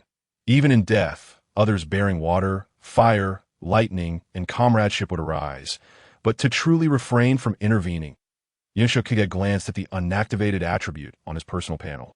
Brother, you smell good. In the original story, Obito would be thoroughly brainwashed, resolutely executing the Eye of the Moon plan, primarily due to witnessing his beloved Rin Nohara's heart being extracted by Kakashi. What if Rin's beloved were Kakashi instead? My damn moral purity. How could I possibly let such a delightful opportunity slip away? Yamashiro Kage cast several furtive glances at the unactivated attribute. Brother, you smell good. He stood in place, grappling with his internal conflict for a while. Not far away, Kakashi summoned 3 ninja hounds through summoning technique, teaming up with Rin to block the Calico's escape route on the ground. He himself leaped onto the rooftop to prevent the cat from fleeing from above. As Obito squabbled with Kakashi, he began to move the items in the pile, attempting to coax the Calico out. When the Calico realized its hiding place was compromised, it leaped out from the pile. Quick as a flash, Obito crouched down and lunged to catch the Calico, but before he could boast about his success, he collided with the heap of discarded objects. The precariously stacked pile, already unstable, collapsed with a thunderous crash, burying both the boy and the cat beneath its debris. The incessant raindrops did little to mask the immense cloud of dust that billowed upwards. Yamashiro Kage observed the scene with a pained expression, closing his eyes to sense the bottom of the pile, acutely aware that he too had been struck hard. Yet he resolutely bent forward. Protecting the small Obito in his embrace, he let out a soft sigh. Obito, you must always remain kind. Obito! Obito! Rin Nohara exclaimed in panic as she rushed over to the collapsed pile, frantically digging through the debris. Kakashi, who had maintained an indifferent demeanor, was startled and quickly leapt down from the roof. I'm fine, Rin. It hurts so much. Cough, cough. I can't breathe. Obito's voice came from beneath the pile, his words cut short by a series of pained gasps. Move aside. Yamashiro Kage's voice emerged from behind Kakashi and Rin. Upon hearing him, the two understood that their teacher's dear friend had chosen to intervene, and they quickly stepped aside. Water release. Water prison technique. Yamashiro Kage formed hand seals with his right hand, the surrounding rainwater rapidly converging on the pile of discarded items. In an instant, he encapsulated all the debris within a large, light blue water prison. With a swift upward motion, he lifted the water prison, along with the debris it contained, several meters off the ground before shifting it to the corner of the wall. This revealed the figure of Uchiha Obito, hunched over, clutching the calico tightly, grimacing in pain. Obito! How are you? Don't move. Let me check. Rin exclaimed as she dashed to Obito's side, retrieving a portable first aid kit from her ninja tool pouch, quickly tending to the injuries on his back. Meanwhile, Kakashi took hold of the calico from Obito's hands, his gaze fixated on the spot where the water prison had just settled. The water prison, which had enveloped the entire pile of debris. As the water cascades down, it churns and surges, swiftly arranging the debris within its depths. Ultimately, upon reaching the ground, it transforms into delicate rivulets that silently blend into the surrounding rain and vanish. Such an absurd mastery of ninjutsu control. Kakashi has neither seen nor even heard of anything like this. Is the water prison technique capable of such application? After executing the water release, the water does not merely splash and disperse. Are these truly ninjas from the Mountainous clan? Should they not be more adept in their family's secret arts? Are they anomalies? Or could it be that this individual's clan techniques surpass even the water release? Did my guy earlier mention that his team leader shares the same name? Although Kakashi maintains an outwardly indifferent demeanor, his mind is awash with countless questions. He gazes at Yamashiro Aki, who has turned and departed unbeknownst to him. Gripping the arm of Sanhua, he feels a slight tension that, in the past, he had believed that his abilities were nearly on par with those seasoned jonin. Lacking only combat experience, he thought that once he matured further, enhancing his strength and speed, he could rise to prominence among the elite jonin. However, it seems he has been overly arrogant. Among the jonin of Konoha, While many may possess mediocre strength, there are equally formidable figures like his mentor, Minato Namikaze and Yamashiro Aki. Hey, Kakashi, I was the one who gathered the intel first and even apprehended the mission target. Uchiha Obito, receiving careful treatment from Noara Rin, wears a childlike expression of pride and satisfaction. As for his injuries, they amount to mere bruises and contusions from being struck by heavy objects. After applying the medicine, he will be nearly healed by tomorrow. In comparison, these minor injuries are insignificant when it comes to making Kakashi falter. You nearly jeopardize the mission target's life. Kakashi, hands clasped beneath Sanwa's armpits, casts a gaze at Obito that is both indifferent and tinged with disdain. It was merely a D-rank mission. To falter and cause the first capture to fail is one thing, but to sustain injuries himself and nearly endanger the target is another. Impulsive and reckless, driven by emotions, acting without regard for consequences, lacking a sense of time, and always encountering unforeseen circumstances at critical moments, he never imagined he would one day find himself as a teammate of such a person. Come now, we must get along well as comrades, right? Has Aki-senpai already departed? I haven't had the chance to properly express my gratitude for his assistance. Noara Rin subtly shifted her position, blocking the line of sight between the two. She cast a glance at the spot where Yamashiro Aki had stood, striving to steer the conversation elsewhere, serving as the glue and lubricant of the team in the distance, obscured by the rain and mist. At the street corner, Yamashiro Aki observed the shadow clone of Minato Namikaze, hiding behind a wall, and rolled his eyes in exasperation. If he was concerned, why not follow openly? Kakashi has already attained the rank of Chunin. Yet this child's temperament and approach to matters are rather extreme. I hope he can come to appreciate the significance of comradeship more. If he knows I am present, it will surely influence his genuine thoughts and decisions. Minato Namikaze chuckled sheepishly, scratching his head as he subtly conveyed Kakashi's issues. Talented and strong, with remarkable self-discipline, yet influenced by the demise of Konoha's White Fang, his conduct during missions has indeed been a source of concern for him. His father died in vain.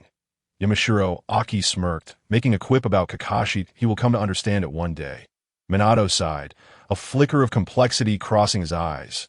Once, this illustrious Konoha White Fang was regarded as a formidable contender for the position of the fourth Hokage. Who could have foreseen that he would take his own life amidst a storm of rumors? Initially, he too struggled to comprehend why Tsukumo Hatake would make such a choice.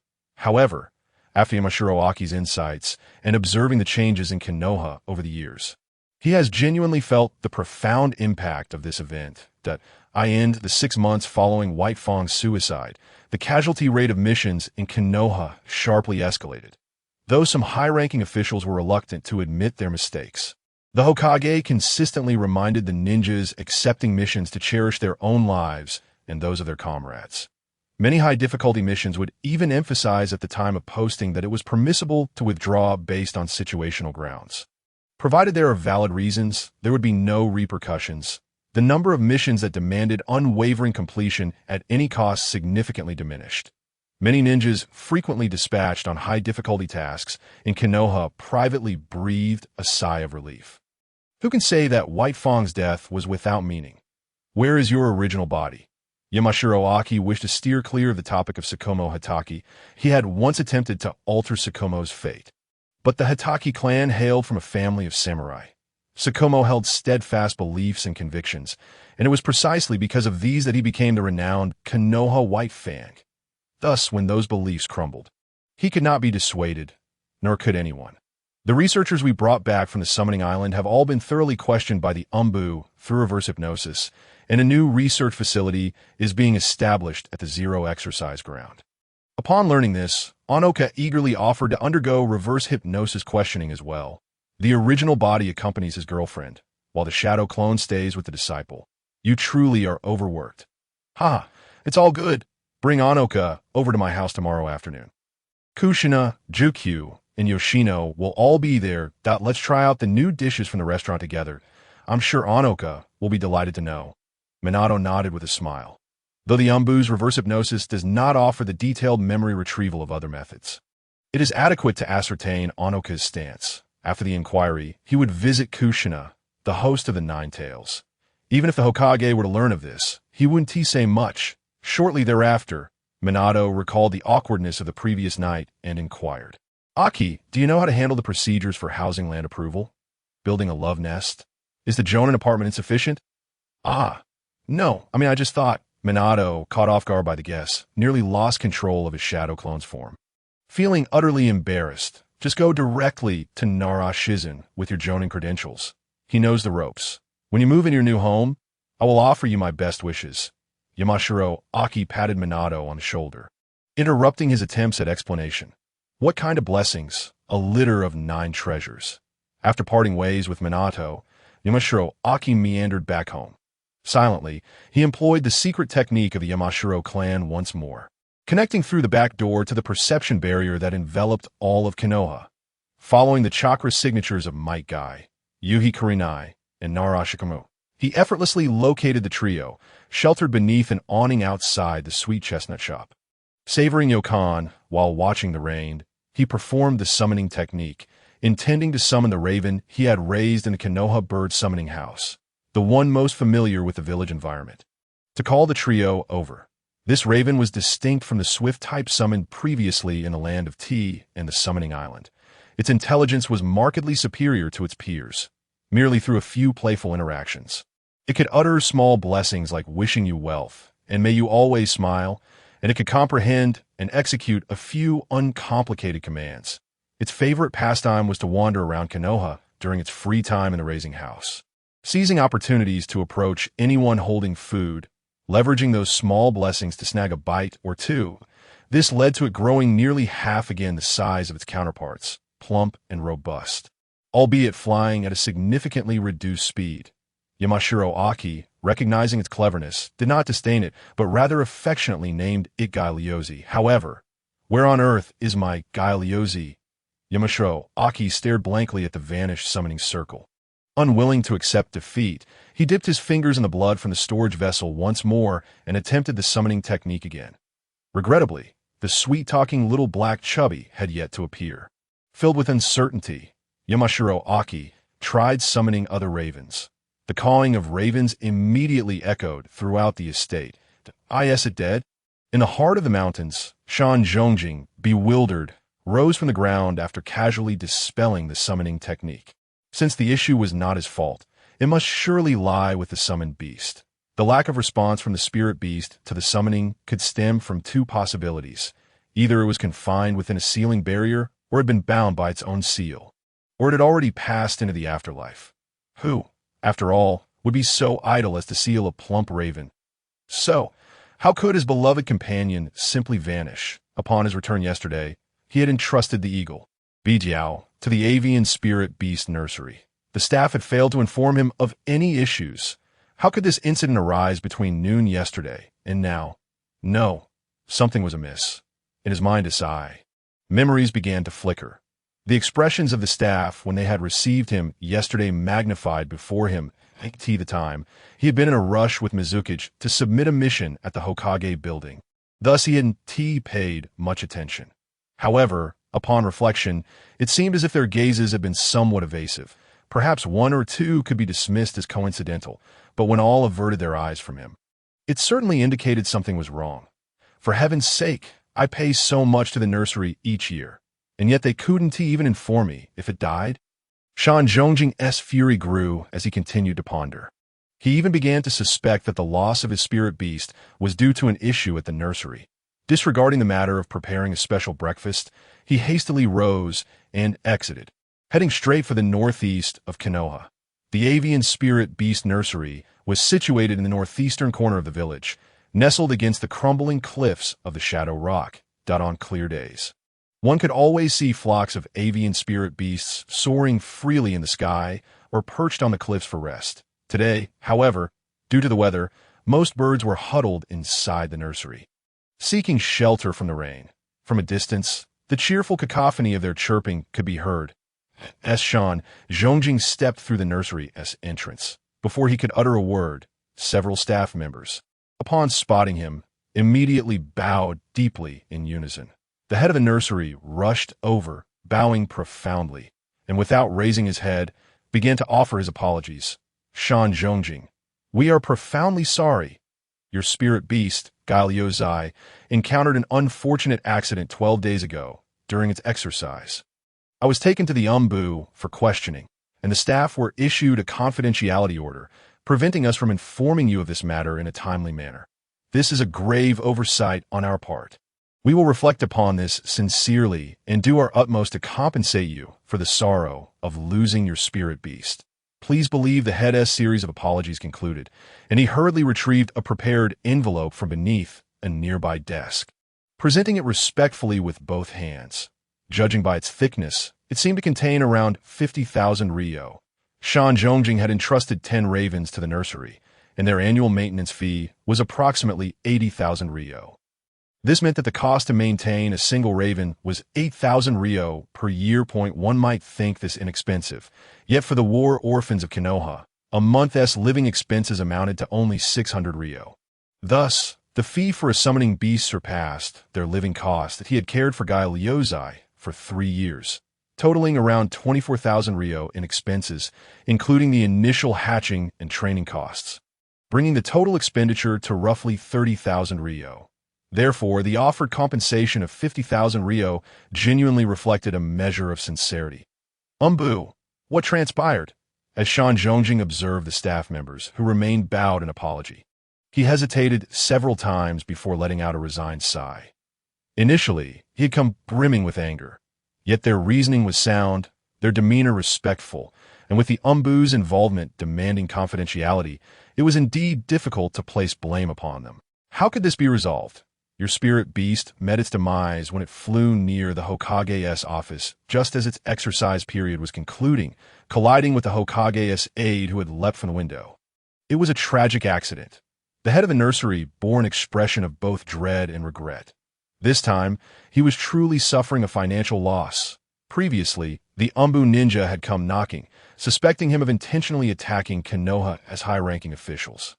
He had nearly been terrified to death.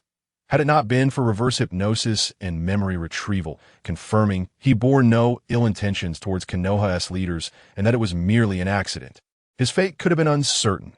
Furthermore, even in this scenario, the nursery had already compensated the Hokage's aide a significant sum. But who could be blamed? The raven for flying too low, lacking defense? Or the Hokage's aide for leaping too high, wearing a steel helmet? 12 days ago, Danzo, just as I left the Hokage's office, he went and killed my spirit beast.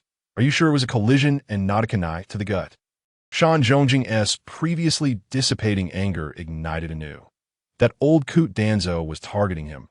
Without a doubt, given the leisurely flight speed of Liuzai throughout Konoha, how could it have possibly caused a fatal collision? It was said that the Hokage's aide had been in a rush to undertake a confidential mission, vanishing in an instant, and was even wearing a combat helmet at the time. Your spirit beast merely collided with the helmet?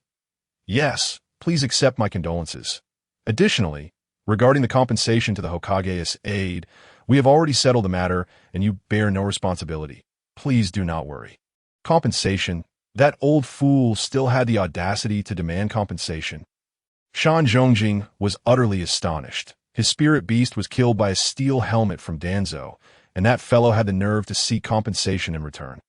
Ahem, Shan Zhongjing, this is the ashes of your spirit beast. Would you prefer to take them with you or enter them in our spirit beast cemetery? Upon hearing Shan Zhongjing curse Danzo, the head of the nursery shuddered and swiftly changed the subject. He truly did not wish to pay another visit to the and no matter whose fault it was or where the responsibility lay, he just wanted this matter to conclude swiftly. Let us proceed to the cemetery. Shan Zhongjing gazed at the white urn, hardly larger than a cigarette box, held by the head of the nursery. Feeling a mix of anger, frustration, and disbelief, he had been the one to give Danzo the opportunity to unleash this chaos. It was him who had lost his spirit beast. Damn it, how infuriating! With a belly full of pent-up rage, Shan Zhongjing forced himself to check on the remaining 9 ravens and the eagle. Bijiao, that had recently arrived, observing that the little ravens were still living comfortably without any issues, and that Bijiao had found 2 companions from the Spirit Beast Island and was now engaged in affectionate antics. He finally bid farewell to the nursery staff and turned to leave. Arriving with a heart full of fury, he departed feeling strangely unfulfilled. Shan Zhongjing never anticipated that this time, the repercussions would strike so deeply. What was this? A cycle of cause and effect, retribution unfulfilled. Nonsense. That old coot Danzo had committed countless heinous acts. If there were any retribution, he should have perished long ago. Shan Zhongjing's expression reflected his discontent as he walked along the streets of Konoha towards the sweet shop. Ganjingen were his teammates. Yuhi Kurenai, Might Guy, and Noera Rin were located as an established dessert shop in Konoha. Ganjingen had firmly rooted itself since the era of Senju Tobarama. The shop's specialty, yokan, is a jelly-like snack made by simmering beans or chestnuts with added ingredients. Greatly favored by many young patrons, since joining Shan Zhongjing's team, Yuhi Kurenai, Might Guy, and Noera Rin had completed 2 ranked missions during this period, significantly alleviating their financial burdens while also enhancing their skills through the continuous sealing of their limbs. Their teamwork had grown considerably more harmonious due to the week-long missions they had undertaken together. Originally, the trio planned to train at the 4th training ground today, but due to inclement weather, they had to change their plans at the last minute. Have you heard? The spirit beasts that were recently auctioned may have been collectively incapacitated by an illusion technique, Noera Rin casually remarked, a cigarette hanging from her mouth as she gazed at the curtain of rain outside the shop, engaging her teammates in light conversation. Over 100 spirit beasts of varying sizes, even if they were all crammed together, would still cover a larger area than the school's training ground. Teacher Jing is truly remarkable. Yuhi Kurenai rested her elbows on the table, cradling her cheeks with her hands, her cherubic face reflecting a sense of wonder. She too yearned to become such a master of illusion, effortlessly ensnaring foes into boundless nightmares. The very thought of such a feat sent a rush of excitement coursing through her veins. Might Guy, ever energetic, was swiftly throwing punches to the side. It seemed he was always brimming with vitality. No matter the time that I think I heard someone praising me, that a familiar male voice resonated from behind the trio. With faces aglow with delight, they turned to behold Yushiro Q, holding a black umbrella, his gentle smile as warm as ever. Ditto. Q-sensei. Good morning. Inuzuka Girin reacted swiftly, rising to pay his respects. Nearby, Might Guy mimicked him, his serious demeanor suggesting he was preparing for battle. Yuhi Kurenai caught sight of the black umbrella in Q's hand, her heart skipping a beat as she quickly circled him, relieved to find no bloodied bandages or medicinal scents. Exhaling deeply in relief that in the world of shinobi, aside from those who wielded umbrellas as tools of the trade, most ninjas typically avoided them, as they posed significant hindrances during swift maneuvers. Upon first seeing her teacher with an umbrella, she had feared he was injured and that his wounds should not come into contact with water. Thank you for your concern, but I am perfectly fine. The umbrella is merely a precaution, as someone advised me to take it today. Q effortlessly sensed Kurenai's unspoken worry and affectionately ruffled her hair, feeling quite gratified by such concern from his student. However, the fates of the trio had already been sealed. If they performed their tasks diligently, well, perhaps a small reward would be in order. Kushina-senpai is so gentle. Kurenai instantly realized who had advised her teacher, her ruby-like eyes brimming with envy. The thought that Kushina-senpai's reminders led Q to take such care made her feel incredibly fortunate. Guy and Girin nodded silently, aware that during their teacher's missions, it was always Kushina-senpai who accompanied and cared for them, addressing their queries and guiding their training. Although at times her personality mirrored Q's, displaying a hint of mischief, such as when, after they had adjusted to the newly imposed sealing techniques, she had suddenly intensified their binding forces under the guise of gifting them. Nonetheless, Kushina-senpai was indeed a remarkable and gentle mentor. Are you coming over to my house today? I plan to prepare some unique dishes and have someone come to taste them tomorrow. Seeing that the trio wholeheartedly approved of Kushina, Q's spirits lifted further as he deftly set the trap. You're home, Q-sensei? Then we shall assist as well. I have diligently studied cooking at home. Kurenai exclaimed enthusiastically, blissfully unaware of the monumental task that lay ahead. Guy and I can lend a hand, Girin added, scratching his head as he pulled Guy into the fray. Their age.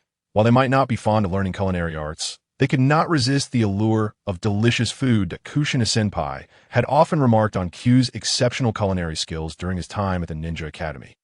Who wouldn't enjoy delightful cuisine?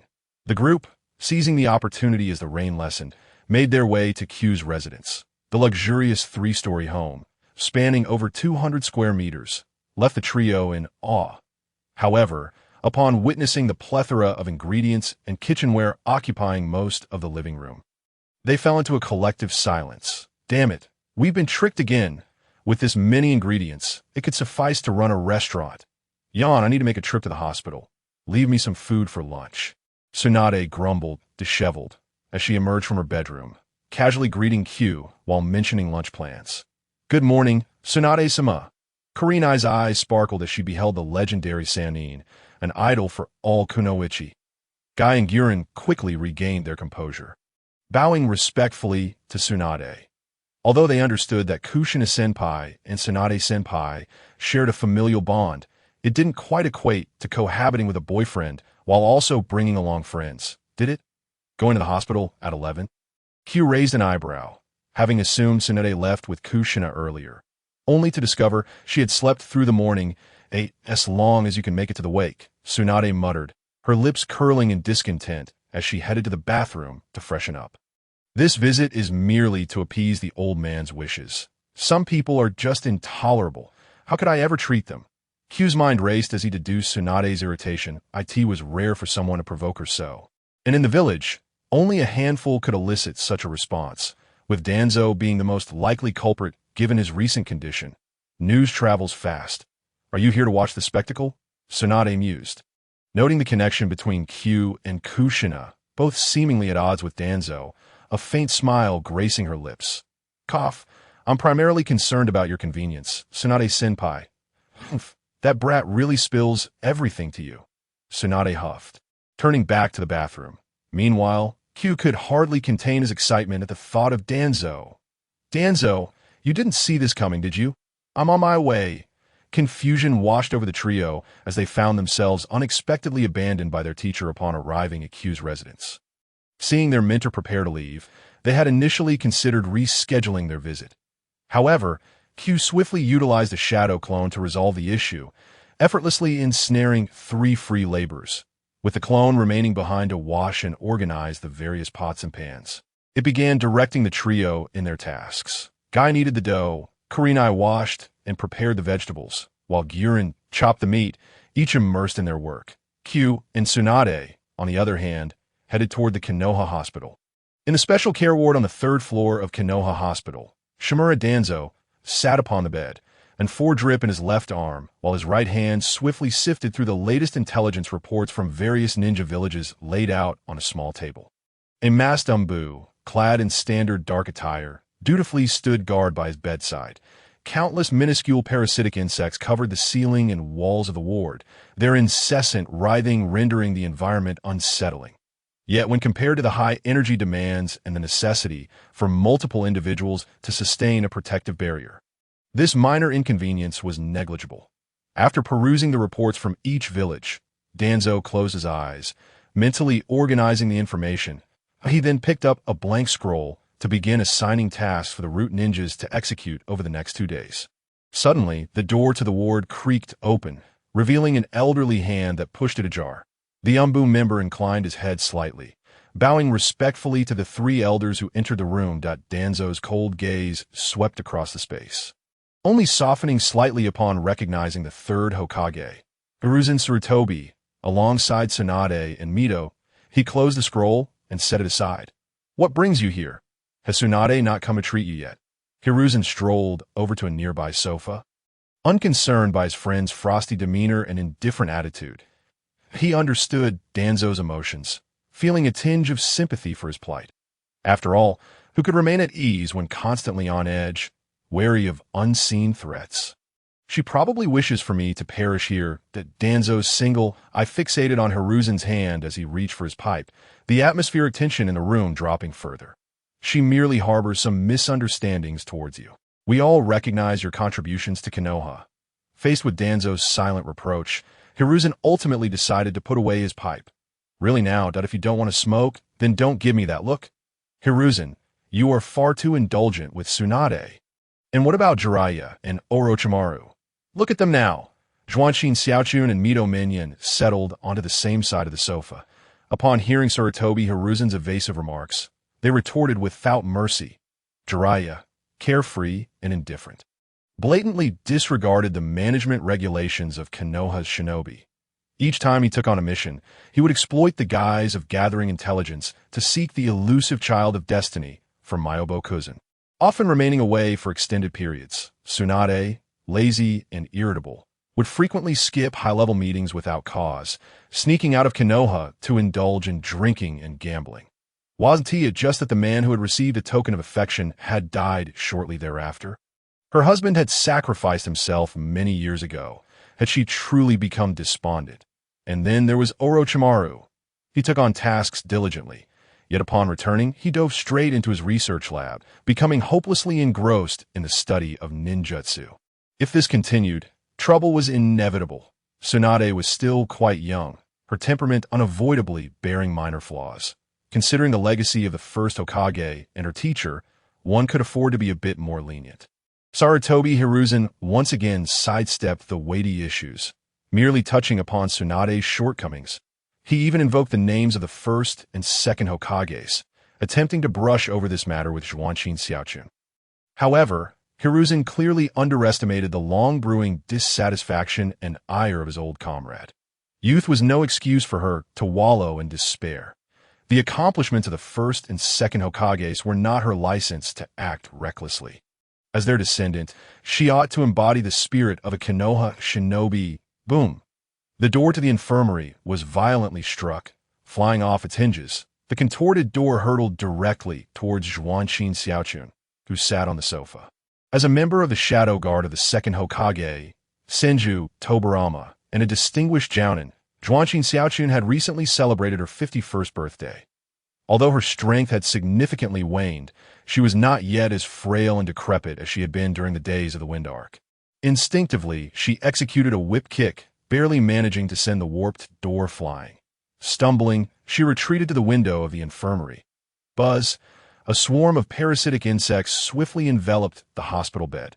Shimura Danzo watched as the door became deeply embedded in the mass of insects. Hovering perilously close to his head, beads of sweat prickling his skin, he cast a glance at Tsunade, who had just kicked the door, and Zhuanxin Xiaochun, whose face was ablaze with fury. He struggled to suppress the murderous intent that threatened to bubble over. They both knew he was under covert attack. Should any mishap occur, it would inevitably fall upon him. These two women were actually fighting within the infirmary? Were their minds truly so muddled? Or did they genuinely harbor thoughts of taking him down in the chaos? Standing a step behind Tsunade, Yamashiro Aki observed through the empty doorframe the door that had clattered to the ground and the swarm of insects that now enveloped the entire bed. Sighing inwardly in regret, as the old saying goes, good people do not live long, while calamities endure for millennia. This old coot, Shimura Danzo, certainly had a knack for survival. He glanced sideways, using the swarm of insects as a shield against the door. His presence diminished as he silently stood in the corner. He understood. According to the timeline, this individual was likely the oil user Ryoma, who Danzo had regarded as his right-hand man after the Third Great Ninja War. Young yet capable, he was probably stronger than many jounins of Konoha. Yamashiro Aki swiftly scanned the room. He noted the veins on Tsunade's forehead bulging. The azure seal upon her forehead had turned pitch black in an instant. Old hag, enough already. Which of my words was incorrect? Zhuanxin Xiaochun subtly shifted her tingling right leg, unwilling to concede an inch in her momentum. Even though Tsunade's abilities had long surpassed hers, she did not believe she had erred in her assertions. Upon witnessing the tense atmosphere, Sarutobi Hiruzen promptly positioned himself between the two, adeptly taking on the role of peacemaker. Tsunade, Xiaochun was merely a bit fervent in her choice of words. You know her. She has never harbored any malice towards you. Xiaochun, you too? We all watch Tsunade grow up and naturally wish for her to improve. Yet, even as an elder, one must be mindful of their approach. Tsunade. We are already aging, and the future of Konoha relies on your generation for support. Our concerns for the future lead us to unconsciously raise our expectations of you. The first and second Hokages entrusted their hopes upon us. And we cannot help but worry that we have not done enough or given enough. Sarutobi Hiruzen's earnest and heartfelt words gradually tempered Tsunade's fierce demeanor. Mito Minyin, standing nearby, nodded in agreement. The previously defiant Zhuanqin Xiaochun took several deep breaths, her expression softening with time. Only Shimura Danzo remained an aloof observer, a hint of derision curling at the corners of his mouth. If one were to speak of deception, it would be the old man's forte. Yamashiro Aki, witnessing the rapidly calming atmosphere under the third Hokage's words, found himself genuinely impressed by the old man. With such a talent for mending relationships, who could resist being charmed? Was it any wonder he was the Hokage? Danzo, take notes. Manage your expressions. Manage your expressions. Observing Danzo's sardonic expression, Yamashiro Aki quickly realized his own demeanor had faltered. He hastily deployed all his acting skills. Mirroring Mito Minyon's expression, Yamashiro Aki, the inheritor of the will of fire from the new generation of Konoha. In his previous life, while watching anime, Yamashiro Aki had found himself rather annoyed by the duo of Zhuanqin Xiaochun and Mito Minyon. At times, he even felt they acted as Danzo's lapdogs. However, after living in this world for over a decade, he gradually dismantled his preconceived notions about them. These two truly were rare gems within the upper echelons of Konoha. Mito Minyon was principled and held steadfast to his own boundaries. Although he often fretted excessively, questioning others' abilities to fulfill their duties, leading to a poor image of being overly intrusive, he had always been one to advise rather than interfere, an expectation befitting his role as a senior advisor. Zhuanqin Xiaochun, as a disciple of Senju Tobarama, had deeply ingrained the ideology of collectivism within her very being. Stern, serious, and often brusque in speech, she nevertheless prioritized the village above all. She could unflinchingly propose the annihilation of the Uchiha when they posed a threat to the village. And she could just as readily challenge Danzo when he opposed Sarutobi Hiruzen's return to the position of Hokage, questioning Danzo's whereabouts during the Kyuubi incident. The fact that they had both survived into an era of non-combustible materials while still holding positions as senior advisors in Konoha was not solely due to their ties as disciples of the second Hokage. The disdain directed at them stemmed merely from their refusal to align with the protagonist's chaotic antics. Initially, Naruto embodied the essence of bonds and the shinobi way, often disregarding Konoha's shinobi management regulations. He would declare his intentions to pursue Sasuke with unwavering resolve, and no one could deter him. He would seek out Orochimaru, and no council would sway him. Ultimately, Konoha was a military organization. It was indeed peculiar that Zhuanqin Xiaochun and Mito Minyon would align themselves with him. One need only observe that as Naruto matured, he altered his previously unfriendly stance towards the two, treating them with utmost respect in his daily interactions. This transformation was not due to any change in the two individuals, but rather an awakening in Naruto, who realized that without rules, chaos would ensue. To protect Konoha, one must first uphold its principles. If everyone behaved recklessly, Konoha would inevitably disintegrate. As for Tsunade, the Zhuangzi once stated, "Do not advise others to do good without having endured their hardships. If you have not suffered as I have, you may not achieve the same goodness." Tsunade, having lost her parents at a young age, was left with only her great-uncle, her second uncle, Mito Granny, and her younger brother, Nawaki. Her great-uncle had perished while striving to protect Konoha, and her second uncle had similarly met his end while negotiating an alliance for the village. Her brother had proclaimed his desire to become Hokage and protect Konoha, only to vanish shortly thereafter. Just when she encountered a warm-hearted individual who vowed to become Hokage and safeguard Konoha, he also met his demise on a mission. Upon returning to Konoha seeking comfort from her grandmother, she was told to protect the village left behind by her grandfather, only for her grandmother to also be lost in the process. This was the tale of a Hokage world filled with misfortune. In the serene depths of the mountains, one cannot help but consider the perspective of the situation. It is indeed quite unbearable.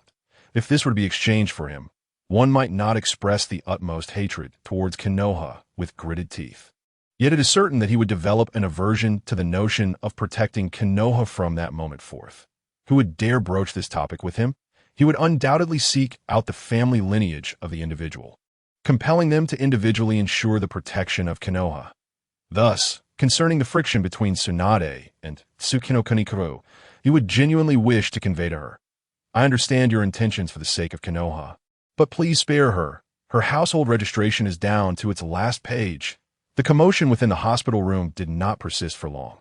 Under the adept tung fu of Sarutobi Hiruzen, who had long mastered the art, Tsukino Kunikuru, who had recently clashed with Tsunade and was somewhat embarrassed, promptly excused herself.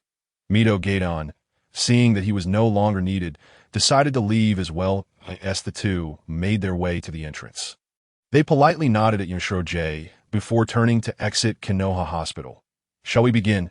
Shimura Danzo urged. Relieved that the obstructions had departed, he could hardly afford to remain calm.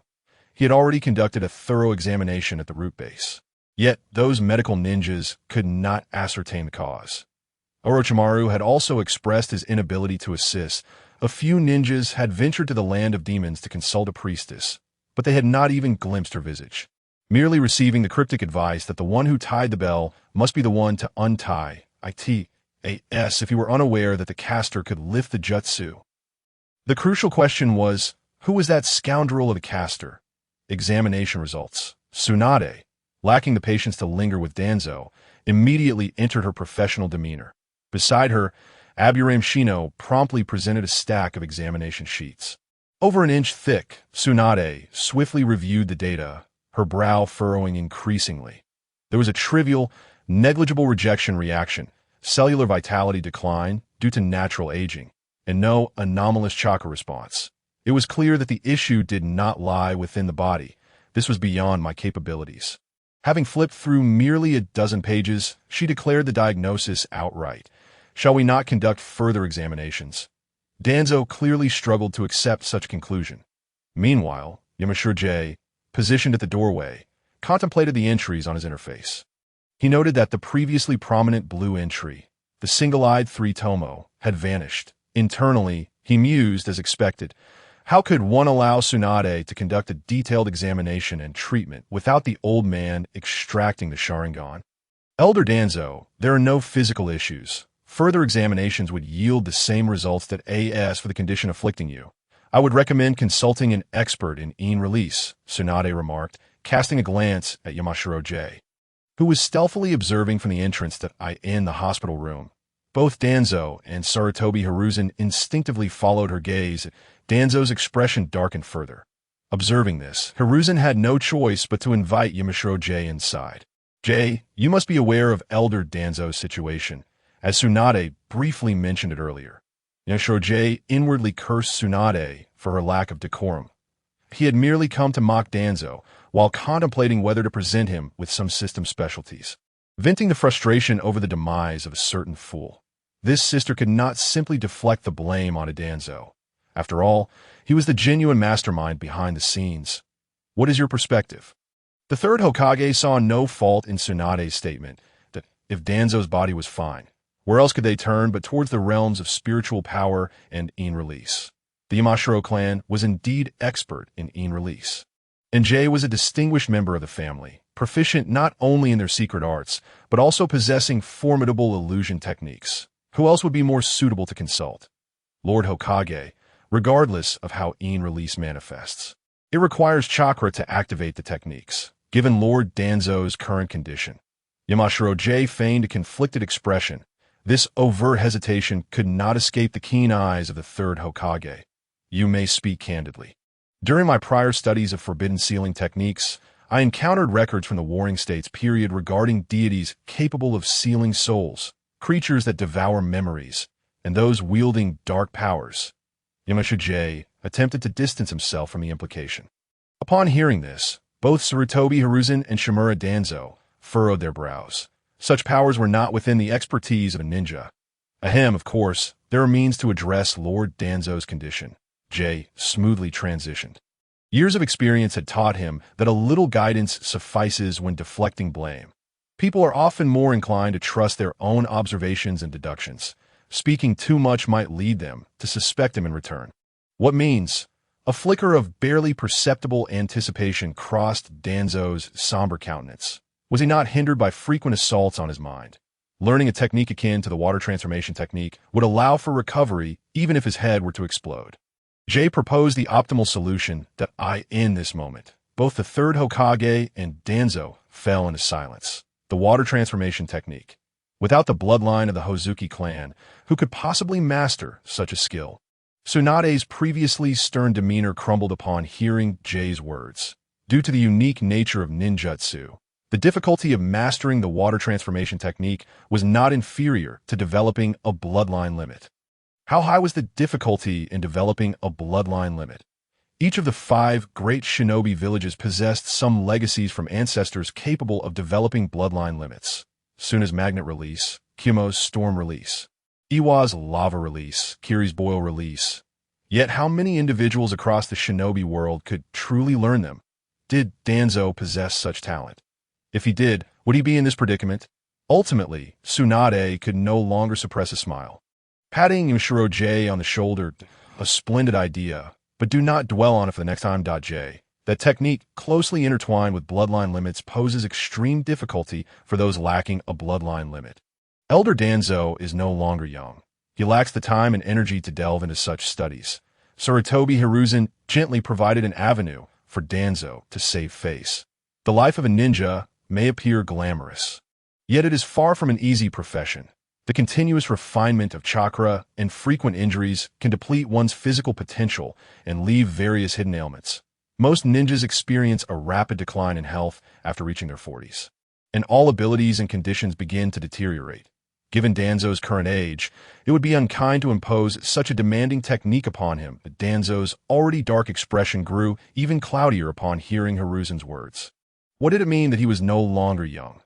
What did it mean that he lacked the time and energy to study these matters? Was the old monkey merely convinced that he could not learn? Internally scoffing, Danzo refrained from engaging in an argument with Hiruzen on such trivialities, lest he become the subject of ridicule among the younger generation. Instead, he began to ponder the implications of Jay's earlier comments. In truth, he had long suspected that the assailants were likely not ninjas. Otherwise, he would not have sought the assistance of the Fire Temple and the Priestess. However, neither the ancient texts of Konoha nor the collections preserved by the Sarutobi and Shimura clans contained any records aligning with his symptoms. Searching further would likely yield little opportunity. Yet, Jay's second suggestion sparked a revelation. It was not imperative to resolve the root cause of the assaults on his mind. Rather, developing an immunity to such attacks could be a worthwhile approach. It is difficult for an ordinary person to master techniques requiring a bloodline limit, but what if one possessed a bloodline limit? The experimental failures surrounding the would-release bloodline limit stem from the overwhelming strength of the first Hokage's cells. They would reject and consume the cells of the experimental subject, leading to the subject's demise. Other bloodline limits do not carry such risks. Moreover, just half a month ago, Orochimaru had mentioned significant advancements in his research on bloodline limits while requesting funding, indicating he could now transplant portions of bloodline limits. As long as one possessed the power of a bloodline limit, what was the fear of not mastering those techniques capable of immunizing against attacks? And once those techniques were learned, even if his mind were assaulted, what would it matter? Bloodline limit. Shimura Danzo's eyes flickered with intensity.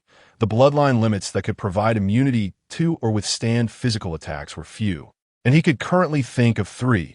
The extraordinary magnet release of Sunagakure, the corpse bone pulse of the Take-Torai clan that could harden the skull, and the hydration technique of the Hozuki clan, alongside the mist technique of the Iburi clan.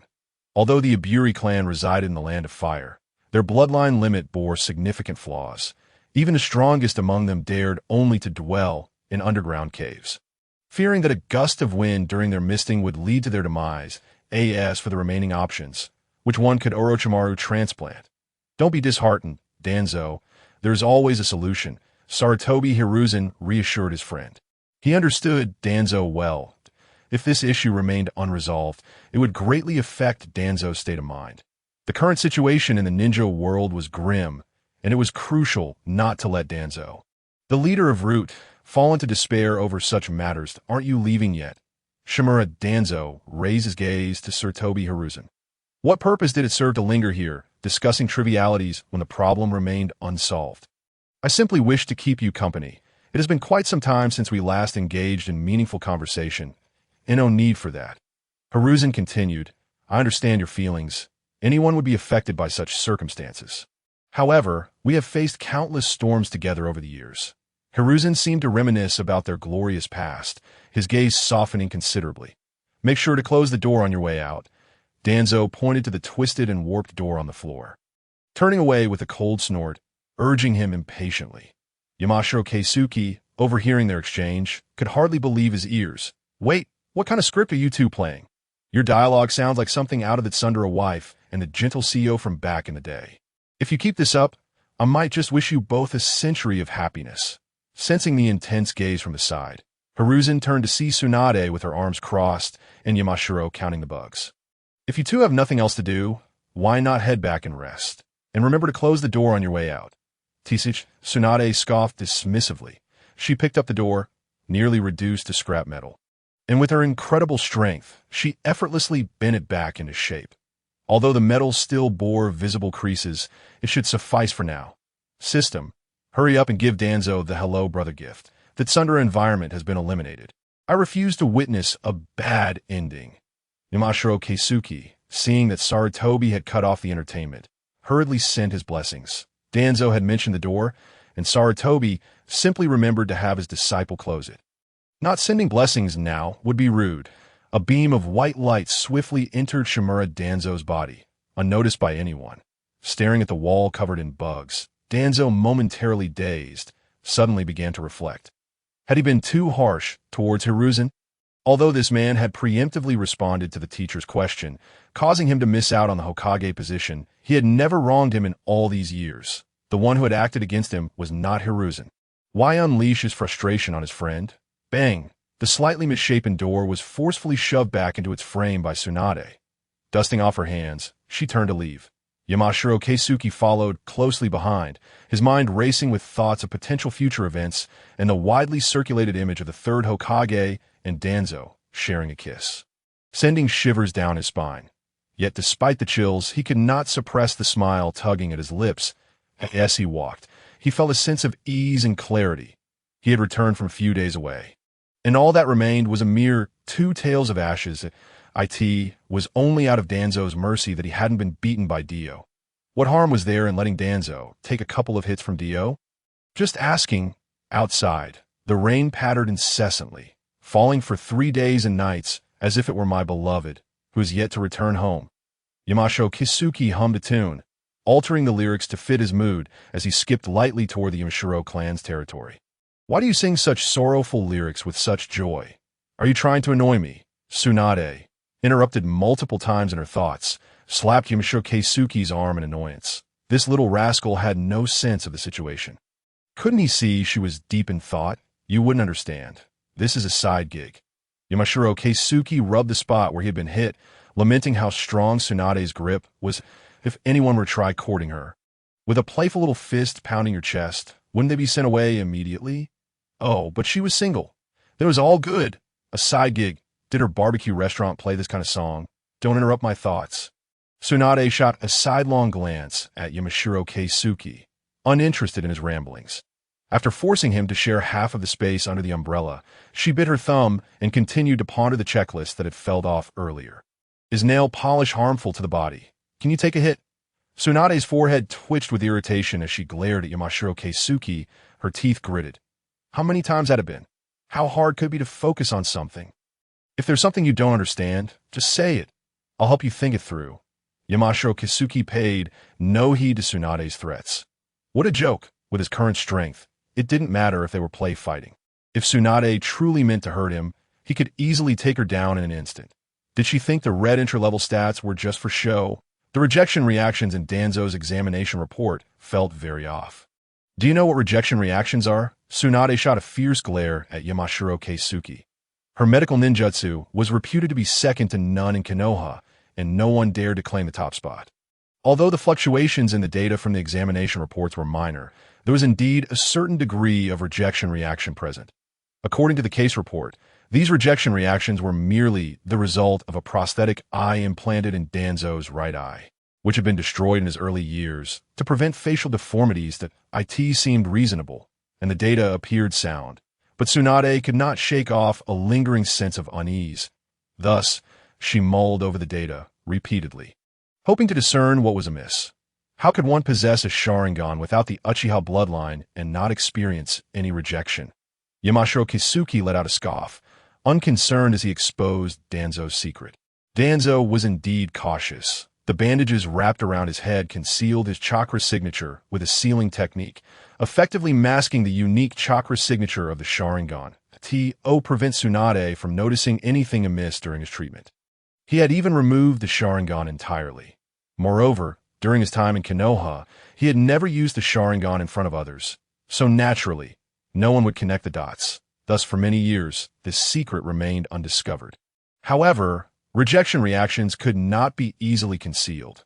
Kakashi possessed extraordinary talent. Even with his Mangeki Sharingan, he struggled due to rejection reactions, unable to freely control the activation of his Sharingan, leading to chakra shortages in battles. The Sharingan? Are you certain? Tsunade's pupils dilated, her entire being trembling in disbelief as she looked at Yamashiro Kisuke. Danzo, the Sharingan? Where did he acquire a Sharingan? How could this be possible? Was he not afraid of facing the wrath of the Uchiha?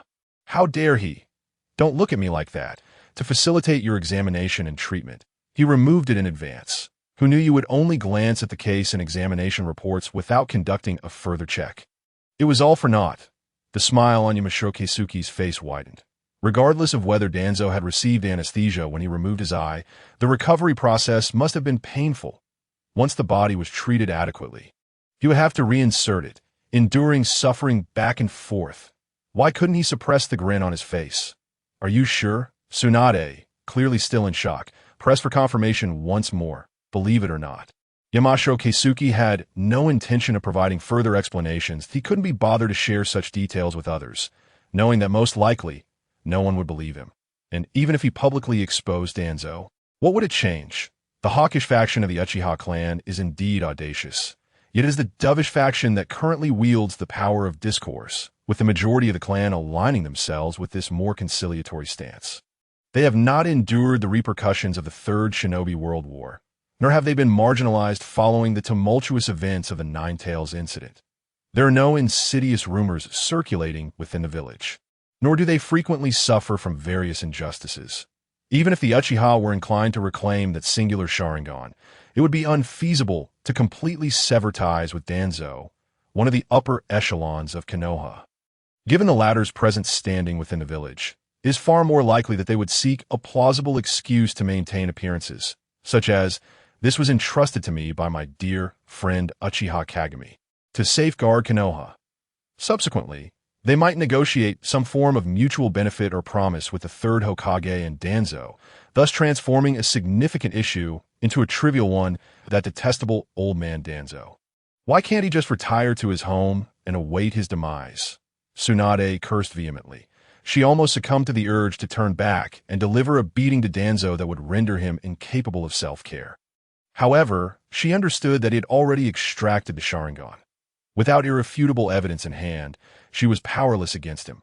Furthermore, the root ninjas would not idly stand by while their leader was assaulted, and the third Hokage would similarly not remain passive. The root ninjas were manageable, but the third Hokage was another matter entirely. How infuriating. Hey, watch where you're walking. Are you aiming for my feet? If you wish to vent your frustrations, go find Jiraiya. Yamashiro Kage felt the increasingly perilous gaze from Tsunade beside him and shot her a bemused sidelong glance. Why direct your anger at him for Danzo's misdeeds? Who would wish to associate with that pervert? You've been stealing glances at my chest countless times. Is it wrong for me to collect some interest? With a resounding thud, Tsunade's forceful stomp cracked the ground beneath them like a spider's web. Yamashiro Kage's left foot was immediately transformed in a mist, scattering in all directions from the impact. Alas, whether through sheer physical prowess or Tsunade's famed strength, neither could inflict harm on his water-formed state. In the next moment, Kage's left foot, aided by the pouring rain, was fully restored in such a rainy environment, unless one unleashed a large-scale lightning technique. Few ninjas could harm him in his water form. Sister, When did I steal a glance? If you continue like this, I might have to accuse you of defamation. Denying it? What should I admit to? I was merely gazing openly. What is wrong with appreciating beauty? Tsunade scoffed, reserving her flowery words for deceiving Kushina. But to deceive him, he was still too inexperienced. Tsunade unleashed a flurry of punches, splashing water everywhere. Yamasho Kage, too lazy to dodge, allowed the rain-like blows to rain down upon him. Reflecting on how invulnerable this water transformation technique was, immune to physical attacks was one thing, but even his clothing could transform into water. Moreover, who said sweet talk was ineffective? Tsunade's strength was noticeably diminished compared to that powerful kick earlier. Oh, woman, hurry home for dinner. After venting her frustration, Tsunade turned and headed towards the Yamashiro clan's residence. That's my home. Yamasha Kage was left momentarily speechless by her words. However, he hesitated and ultimately settled for merely grumbling internally. Their household registration book had only one page left, a little empathy. Please, I empathize with Tsunade, but who will empathize with me? Kage watched as Tsunade, barefoot and with a flourish of her high heels, approached the refrigerator to retrieve a bottle of sake, sipping it leisurely while urging him to prepare dinner with his shadow clone. His face marked by existential doubt. This truly is home. Then why was Tsunade so casually seated at the dining table, urging him to cook? The shadow clone, perplexed, glanced at Kage, trailing behind Tsunade, and silently speculated that something must have transpired during their visit to Konoha Hospital. Otherwise, Tsunade would not have suddenly become so familiar. Self-acclaimed. Come here, main body. The shadow clone, unable to fathom the situation, decisively opted to abandon its futile thoughts, transforming into a cloud of chakra smoke and vanishing. What would Lady Tsunade like to eat? The petite head of Yuhi Kurinai peeked from the kitchen, her ruby-like eyes brimming with admiration. Beneath her thick-skinned idol filter, she perceived Tsunade as generous and grand, truly deserving of the title of Konoha's foremost kunoichi. Whatever Kushina would have for lunch, she would have as well. Tsunade propped her chin on one hand, swaying the sake bottle with the other, directly tossing the question to Yamashiro Kage. This rascal is thick-skinned and shrewd, but he treats Kushina decently enough. She doubted he could concoct anything unpalatable for her. Wait, are you really that confident? Did you cover the meal expenses? Yamashiro Kage rolled his eyes in annoyance. Bring me my great-grandfather's water release ninjutsu scroll to examine, and hurry up with the cooking. Tsunade waved her hand dismissively, fully embodying the notion of a child selling their grandfather's property without a second thought. Wait a moment, big sister. Yamashiro Kage made a flamboyant face. Without a second thought, he donned an apron and dashed into the kitchen, leaving Might Guy and Nara Shikaku in a daze. Senju Tobarama, known for his pact with the sea, wielded water release techniques that left many questioning their existence. His self-created techniques, such as water release, water severing wave, water release, heavenly cry, and water release, hard vortex water blade, were all immensely powerful and remarkably practical. Although Yamashiro Kage had encountered countless water release techniques during his 5 years in the analysis class, could any of them truly compare to Tobarama's lifelong efforts? Once he mastered Tobarama's techniques, he would inherit the legacies of both the second Mizukage, Terumi Mei, and the second Hokage, Tobarama Senju. Water Shadow, kneel before me. I beseech you.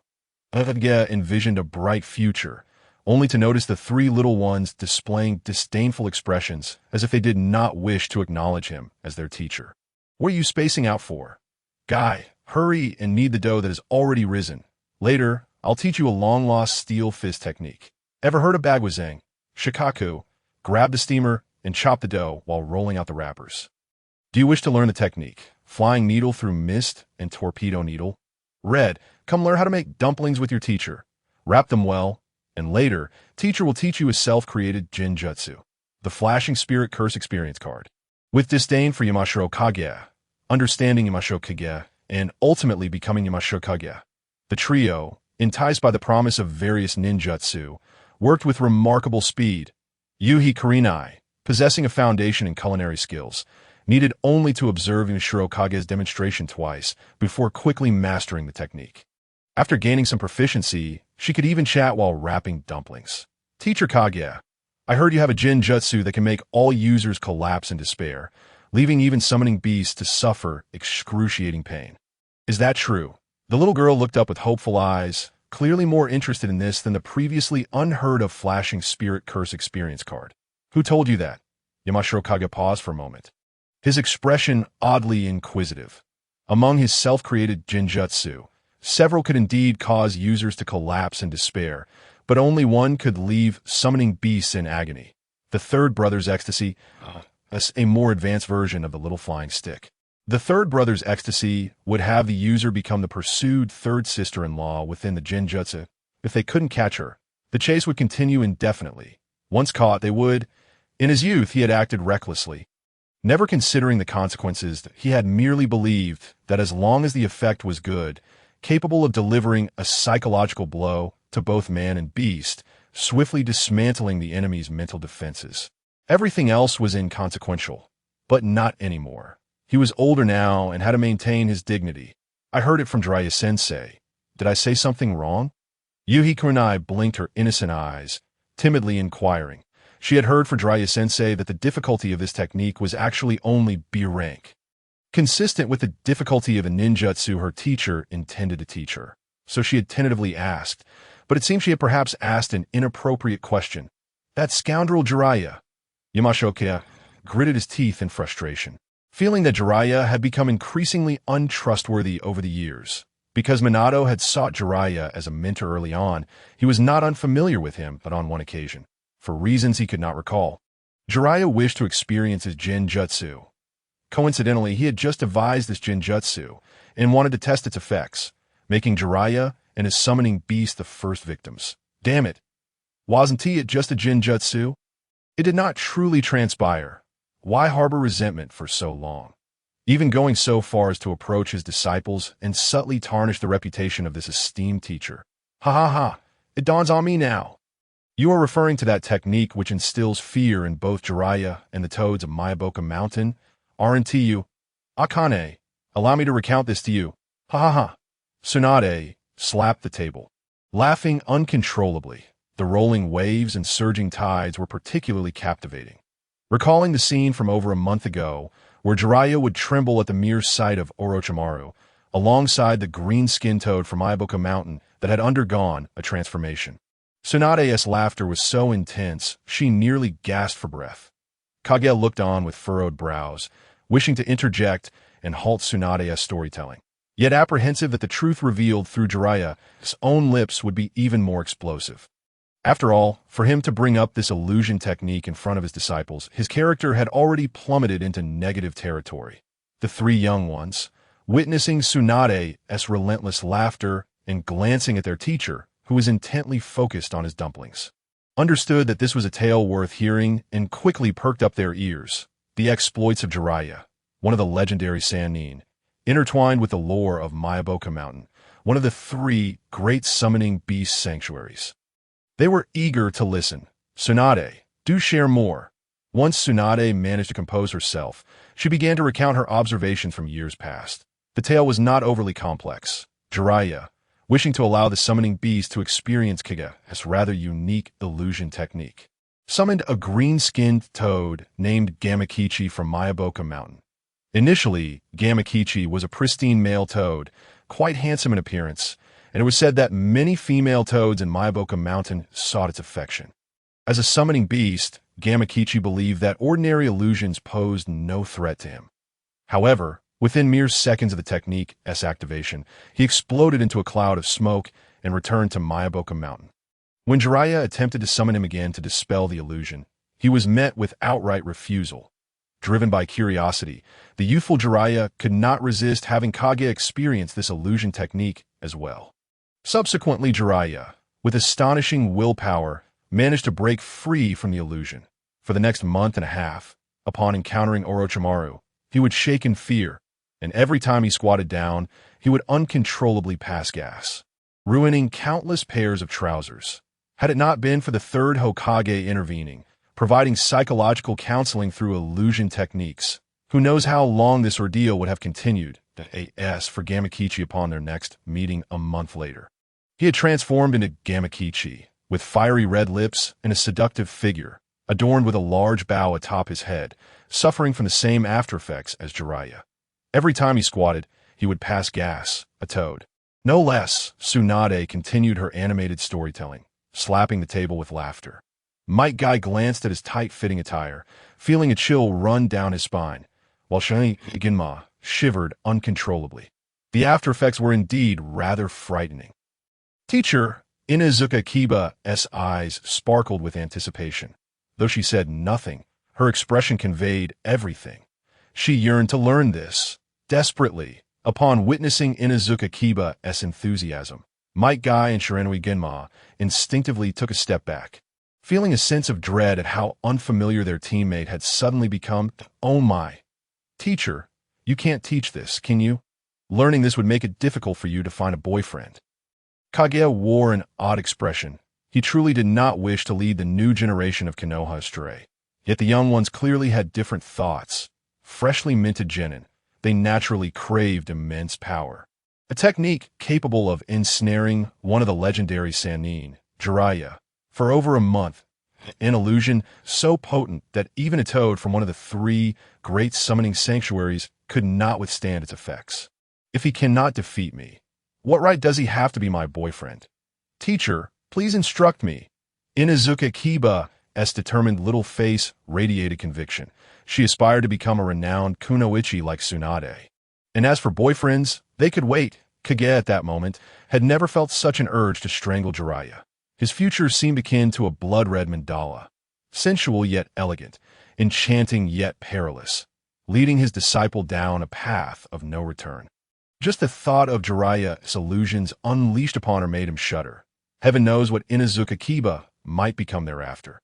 However, recalling the fate of Inuzuka Kiba in the original narrative, Kaguya suddenly had an epiphany.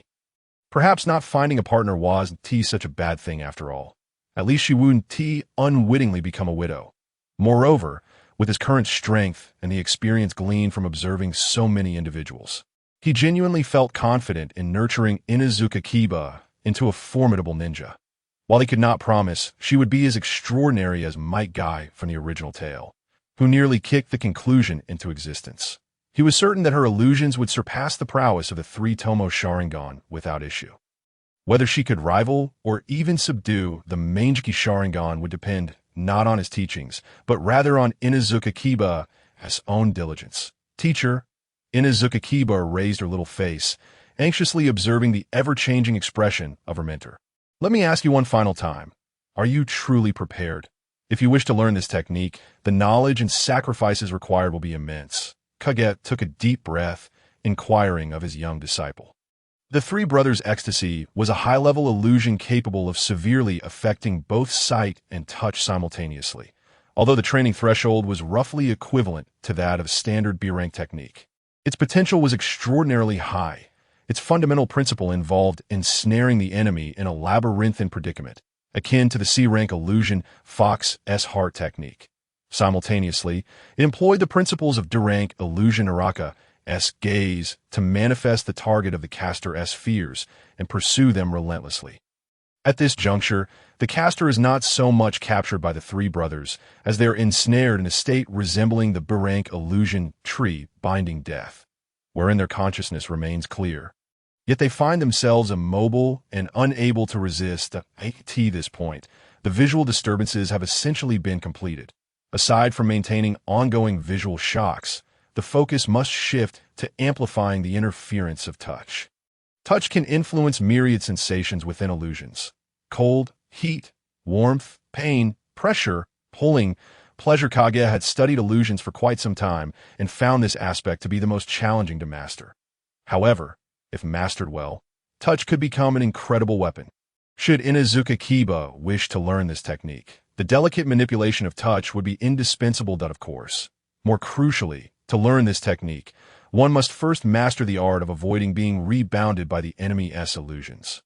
Inuzuka Kiba possessed excellent mental aptitude, but it was still significantly inferior to Kaguya's. Thus, the technique magical mirror, realm shift, was essential, as it could be embedded within illusions. Furthermore, she must also learn the mental energy bomb, which forcibly breaks through and rebounds. Techniques akin to darkness walking that combine sealing methods, could also be explored. While advanced sealing techniques are difficult to execute, the basic one-string lantern formation taught in the Ninja Academy should pose no issue. Teacher, I am ready. Inuzuka Kiba nodded eagerly, her youthful face brimming with collagen, flushed with excitement. The prospect of learning her teacher's most treasured techniques and becoming a master of illusions was tantalizingly close. How could she not be thrilled? Teacher, is Bagwazang formidable?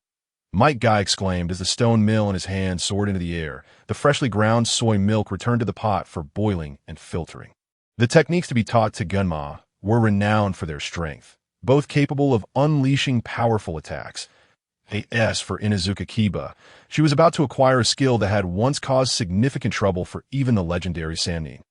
Bagwazang, he had genuinely never heard of it.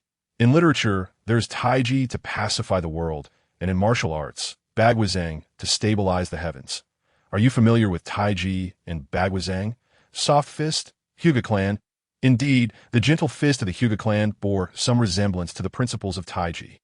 However, it fell far short. Baji Quan stand alongside Tai Chi as an esteemed martial art, signifying the ability to unleash power in all directions, reaching far and wide.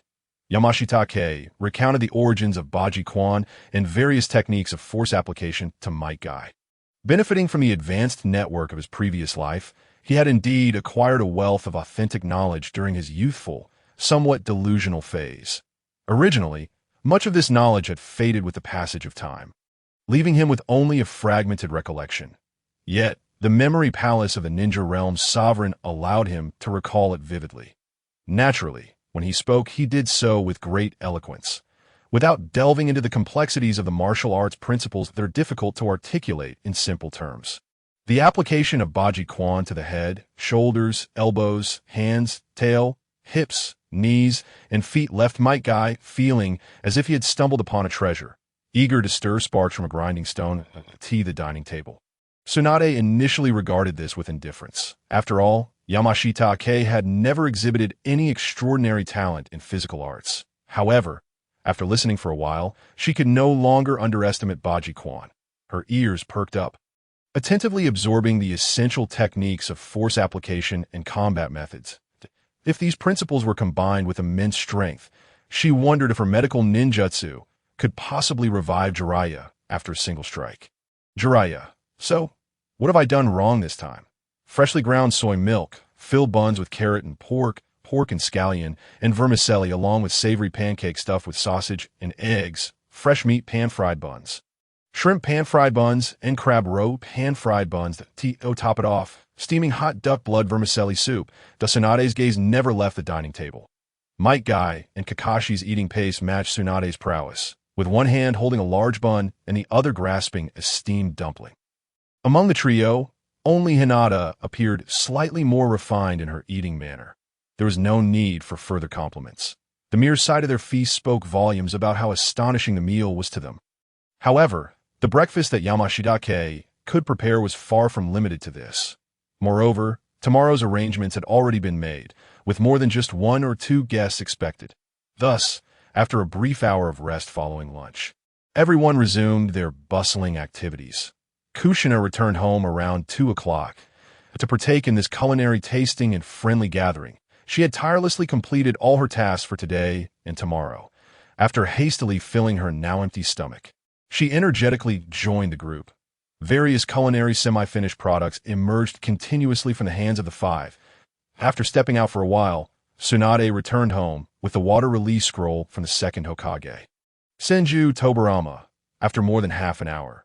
With the storage seal lifted, Tsunade directly presented Yamashita with a profound legacy of the Senju clan.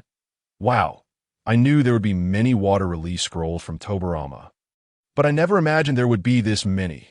The sight of scrolls and tomes piled up, nearly filling half a study, was truly magnificent. The water release scrolls Tsunade brought back not only included the water release techniques created by Tobarama, but also a wealth of early Senju clan's training texts and countless insights left by predecessors, along with notes jotted down during moments of inspiration.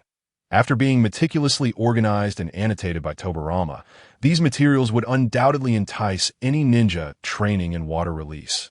Yet Tsunade treated them as if they were mere refuse, casually tossing them aside and brushing off the dust from her hands before returning to her room to continue developing her ninjutsu. Such a generous gift, sister, if you ever wish for anything to eat. Just let me know. Yamashita unabashedly flattered her. Such invaluable resources, capable of sustaining a ninja clan's heritage, cannot be measured by mere money. They serve as the foundation for ensuring the continuation and stability of a family. As long as these resources exist, even if future generations possess mediocre talents, the family can swiftly rise again upon the emergence of a capable individual, continuing its legacy. With Tsunade's grand gesture, had Yamashita not retained a shred of decorum, he would have undoubtedly clung to her leg on the spot, serenading her with praises. Of course, had he truly done so, he was uncertain whether the fiery Kushina would explode, but Tsunade certainly would. This sister has never been known for her good temper. She possesses a comprehensive and effective set of methods to deal with those who dare to take advantage of her, temporarily suppressing his wild thoughts. Yamashita dove into the study, fervently immersing himself in the process of replicating various delicacies. He had just returned from completing a mission yesterday, unless an urgent task arose that required his immediate attention. With the current volume of missions in Konoha and the third Hokage style of operation, it would be at least 10 days to half a month before he would be assigned another mission. He had ample time to gradually absorb the experiences and knowledge left by predecessors. By the way, Kushina, how's the situation with the Nine Tails today? Yamashita recalled having played a prank on the Nine Tails yesterday, nearly provoking it to the brink of rage, prompting his concern that, don't worry. I made sure to soothe it today, and it's quite happy. Honk, honk, honk. Kushina giggled, her laughter reminiscent of a goose's call. However, it was evident that, under her growing strength and various methods of suppression, the Nine Tails had indeed become somewhat subdued. Stop bullying the Nine Tails. That old fox has it tough too. Weren't you the one who provoked it first? Now it's even started to mimic the insulting words from your illusions. I recall there's a sealing technique. I believe it's called the mouth seal technique. However, its level is a bit low, and its sealing strength is insufficient. The Nine Tails could easily break free with a bit of effort. Tomorrow, when Onoka comes over, you can both work on an upgraded version together. Is that possible? Can Onoka really come over? Don't worry, she went for an inquiry into reverse hypnosis with the Umbu today. After the inquiry, no one will say anything. Onoka is just the best.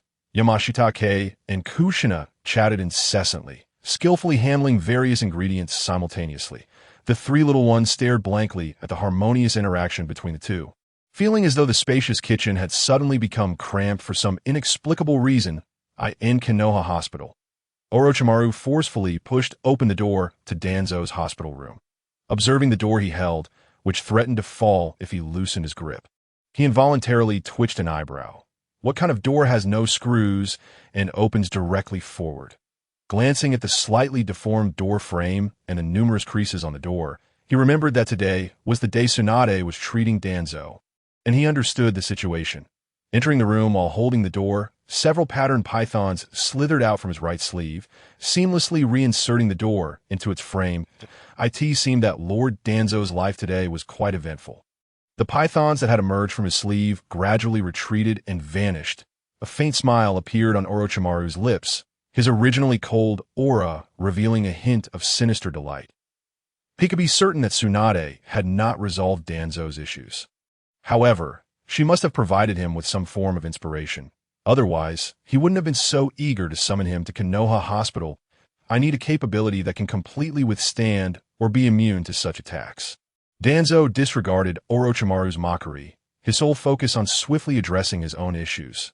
Hizashi is always indecisive in his actions, lacking the decisiveness and firmness that a Hokage should possess. With the current tense situation in the shinobi world, if I encounter problems, Hizashi would struggle to handle the ensuing chaos. Body modification, bloodline limits. The glint of insight flickered in Orochimaru's eyes as his long tongue licked his lips, immediately discerning Danzo's thoughts.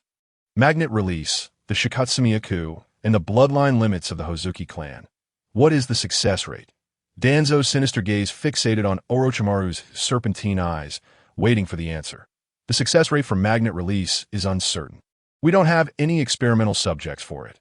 For the Take and Hozuki clans, it stands around 30%. Too low. I need more experimental subjects, more samples of bloodline limits.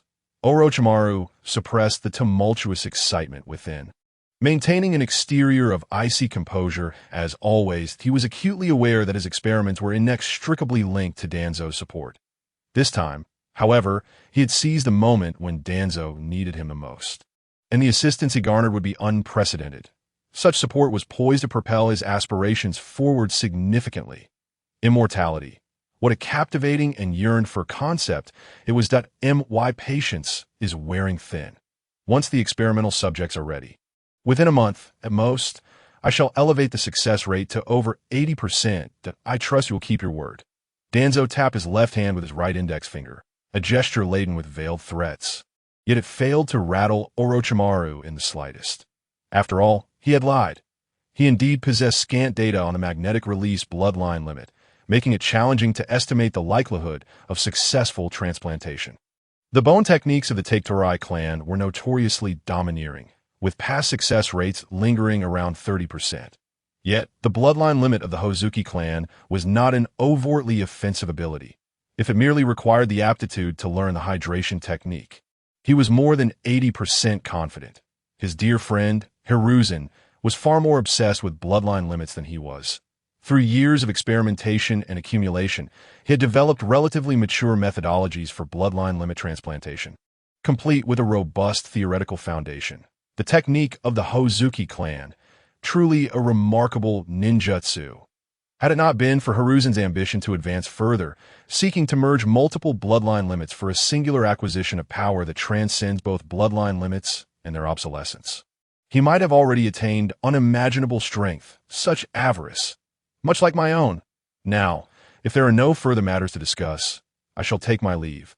Orochimaru withdrew his thoughts, casting a glance at the grand door embedded in the frame, and decisively chose to exit through the window. This dilapidated entrance, whoever wishes to depart may do so. The gathering hosted by Yamashiro attracted more attendees than he had anticipated. Aside from Narashikaku, Akimichi Chza, and Yamashiro Hachi, along with their respective wives, there were also Namikaze Minato and Uzumaki Anoka, accompanied by Hitaki Kakashi, Uchiha Obito, and Noara Rin, who had come to partake in the festivities. Of course, in their words, they were there to express gratitude for Yamashiro's assistance the previous day. Beyond them, there were also Yamanaka Shirori and her husband Yamanaka Tsunade, invited by Yamashiro Hachi, as well as Uchiha Makoto and Inuzuka Tsum, summoned by Kushina. Not to mention the uninvited Jiraiya. Kushina pulled Anoka, Makoto, Tsunade, and Tsum together, seating them around the dining table, where they chatted and dined with great delight. Meanwhile, in another part of the living room, the trio known as Inuzuka, Nara, and Akimichi conversed amiably with Yamanaka Shirori. The wives, organized by Nara Yoshino, ascended to the second floor to savor delectable dishes while enjoying leisurely conversations, basking in comfort and ease. Might Guy, Narashikaku, and Yuhi Kurenai, alongside Kakashi, Obito, and Rin, after completing the final touches on a plethora of half-finished dishes, liberated themselves. The six of them set up a large table on the lawn of the estate. Indulging in a sumptuous array of culinary delights, Obito, who had long been salivating, commenced a ravenous feast without the slightest regard for decorum. Might Guy, brimming with enthusiasm, began to compete with Obito in terms of appetite. Kakashi and Nara Shikaku, as the rare voices of reason, sat together quietly, savoring the exquisite flavors. Noara Rin and Yuhi Kurenai leaned in closely, whispering incessantly while occasionally erupting into peals of melodious laughter. How wonderful!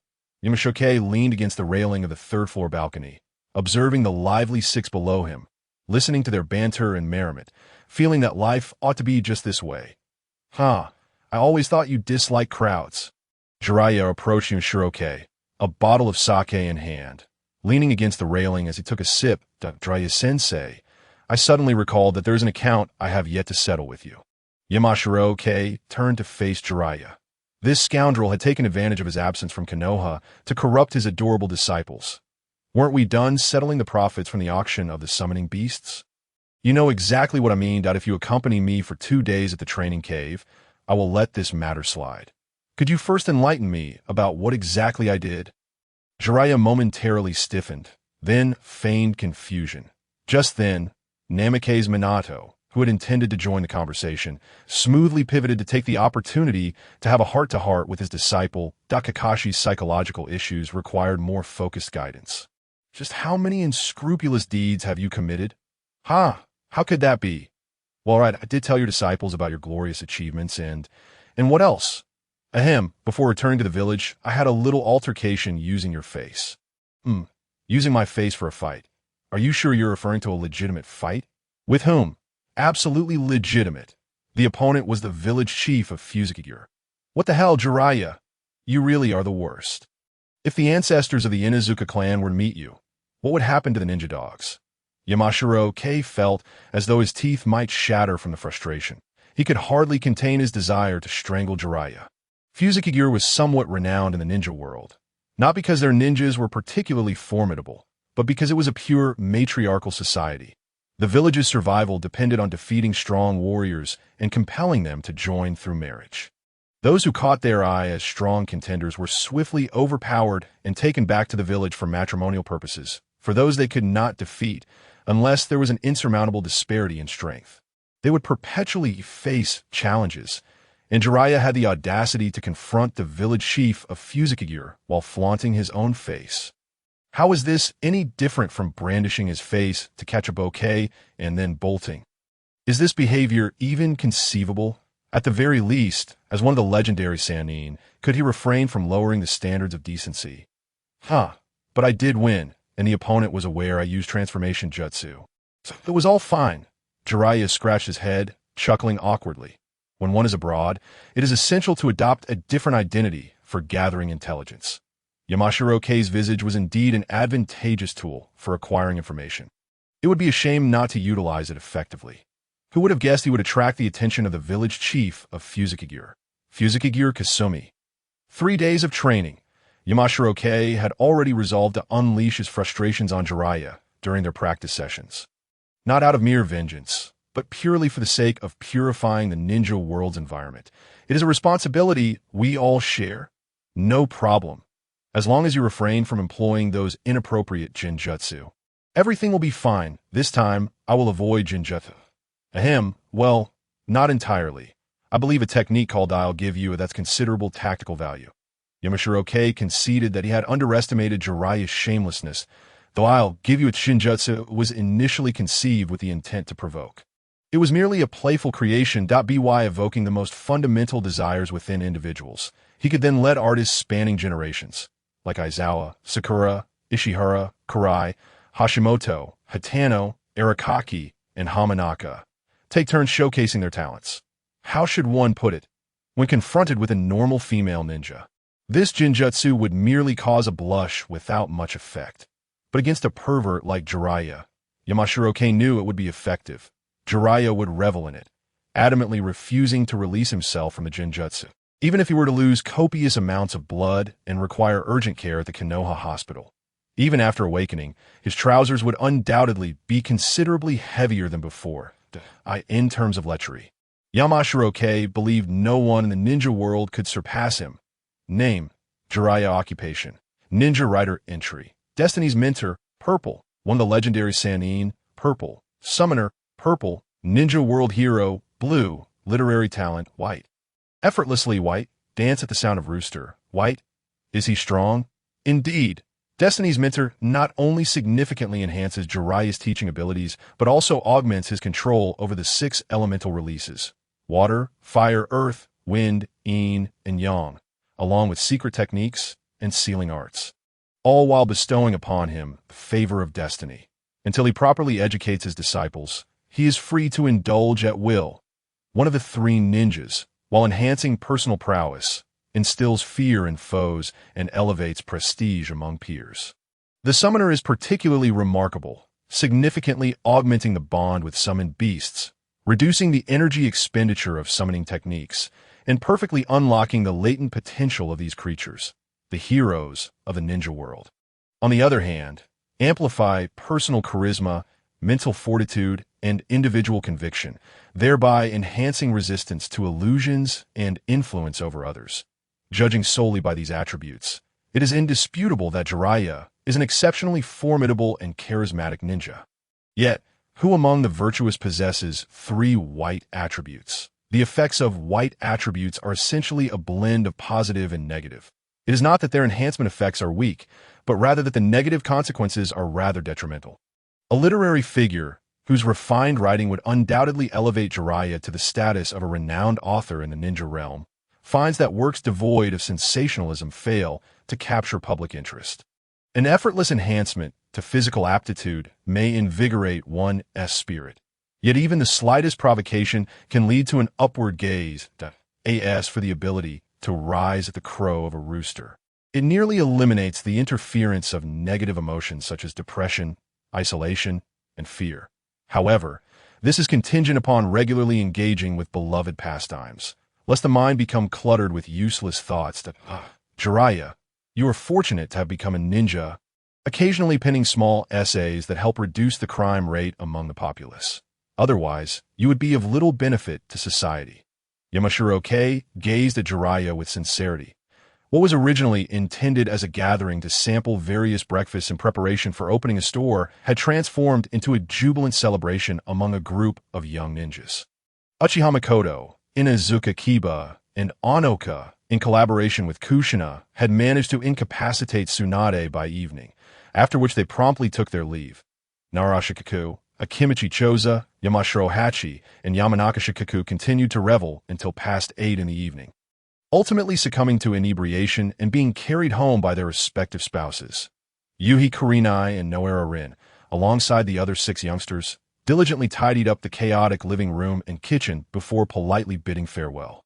As for Jiraiya, Yamashiro Kei was too preoccupied with the adorable, tipsy Kushina to spare a thought for him. Had it not been for Namikaze's Minato and Onoka returning home with an unsettling feeling, which prompted them to recall their absent mentor, they would not have returned to fetch him. Utilizing the Flying Thunder God technique, they transported him to the training cave. Jiraiya was likely to spend the night sprawled on the 3rd-floor balcony. The once boisterous residents fell into silence after all had departed. The intoxicated Kushina, having engaged in playful antics with Yamashiro Kei, soon succumbed to slumber in his embrace. Yamashiro Kei cast a glance toward the guest room occupied by Tsunade, sighed, and helplessly escorted Kushina back to her room before retreating to his study. Armed with the enhanced speed-reading ability and remarkable memory bestowed by the ninja world, he swiftly perused the numerous scrolls and tomes Tsunade had brought back. As one of the 2 great clans of the Warring States period, the Senju clan's research on water release is unparalleled by most other families. The transformation of water's nature and form has been explored to great depths by them. Beyond the array of techniques, many scrolls delve into advanced studies on how to release greater quantities of chakra in shorter times with fewer hand signs, thereby creating more potent jutsu. After all, most ninjas of the Senju clan, blessed by their lineage, naturally possess considerable chakra reserves. The principle of overpowering finesse through brute strength is the most fitting approach for them. Thus, even the high compression, high rotation techniques of the second Hokage, Senju Tobarama, such as water release, water severing wave, and spiraling water blade, come with astonishingly high consumption costs of course. These scrolls also document methods to reduce chakra expenditure. However, Yamashiro Kei felt that the Senju ancestors might have approached this research with a lackadaisical attitude. Exuding a sentiment akin to excess chakra consumption is not my concern, but yours that in contrast, the legacy of the Kirigakure clan evidently leans toward generating greater lethality with minimal expenditure, which, though frugal in appearance, is undoubtedly more user-friendly for ordinary ninjas. The water cannon technique exemplifies this principle by condensing a water sphere the size of a bullet.